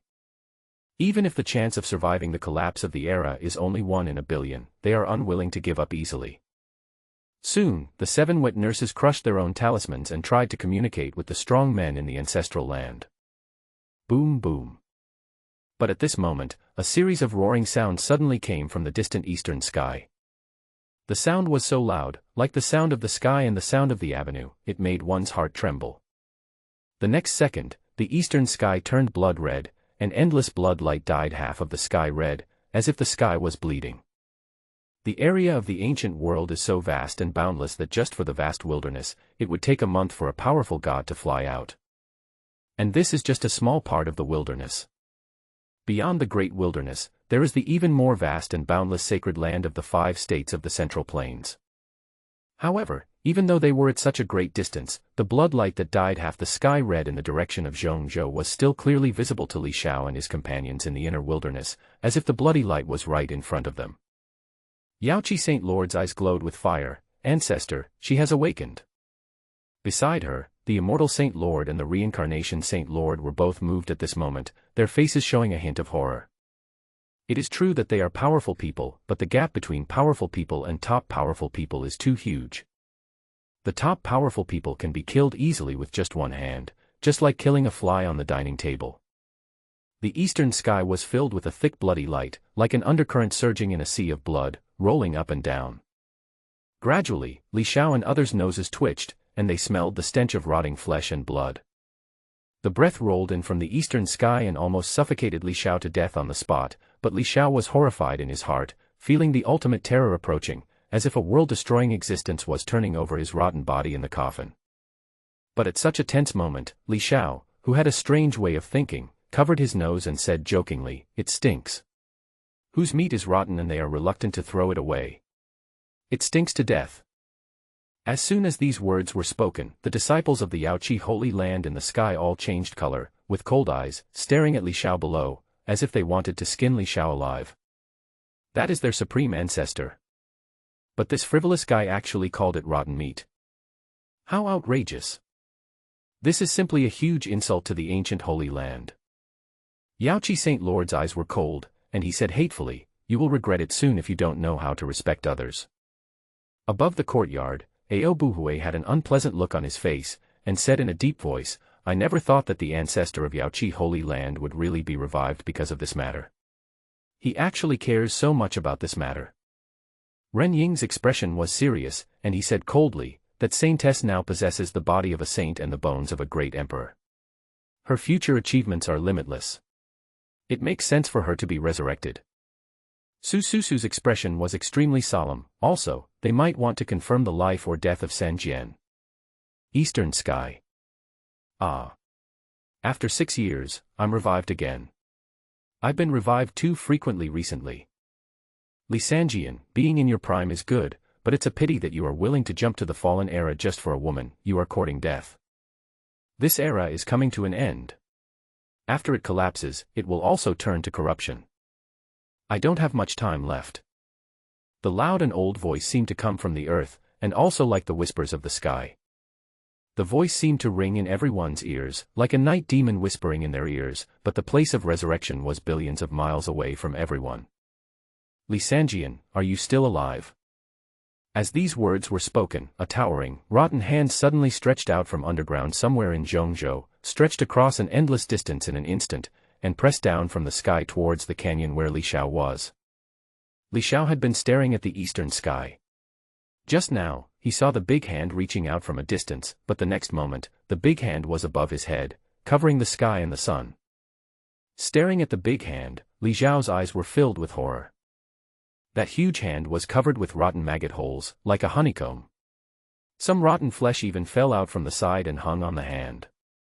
Gray, wriggling maggots gnawed at the rotten flesh on the hand, wriggling their slippery bodies and crawling in the maggot holes filled with corpse oil. There were also countless disgusting maggots hanging outside the flesh and blood, swaying along with the movement of the big hand. Vomit. The stench of rotten meat was now dozens of times stronger. Upon hearing this, Li Xiao couldn't help but retching and almost passed out from the suffocation. However, compared to the unpleasant smell, what terrified Li Xiao even more were the disgusting maggots on the towering hand. He couldn't imagine what kind of maggots could eat the flesh of a top-notch powerful being. What on earth is that creature? Li Xiao's face changed with horror. Even someone as powerful as the top one couldn't get rid of the maggots on his body, and just let them eat his body.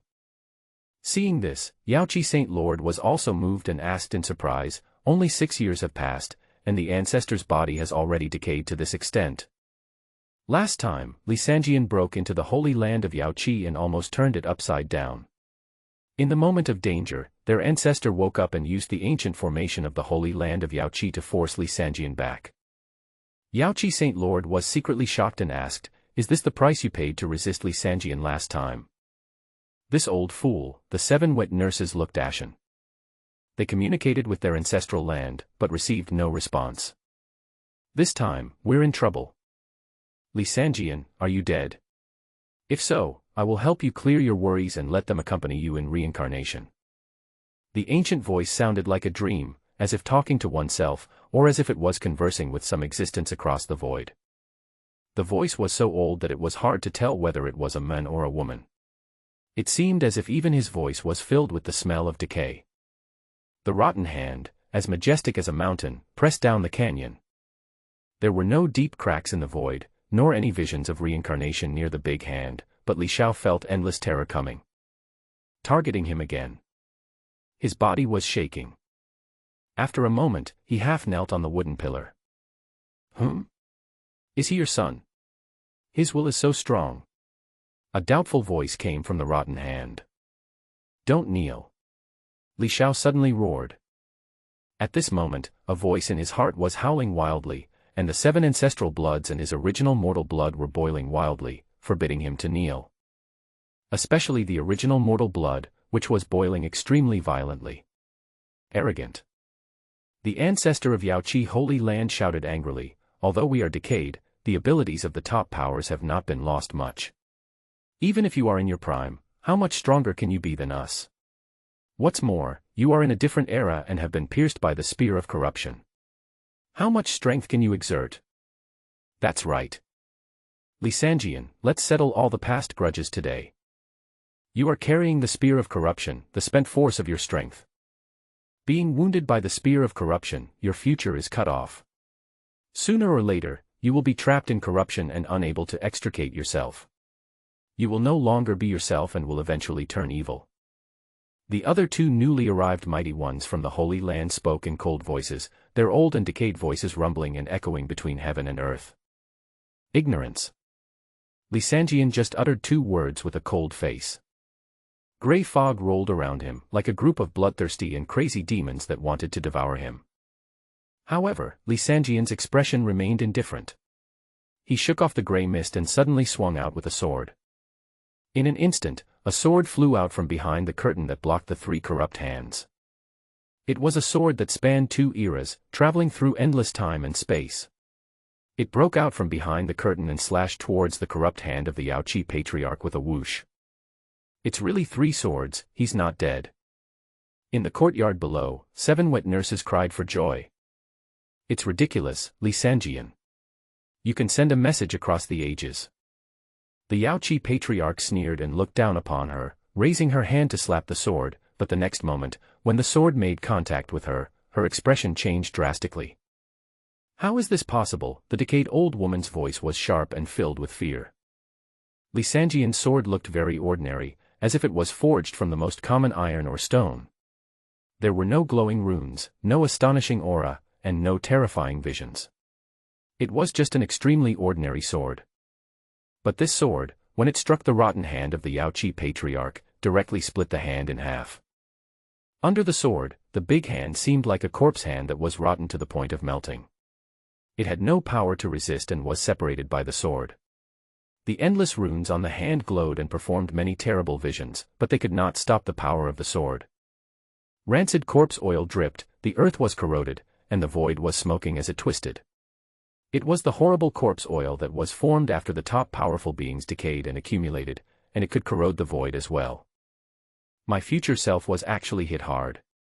The old Yaoqi patriarch said in horror, you have reached quasi-eternity.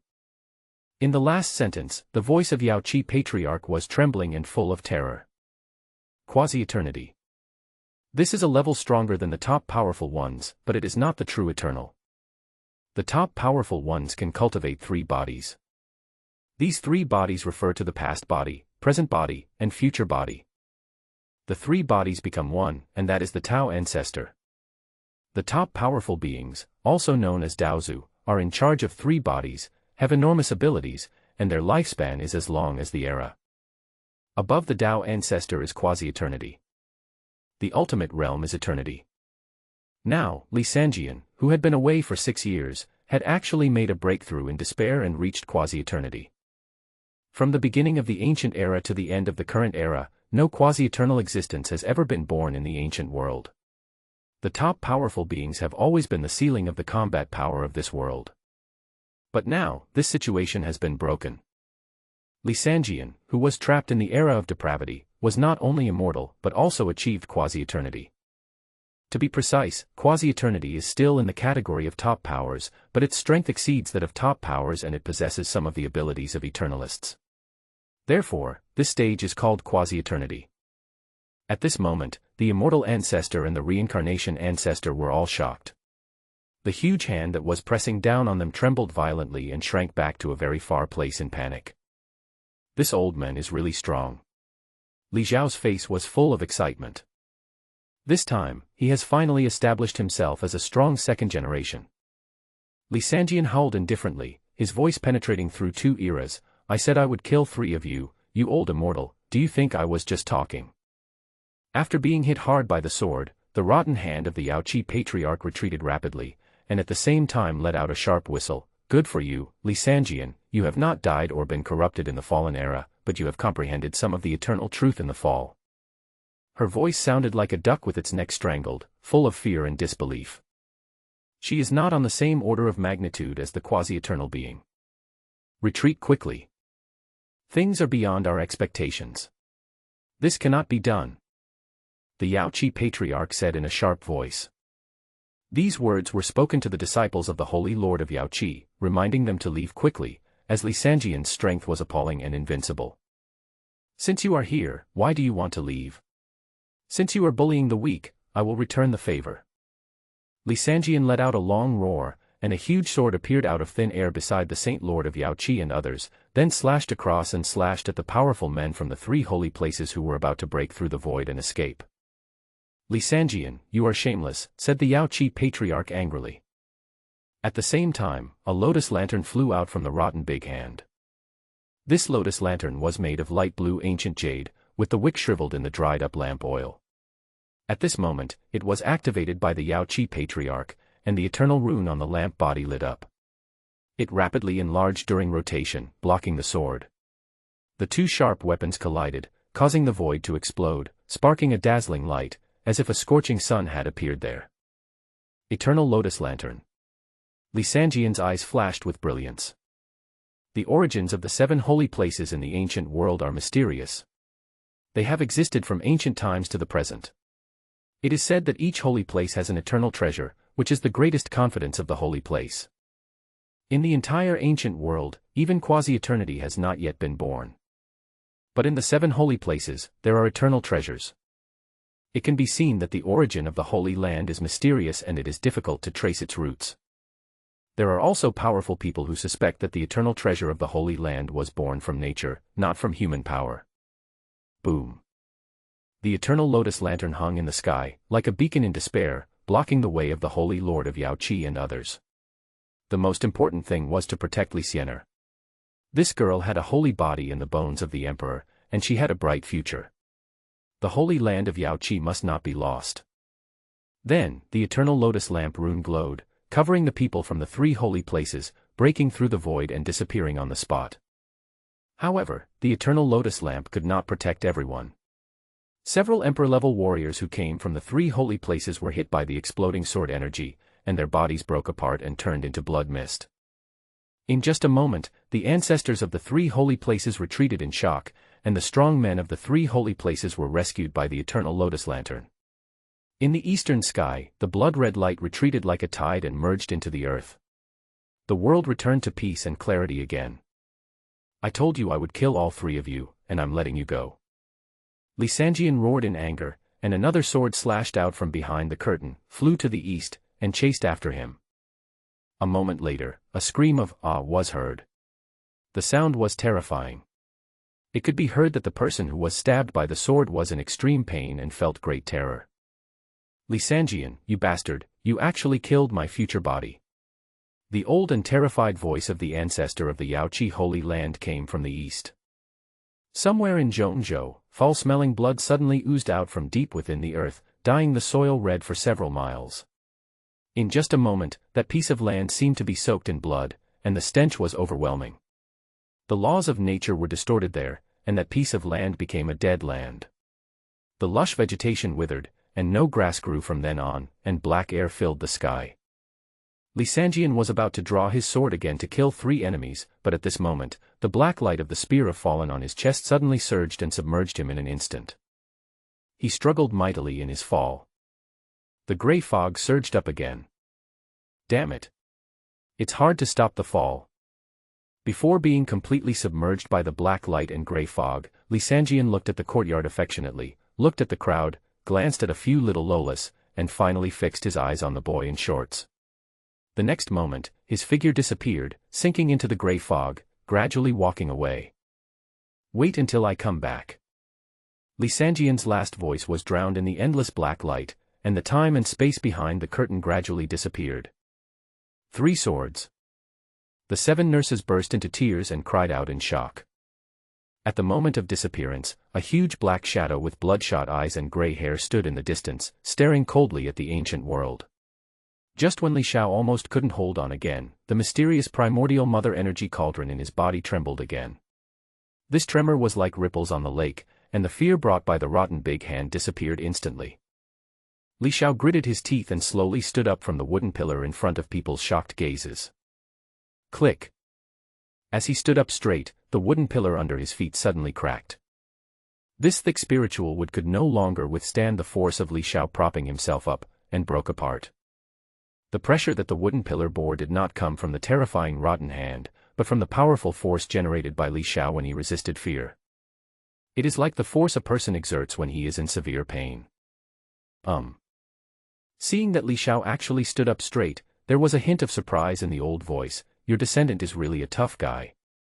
But unfortunately, the bones of the great emperor are lost, and he is now immortal. Do you feel sad? You are a strong man, but you can't protect your young son.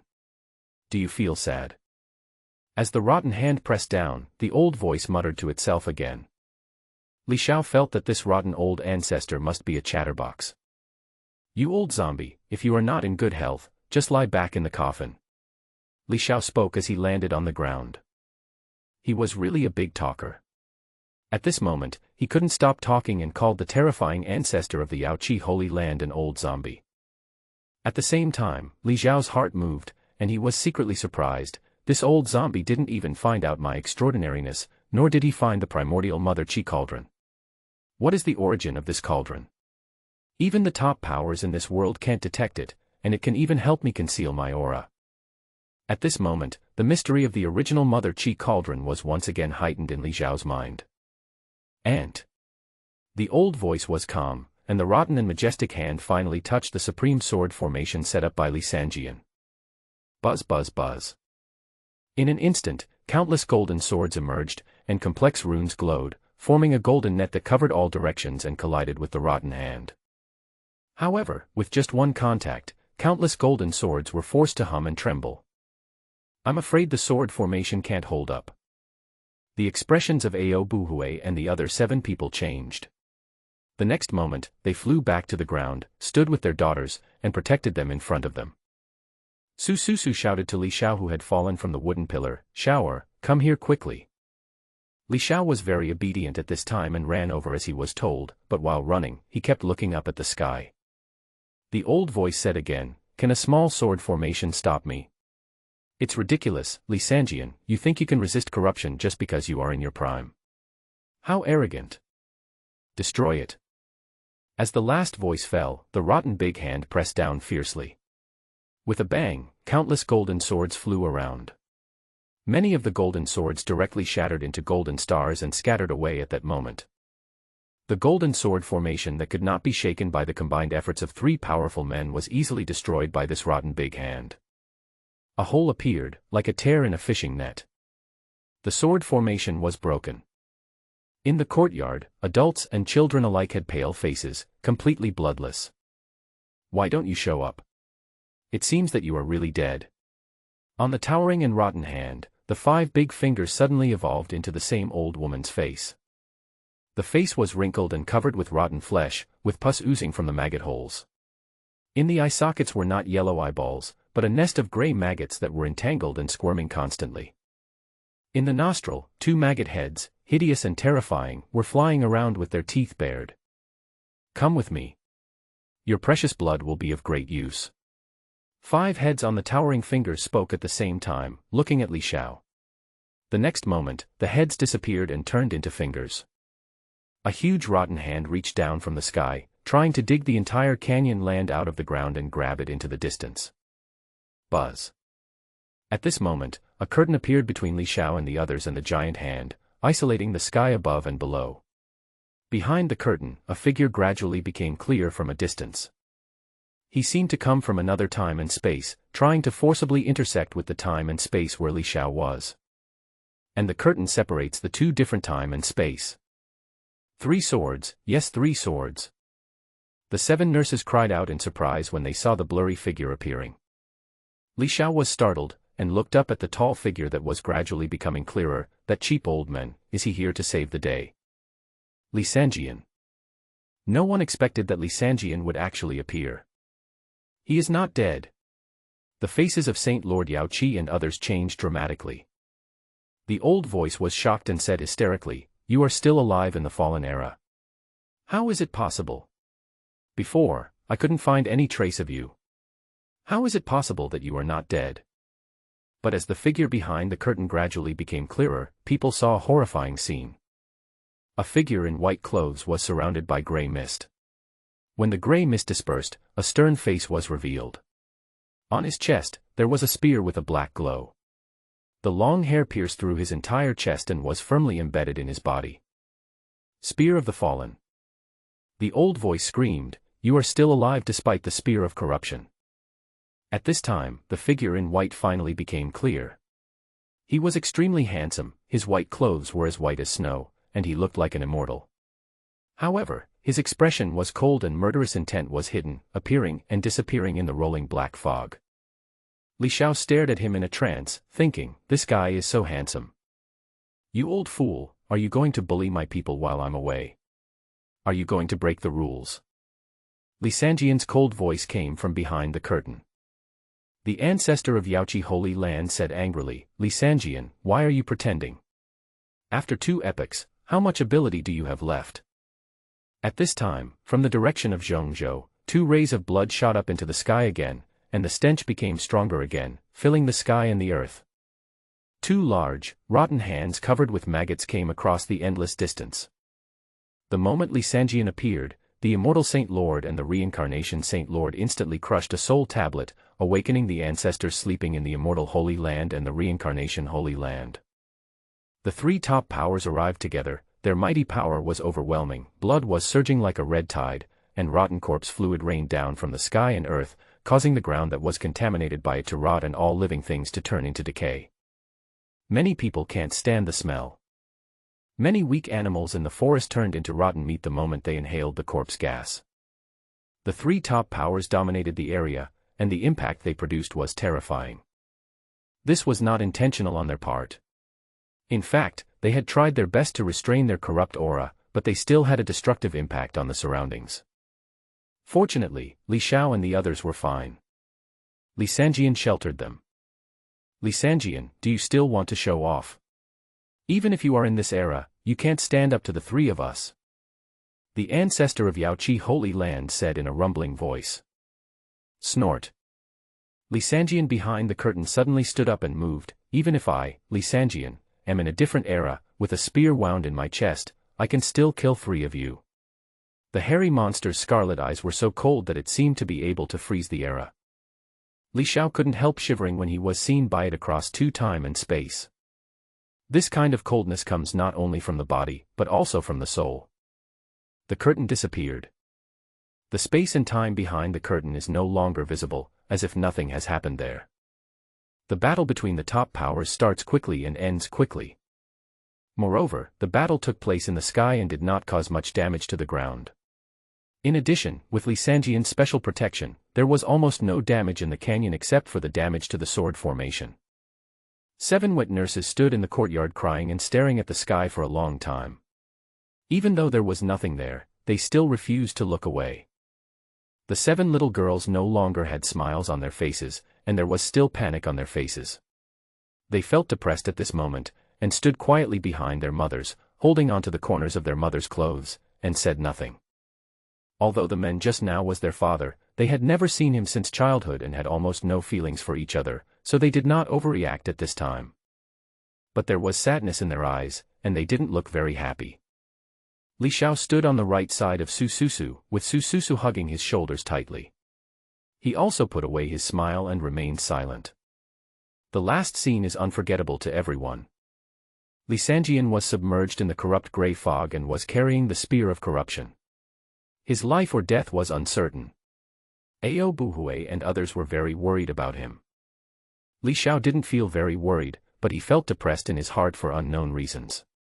He didn't want to be like this, but the emotion arose naturally. Li Sanjian is concerned about the safety of everyone. Even though he is wounded by a spear and is clearly fighting against corruption, he still forces himself to return to save the situation. He was very powerful and had broken through to the quasi-eternal realm, but Li Xiao and his companions were not happy about it. Because the enemies Li Sanjian encounters outside are also extremely powerful, if he is not careful, he may fall into corruption and become completely evil, and will no longer be the original Li Sanjian. After a moment, Ao Buhui came back to his senses and said solemnly, "The sword formation here has been broken." The 3 swordsmen revealed nothing in their final moments, leaving uncertainty for the world. He may have died. I'm afraid the 3 holy places will not let this go. Beside Li Xiao, Su Susu frowned and said, the Yaoqi patriarch had just had his future body cut off, How dare they act so presumptuous? Ao Buhui said in a deep voice, Sanjian was wounded by a spear and fell into depravity. Although he broke through to the quasi-eternal realm, he is now trapped in the era of depravity and it is difficult for him to return. In this case, even if the powerful people from the 3 holy places do not take action and bully the weak, they may secretly send other disciples to try to get rid of us by dark means. Hearing this, everyone was shocked and moved. This is possible, and very likely. Qin Sisi sighed and said, then where can we go? Our ancestral land ignores us, so we probably can't go back. Su Susu glanced at everyone and said, let the children return to the Li family in Zhongzhou. After hearing this, everyone thought for a moment and nodded. Qi Xianer said, this is the only way. The Zhongzhou Li family has a grudge against us, but they will most likely take the children in. Ao Buhui looked around at everyone and immediately said, there is no time to lose. Hurry up and pack up and leave. In fact, everyone didn't have much to pack. The important items were all stored in their storage rings. They just packed up some clothes and gathered in front of the courtyard. Li Xiao no longer wore shorts, but a pair of knee-length leather pants made of animal skins, similar in style to the jeans in his previous life. He wore a t-shirt style top, and looked very refreshing overall. However, since they were all made of animal skins, his temperament was inevitably a bit wild. Ao Buhui glanced at the adults and children in front of him. After scanning the area, he suddenly remembered something and looked at Su Susu and asked, where's Xiao Qing? Xiao Qing is the bluebird that reports back and forth once a month. It came back to report once before, but after being driven away by Ao Buhui, it did not leave the canyon immediately. Usually, it stays for a day and leaves the next day. Su Susu shook her head. I don't know. Maybe in the guest room. Qin Sisi said dissatisfiedly, it's already this time, don't worry about it, let's hurry up and leave. Ao Buhui frowned and said, no. Xiao Qing has been with us for so long, we can't just abandon her like this. After saying that, he swept his mind across the entire compound, and soon, Ao Buhui found Xiao Qing. Ao Buhui suddenly didn't know whether to laugh or cry. This coward actually hid in her room and didn't dare to come out. In his mind, the blue bird transformed into a small green-haired bird as big as a sparrow. It hid at the foot of the bed in the room, buried its head deeply in its feathers, and shivered. Xiao Qing, come out. Ao Buhui transmitted the message through his mind, and the voice rang in Qing Miao's ears. When the bluebird heard the sound, it pulled its head out of its feathers. Its face was panicked, and it responded with its mind, Sister Ao, I'm scared. Ao Buhui heard this and said angrily, I'm not afraid of you. Everyone has left and you're still hiding. I've never seen a bluebird as afraid of death as you. If you don't leave, we'll leave. This place is no longer safe. The little bird immediately cried out, don't leave me, I'm scared. Ao Buhui was ashamed. This bluebird was too timid. After all, it is a bluebird at the divine level. The bluebird itself is a mythical beast that is particularly good at speed. A divine beast is so afraid of death. It's such a shame for the divine beast clan. Ao Buhui said impatiently, get out here now. Understood. Xiao Qing started, flapped its wings and flew up from the ground, quickly flew from the door to the courtyard, circled around the crowd, flapped its wings lightly, and hovered in the air. Let's go. Ao Buhui called everyone. With a burst of divine power, Ao Buhui rolled up Li Xiao and flew directly into the sky, heading towards the eastern sky. Renning glanced at Li Xiao, then looked at Qing Miao and ordered, Xiao Qing, take him. As she spoke, she pointed at Li Xiao. Xiao Qing was very afraid of Renning, so she didn't dare to say much. She nodded and said obediently, yes. After a while, the 7 divine beasts each brought their own children, and Li Xiao was carried by the blue bird and flew away into the sky, heading east at a very fast speed. The blue bird excels at speed, and with Li Xiao, its speed is actually faster than the other 7 divine beasts. However, in order to take care of the others, she did not fly in front alone, but followed behind the crowd. It was the first time that Li Xiao was taken flying at high speed, and he flew very high into the sky. He was a little scared at first, but he quickly adapted.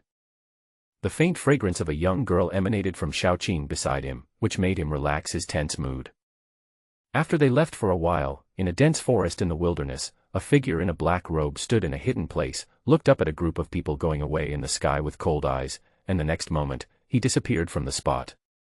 After flying for 3 consecutive days, the group only managed to fly a small area out of the inner wilderness. That night, everyone stopped to rest. In a woodland, they built a bonfire and sat close together in a circle. "Xiaoba, I want to eat stewed snake meat." Foodie Li Xiaotong came up to Li Xiao, who was cooking at the moment, and said with a smile. She said she wanted to eat, as she hadn't eaten last night. Li Xiao glanced at her and did not refuse. "Okay." Everyone was silent for a moment, no one made a sound, only the sound of water boiling in the pot. At this moment, Ao Buhui and the others' faces changed, and they all stood up, staring at the black forest in front of them. There, a figure slowly walked out. This was a group of super strong men dressed in black, with black cloth covering their faces, no obvious sect logos on their bodies, and unknown identities. They walked out of the dark forest without making any sound. Their footsteps were lighter than a civet cat's. Their aura was as quiet as an ancient well, without any fluctuations.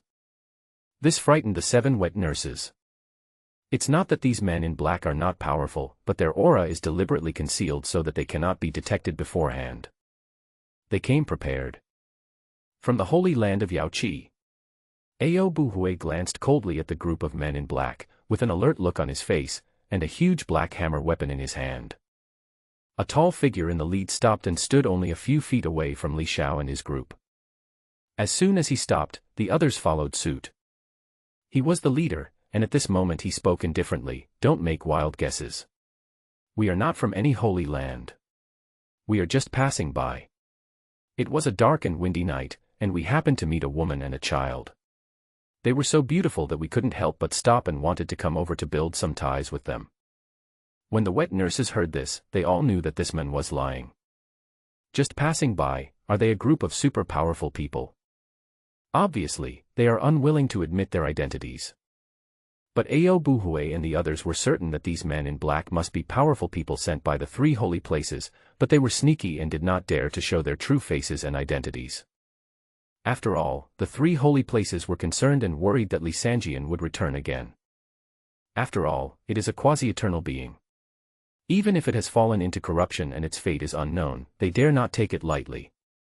Renning snorted coldly and said, "You are a coward who hides his head and shows his tail." The leading man in black lowered his voice, with a cold murderous intent and a bit of cat-and-mouse playfulness, "Such a fierce and cold beauty, very much to my taste. Court death."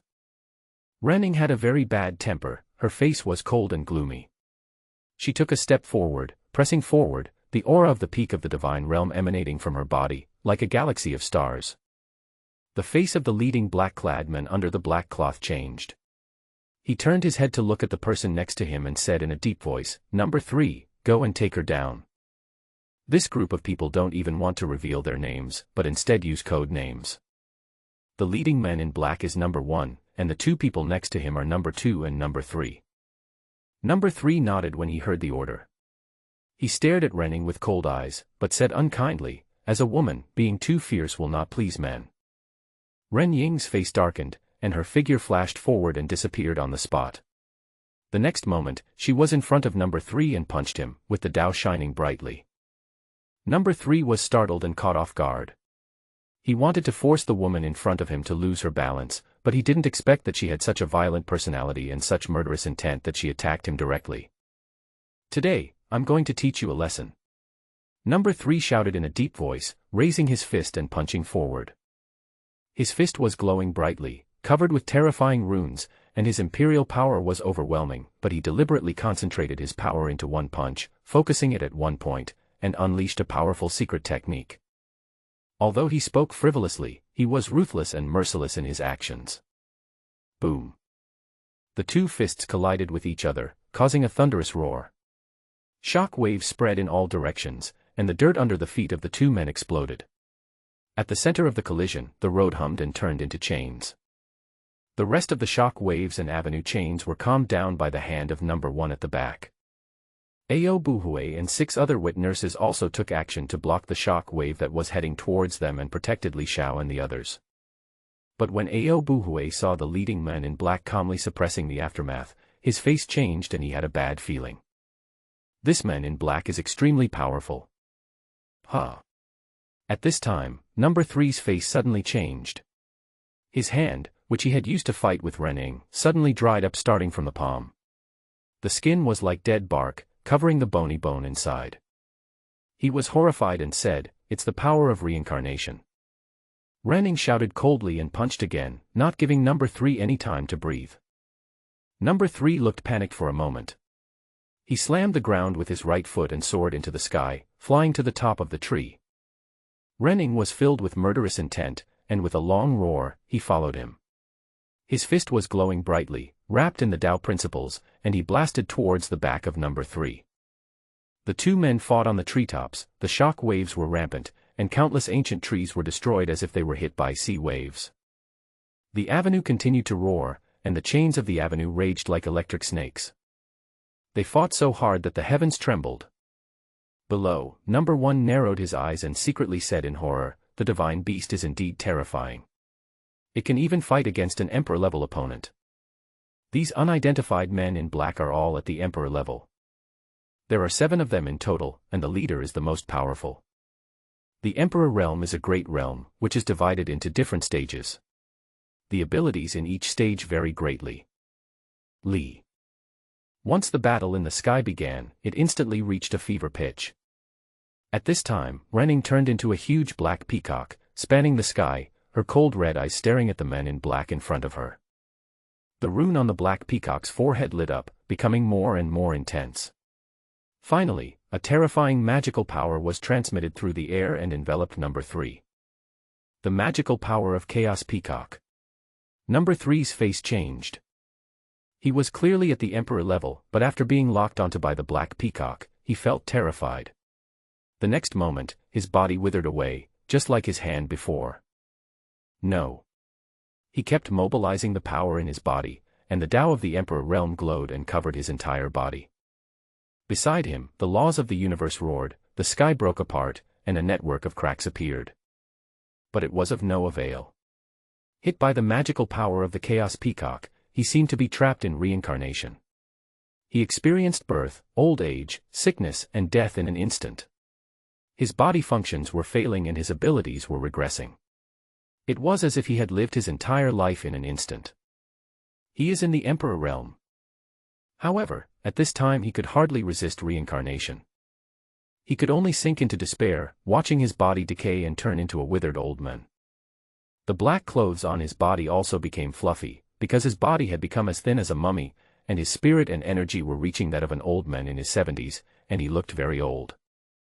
At this moment, Renning suddenly appeared in front of him, and punched out with a glowing fist, smashing number 3's body into pieces, and his withered corpse flew all around. This is changing too fast. Boom. Number 1 disappeared on the spot. The next moment, he was next to the black peacock and threw a punch. On his palm, the Tao was swirling and the light was strong. Renning was unable to block in time and was knocked away by a punch. His huge body knocked down old trees several miles away. After he stopped, blood spurted out of his mouth. She shook her body and turned into a human form, her divine power condensed into clothes. Her face was pale and blood was oozing from the corners of her mouth. "You actually killed him." Number 1 Lin Tian roared. He didn't expect that this Chaos Peacock, which had the blood of a divine beast, was so powerful. It was beyond his expectations. Number 3 was at the Emperor level, and his combat power ranked 3rd among the crowd. However, he never expected that after a split second of fighting, he would be killed by the Chaos Peacock's magical power. Kill them all. Number 1 stopped pretending and gave the order in great anger. Yes. The other 5 men in black flashed and rushed up. Xiaoqing, take the children and go first. Ao Buhui shouted, and was the first to soar into the sky and kill number 1. At the same time, Renning flashed and rushed back again, joining forces with Ao Buhui to fight number 1. This person is very strong, even if 2 people work together, they may not be able to defeat him. The other wet nurses each stopped a man in black. The blue bird, which looked like a girl, was trembling and her lips were shaking. She was very scared, but at this moment she plucked up her courage. She wrapped her divine power around Li Xiao and the 8 children, and with a mysterious blue light surrounding her, she soared into the sky. But before it flew far, a cold arrow of light shot out from the black forest below and pierced the blue bird.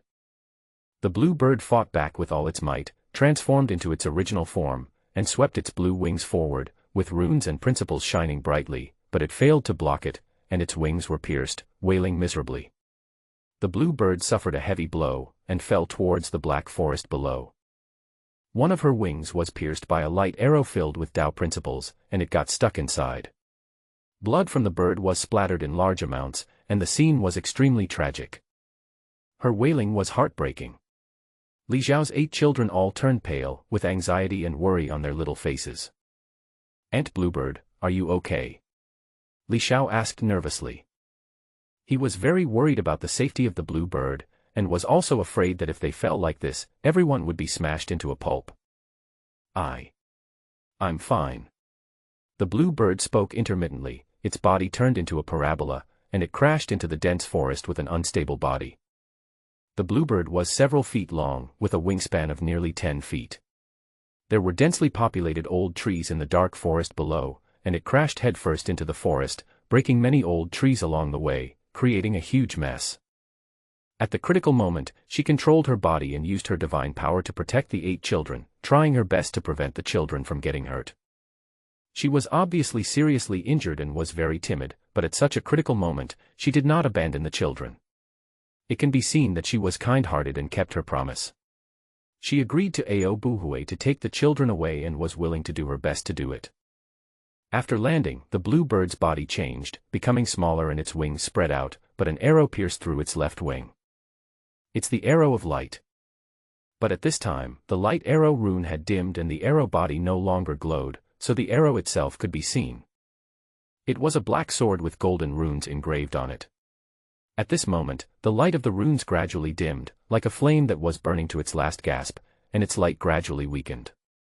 The shrunken bluebird stood in front of the children, like a hen protecting her chicks. Her eyes were alert and tense, but determined, as she stared at the front of the dense forest, where 2 figures walked out, one big and one small. The lady was an old woman in gray, holding an ancient bow, with a grim face, wrinkles all over her face, and cold eyes. The villain is none other than the new generation saint of the Yaoqi Holy Land, Li Xiao, who possesses the holy body and the bones of the emperor.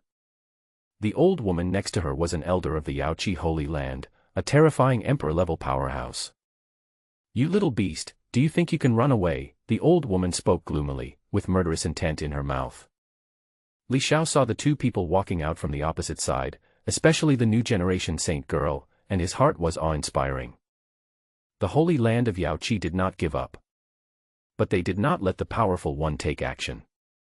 But Li Xiao could also guess that the Holy Lord of Yaoqi had actually taken action. If it weren't for her, these 2 people would not have been able to appear in the great wilderness at will. Because only the powerful can tear the void and cross long distances.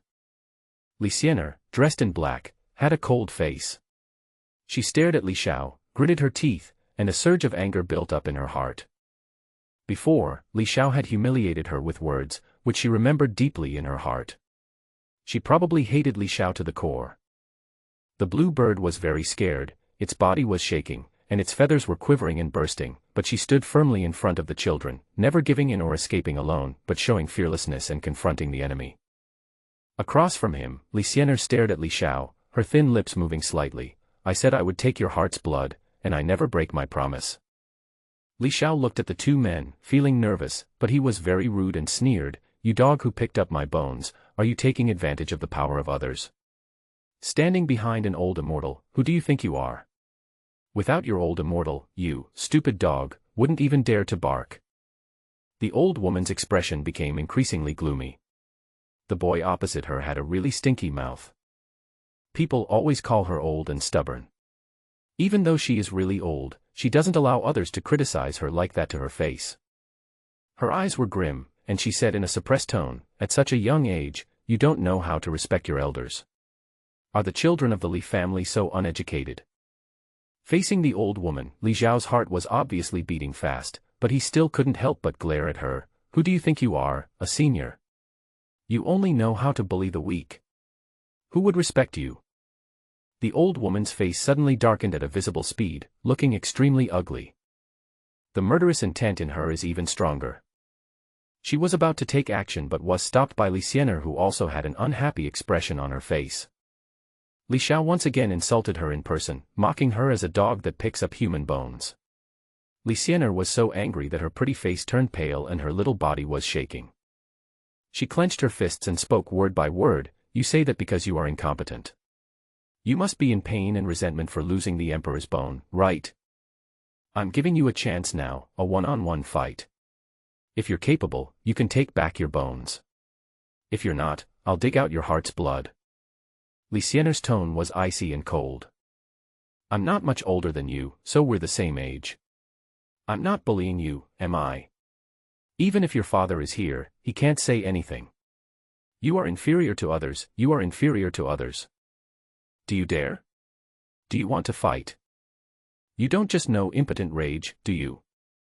Li Xiao took a step forward and left the old woman.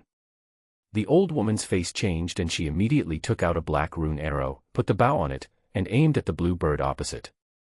Li Xiao frowned and said, Third Elder, there is no need to do this. I will fight him fairly.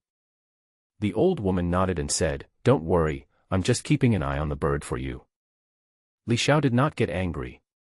He laughed and said, You took my bones and you still want to fight me fairly. How ridiculous. You can even say such things. Do you have any shame?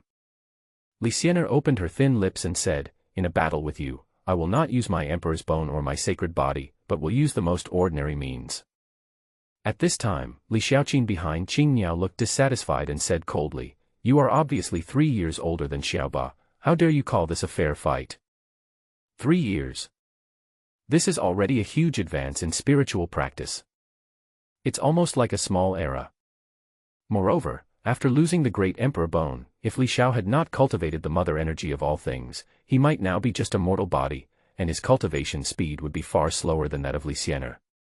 How could this be considered a fair fight? Li Xiao avoided the main point and stared at Li Xiao, saying in an aggressive tone, I'm just asking you, do you dare? Li Xiao smiled, took a step forward, and left the protection of the blue bird's wings. He said in a somewhat cold voice, Come on. I don't believe I can't defeat you. Hearing this, the old woman couldn't help but look at Li Xiao with contempt. This show-off is really arrogant. He was a mortal body, but he had such a confident and powerful attitude, which made her very unhappy. Qingniao coughed lightly, and blood flowed from the corner of her mouth. She was seriously injured. At this time, she said anxiously, Don't go, stand behind me. Qingniao was afraid that the old woman opposite would not keep her word, so she suddenly took action to capture Li Xiao. The two of them came here just for the blood in their hearts. Li Xiao ignored the blue bird and stood directly in the front. The old woman saw through Bluebird's thoughts and sneered, Don't worry, they will fight fairly, and I will never interfere. In her mind, the saint was 100% capable of defeating the opponent, so of course she was not worried. Li Xiao smiled and said, You are brave. Stop talking nonsense. Li Xiao stepped on the ground and ran towards Li Xiao, clenching his fists and rushing towards Li Xiao.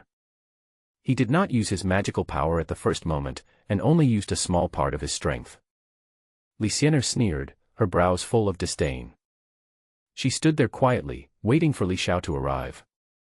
The moment Li Xiao approached, she raised a palm, seemingly lightly, but pressed towards Li Xiao with all her strength. She has already reached the 18th stage of forging. Her body functions are vigorous and her strength is immense, comparable to that of ordinary Dao Palace realm strongmen. She was confident that even if she didn't know how to use the holy body and the great emperor's bone, she could still swat Li Xiao to the ground like slapping a fly. Li Xiao rushed over with his eyes slightly narrowed. His movements were extremely clumsy, and he seemed to have no time to dodge Li Xiao's palm. Li Xiao sneered with disdain on her face, and pressed her palm directly to Li Xiao's chest. It is destined that your heart's blood will be used by me. This woman wanted to cripple Li Xiao with one slap and dig out his heart blood. The blood and sweat won in a fair fight is the spoils of war, and no one can say anything about it. There is an unwritten rule in the ancient world that when people of the same generation compete, they decide their own life and death, and the elders are not allowed to interfere.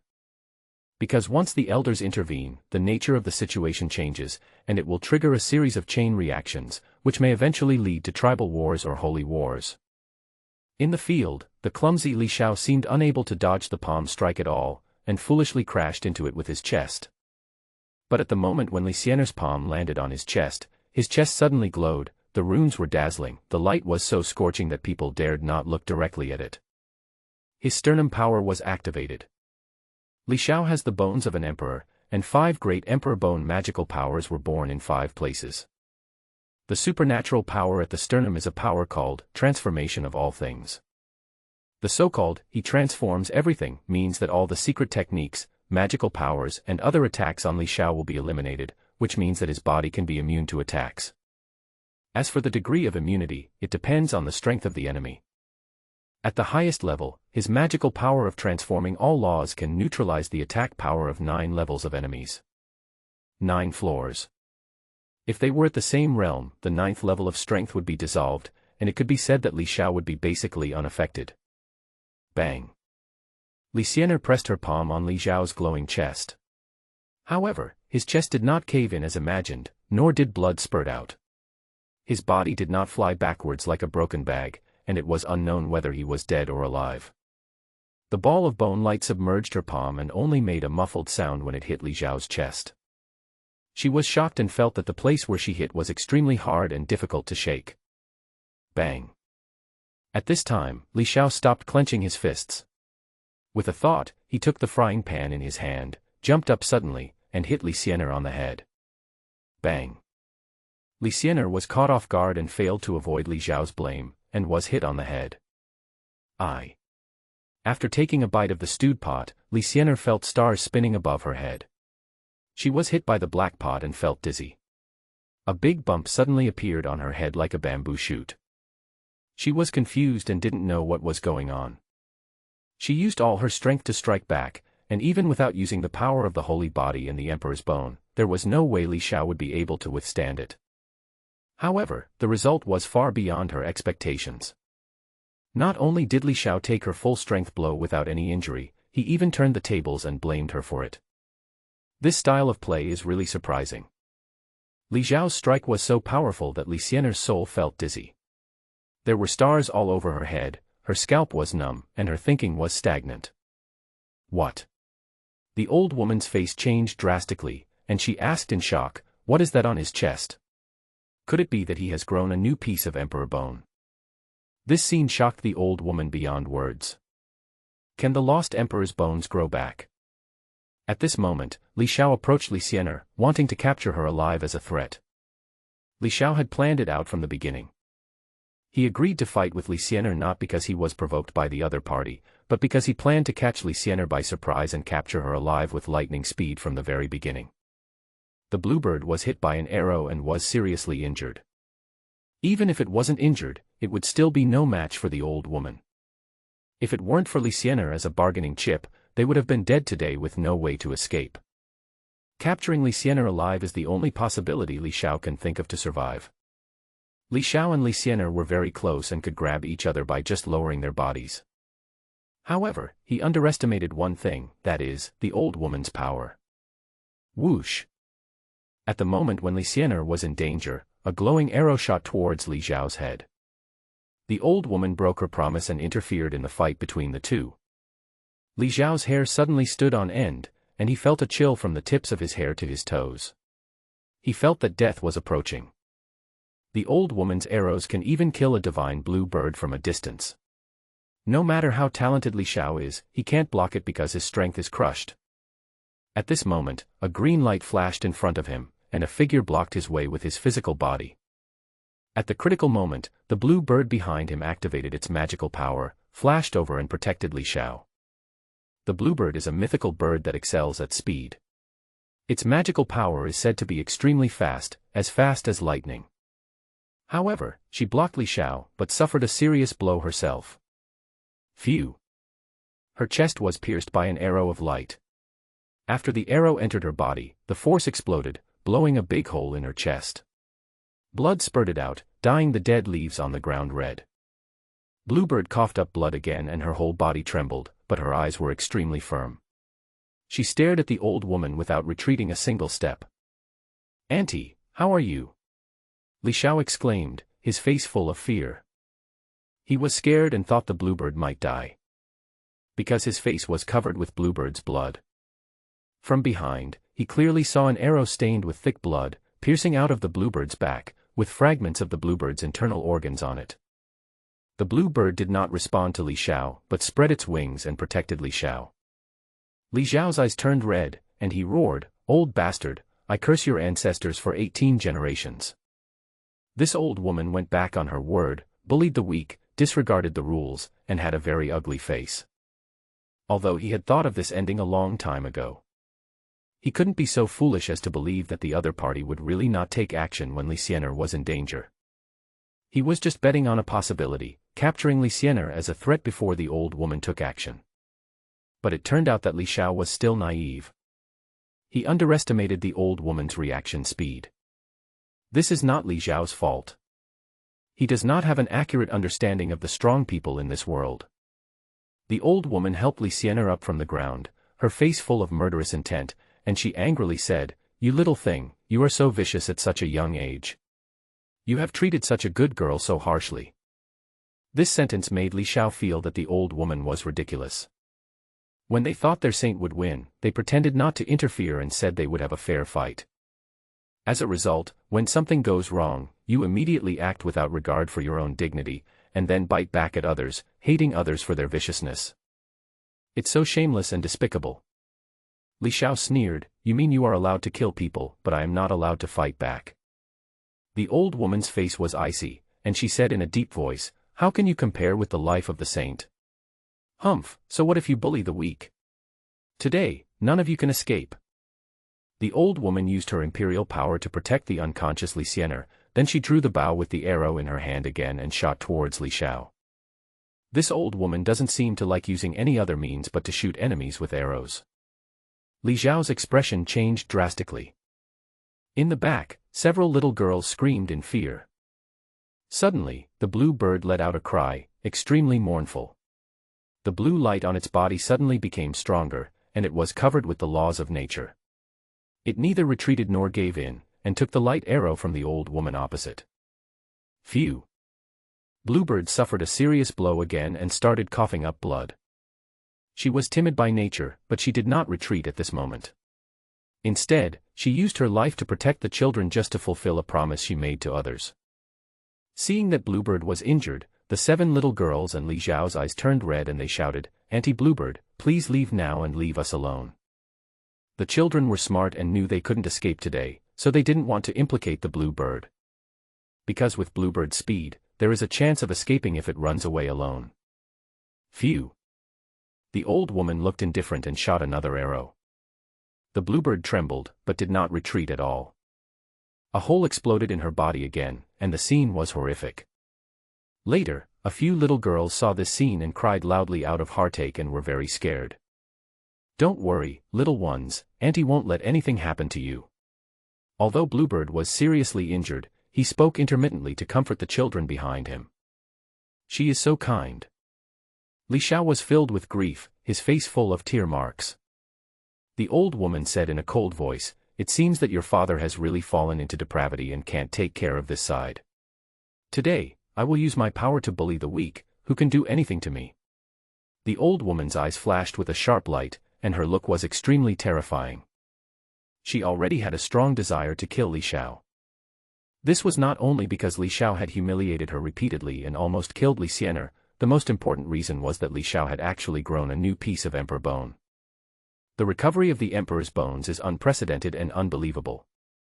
Moreover, Li Xiao's talent is so strong that she has reached the terrifying 18th level of blood tempering realm, comparable to Li Xiao when he was young.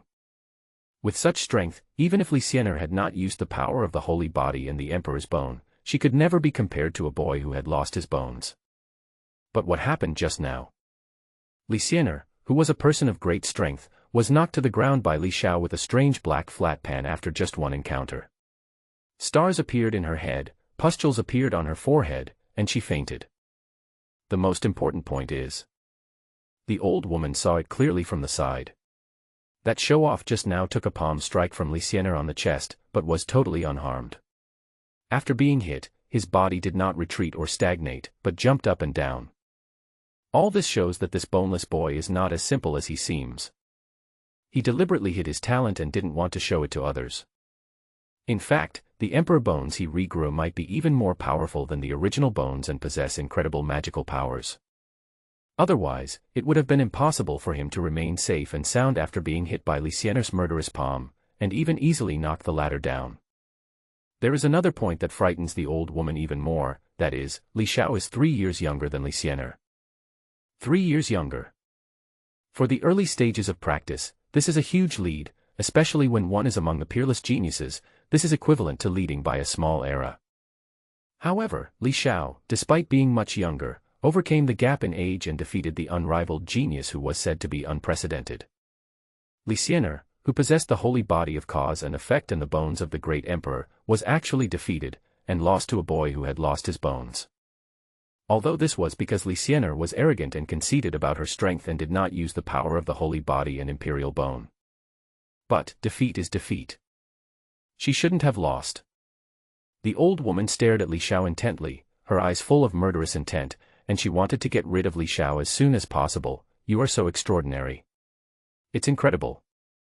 The emperor's bone was lost and recovered, and became even more powerful. However, in this world, there is a peerless genius who is enough. You shouldn't be here. The old woman drew her bow and arrow, locked onto Li Xiao, her eyes extremely cold. Today, I will pave a smooth road for my saint daughter. You cannot be an obstacle to her. She is related to the future. You can only be her stepping stone, not a stumbling block.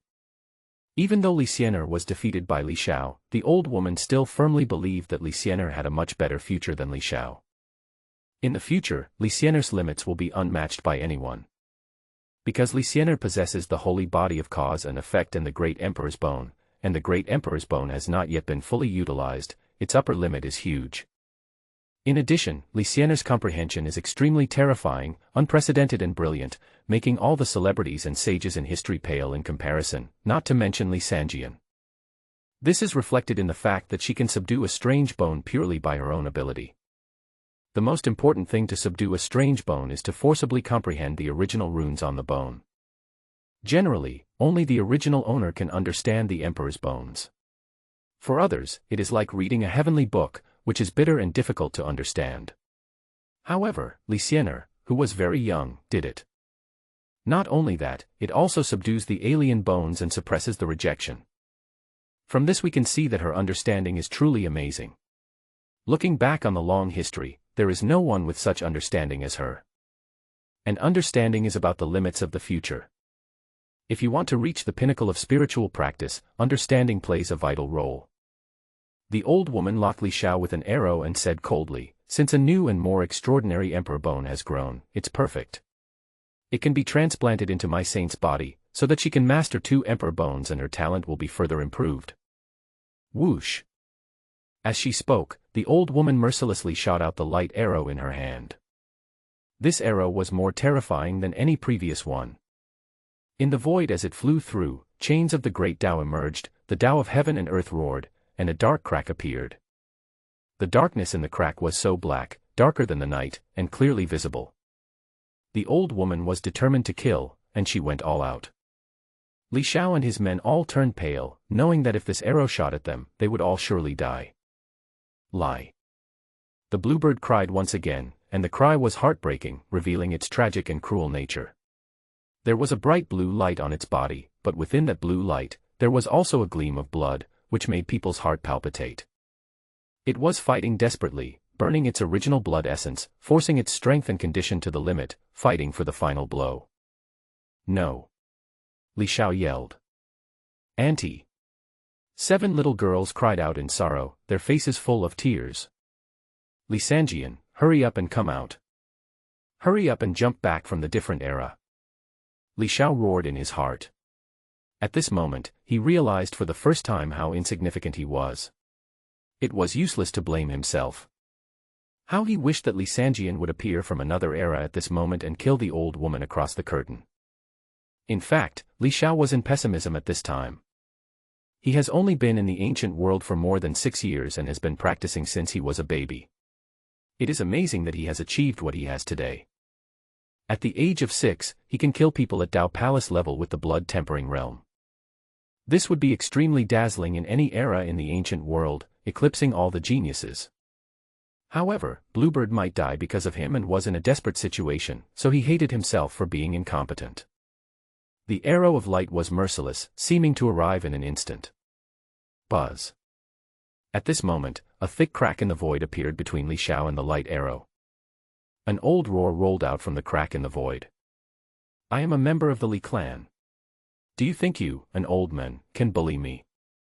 As the words came out, a smelly foot covered with maggots suddenly kicked out from the deep crack in the void to the surface. Before the foot arrived, the familiar rotten stench came first, making people want to vomit. Bang! The stinky feet full of maggots and wormholes, dripping with rancid corpse oil, were the last to attack but the first to arrive. The rotten toes touched the arrow, and the terrible arrow of light that drew the chain of the avenue was kicked to pieces on the spot, turning into sparks that scattered into the night sky. The Almighty! The old woman's face changed with horror when she saw this. After kicking the light arrow to pieces, the stinky foot moved sideways and forward, but stopped half an inch in front of the pale old woman's nose, hovering there in midair, stinking to high heaven. The athlete's foot from that rotten big foot was really stinky. The smell seemed to have materialized and was lingering there. Even in a desperate situation, Li Xiao couldn't help but cover his nose tightly and look as if he was about to vomit. He is not pretending, nor is he being hypocritical, nor is he careless, but his stinky athlete's foot is really unbearable. Li Xiao shouted, "What stinky feet? Whose athlete's foot is this? Haven't you washed it in years?" Hearing Li Xiao's words, the rotten and smelly feet in the air staggered and fell comically. The toes seemed to be right on the ground, as if the owner of the stinky feet did it on purpose, and suddenly, they poked directly into the old woman's nostrils. The toes covered with maggots poked into the old woman's nostrils, forcefully stretching them wider, and moved restlessly inside, as if trying to find a suitable angle. The old woman was at the emperor level, but she couldn't avoid the foot. She let it enter her nostrils. She couldn't move at all. She could only stand there, feeling the smell of athlete's foot. She was enlightened and almost became an immortal on the spot. The taste is so unbearable. The old woman's stomach felt like it was turning upside down. The next second, her Adam's apple rolled up, and with a wow sound, she vomited white foam from her mouth, which was mixed with leftovers and had a sour taste. It mixed with the athlete's foot that was enough to kill people, and the taste was so sour and refreshing. But even at this time, the old woman still did not forget to use her imperial power to wrap around Li Xiao and protect her behind her. Even in desperate situations, she is still protecting the saint of her family. It can be seen that everyone in the holy land of Yaoqi regards it as a treasure, holding it in their hands and protecting it everywhere. Because they believe that Li Xiao is of vital importance to the future. On the other side, Li Xiao glanced at the old woman who was vomiting due to athlete's foot, gritted his teeth and made a sound of disgust. In his heart, although he hated the old woman very much, he really felt sorry for her at this moment. How can it not be uncomfortable?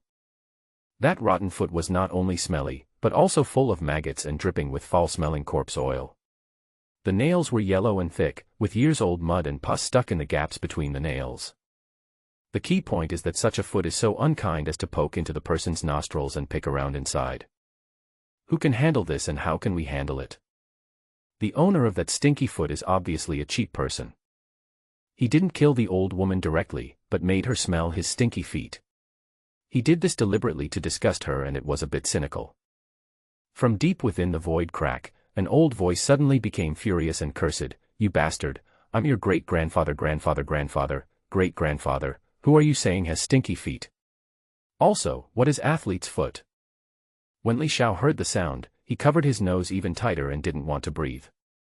It seemed like if he took one more breath of air, he would faint. He really wanted to say, "Sir, your feet are the real athlete's feet, and they have not been washed for thousands of years." But he didn't say that. Instead, he asked, "Sir, are you stuttering?" The old voice was very angry. When did a powerful man like him become a stutterer? The old voice angrily asked, "How can you talk like that, you bastard? I am your great-grandfather, great-grandfather, don't you understand what I'm saying?" Li Xiao stuttered, "I know, you said you are the great-grandfather. Well, since you stutter, don't talk anymore. I'll marry your grandma." Does this bastard not understand what people say? But soon, he realized that Li Xiao might have misunderstood, and cursed, "There are so many ancestors, you stutter." At this time, the old woman recovered, but her face was blue and a little pale. She said in a deep voice, "Are you the old man from the Li family? As a powerful person, you want to intervene in this matter and bully the weak. Aren't you afraid of triggering a war among the saints?" Old Master Li poked the old woman's nostrils with his rotten toes in hatred, and his voice roared out from the cracks in the void, "You old immortal thing, you think you can bully the weak? Why are you whining here? Have you smelled enough of athlete's foot? If you have, then die." This old man is very mean.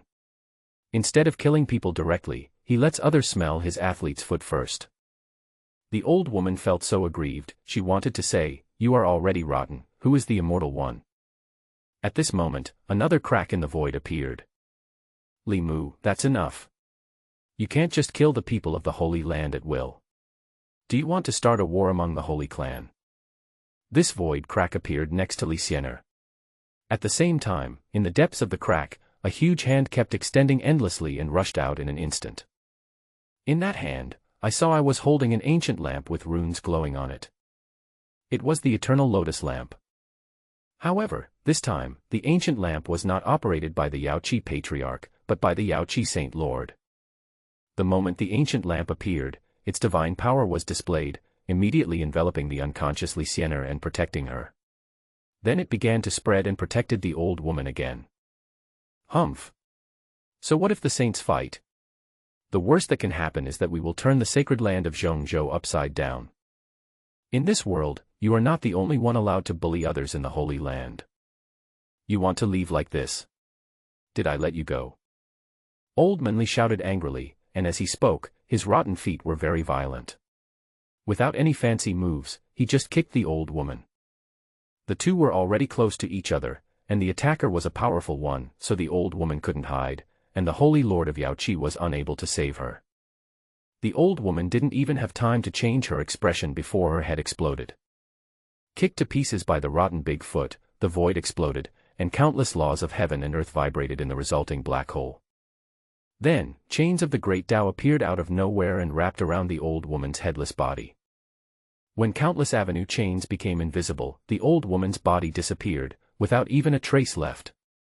The old woman was also a powerful emperor, but at this moment she died without any reaction, and her body was not found. This scene moved Li Xiao. He once again felt the power of the Mighty One. The angry voice of Yaoqi Saint Lord came from the depths of the void, "Li Mu, you have interfered in this matter, and the nature of the matter has changed. Your Li family, wait for the reckoning of the 3 holy places." After the harsh words fell, the Saint Lord of Yaoqi shrank back quickly, and the crack in the void that she had broken disappeared in an instant. She was not afraid, but was worried about Li Xiao's safety and was unwilling to fight a big battle with Old Man Li. Because of the battle between 2 powerful men, if one is not careful, the weak Li Xiao can be reduced to ashes. Cough. At this time, the blue bird, which had been hit by several arrows, turned into a young girl and kept coughing up blood. Her face was frighteningly pale, without a trace of blood, her body was weak and shaky, and there were shocking blood holes in many places on her body. "Auntie. Are you okay?" Li Xiao and 7 Lolas surrounded her and supported her. Their faces were filled with worry and fear. Because the young man who received it was cold and shivering. Li Xiao was very uneasy, feeling extremely guilty and in pain. Xiao Qing is in a very bad condition and feels like she is about to die. In the void crack, the voice of the old man of the Li family sounded, and he sighed and said, "Good child, thank you for protecting my Li family members. In order to repay you, this drop of water of life will be given to you to heal your wounds." Whoosh! In the dark and deep crack of the void, a drop of clear blue liquid, but only the size of a bean, flew out from the depths and flew towards the blue bird a moment later. Before the blue bird could react, the drop dripped onto her forehead and merged into her body. Huh. Xiaoqing was shocked. After the azure water of life entered her body, her injuries improved at a noticeable speed, and her pale face gradually turned rosy. In fact, her divine body seemed to have become more energetic, and its functions were nearly twice as strong as before. This treasure is so magical, Xiaoqing said excitedly. Then, she said gratefully, "Thank you, Senior."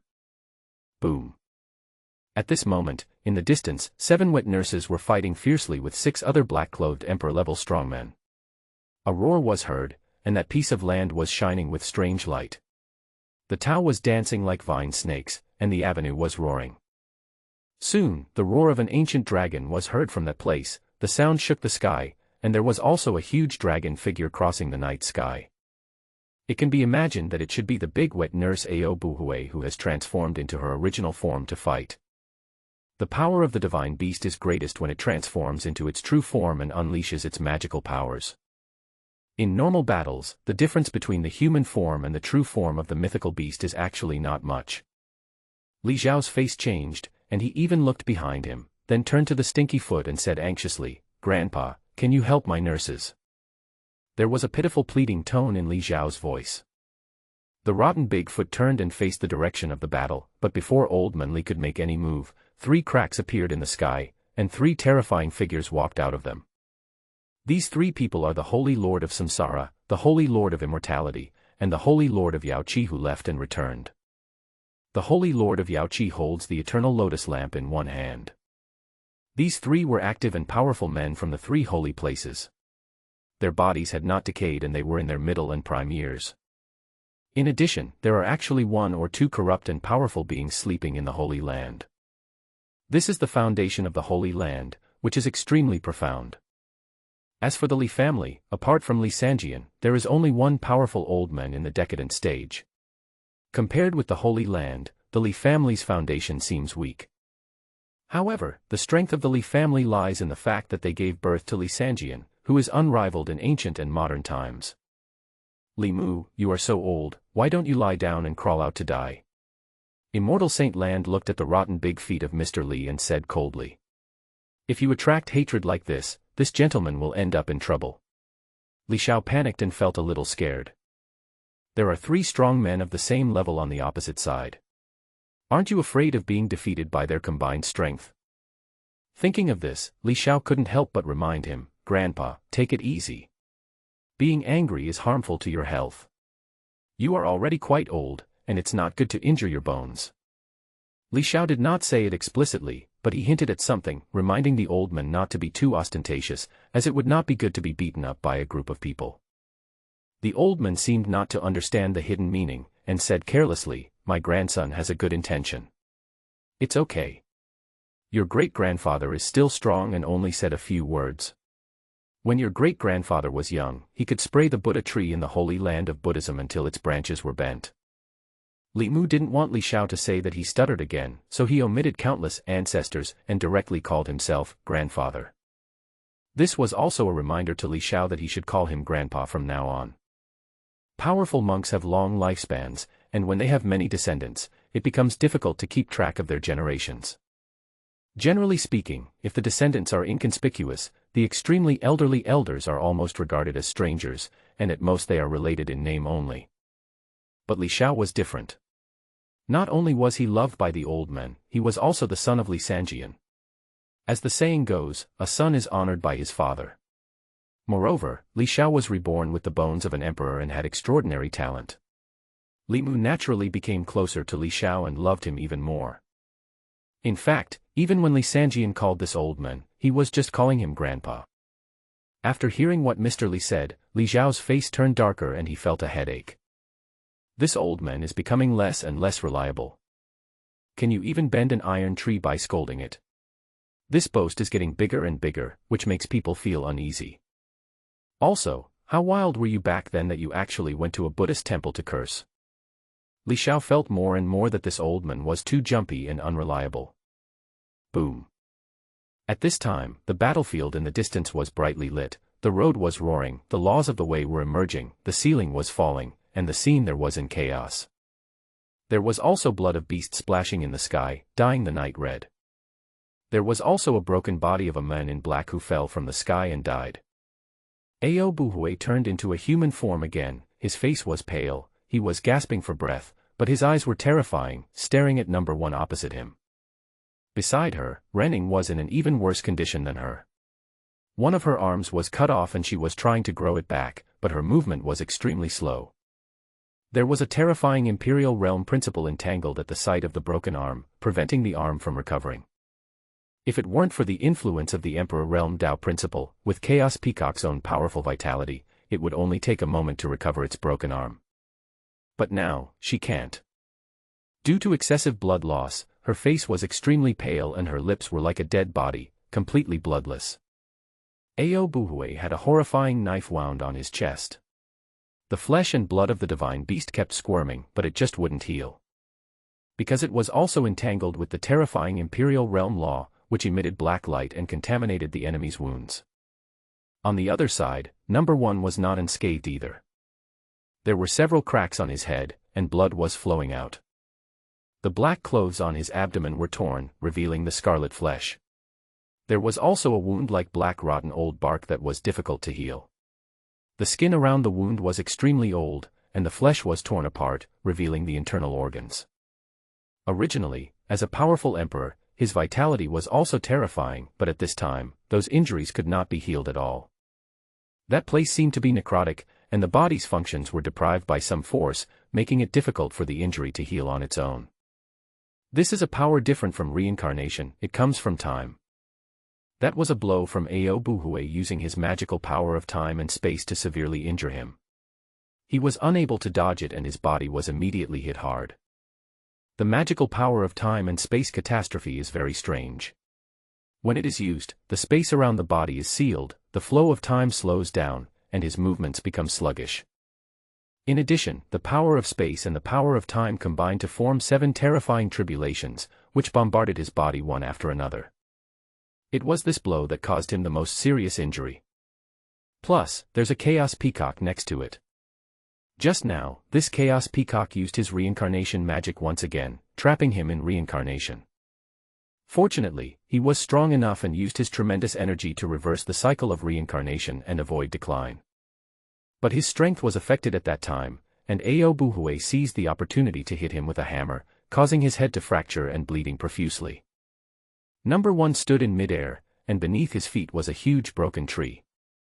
At this time, he said in a ferocious voice, "You two evil beasts, you forced me into this state. But that's all. Can you still use your magical powers? You can't. Without your magical powers, how many blows can you take from me?" As he spoke, he raised his knife and disappeared from the spot. The next moment, he arrived in front of Ao Buhui and slashed with a knife. This knife was extremely terrifying. The blade dragged chains of the avenue, and wherever the knife left a mark, the avenue of heaven and earth vibrated. Although the powerful emperors have many methods, their most powerful ability is still close combat. No matter how powerful you are, as long as it is not a crushing match, bloody and thrilling close combat is always the means to exert your strongest strength. Ao Buhui's pale face changed drastically. He shouted angrily, raised his hammer in both hands, and rushed forward. Beside her, Ren Yingchang took a deep breath and attacked again with her elder sister. Her pretty face was indifferent, and even though she was not in good condition, she did not show any cowardice. "Big sister, fifth sister, I'm here to help you." At this time, Sususu rushed over from another battlefield. Although she is the youngest among the 7, her strength is quite terrifying. Her world of supernatural powers is the ultimate supernatural power of divine thoughts. Once it is used, a world of the heart will descend and drag the enemy's mind into it. If they cannot break free, their mind will wither in the world of the heart, their soul will decay, and they will eventually die. Even if one is able to break free from the power of the heart world, one's soul may be severely damaged and one's strength may be greatly reduced. The attack from divine thoughts was too terrifying and extremely strange, and could only be resisted with the power of divine thoughts.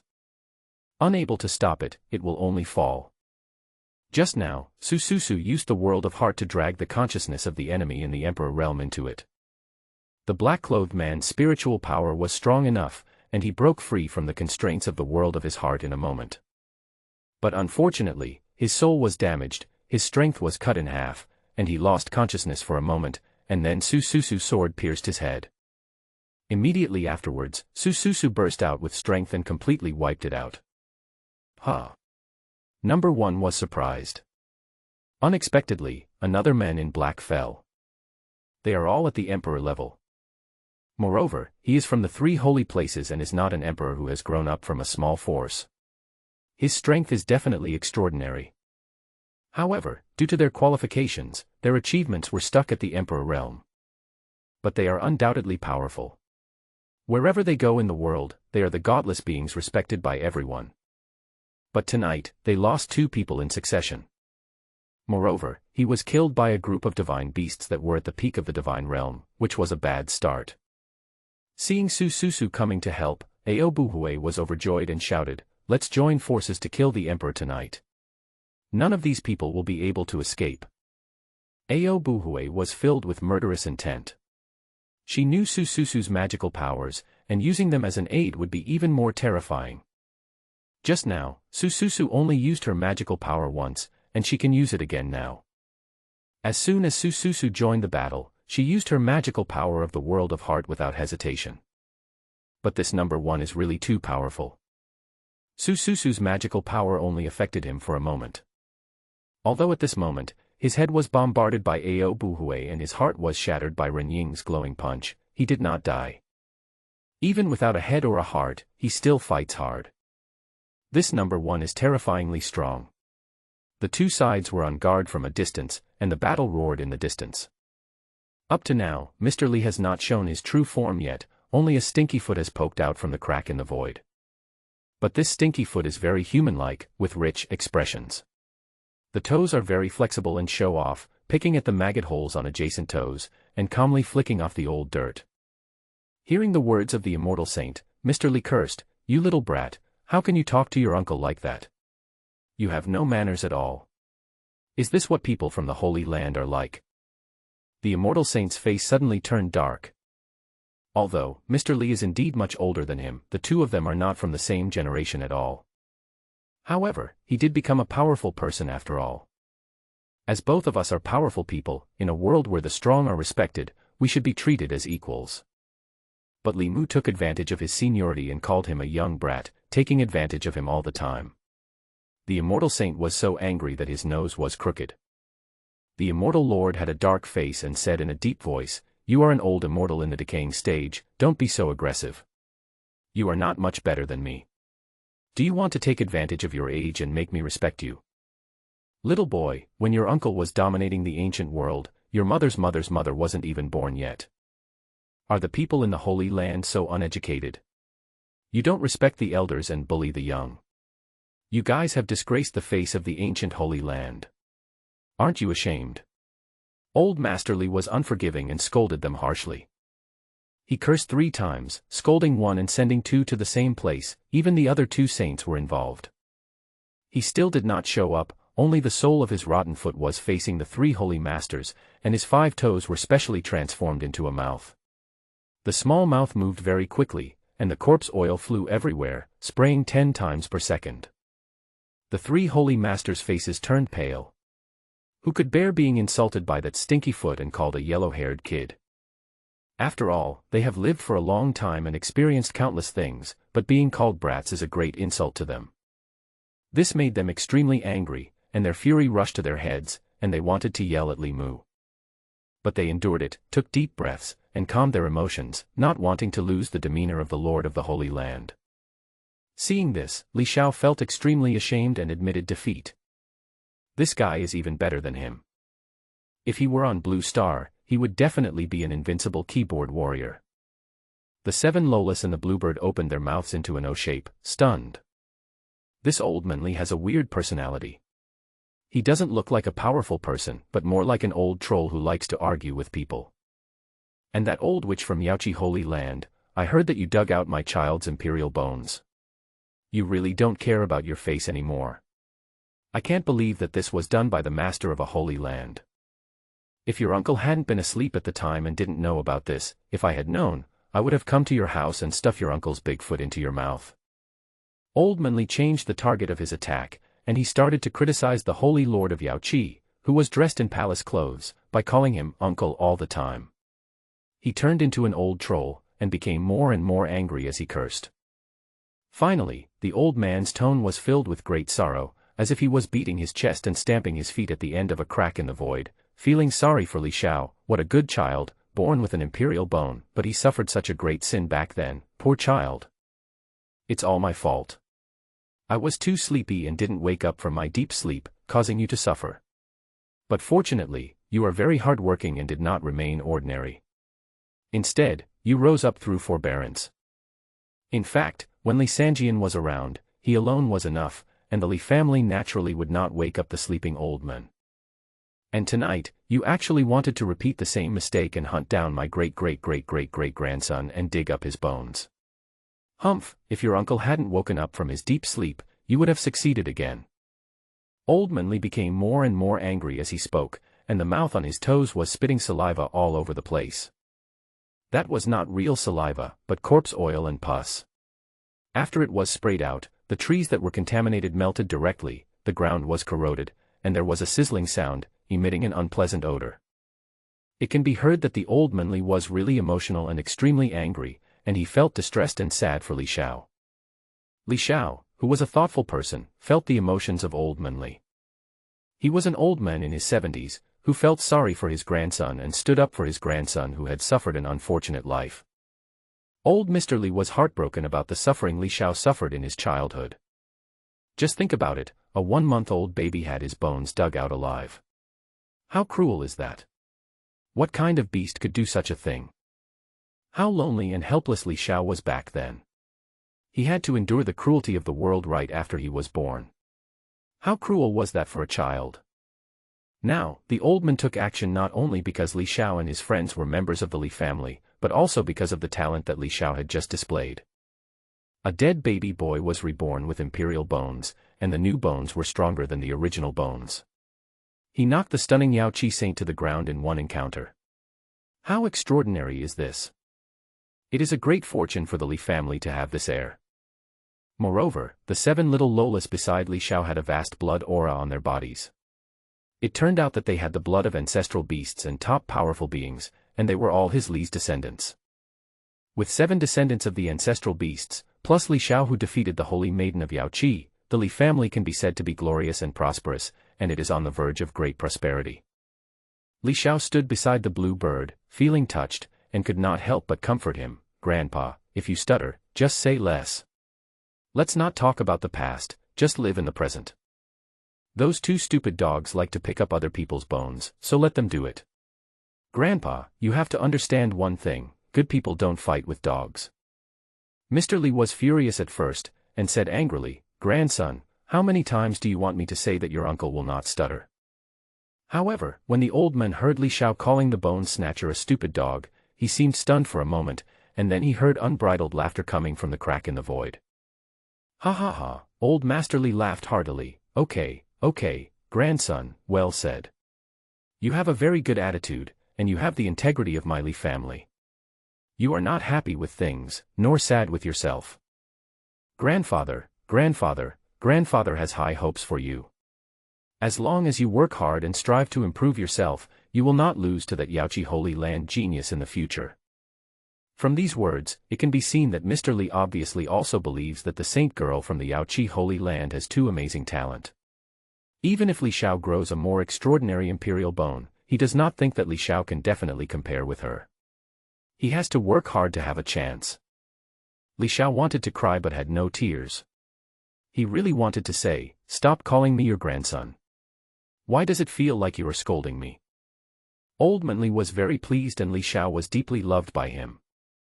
The reason is simple, Li Xiao is very rude, and when compared with him, the 2 of them seem to have met each other too late, and at this moment they sympathize with each other. Li Xiao learned and used the swear words immediately. That stupid old dog, get out of here right now. We, the Li clan, will never allow anyone in the world to bully us, not even the Holy Land.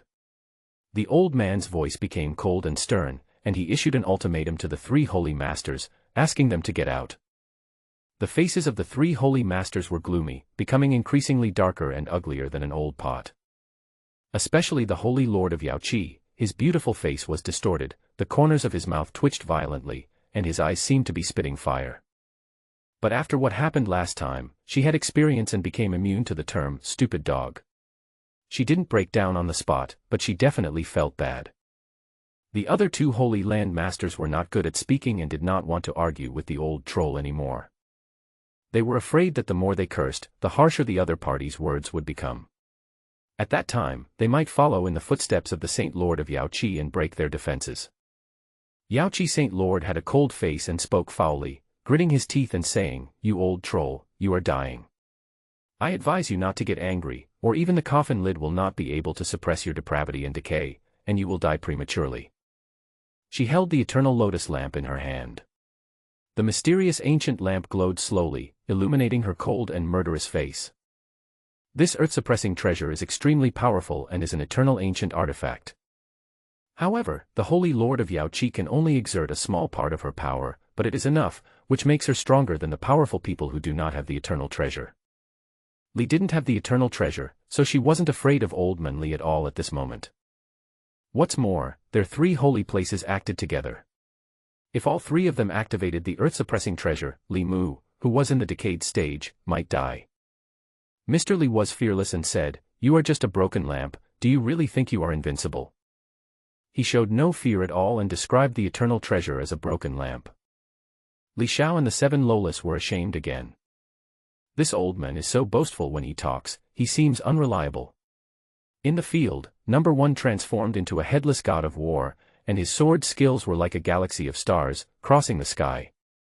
When the sword slashed out, the Tao roared, shaking the heaven and earth and causing chaos. "Even if I am headless and heartless, I can still kill the three of you." Number 1 roared, and the blade moved forward, slashing Su Susu's chest as she was unable to dodge. It almost split Su Susu in half. At the same time, Su Susu coughed up blood and retreated. Just one hit.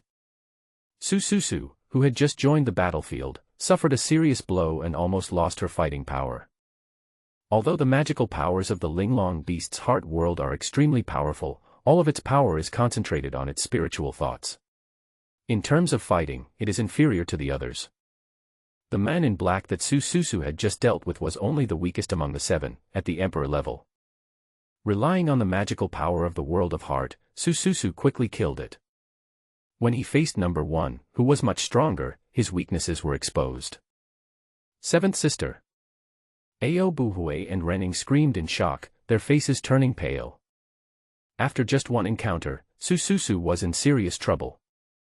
Big sister, fifth sister. I'm here to help you. At this moment, the ancient Kunpeng Gu Shirshir flew over at an extremely fast speed. Gu Shirshir is facing number 2. Although she is a foodie and a little silly, her fighting power is quite strong. Number 2, the second strongest man among the men in black, was killed by her with her magical powers. He died tragically on the spot and no body was left. I'm coming too. The next moment, Qi Xianer also flew over. Just now, Qi Xianer transformed into an immortal phoenix of dozens of feet in size. The divine fire illuminated the sky, and the Tao was burned and distorted, like the scorching sun in the night sky. He exchanged his life for others, and finally ignited the body of the man in black with a breath of phoenix divine fire. After being touched by the immortal phoenix divine fire, the man in black could not be extinguished. His flesh and blood were burned into charcoal, and his whole body was black and without any skin left. Even his soul and divine consciousness were burning, and he wailed while covering his head and scratching his skin, dying in agony. The Phoenix Divine Fire is the original fire of the immortal Phoenix. It is not only a physical attack, but also involves a divine attack. However, it is relatively balanced, not extreme, but its power is also extremely terrifying, and can reach the level of Burning Emperor. Number 1 was shocked. He didn't expect that in such a short time, he had lost 2 companions. It turned out that the ancient Kunpeng and the immortal Phoenix also possessed extraordinary combat power and could kill emperors by crossing levels. At this time, the 2 men surrounded and attacked, and number 1 felt even more frightened. These freaks in front of us are all divine beasts, and they are descendants of ancestral beasts. They have incredible combat power and can kill emperors of higher levels. Not good. Number 1, who was a powerful emperor, suddenly panicked. Ao Buhui and Rening can hold him back for a while. If 2 more divine beasts with similar combat power come at this time, he may be unable to fight against 4 people with just 2 fists. Especially, those 2 divine beasts had just used their magical powers once, and now they come over, they must be able to use it again. In a short period of time, the magical powers of the divine beast can usually be used twice in succession. What number 1 fears the most is the magical powers of this group of special beasts. In addition, number 1 noticed from the corner of his eye that the other 2 companions who were still fighting were also in a bad situation. They were being suppressed and could be killed at any time. If those 2 men finish the battle and come to surround and kill him, no matter how strong he is, he won't be able to withstand it. Number 1 suddenly began to have the urge to back out and wanted to run away. He was finally shocked to realize that the 7 mythical beasts in front of him were all abnormal beings. Crash! Gu Shirshir, with her towering breasts, came across the sky. Halfway through, a black light from her body shot up into the sky and spread out in the form of a sea tide. She seemed to be bathing in an ancient deep sea. The next moment, her body swelled, jumping and tumbling in the black light, and finally turned into a ferocious creature nearly 100 feet in size. It was completely black, like a fish but not a fish, like a bird but not a bird, and its sound shook the 9 heavens, showing its ferocity. Its 2 short fleshy wings, which were connected to its body, suddenly glowed black at the joints, and the 2 sides connected like lightning. In its cold eyes, there was a black light like an electric snake. The next second, it stared at number 1 not far away. Wow! The space was like thin ice that was shattered by the huge force, and the terrifying magical power of destruction was launched. This force instantly acted on number 1. Number 1's face turned pale with horror, and he tried his best to push the Tao of the Emperor realm to the extreme, with a bright light. Although number 1 defended himself desperately and used all his secret techniques, his body still couldn't help but collapse on a large scale after the destructive force descended. His immortal flesh and blood exploded, his skin was full of pits, and blood was flowing everywhere. He was hit hard. At this time, Ao Buhui, Rening, and the immortal phoenix Qi Xianer came one after another, desperately bursting out with their strongest power, and bombarded number 1. Number 1 was suddenly terrified. He had a bad feeling that he might die. Kill! He roared, his aura penetrated the sky, and he fought back desperately. In the sky, the 3 holy masters noticed the scene and their expressions changed slightly, but it was not easy to detect. The 3 of them were shocked. They knew that the group of men in black were sent out by them to slaughter Li Xiao's 7 lovers as passers-by. They are a group of powerful emperors in the Holy Land. But unexpectedly, he was no match for the 7 divine beasts at this time. How dare you? For millions of years, the beast race has been suppressed by humans, reduced to being mounts and ruled by our race. How can an emperor-level cultivator of our race be killed by beasts? This is against the rules. The Lord of Samsara spoke in a deep voice. His voice was not loud, but it penetrated the world and exploded in everyone's ears. He was cold and ruthless. His palm transformed into a giant hand that covered the sky and the sun. His 5 fingers were like mountains, pressing down from the sky. Before the palm arrived, the grass and trees below changed from lush to withered, and then from withered to lush again, repeating the cycle like a slide, a brilliant scene. Below, Ao Buhui and others' faces changed drastically. Ao Buhui said angrily, "Shameless thing, as a powerful person, do you want to bully the weak and wipe us out?" Ao Buhui did not forget to curse even when he was dying. He had a bad temper and a bad mouth, and he dared to call the Lord of the Holy Land a shameless thing. The beasts killed our human race's strongmen for no reason. I took action. It was not excessive. I was just protecting the interests of the human race and complying with the law. Humans are humans, and beasts are beasts.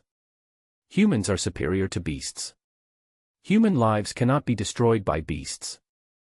The Holy Land of Samsara speaks wise words, stands on the commanding heights of justice, and has a legitimate reason to do so. In fact, he took action only because that person was a disciple of his reincarnation Holy Land. Shameless. This holy lord of reincarnation is truly shameless and despicable. Ao Buhui and others were so aggrieved that they wanted to yell like this. They are a group of God Realm people. They were first surrounded and killed by a group of Emperor Realm people. They finally broke out of the siege and were about to kill the Emperor. As a result, the powerful people in the Holy Land took shameless action. He wanted to wipe out Ao Buhui and several others, and he did it with great righteousness. He was clearly breaking the rules of the ancient world, but he called it justice. In the distance, Li Xiao looked up at the 7 nurses. Seeing this scene, his face changed drastically, and he turned around and shouted, "Grandpa, please save them." Li Xiao was extremely anxious and begged Old Man Li to help. Has the face of the Holy Land become so ugly? I've never seen anything like this in my life, and it's the first time I'm so disgusted. Old Master Li roared like thunder. The stinky feet swelled up and turned into celestial feet. They stretched out into the air and kicked towards the big hand of the Lord of Reincarnation. This foot had no runes, no light, and no Taoist principles surrounding it. It was only filled with a foul stench and the smell of athlete's foot. In the sky, the Saint Lord of Yao Qi and the Saint Lord of Immortality frowned, their throats moved slightly, and they felt like vomiting. That foot was so smelly that even the Holy Lord could not stand it. Li Xiao was speechless. This old man's moves are unique and a bit cynical, like a naughty old boy. This old immortal hasn't washed his feet in several years, said the Saint Lord of Yao Qi, covering his nose. But she waved her other white hand that was holding the eternal lotus lamp, and the eternal lotus lamp glowed, blocking Li Mu's big foot halfway. Yao Qi Saint Lord is trying to stop Mr. Li from saving people. The light of the eternal lotus lamp changed from soft to extremely brilliant, with countless petals dancing in the light. The Holy Lady of Yao Qi had an expression of disgust, like a noble lady in the palace, looking down on a sloppy old beggar on the dirty and messy street, unwilling to get close to or touch him at all. But her attack was ruthless. She pushed the eternal lotus lamp to the extreme. The eternal mystery boiled in the lotus lamp and turned into a gorgeous vision. The sky was full of flowers, and the Tao retreated and hit the big, smelly, rotten foot. It seemed as if it was going to break Mr. Li's thigh in half, making him a cripple. The Saint Lord of Yao Qi already had a strong murderous intent, simply because she was just insulted and mocked by Old Man Li as an old witch, which made her very unhappy. Old witch, try touching your uncle's feet. Let me tell you, athlete's foot is contagious, be careful not to pass it on to you. Old Man Li cursed and seemed very angry. Li Xiao was anxious and originally in despair, but when he heard the old man's careless words, he was speechless. This old man is really something. He has never seen anyone say that they have athlete's foot. And it is contagious. He really wanted to say, "Sir, the guy opposite is the Lord of the Holy Land holding the eternal treasure. How can he be infected with your athlete's foot?" Mother. At this time, the 7 little girls were filled with fear and screamed at the same time. Old Man Li failed to save the people and was sniped halfway, and was unable to stop the Lord of Samsara's giant hand from pressing down. At this moment, everyone was in despair. When a powerful person attacks a non-powerful person, he completely crushes him, just like an adult stepping on an ant. It's easy. Ao Buhui and the others were in despair. That big hand was targeting them. It was a situation of certain death. Samsara, you old thief, stop being so arrogant. All living things in the world are born equal. Have you forgotten the agreement between the human race and the beast race? Why do you think that you humans are superior to others? Then let me see, old thief, in what way are you superior to others? Is your fist harder than mine? Or is your mouth harder? Kill, kill, kill all the humans. The beastmen will never be slaves. Crash. It happened in a flash. At this moment, 7 cracks appeared in the sky above Ao Buhui and others. The night sky was like a curtain, cut by several sharp blades. In the 7 cracks in the void, 7 tall and majestic figures stepped out. The moment they appeared, they all attacked with unparalleled power, bombarding the Holy Lord of Samsara. Countless energies intersected, the void exploded, the laws of heaven and earth collapsed, and the sound of the Tao wailed, as if crying. The Lord of Reincarnation's face changed drastically. The mighty ones of the 8 ancestral beast clans. He pressed down with his big hand to wipe out Ao Buhui and the others, but in an instant, his fingers were blasted apart by 7 powerful energies, turning into flying minced meat and blood spurting out. The Lord of Samsara hurriedly retracted his arm, and after it returned to its original size, only the 5 fingers on his hand disappeared. The Lord of Samsara's face turned ashen. Although his broken fingers were restored in an instant, his expression was still extremely ugly. They were 5 terrifying powerful beings from the ancestral beast clan, possessing super strong combat power. Just look at the following divine beasts and you will know that they can cross levels and kill emperors in the divine realm. As they are all powerful beings, generally speaking, the combat power of the powerful beings of the ancestral beast clan will be stronger. 7 people attacked at the same time, and even the Lord of Samsara could not resist. In a one-on-one fight, although the Lord of Reincarnation himself is extraordinary, he can suppress a powerful member of the ancestral beast clan without using the eternal treasure that suppresses the earth. At the same time, he can face 7. If those 7 powerful members of the beast clan had not had some reservations and did not attack with all their strength as soon as they arrived, but only tried to stop him from killing people, I'm afraid that his death would not be as simple as cutting off a finger. However, the Lord of Reincarnation has an eternal treasure on him. Even if he is surrounded and attacked by 7 people, there is no problem in keeping his life. He is not afraid at this time. Although the beast race is strong, the upper limit of the human race is higher, and the probability of giving birth to super powerful beings is greater. The understanding of the peerless monsters is incomparable to that of the beast race. Among the powerful, there have always been those with incredible combat power in the human race who can overpower the ancestral beasts and dominate the era. Since the Great War for supremacy among all races that year, the human race has prospered and become the leader of all races, leading the dynasty and ruling over the most fertile land of Zhongzhou in the ancient world. Talents have emerged in large numbers and top powers have come to dominate the world.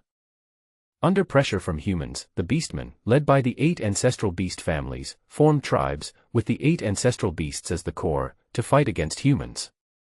In fact, in ancient times, the human race was weak, but later the human emperor rose and led the human race to prosperity. The most typical representatives are the 3 pure ones in the Taoist Holy Land, the 3-generation Rui Buddha in the Buddhist Holy Land, and the Taishuan sword ancestor in the Taishuan Holy Land. In the ancient times, these people dominated the world at that time, swept across the ancient world, and were extremely powerful. In that era, their pressure was so overwhelming that all races bowed their heads and retreated. These human emperors, with their invincible force, cleared out the ancient ferocious beasts that were wreaking havoc on the world at that time, such as Taotia, Golden Crow, Pishio, Yachi, and other ferocious and unruly ancient beasts. Some were killed, some were imprisoned. Some even converted the evil beasts through Buddhism and became mounts of bodhisattvas and arhats. Since then, the human race has swept across the world and laid a solid foundation for Dachang. But now, the era has entered its end. No matter how strong one is, he is not eternal, and everyone is in danger. The human emperor of that time, some left, some fell into deep sleep. Now, the human race is gradually showing signs of decline. The beastmen gradually raised their heads. The conflict between the 2 tribes that had been accumulated for countless years was torn apart again, and some beastmen did not want to be slaves. Especially the 8 ancestral beast families, they have never been afraid of the human race, but for the sake of the overall situation, they were forced to compromise with the human race under pressure from the human emperor. Midair. Among the 7 Taoists, there were 5 men and 2 women. The men were middle-aged and dressed in fancy clothes, while the women were beautiful ladies with their looks still intact. But without exception, their faces were extremely cold and filled with murderous intent. A middle-aged man with dark yellow scales on his forehead said in a deep voice, "The descendants of our Zulong clan, even if we are expelled from our ancestral land, cannot be bullied by the world. The same goes for the descendants of my Chaos Peacock clan. If they die, they must die at the altar of repentance in our ancestral land, and not be killed by humans who bully the weak." A middle-aged man in a black robe spoke in a cold voice.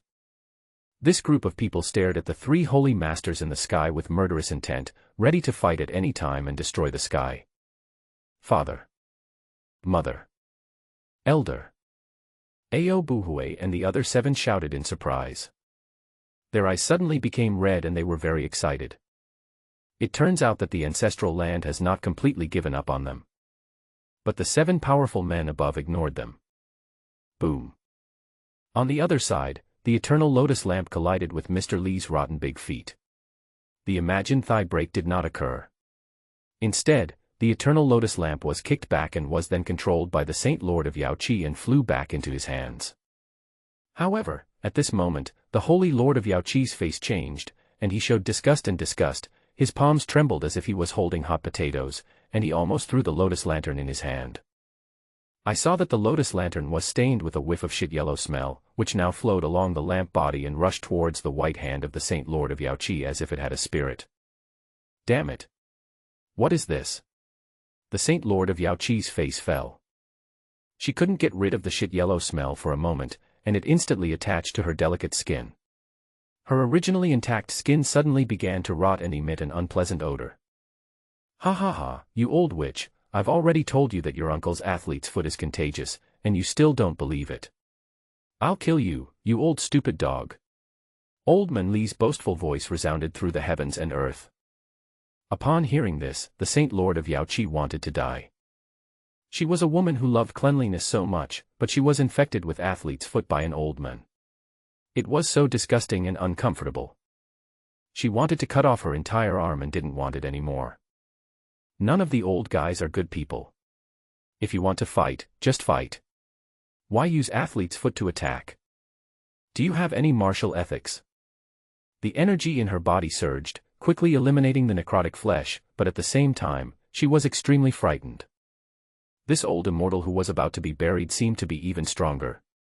This scene was also discovered by other powerful beings, including the 7 powerful beings of the ancestral beast clan. Everyone was shocked. They couldn't believe that a veteran who was about to be buried due to decay could actually display such strength. The attack launched by the Holy Lord of Yaoqi, holding the eternal treasure in his hand, was kicked away by that rotten and smelly foot. That leg is rotten, how could it still have such power? Moreover, Old Man Li didn't seem to worry at all that Li Xiao and the other 8 children below would be affected by their powerful battle. He seemed to have enough confidence, and he protected everyone while fighting.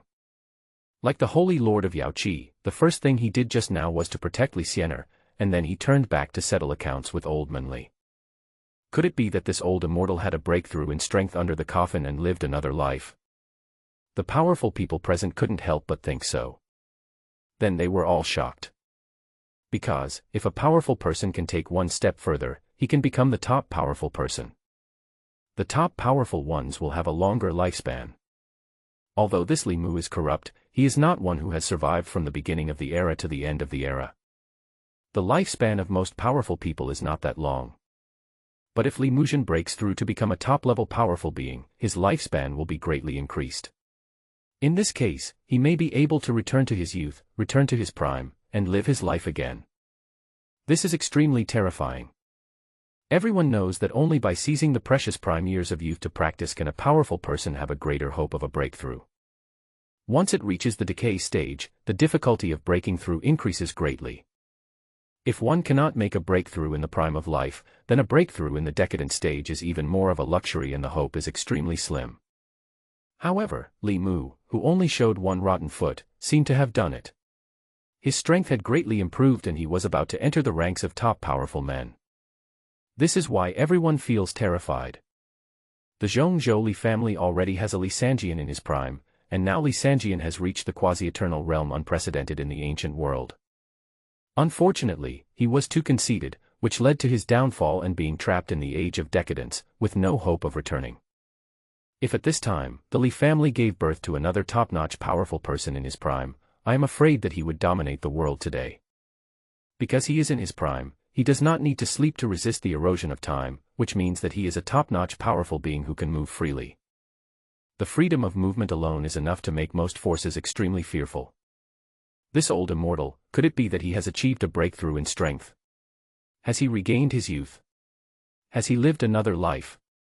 Without making a move, the immortal Holy Land who was standing nearby to keep watch narrowed his eyes slightly, with a cold light shining through his eyes, which was extremely captivating. Of course there was also shock and disbelief. Until now, he has not revealed his true form, only a stinky foot. Immortal Saint asked doubtfully, could it be that only this foot is rotten, while his body has already recovered to its prime? The immortal saint guessed so.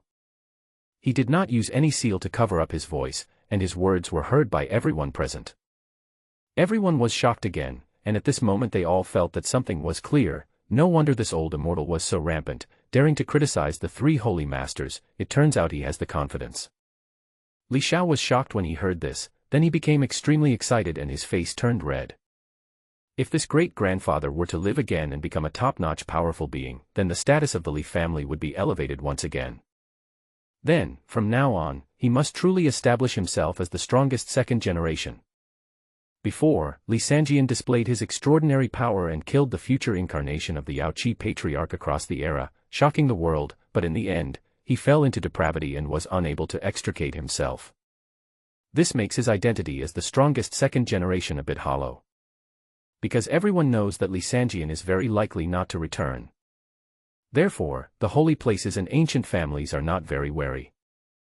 This can be seen from the fact that they dared to send the Emperor Realm to intercept and kill the 7 wet nurses. However, they only did a little superficial work for this purpose, and deliberately let the Emperor who took action act as a passerby, without revealing any tricks. The old woman and Li Xiao were there with the intention of waiting for Li Xiao to be captured and handed over to Li Xiao for disposal. Later, they took action when they saw Li Xiao escaping with Blue Bird. But the original intention of those two people was to let Li Xiao take action against Li Xiao. The younger generation would compete and decide their own life and death. But they never thought that Li Xiao was so amazing. With just one encounter, he actually defeated Li Xiao, who was known to be the best of his time. This old immortal has been lying in the coffin for so many years, and now he is going to live out his life. The Saint Lord of Yaoqi was shocked. The great man of the Zulong clan said in a concentrated voice, "The Zhongzhou Li family is not simple. The family fortune is really too prosperous." First there was Li Xiao, who was the most talented in ancient and modern times, and then there was a monster who was born with the bones of a great emperor. Now, even this old man under the coffin is about to enter the top powerful. As soon as these words were spoken, the other 6 mighty ones of the ancestral beast clan were all moved. The current Li family's fortune is really great and too strong. It can be seen that the ancestral land has excellent feng shui and may have occupied the heavenly vein. After a moment, the 7 people glanced at the 3 samsara saint lords in the sky, and the great man of the Zulong clan said in a deep voice, "You have bullied our people too much. Today, you must leave something behind." Boom. As the words fell, the 7 people flashed and disappeared from the spot. The next moment, they were already in the sky, using all their powerful means to attack the Holy Lord of Samsara. The Lord of Samsara's face changed, and when he flipped his hand, a grayish-black mysterious disk appeared on his palm. 1 black and 1 red were swirling around the center of the disk, and a terrifying aura filled the air.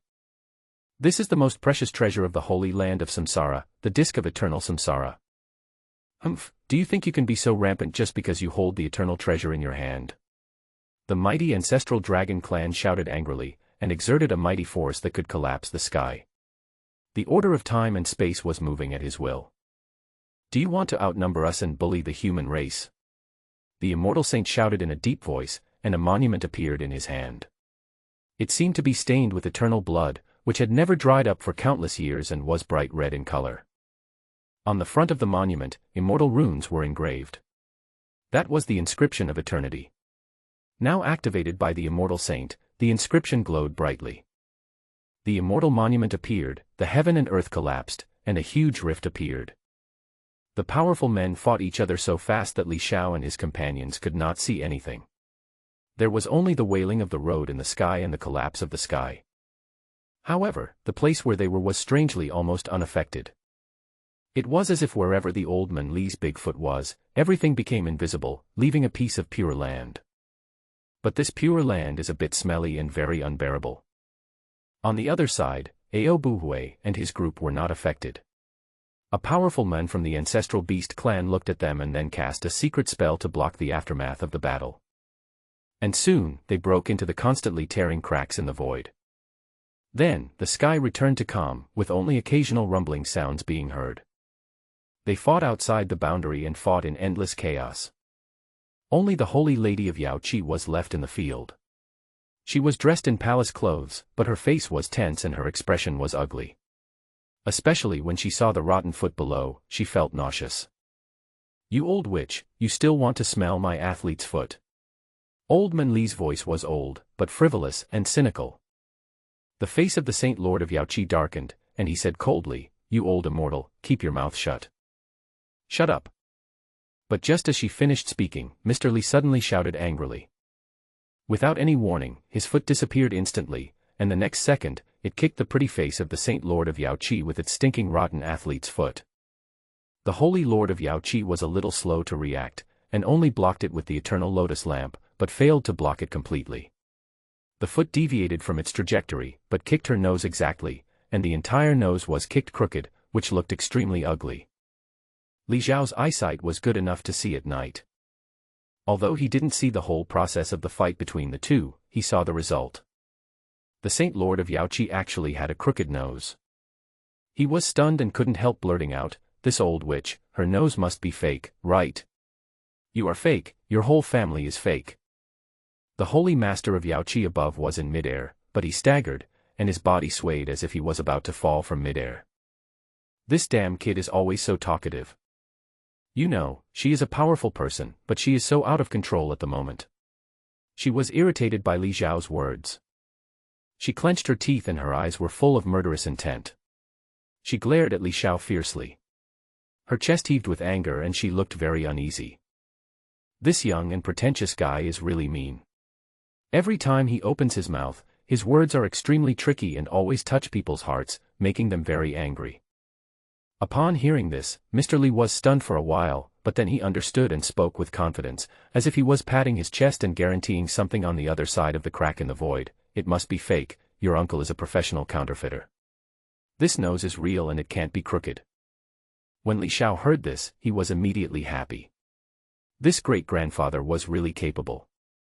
As soon as I said it was fake, he immediately followed up, saying that he is already an adult, but he still arrogantly calls himself a professional counterfeiter. Judging from his tone, he has no shame at all and speaks as if it were the truth. This old man Li said this deliberately, in fact, just to discredit the Holy Lord of Yaoqi. He is very thick-skinned and dares to call himself a professional counterfeiter. Even Li Xiao feels inferior to him. But Li Xiao is not a troublemaking person either. He and Li Mu are birds of a feather. They both have foul mouths and are good at trolling. After Mr. Li said that, he climbed up the pole and said, "Grandpa, then try her breasts again. I guarantee that they are also fake. How can she look good when she has such a dark heart? She must have had plastic surgery to make them look good." Li Xiao made the promise, patted his chest and swore confidently, with an expression that said, "What I say is absolutely true." Next to them, Seven Lolas and the Blue Bird lowered their heads and covered their faces, feeling ashamed for the grandfather and grandson and not wanting to say they knew them. In the sky, the Saint Lord of Yaoqi was so angry that his liver hurt and he really wanted to curse. She really wanted to say, "Have you touched it or something, just give it your word." The Saint Lord of Yaoqi's nostrils flared in anger, and he wanted to curse, saying that everything about her was genuine and she was fake. But she finally held back, not wanting to be broken again. These two grandfather and grandson in front of me are both talkative. If we continue talking, who knows what nasty words they will say. But even if she didn't say anything, the grandfather and grandson would not shut up. These two people are of the same mind, both are good at talking, both are bad, and they are both the strongest kings who are good at breaking through human defense. Mr. Li's old voice was slightly stunned, and he said curiously, "What do you mean, grandson, what is plastic surgery?" "Grandson, your sister." Li Xiao was ashamed and his face turned slightly dark. He seriously suspected that the old man was deliberately calling him grandson to disparage him, just because Li Xiao had deliberately said that he was a stutterer before. This old man is disrespectful to his elders, has the mentality of a naughty boy, and holds grudges. He remembers everything others say about him. He is undoubtedly a troll. But Li Xiao still gave an explanation. Plastic surgery means that people who originally looked ordinary have been transformed into stunning beauties through artificial transformation. Generally, they will make their noses straighter and their breasts fuller. They may look beautiful and charming, but in fact, everything is fake and not natural. After hearing this, Mr. Li did not say anything else. He suddenly made a final conclusion and said firmly, "That's right, this old witch must have had plastic surgery." With her heart, she is as black as a ditch. It is impossible for her to grow up like this. It is impossible. Grandson, you have a discerning eye. Old Mr. Li became more and more fond of Li Xiao, and was very pleased, as if he had found a confidant. The grandfather and grandson sang in unison, especially the stinky foot, who stood in the air, but was very human, as if thinking carefully, and finally came to the conclusion that judging others' noses and chests as fake and criticizing them was very disrespectful. Yaoqi Saint Lord was furious, her defenses collapsed again. She said, "I'm lying to you. I can't kill you." She got mad. His heart was filled with rage, and he tried his best to activate the eternal lotus lamp, which flew down angrily. The heaven and earth Tao retreated all the way, and the avenue wailed. The power of the eternal lotus lamp was pushed to the extreme, and the sky seemed to be collapsing. The Saint Lord of Yaoqi was furious and wanted to wipe out the two annoying old and young trolls below. The eternal lotus lantern suppressed its progress along the way, and a huge crack between heaven and earth appeared along its moving trajectory, tearing open a hole in the sky behind it, in which the endless Tao collapsed, and the heaven and earth seemed to be split in two. Li Xiao, Blue Bird, and the seven Lolas all changed color. The eternal lotus lantern was descending so fast that they couldn't even see the light. They could only see that the night sky seemed to be torn apart out of thin air, leaving a shocking large crack. The entire sky above my head seemed as if the heaven and earth were collapsing and the end of the world was coming. This depressing scene makes one's heart beat faster, and it seems as if the heart is about to jump out of the chest, and one feels the great terror coming. But as Mr. Li's big feet glowed and runes appeared, Li Xiao and the others finally felt relieved. The palpitations disappeared and they felt a sense of security and protection. "You old witch dressed in fake clothes, you have no right to act wildly in front of your uncle." Old Man Li roared to the sky, his rotten feet finally glowed, and the supreme Tao turned into runes, performing a brilliant performance.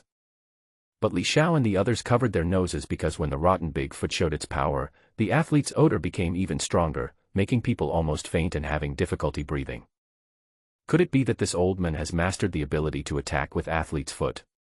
Li Xiao couldn't help but wonder. Otherwise, it would be impossible for the stench to double during the attack. Above, the Saint Lord of Yaoqi changed color. That rotten Bigfoot actually dared to use its flesh and blood to collide with her eternal treasure, and in the end it got the upper hand. The eternal lotus lamp was kicked away, and the lamp was once again stained with the smell of shit. When she caught the eternal lotus lamp, although she was able to get rid of the shit yellow smell, she felt uncomfortable in her heart and almost vomited. That rotten athlete's foot was not ordinary. If you look closely, you can see runes evolving in athlete's foot. This old man Li has a unique method. He is really attacking with athlete's foot. How can this old man be so disgusting that he actually studies athlete's foot attacks? The Saint Lord of Yaoqi was shocked and felt nauseous. Her stomach ached and her face was filled with disgust and disgust. But at the same time, she also discovered a clue, which was why she was so shocked at the moment. This old immortal is really about to break through. He actually lived a lifetime under the coffin. The Holy Lord of Yaoqi was completely moved. It is unimaginable that this corrupt and powerful Li was able to suppress corruption and depravity at his deathbed, successfully continuing the river of life, living out another life and returning to youth. This is amazing and incredible. Are you going to live out your life? Even though he was hostile, the Saint Lord of Yaoqi couldn't help but ask, because he was too shocked. She knew very well that once a powerful being was tainted with corruption, it would be very difficult to break through, suppress and eliminate the corruption. Is it the water of life that Li Sanjian snatched in the Yuanchu land that gave you hope? The Saint Lord of Yaoqi caught the eternal lotus lamp and asked while staring at the big feet below. Why are you asking so many questions? Don't worry, the water of life will not make your fake nose and fake breasts real. Old Man Li has a very vicious tongue. You. Yaoqi Saint Lord was furious. This old man has such a foul mouth and has no respect for others at all. What do you mean by you? Is it because your uncle didn't fight against counterfeiting thoroughly that you are still so confident and arrogant? Old Man Li yelled. At the same time, he kicked out with his big foot again, at a tricky angle, heading towards the opponent's chest. He believed Li Xiao's lies and really wanted to expose it on the spot. The Saint Lord of Yaoqi snorted angrily and tried to block with the eternal lotus lamp, but both she and the lamp were suppressed. She took the opportunity to break through the void and ran away in a somewhat embarrassed manner. In the end, if Li Xiao and the others could see clearly, they would definitely see a trace of athlete's foot with runes on it that had stained the woman's chest. In her last moments before leaving, her chest glowed as she fought off the old man's rotten athlete's foot, and her entire face was blue. Eternal treasures are great. I wonder when I can bring one back from the major holy places. Old Master Li sighed, but did not pursue. The other party was holding an eternal treasure, and he knew it was meaningless to chase him. He was also worried about the safety of Li Xiao and others. After hearing what the old man said, Li Xiao was speechless and frightened. He felt that the old man was not just talking just now. Because the old man's tone was very excited, as if he really wanted to do that. He couldn't help but think, this old man, maybe he is the devil who dares to covet the eternal treasure of the Holy Land. Grandson, work hard and become stronger soon. Then you can follow your grandfather to visit the Holy Land and get their treasures. The Bigfoot encouraged Li Xiao. Li Xiao's forehead was crackling with electricity. I really want to say, is there anyone who encourages the younger generation like you? How can there be such elders in the world who specifically teach their own children to take things from other people's homes? If you want to go your own way, don't take me with you. Can anyone in the world go to the Holy Land casually? Also, can you please stop calling me your grandson? Bigfoot said to the 7 little girls, you are all good kids too. You have worked hard. When you grow up, you will follow Grandpa and live a life of luxury. The 7 ignorant little girls nodded obediently. Especially Li Xiaotong, who nodded the most vigorously when hearing about eating delicious food and drinking spicy drinks, with a look of anticipation on his face, as if he was expecting that day to come soon. Grandpa, you can go by yourself, you don't have to take us with you. Li Xiao couldn't help it and refused directly, saying that he didn't want to go. At the same time, Li Xiao's heart moved. The old man of the Li family said that just now to express his attitude. He obviously acknowledged the 7 Lolas with half-beast blood as his Li clan members. The 8 ancestral beast families have always been at odds with humans. Mr. Li's adoption of 7 Lolas is a risk of great disapproval from the world and will lead to criticism from other human forces, putting the Li family at the center of public opinion. Even people with ulterior motives would use this as an excuse to spread rumors. There is reason to suspect that the Li family has ulterior motives. But Mr. Li still did it. This demonstrates his confidence and full confidence, and also reflects his importance to the 7 Lolas. If these 7 kids are properly brought up, their future achievements will be limitless. By then, the prestige of the Li family in the ancient world will reach an unprecedented peak, and it will be an unparalleled event. Although the era is coming to an end, this end is actually still an extremely long period of time. It can last for thousands of generations in the mortal world, so it is measured in tens of thousands of years. What needs to be considered still needs to be considered. Life goes on as usual. Boom. At this moment, there was a sudden tremor and roar from the distant sky, followed by a rupture of the void, and a bloody powerful arm fell out and crashed to the ground. The Lord of Samsara's exasperated voice came from outside the realm. Damn old dragon, I will remember the grudge of Broken Arm. You 8 ancestral beast tribes, just wait to be settled by humans. The arm of the Lord of Samsara was torn off by the claws of the ancestral dragon, and he fell back to the ancient world from outside the world, and the blood of the powerful man splashed in the air. Afterwards, a dragon tail covered with dark yellow dragon scales whipped back from the broken crack in the void at a high speed. The order of time and space was reshaped around the dragon tail. The tail was swung on the broken arm, and the arm exploded in the air, turning into bloody and flesh fragments that fell like rain. Every drop of the powerful blood is shocking and can burn the earth. It was just blood ejected from an arm, but it caused a highly concentrated acid rain to fall in the distant sky, landing in the wilderness and polluting the forest for miles around. The trees withered as if corroded, making a sizzling sound. The sound was like meat being grilled on a grill. A large area of the ground was ulcerated, white mist was rising, the soil and rocks melted into slurry mixed with the blood of the powerful, flowing downwards, and finally formed mud lakes in the depressions. However, this muddy lake was filled with evil spirit and darkness, just like the forbidden land of an ancient demon god. Fortunately, the location where the blood rain from the powerful man fell was far away from Li Xiao, Ao Buhui, and others, and did not affect everyone. Soon, the outside world returned to silence. A moment later, 7 tall figures tore through the boundary wall of the ancient world and returned to the sky above Ao Buhui and his group. And below, another massacre was actually taking place almost at the same time. Several divine beasts at the peak of the divine realm are brutally hunting the black-clothed emperor. During the great battle, the 7 wit nurses were not idle, but joined forces to kill the black-clad men from the imperial realm who were hunting them. Number 1 and his friends wanted to run away, but unfortunately they failed to do so. Do you think we are easy to bully because we are in the god realm?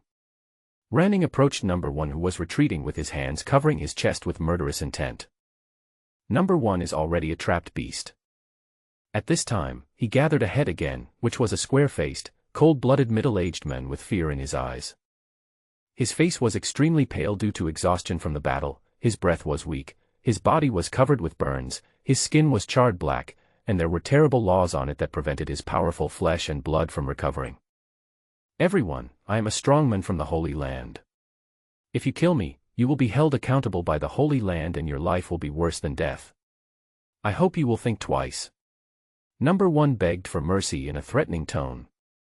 However, the only response he got was a cold snort from Renning. Then he saw a cool and pretty figure disappear from the spot, and the next second, appeared directly in front of him. He was seriously injured and dying, and was killed by a single punch without any resistance. Number 1 was very strong in the Emperor realm, and he could fight without a head or a heart. However, when that punch came down, the energy penetrated his whole body, and in just a moment, all the life in his body was destroyed, leaving only a dead body. This Number 1 was strong, but after the other 2 men in black fell, he was besieged by 6 powerful beast nurses and eventually fell, dying on the spot. He died in misery and could not rest in peace. Being beaten to death by a group of gods was extremely heartbreaking. After killing Number 1 and collecting the spoils, the 7 nurses flew together and looked up at the 7 mighty men in the sky. They lowered their heads again, their eyes suddenly moistened, and their expressions suddenly became excited, but mixed with shame. Back then, they ignored the obstruction of Zudi and insisted on being with Li Xiao, and eventually rebelled against Zudi. They had previously thought that their ancestral land had completely abandoned them. As a result, Zudi did not do that. Instead, he put aside his past grudges and came to the rescue. When they were in danger, the mighty ones from the ancestral land took powerful action. 7 of them attacked together and angrily cut off one of the arms of the Lord of Samsara, causing the arm to turn into a rain of blood and making an area of land a restricted area. The body of a powerful person is extremely strong and contains tremendous energy. Even if a limb is broken, it can be regenerated, but recovery requires the consumption of energy and blood essence in the body. For a powerful person, the impact is not small. Moreover, it is a shame for a powerful person to have his arm cut off. The Holy Land of Samsara, as an ancient holy land, will lose all its dignity. If the world knew that a powerful human had his arm cut off by the beastman, it would certainly cause an uproar. The 7 powerful ancestral beasts appeared in the air, and the powerful ancestral dragon clan glanced coldly at Ao Buhui and the other 7, his eyes were cold and showed no emotion. Ao Buhui lowered his head deeply, and the other 7 divine beasts did not dare to look up at the powerful beings from their respective ancestral lands. After a while, the ancestral dragon clan said indifferently, "You have already sworn to leave the ancestral land in this life, so you are no longer members of the ancestral beast clan. We have done our utmost to protect you today, so we will do our best in the future." Ao Buhui and the others trembled, their faces turned pale, and they buried their heads even deeper. The Chaos Peacock clan's mighty one said indifferently, "Also, remember to be nice to your children. If there is a chance, let them return to their ancestral land. The mistakes of adults are not as serious as those of children. They should enjoy the glory of their ancestral land." Ao Buhui and the other 7 were stunned. Then they probably guessed that the reason why Zudi was willing to take action this time was most likely because of their children. After all, those 7 children carry the blood of the ancestral beasts, which is amazing, and the ancestral land attaches great importance to them. Yes. The 7 beast nurses bowed their heads and nodded respectfully. Afterwards, the 7 mighty ones from the ancestral land glanced at the 7 Lolas next to Li Xiao, with strange lights flashing in their eyes, but in the end they said nothing and simply tore through the void and left. After a moment. In the extreme west of the ancient world, in the ancestral land of the 8 ancestral beasts, the whispers of powerful ones were heard. Brother Ao, those children are so extraordinary, why don't you bring them back to the ancestral land? Have you ever thought about this? Those children were born into the Li family of Zhongzhou. With the blessing of the family, they were able to return to their ancestors and give birth to the bloodline of the ancestral beasts.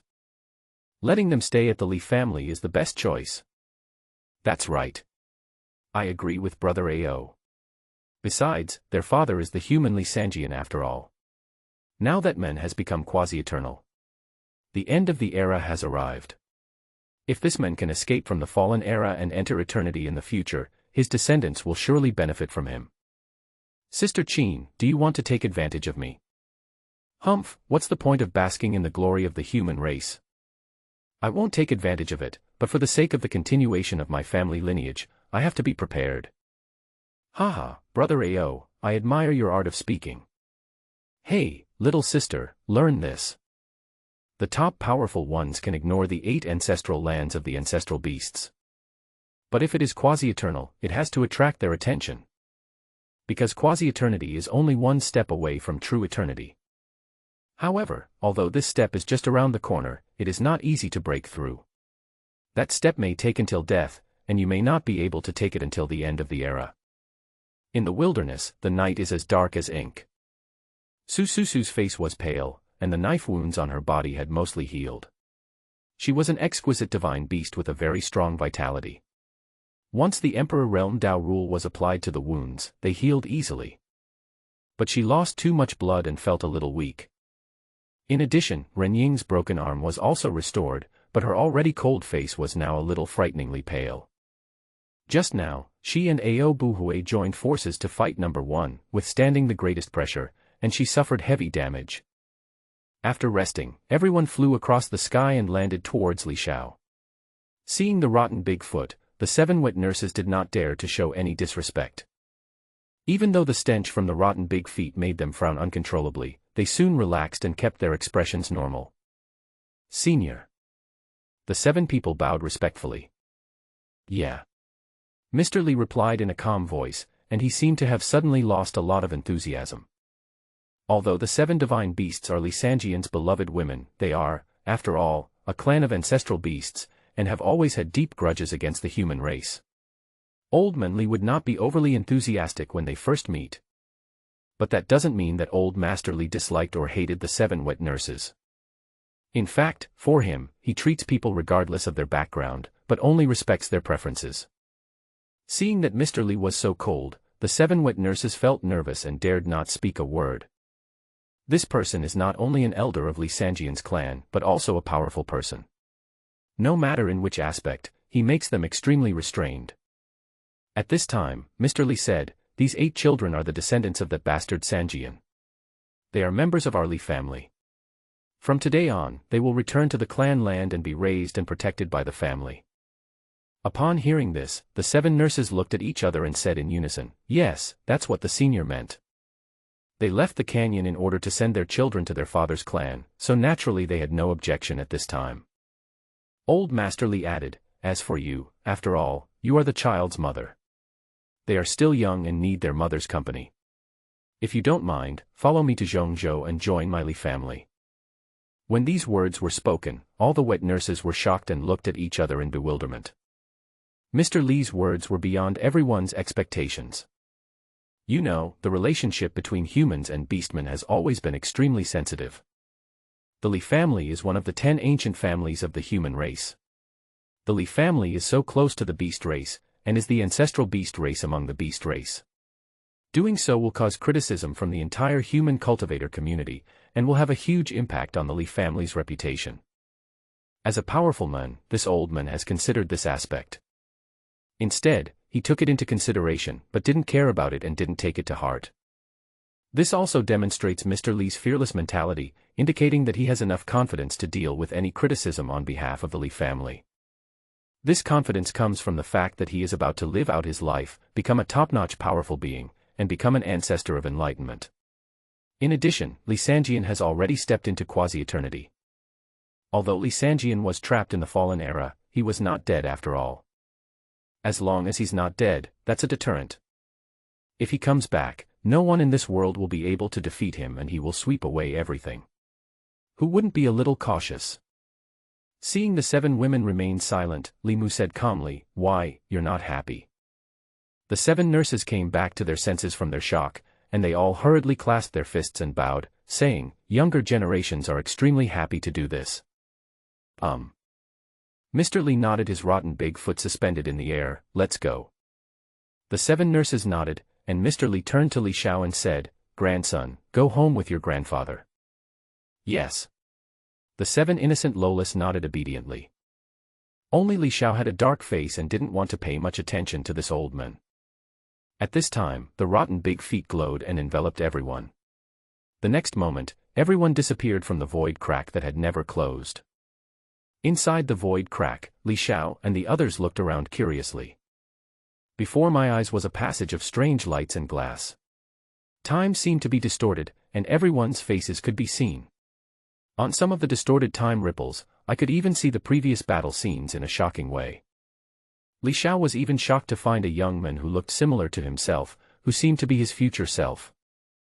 Could it be that he had jumped out of the timeline and treated time as a scale that could be manipulated at will?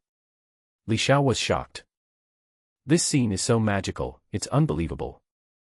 According to Li Xiao's understanding, the channel that the powerful people use to tear the void and jump from place to place seems to be the wormhole that the technological civilization of the previous life had been struggling to study but could not find.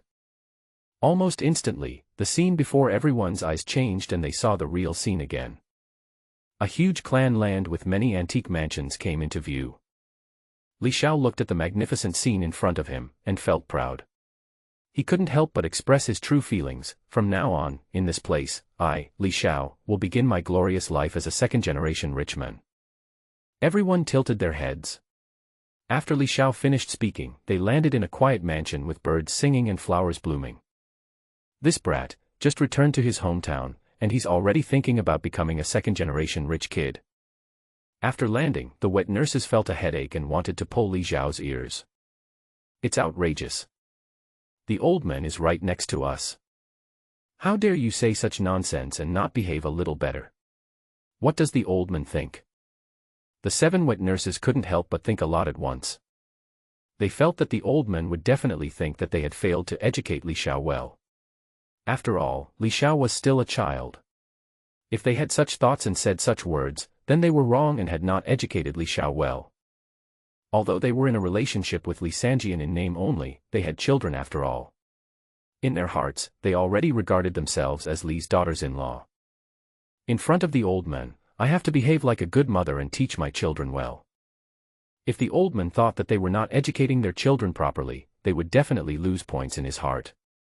Ao Buhui glanced at Li Xiao angrily, and even put on the attitude of an elder and scolded Li Xiao, "Xiaoer, how can you talk like that? Your thoughts just now are very dangerous. Don't think that you can do whatever you want just because you are a descendant of the Li family and have a prominent family background. You must strive to improve yourself, strive to be the best of the times, and bring honor to the Li family, instead of thinking about being a playboy or a second-generation rich kid, and bringing shame to the Li family." Li Xiao squinted his eyes and groaned, "My father is Li Sanjian, my great-grandfather is a powerful man, and he is also a professional in fighting against counterfeiting. He can make the Holy Lord flee with just 1 foot. The Li family is one of the top 10 ancient families, ranking at the top of the human race in the ancient world. If I am not a second-generation ancestor, what am I?" Ao Buhui was a little irritated and scolded, "You naughty kid, are you itching for trouble? You don't listen to me, do you?" If it were any other time, she would have ignored Li Xiao's nonsense. But right now, Mr. Li is here. She couldn't let the old man think that she was not good at educating her children. Until now, Mr. Li still shows people his rotten big feet and has never revealed his true body.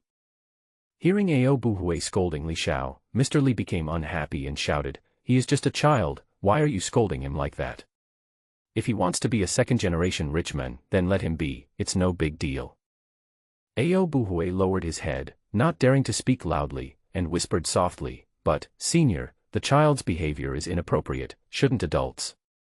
Old Master Li was furious and scolded, "What should you say? This kid suffered so much when he was young. he finally returned to his ancestral land. Let him do whatever he wants. Then, he said to Li Xiao, "Grandson, go ahead and do whatever you want. If anything goes wrong, Grandpa will take care of it for you." Li Xiao smiled, and suddenly felt that the name of grandson was so pleasant. Grandpa is the best. Seeing this, the 7 wet nurses lowered their heads, but no one dared to refute. This old man actually dotes on his grandson so much. The 7 wet nurses had a significantly changed impression of Mr. Li, and felt that this old man was an elder who protected his children. Mr. Li continued, as if he was talking to Li Xiao, but in fact he was talking to everyone present. "Later, I will order Li Chongyan to convene a clan meeting and have the whole clan welcome you. At that time, I will have him announce you as the first order prince of the Li family in front of the whole clan. You will enjoy the best treatment in the clan, and all resources and manpower will revolve around you." After hearing this, Li Xiao was extremely happy, and all 7 wet nurses were moved. The Li family is one of the top 3 ancient families of the human race. They knew very well what it meant to be named the first sequence prince of the clan. It can be said that from now on, nearly half of the Li family's resources will be tilted towards Li Xiao. When going out, there will be powerful members of the Emperor realm accompanying him to protect him on the way, and his means of transportation will be noble beasts such as the divine hound, peng bird, divine lion, etc., which are very majestic. If Li Xiao can always maintain his position as the first-ranked prince and not be challenged and knocked down by other clan members, then he will inherit the Li clan's throne and be able to call the shots in the future. And brush it down. The 7 wet nurses all knew that with Li Xiao's super terrifying qualifications, the probability of him being eliminated by the geniuses of his generation was 0. This old man Li actually values Li Xiao so much. The 7 nurses were confused, but they did not dare to express it, let alone ask. Could it be that this old man has already seen through Li Xiao's extraordinary talent? But after thinking about it carefully, the 7 wet nurses felt that it was not right. Because even the ancestors of the Holy Land had not discovered that Li Xiao was different from ordinary people, and treated him as an ordinary body. This once frightened the 7 wet nurses, and they finally attributed it to the extremely special physique of Li Xiao and the concealing ability of the Qianquan bracelet. As for the scene where Li Xiao knocked Li Xianer over, the wet nurses did not see it. At that time, they were some distance away from Li Xiao, and were busy dealing with the group of black-clothed men at the imperial level. They had no energy to pay attention, and later they had no time to ask. The ancestor of the Holy Land is a top-notch powerful being. Even if old man Li lives another lifetime, he will at most be a top-notch powerful being. He should not be able to discover it. But if it wasn't because of Li Xiao's qualifications, why would this highly respected ancestor of the Li family favor Li Xiao? Is it just because of love and pampering? Li Xiao smiled and said, "Thank you, Grandpa." In his previous life, Li Xiao studied hard for more than 10 years and became nearsighted. Finally, through studying, he escaped from the poor rural area, became a top graduate student and achieved class transition. At that time, he envied the rich second generation. Have you ever imagined what life would be like if you were a rich second generation? Now, in this life, his family is prominent and the dream of being a rich second generation is right before his eyes. How can he refuse? In this life, I want to be a playboy, a second generation rich man, and a strong second generation. My youth is my own. Li Xiao roared in his heart. Li Xiao didn't say he wanted to be a rich second generation. Because in this world where force reigns supreme, being strong means being rich. He is rich enough now. Think about it, if you get tired of all the miracle drugs, how can you not be rich? Thinking of the glorious life in the future, Li Xiao looked around happily, and then said crisply, "Grandpa, why is this place so deserted and deserted? There is no one here. Why are there so few people in our family land?" Old Master Li said calmly, "This is the mansion where your father lived before. It is an important place in the clan. Most clan members regard it as a restricted area. Southwest this place is relatively deserted. Don't worry, grandfather will not treat you badly. Later, I will ask that cowardly Chongyang to send some maids and servants over." After saying this, before Li Xiao could ask any more questions, old man Li's big feet disappeared from the spot. Gone. Li Xiao scratched his head. Then, he and the 7 Lolas smiled at each other and happily rushed towards the magnificently built mansion. The 7 wet nurses smiled and walked slowly behind the children, looking left and right, admiring the scenery along the way. The wood used to build this mansion comes from ancient sacred trees found in the millions of sacred mountains in the south of the ancient world. It naturally emits a refreshing fragrance that can calm the mind and is conducive to cultivation. The vast courtyard in front of the mansion has rockery fountains, artificial low waterfalls, and ponds and hot springs. In that pond, there were colorful fish swimming around, all of which were sacred objects, with a few divine objects mixed in. There was a pond under the waterfall with green lotus leaves crisscrossing and a crane standing there. The 7 nurses were shocked to find that the crane's aura was even stronger than theirs. This is actually the Emperor Realm immortal crane. The water flowing in the hot spring waterfall is misty and is a precious holy spring. If you scoop it up and drink it, it is extremely sweet. Everyone gradually toured the place, fascinated, as if they had walked into a fairy cave or a holy land of immortals.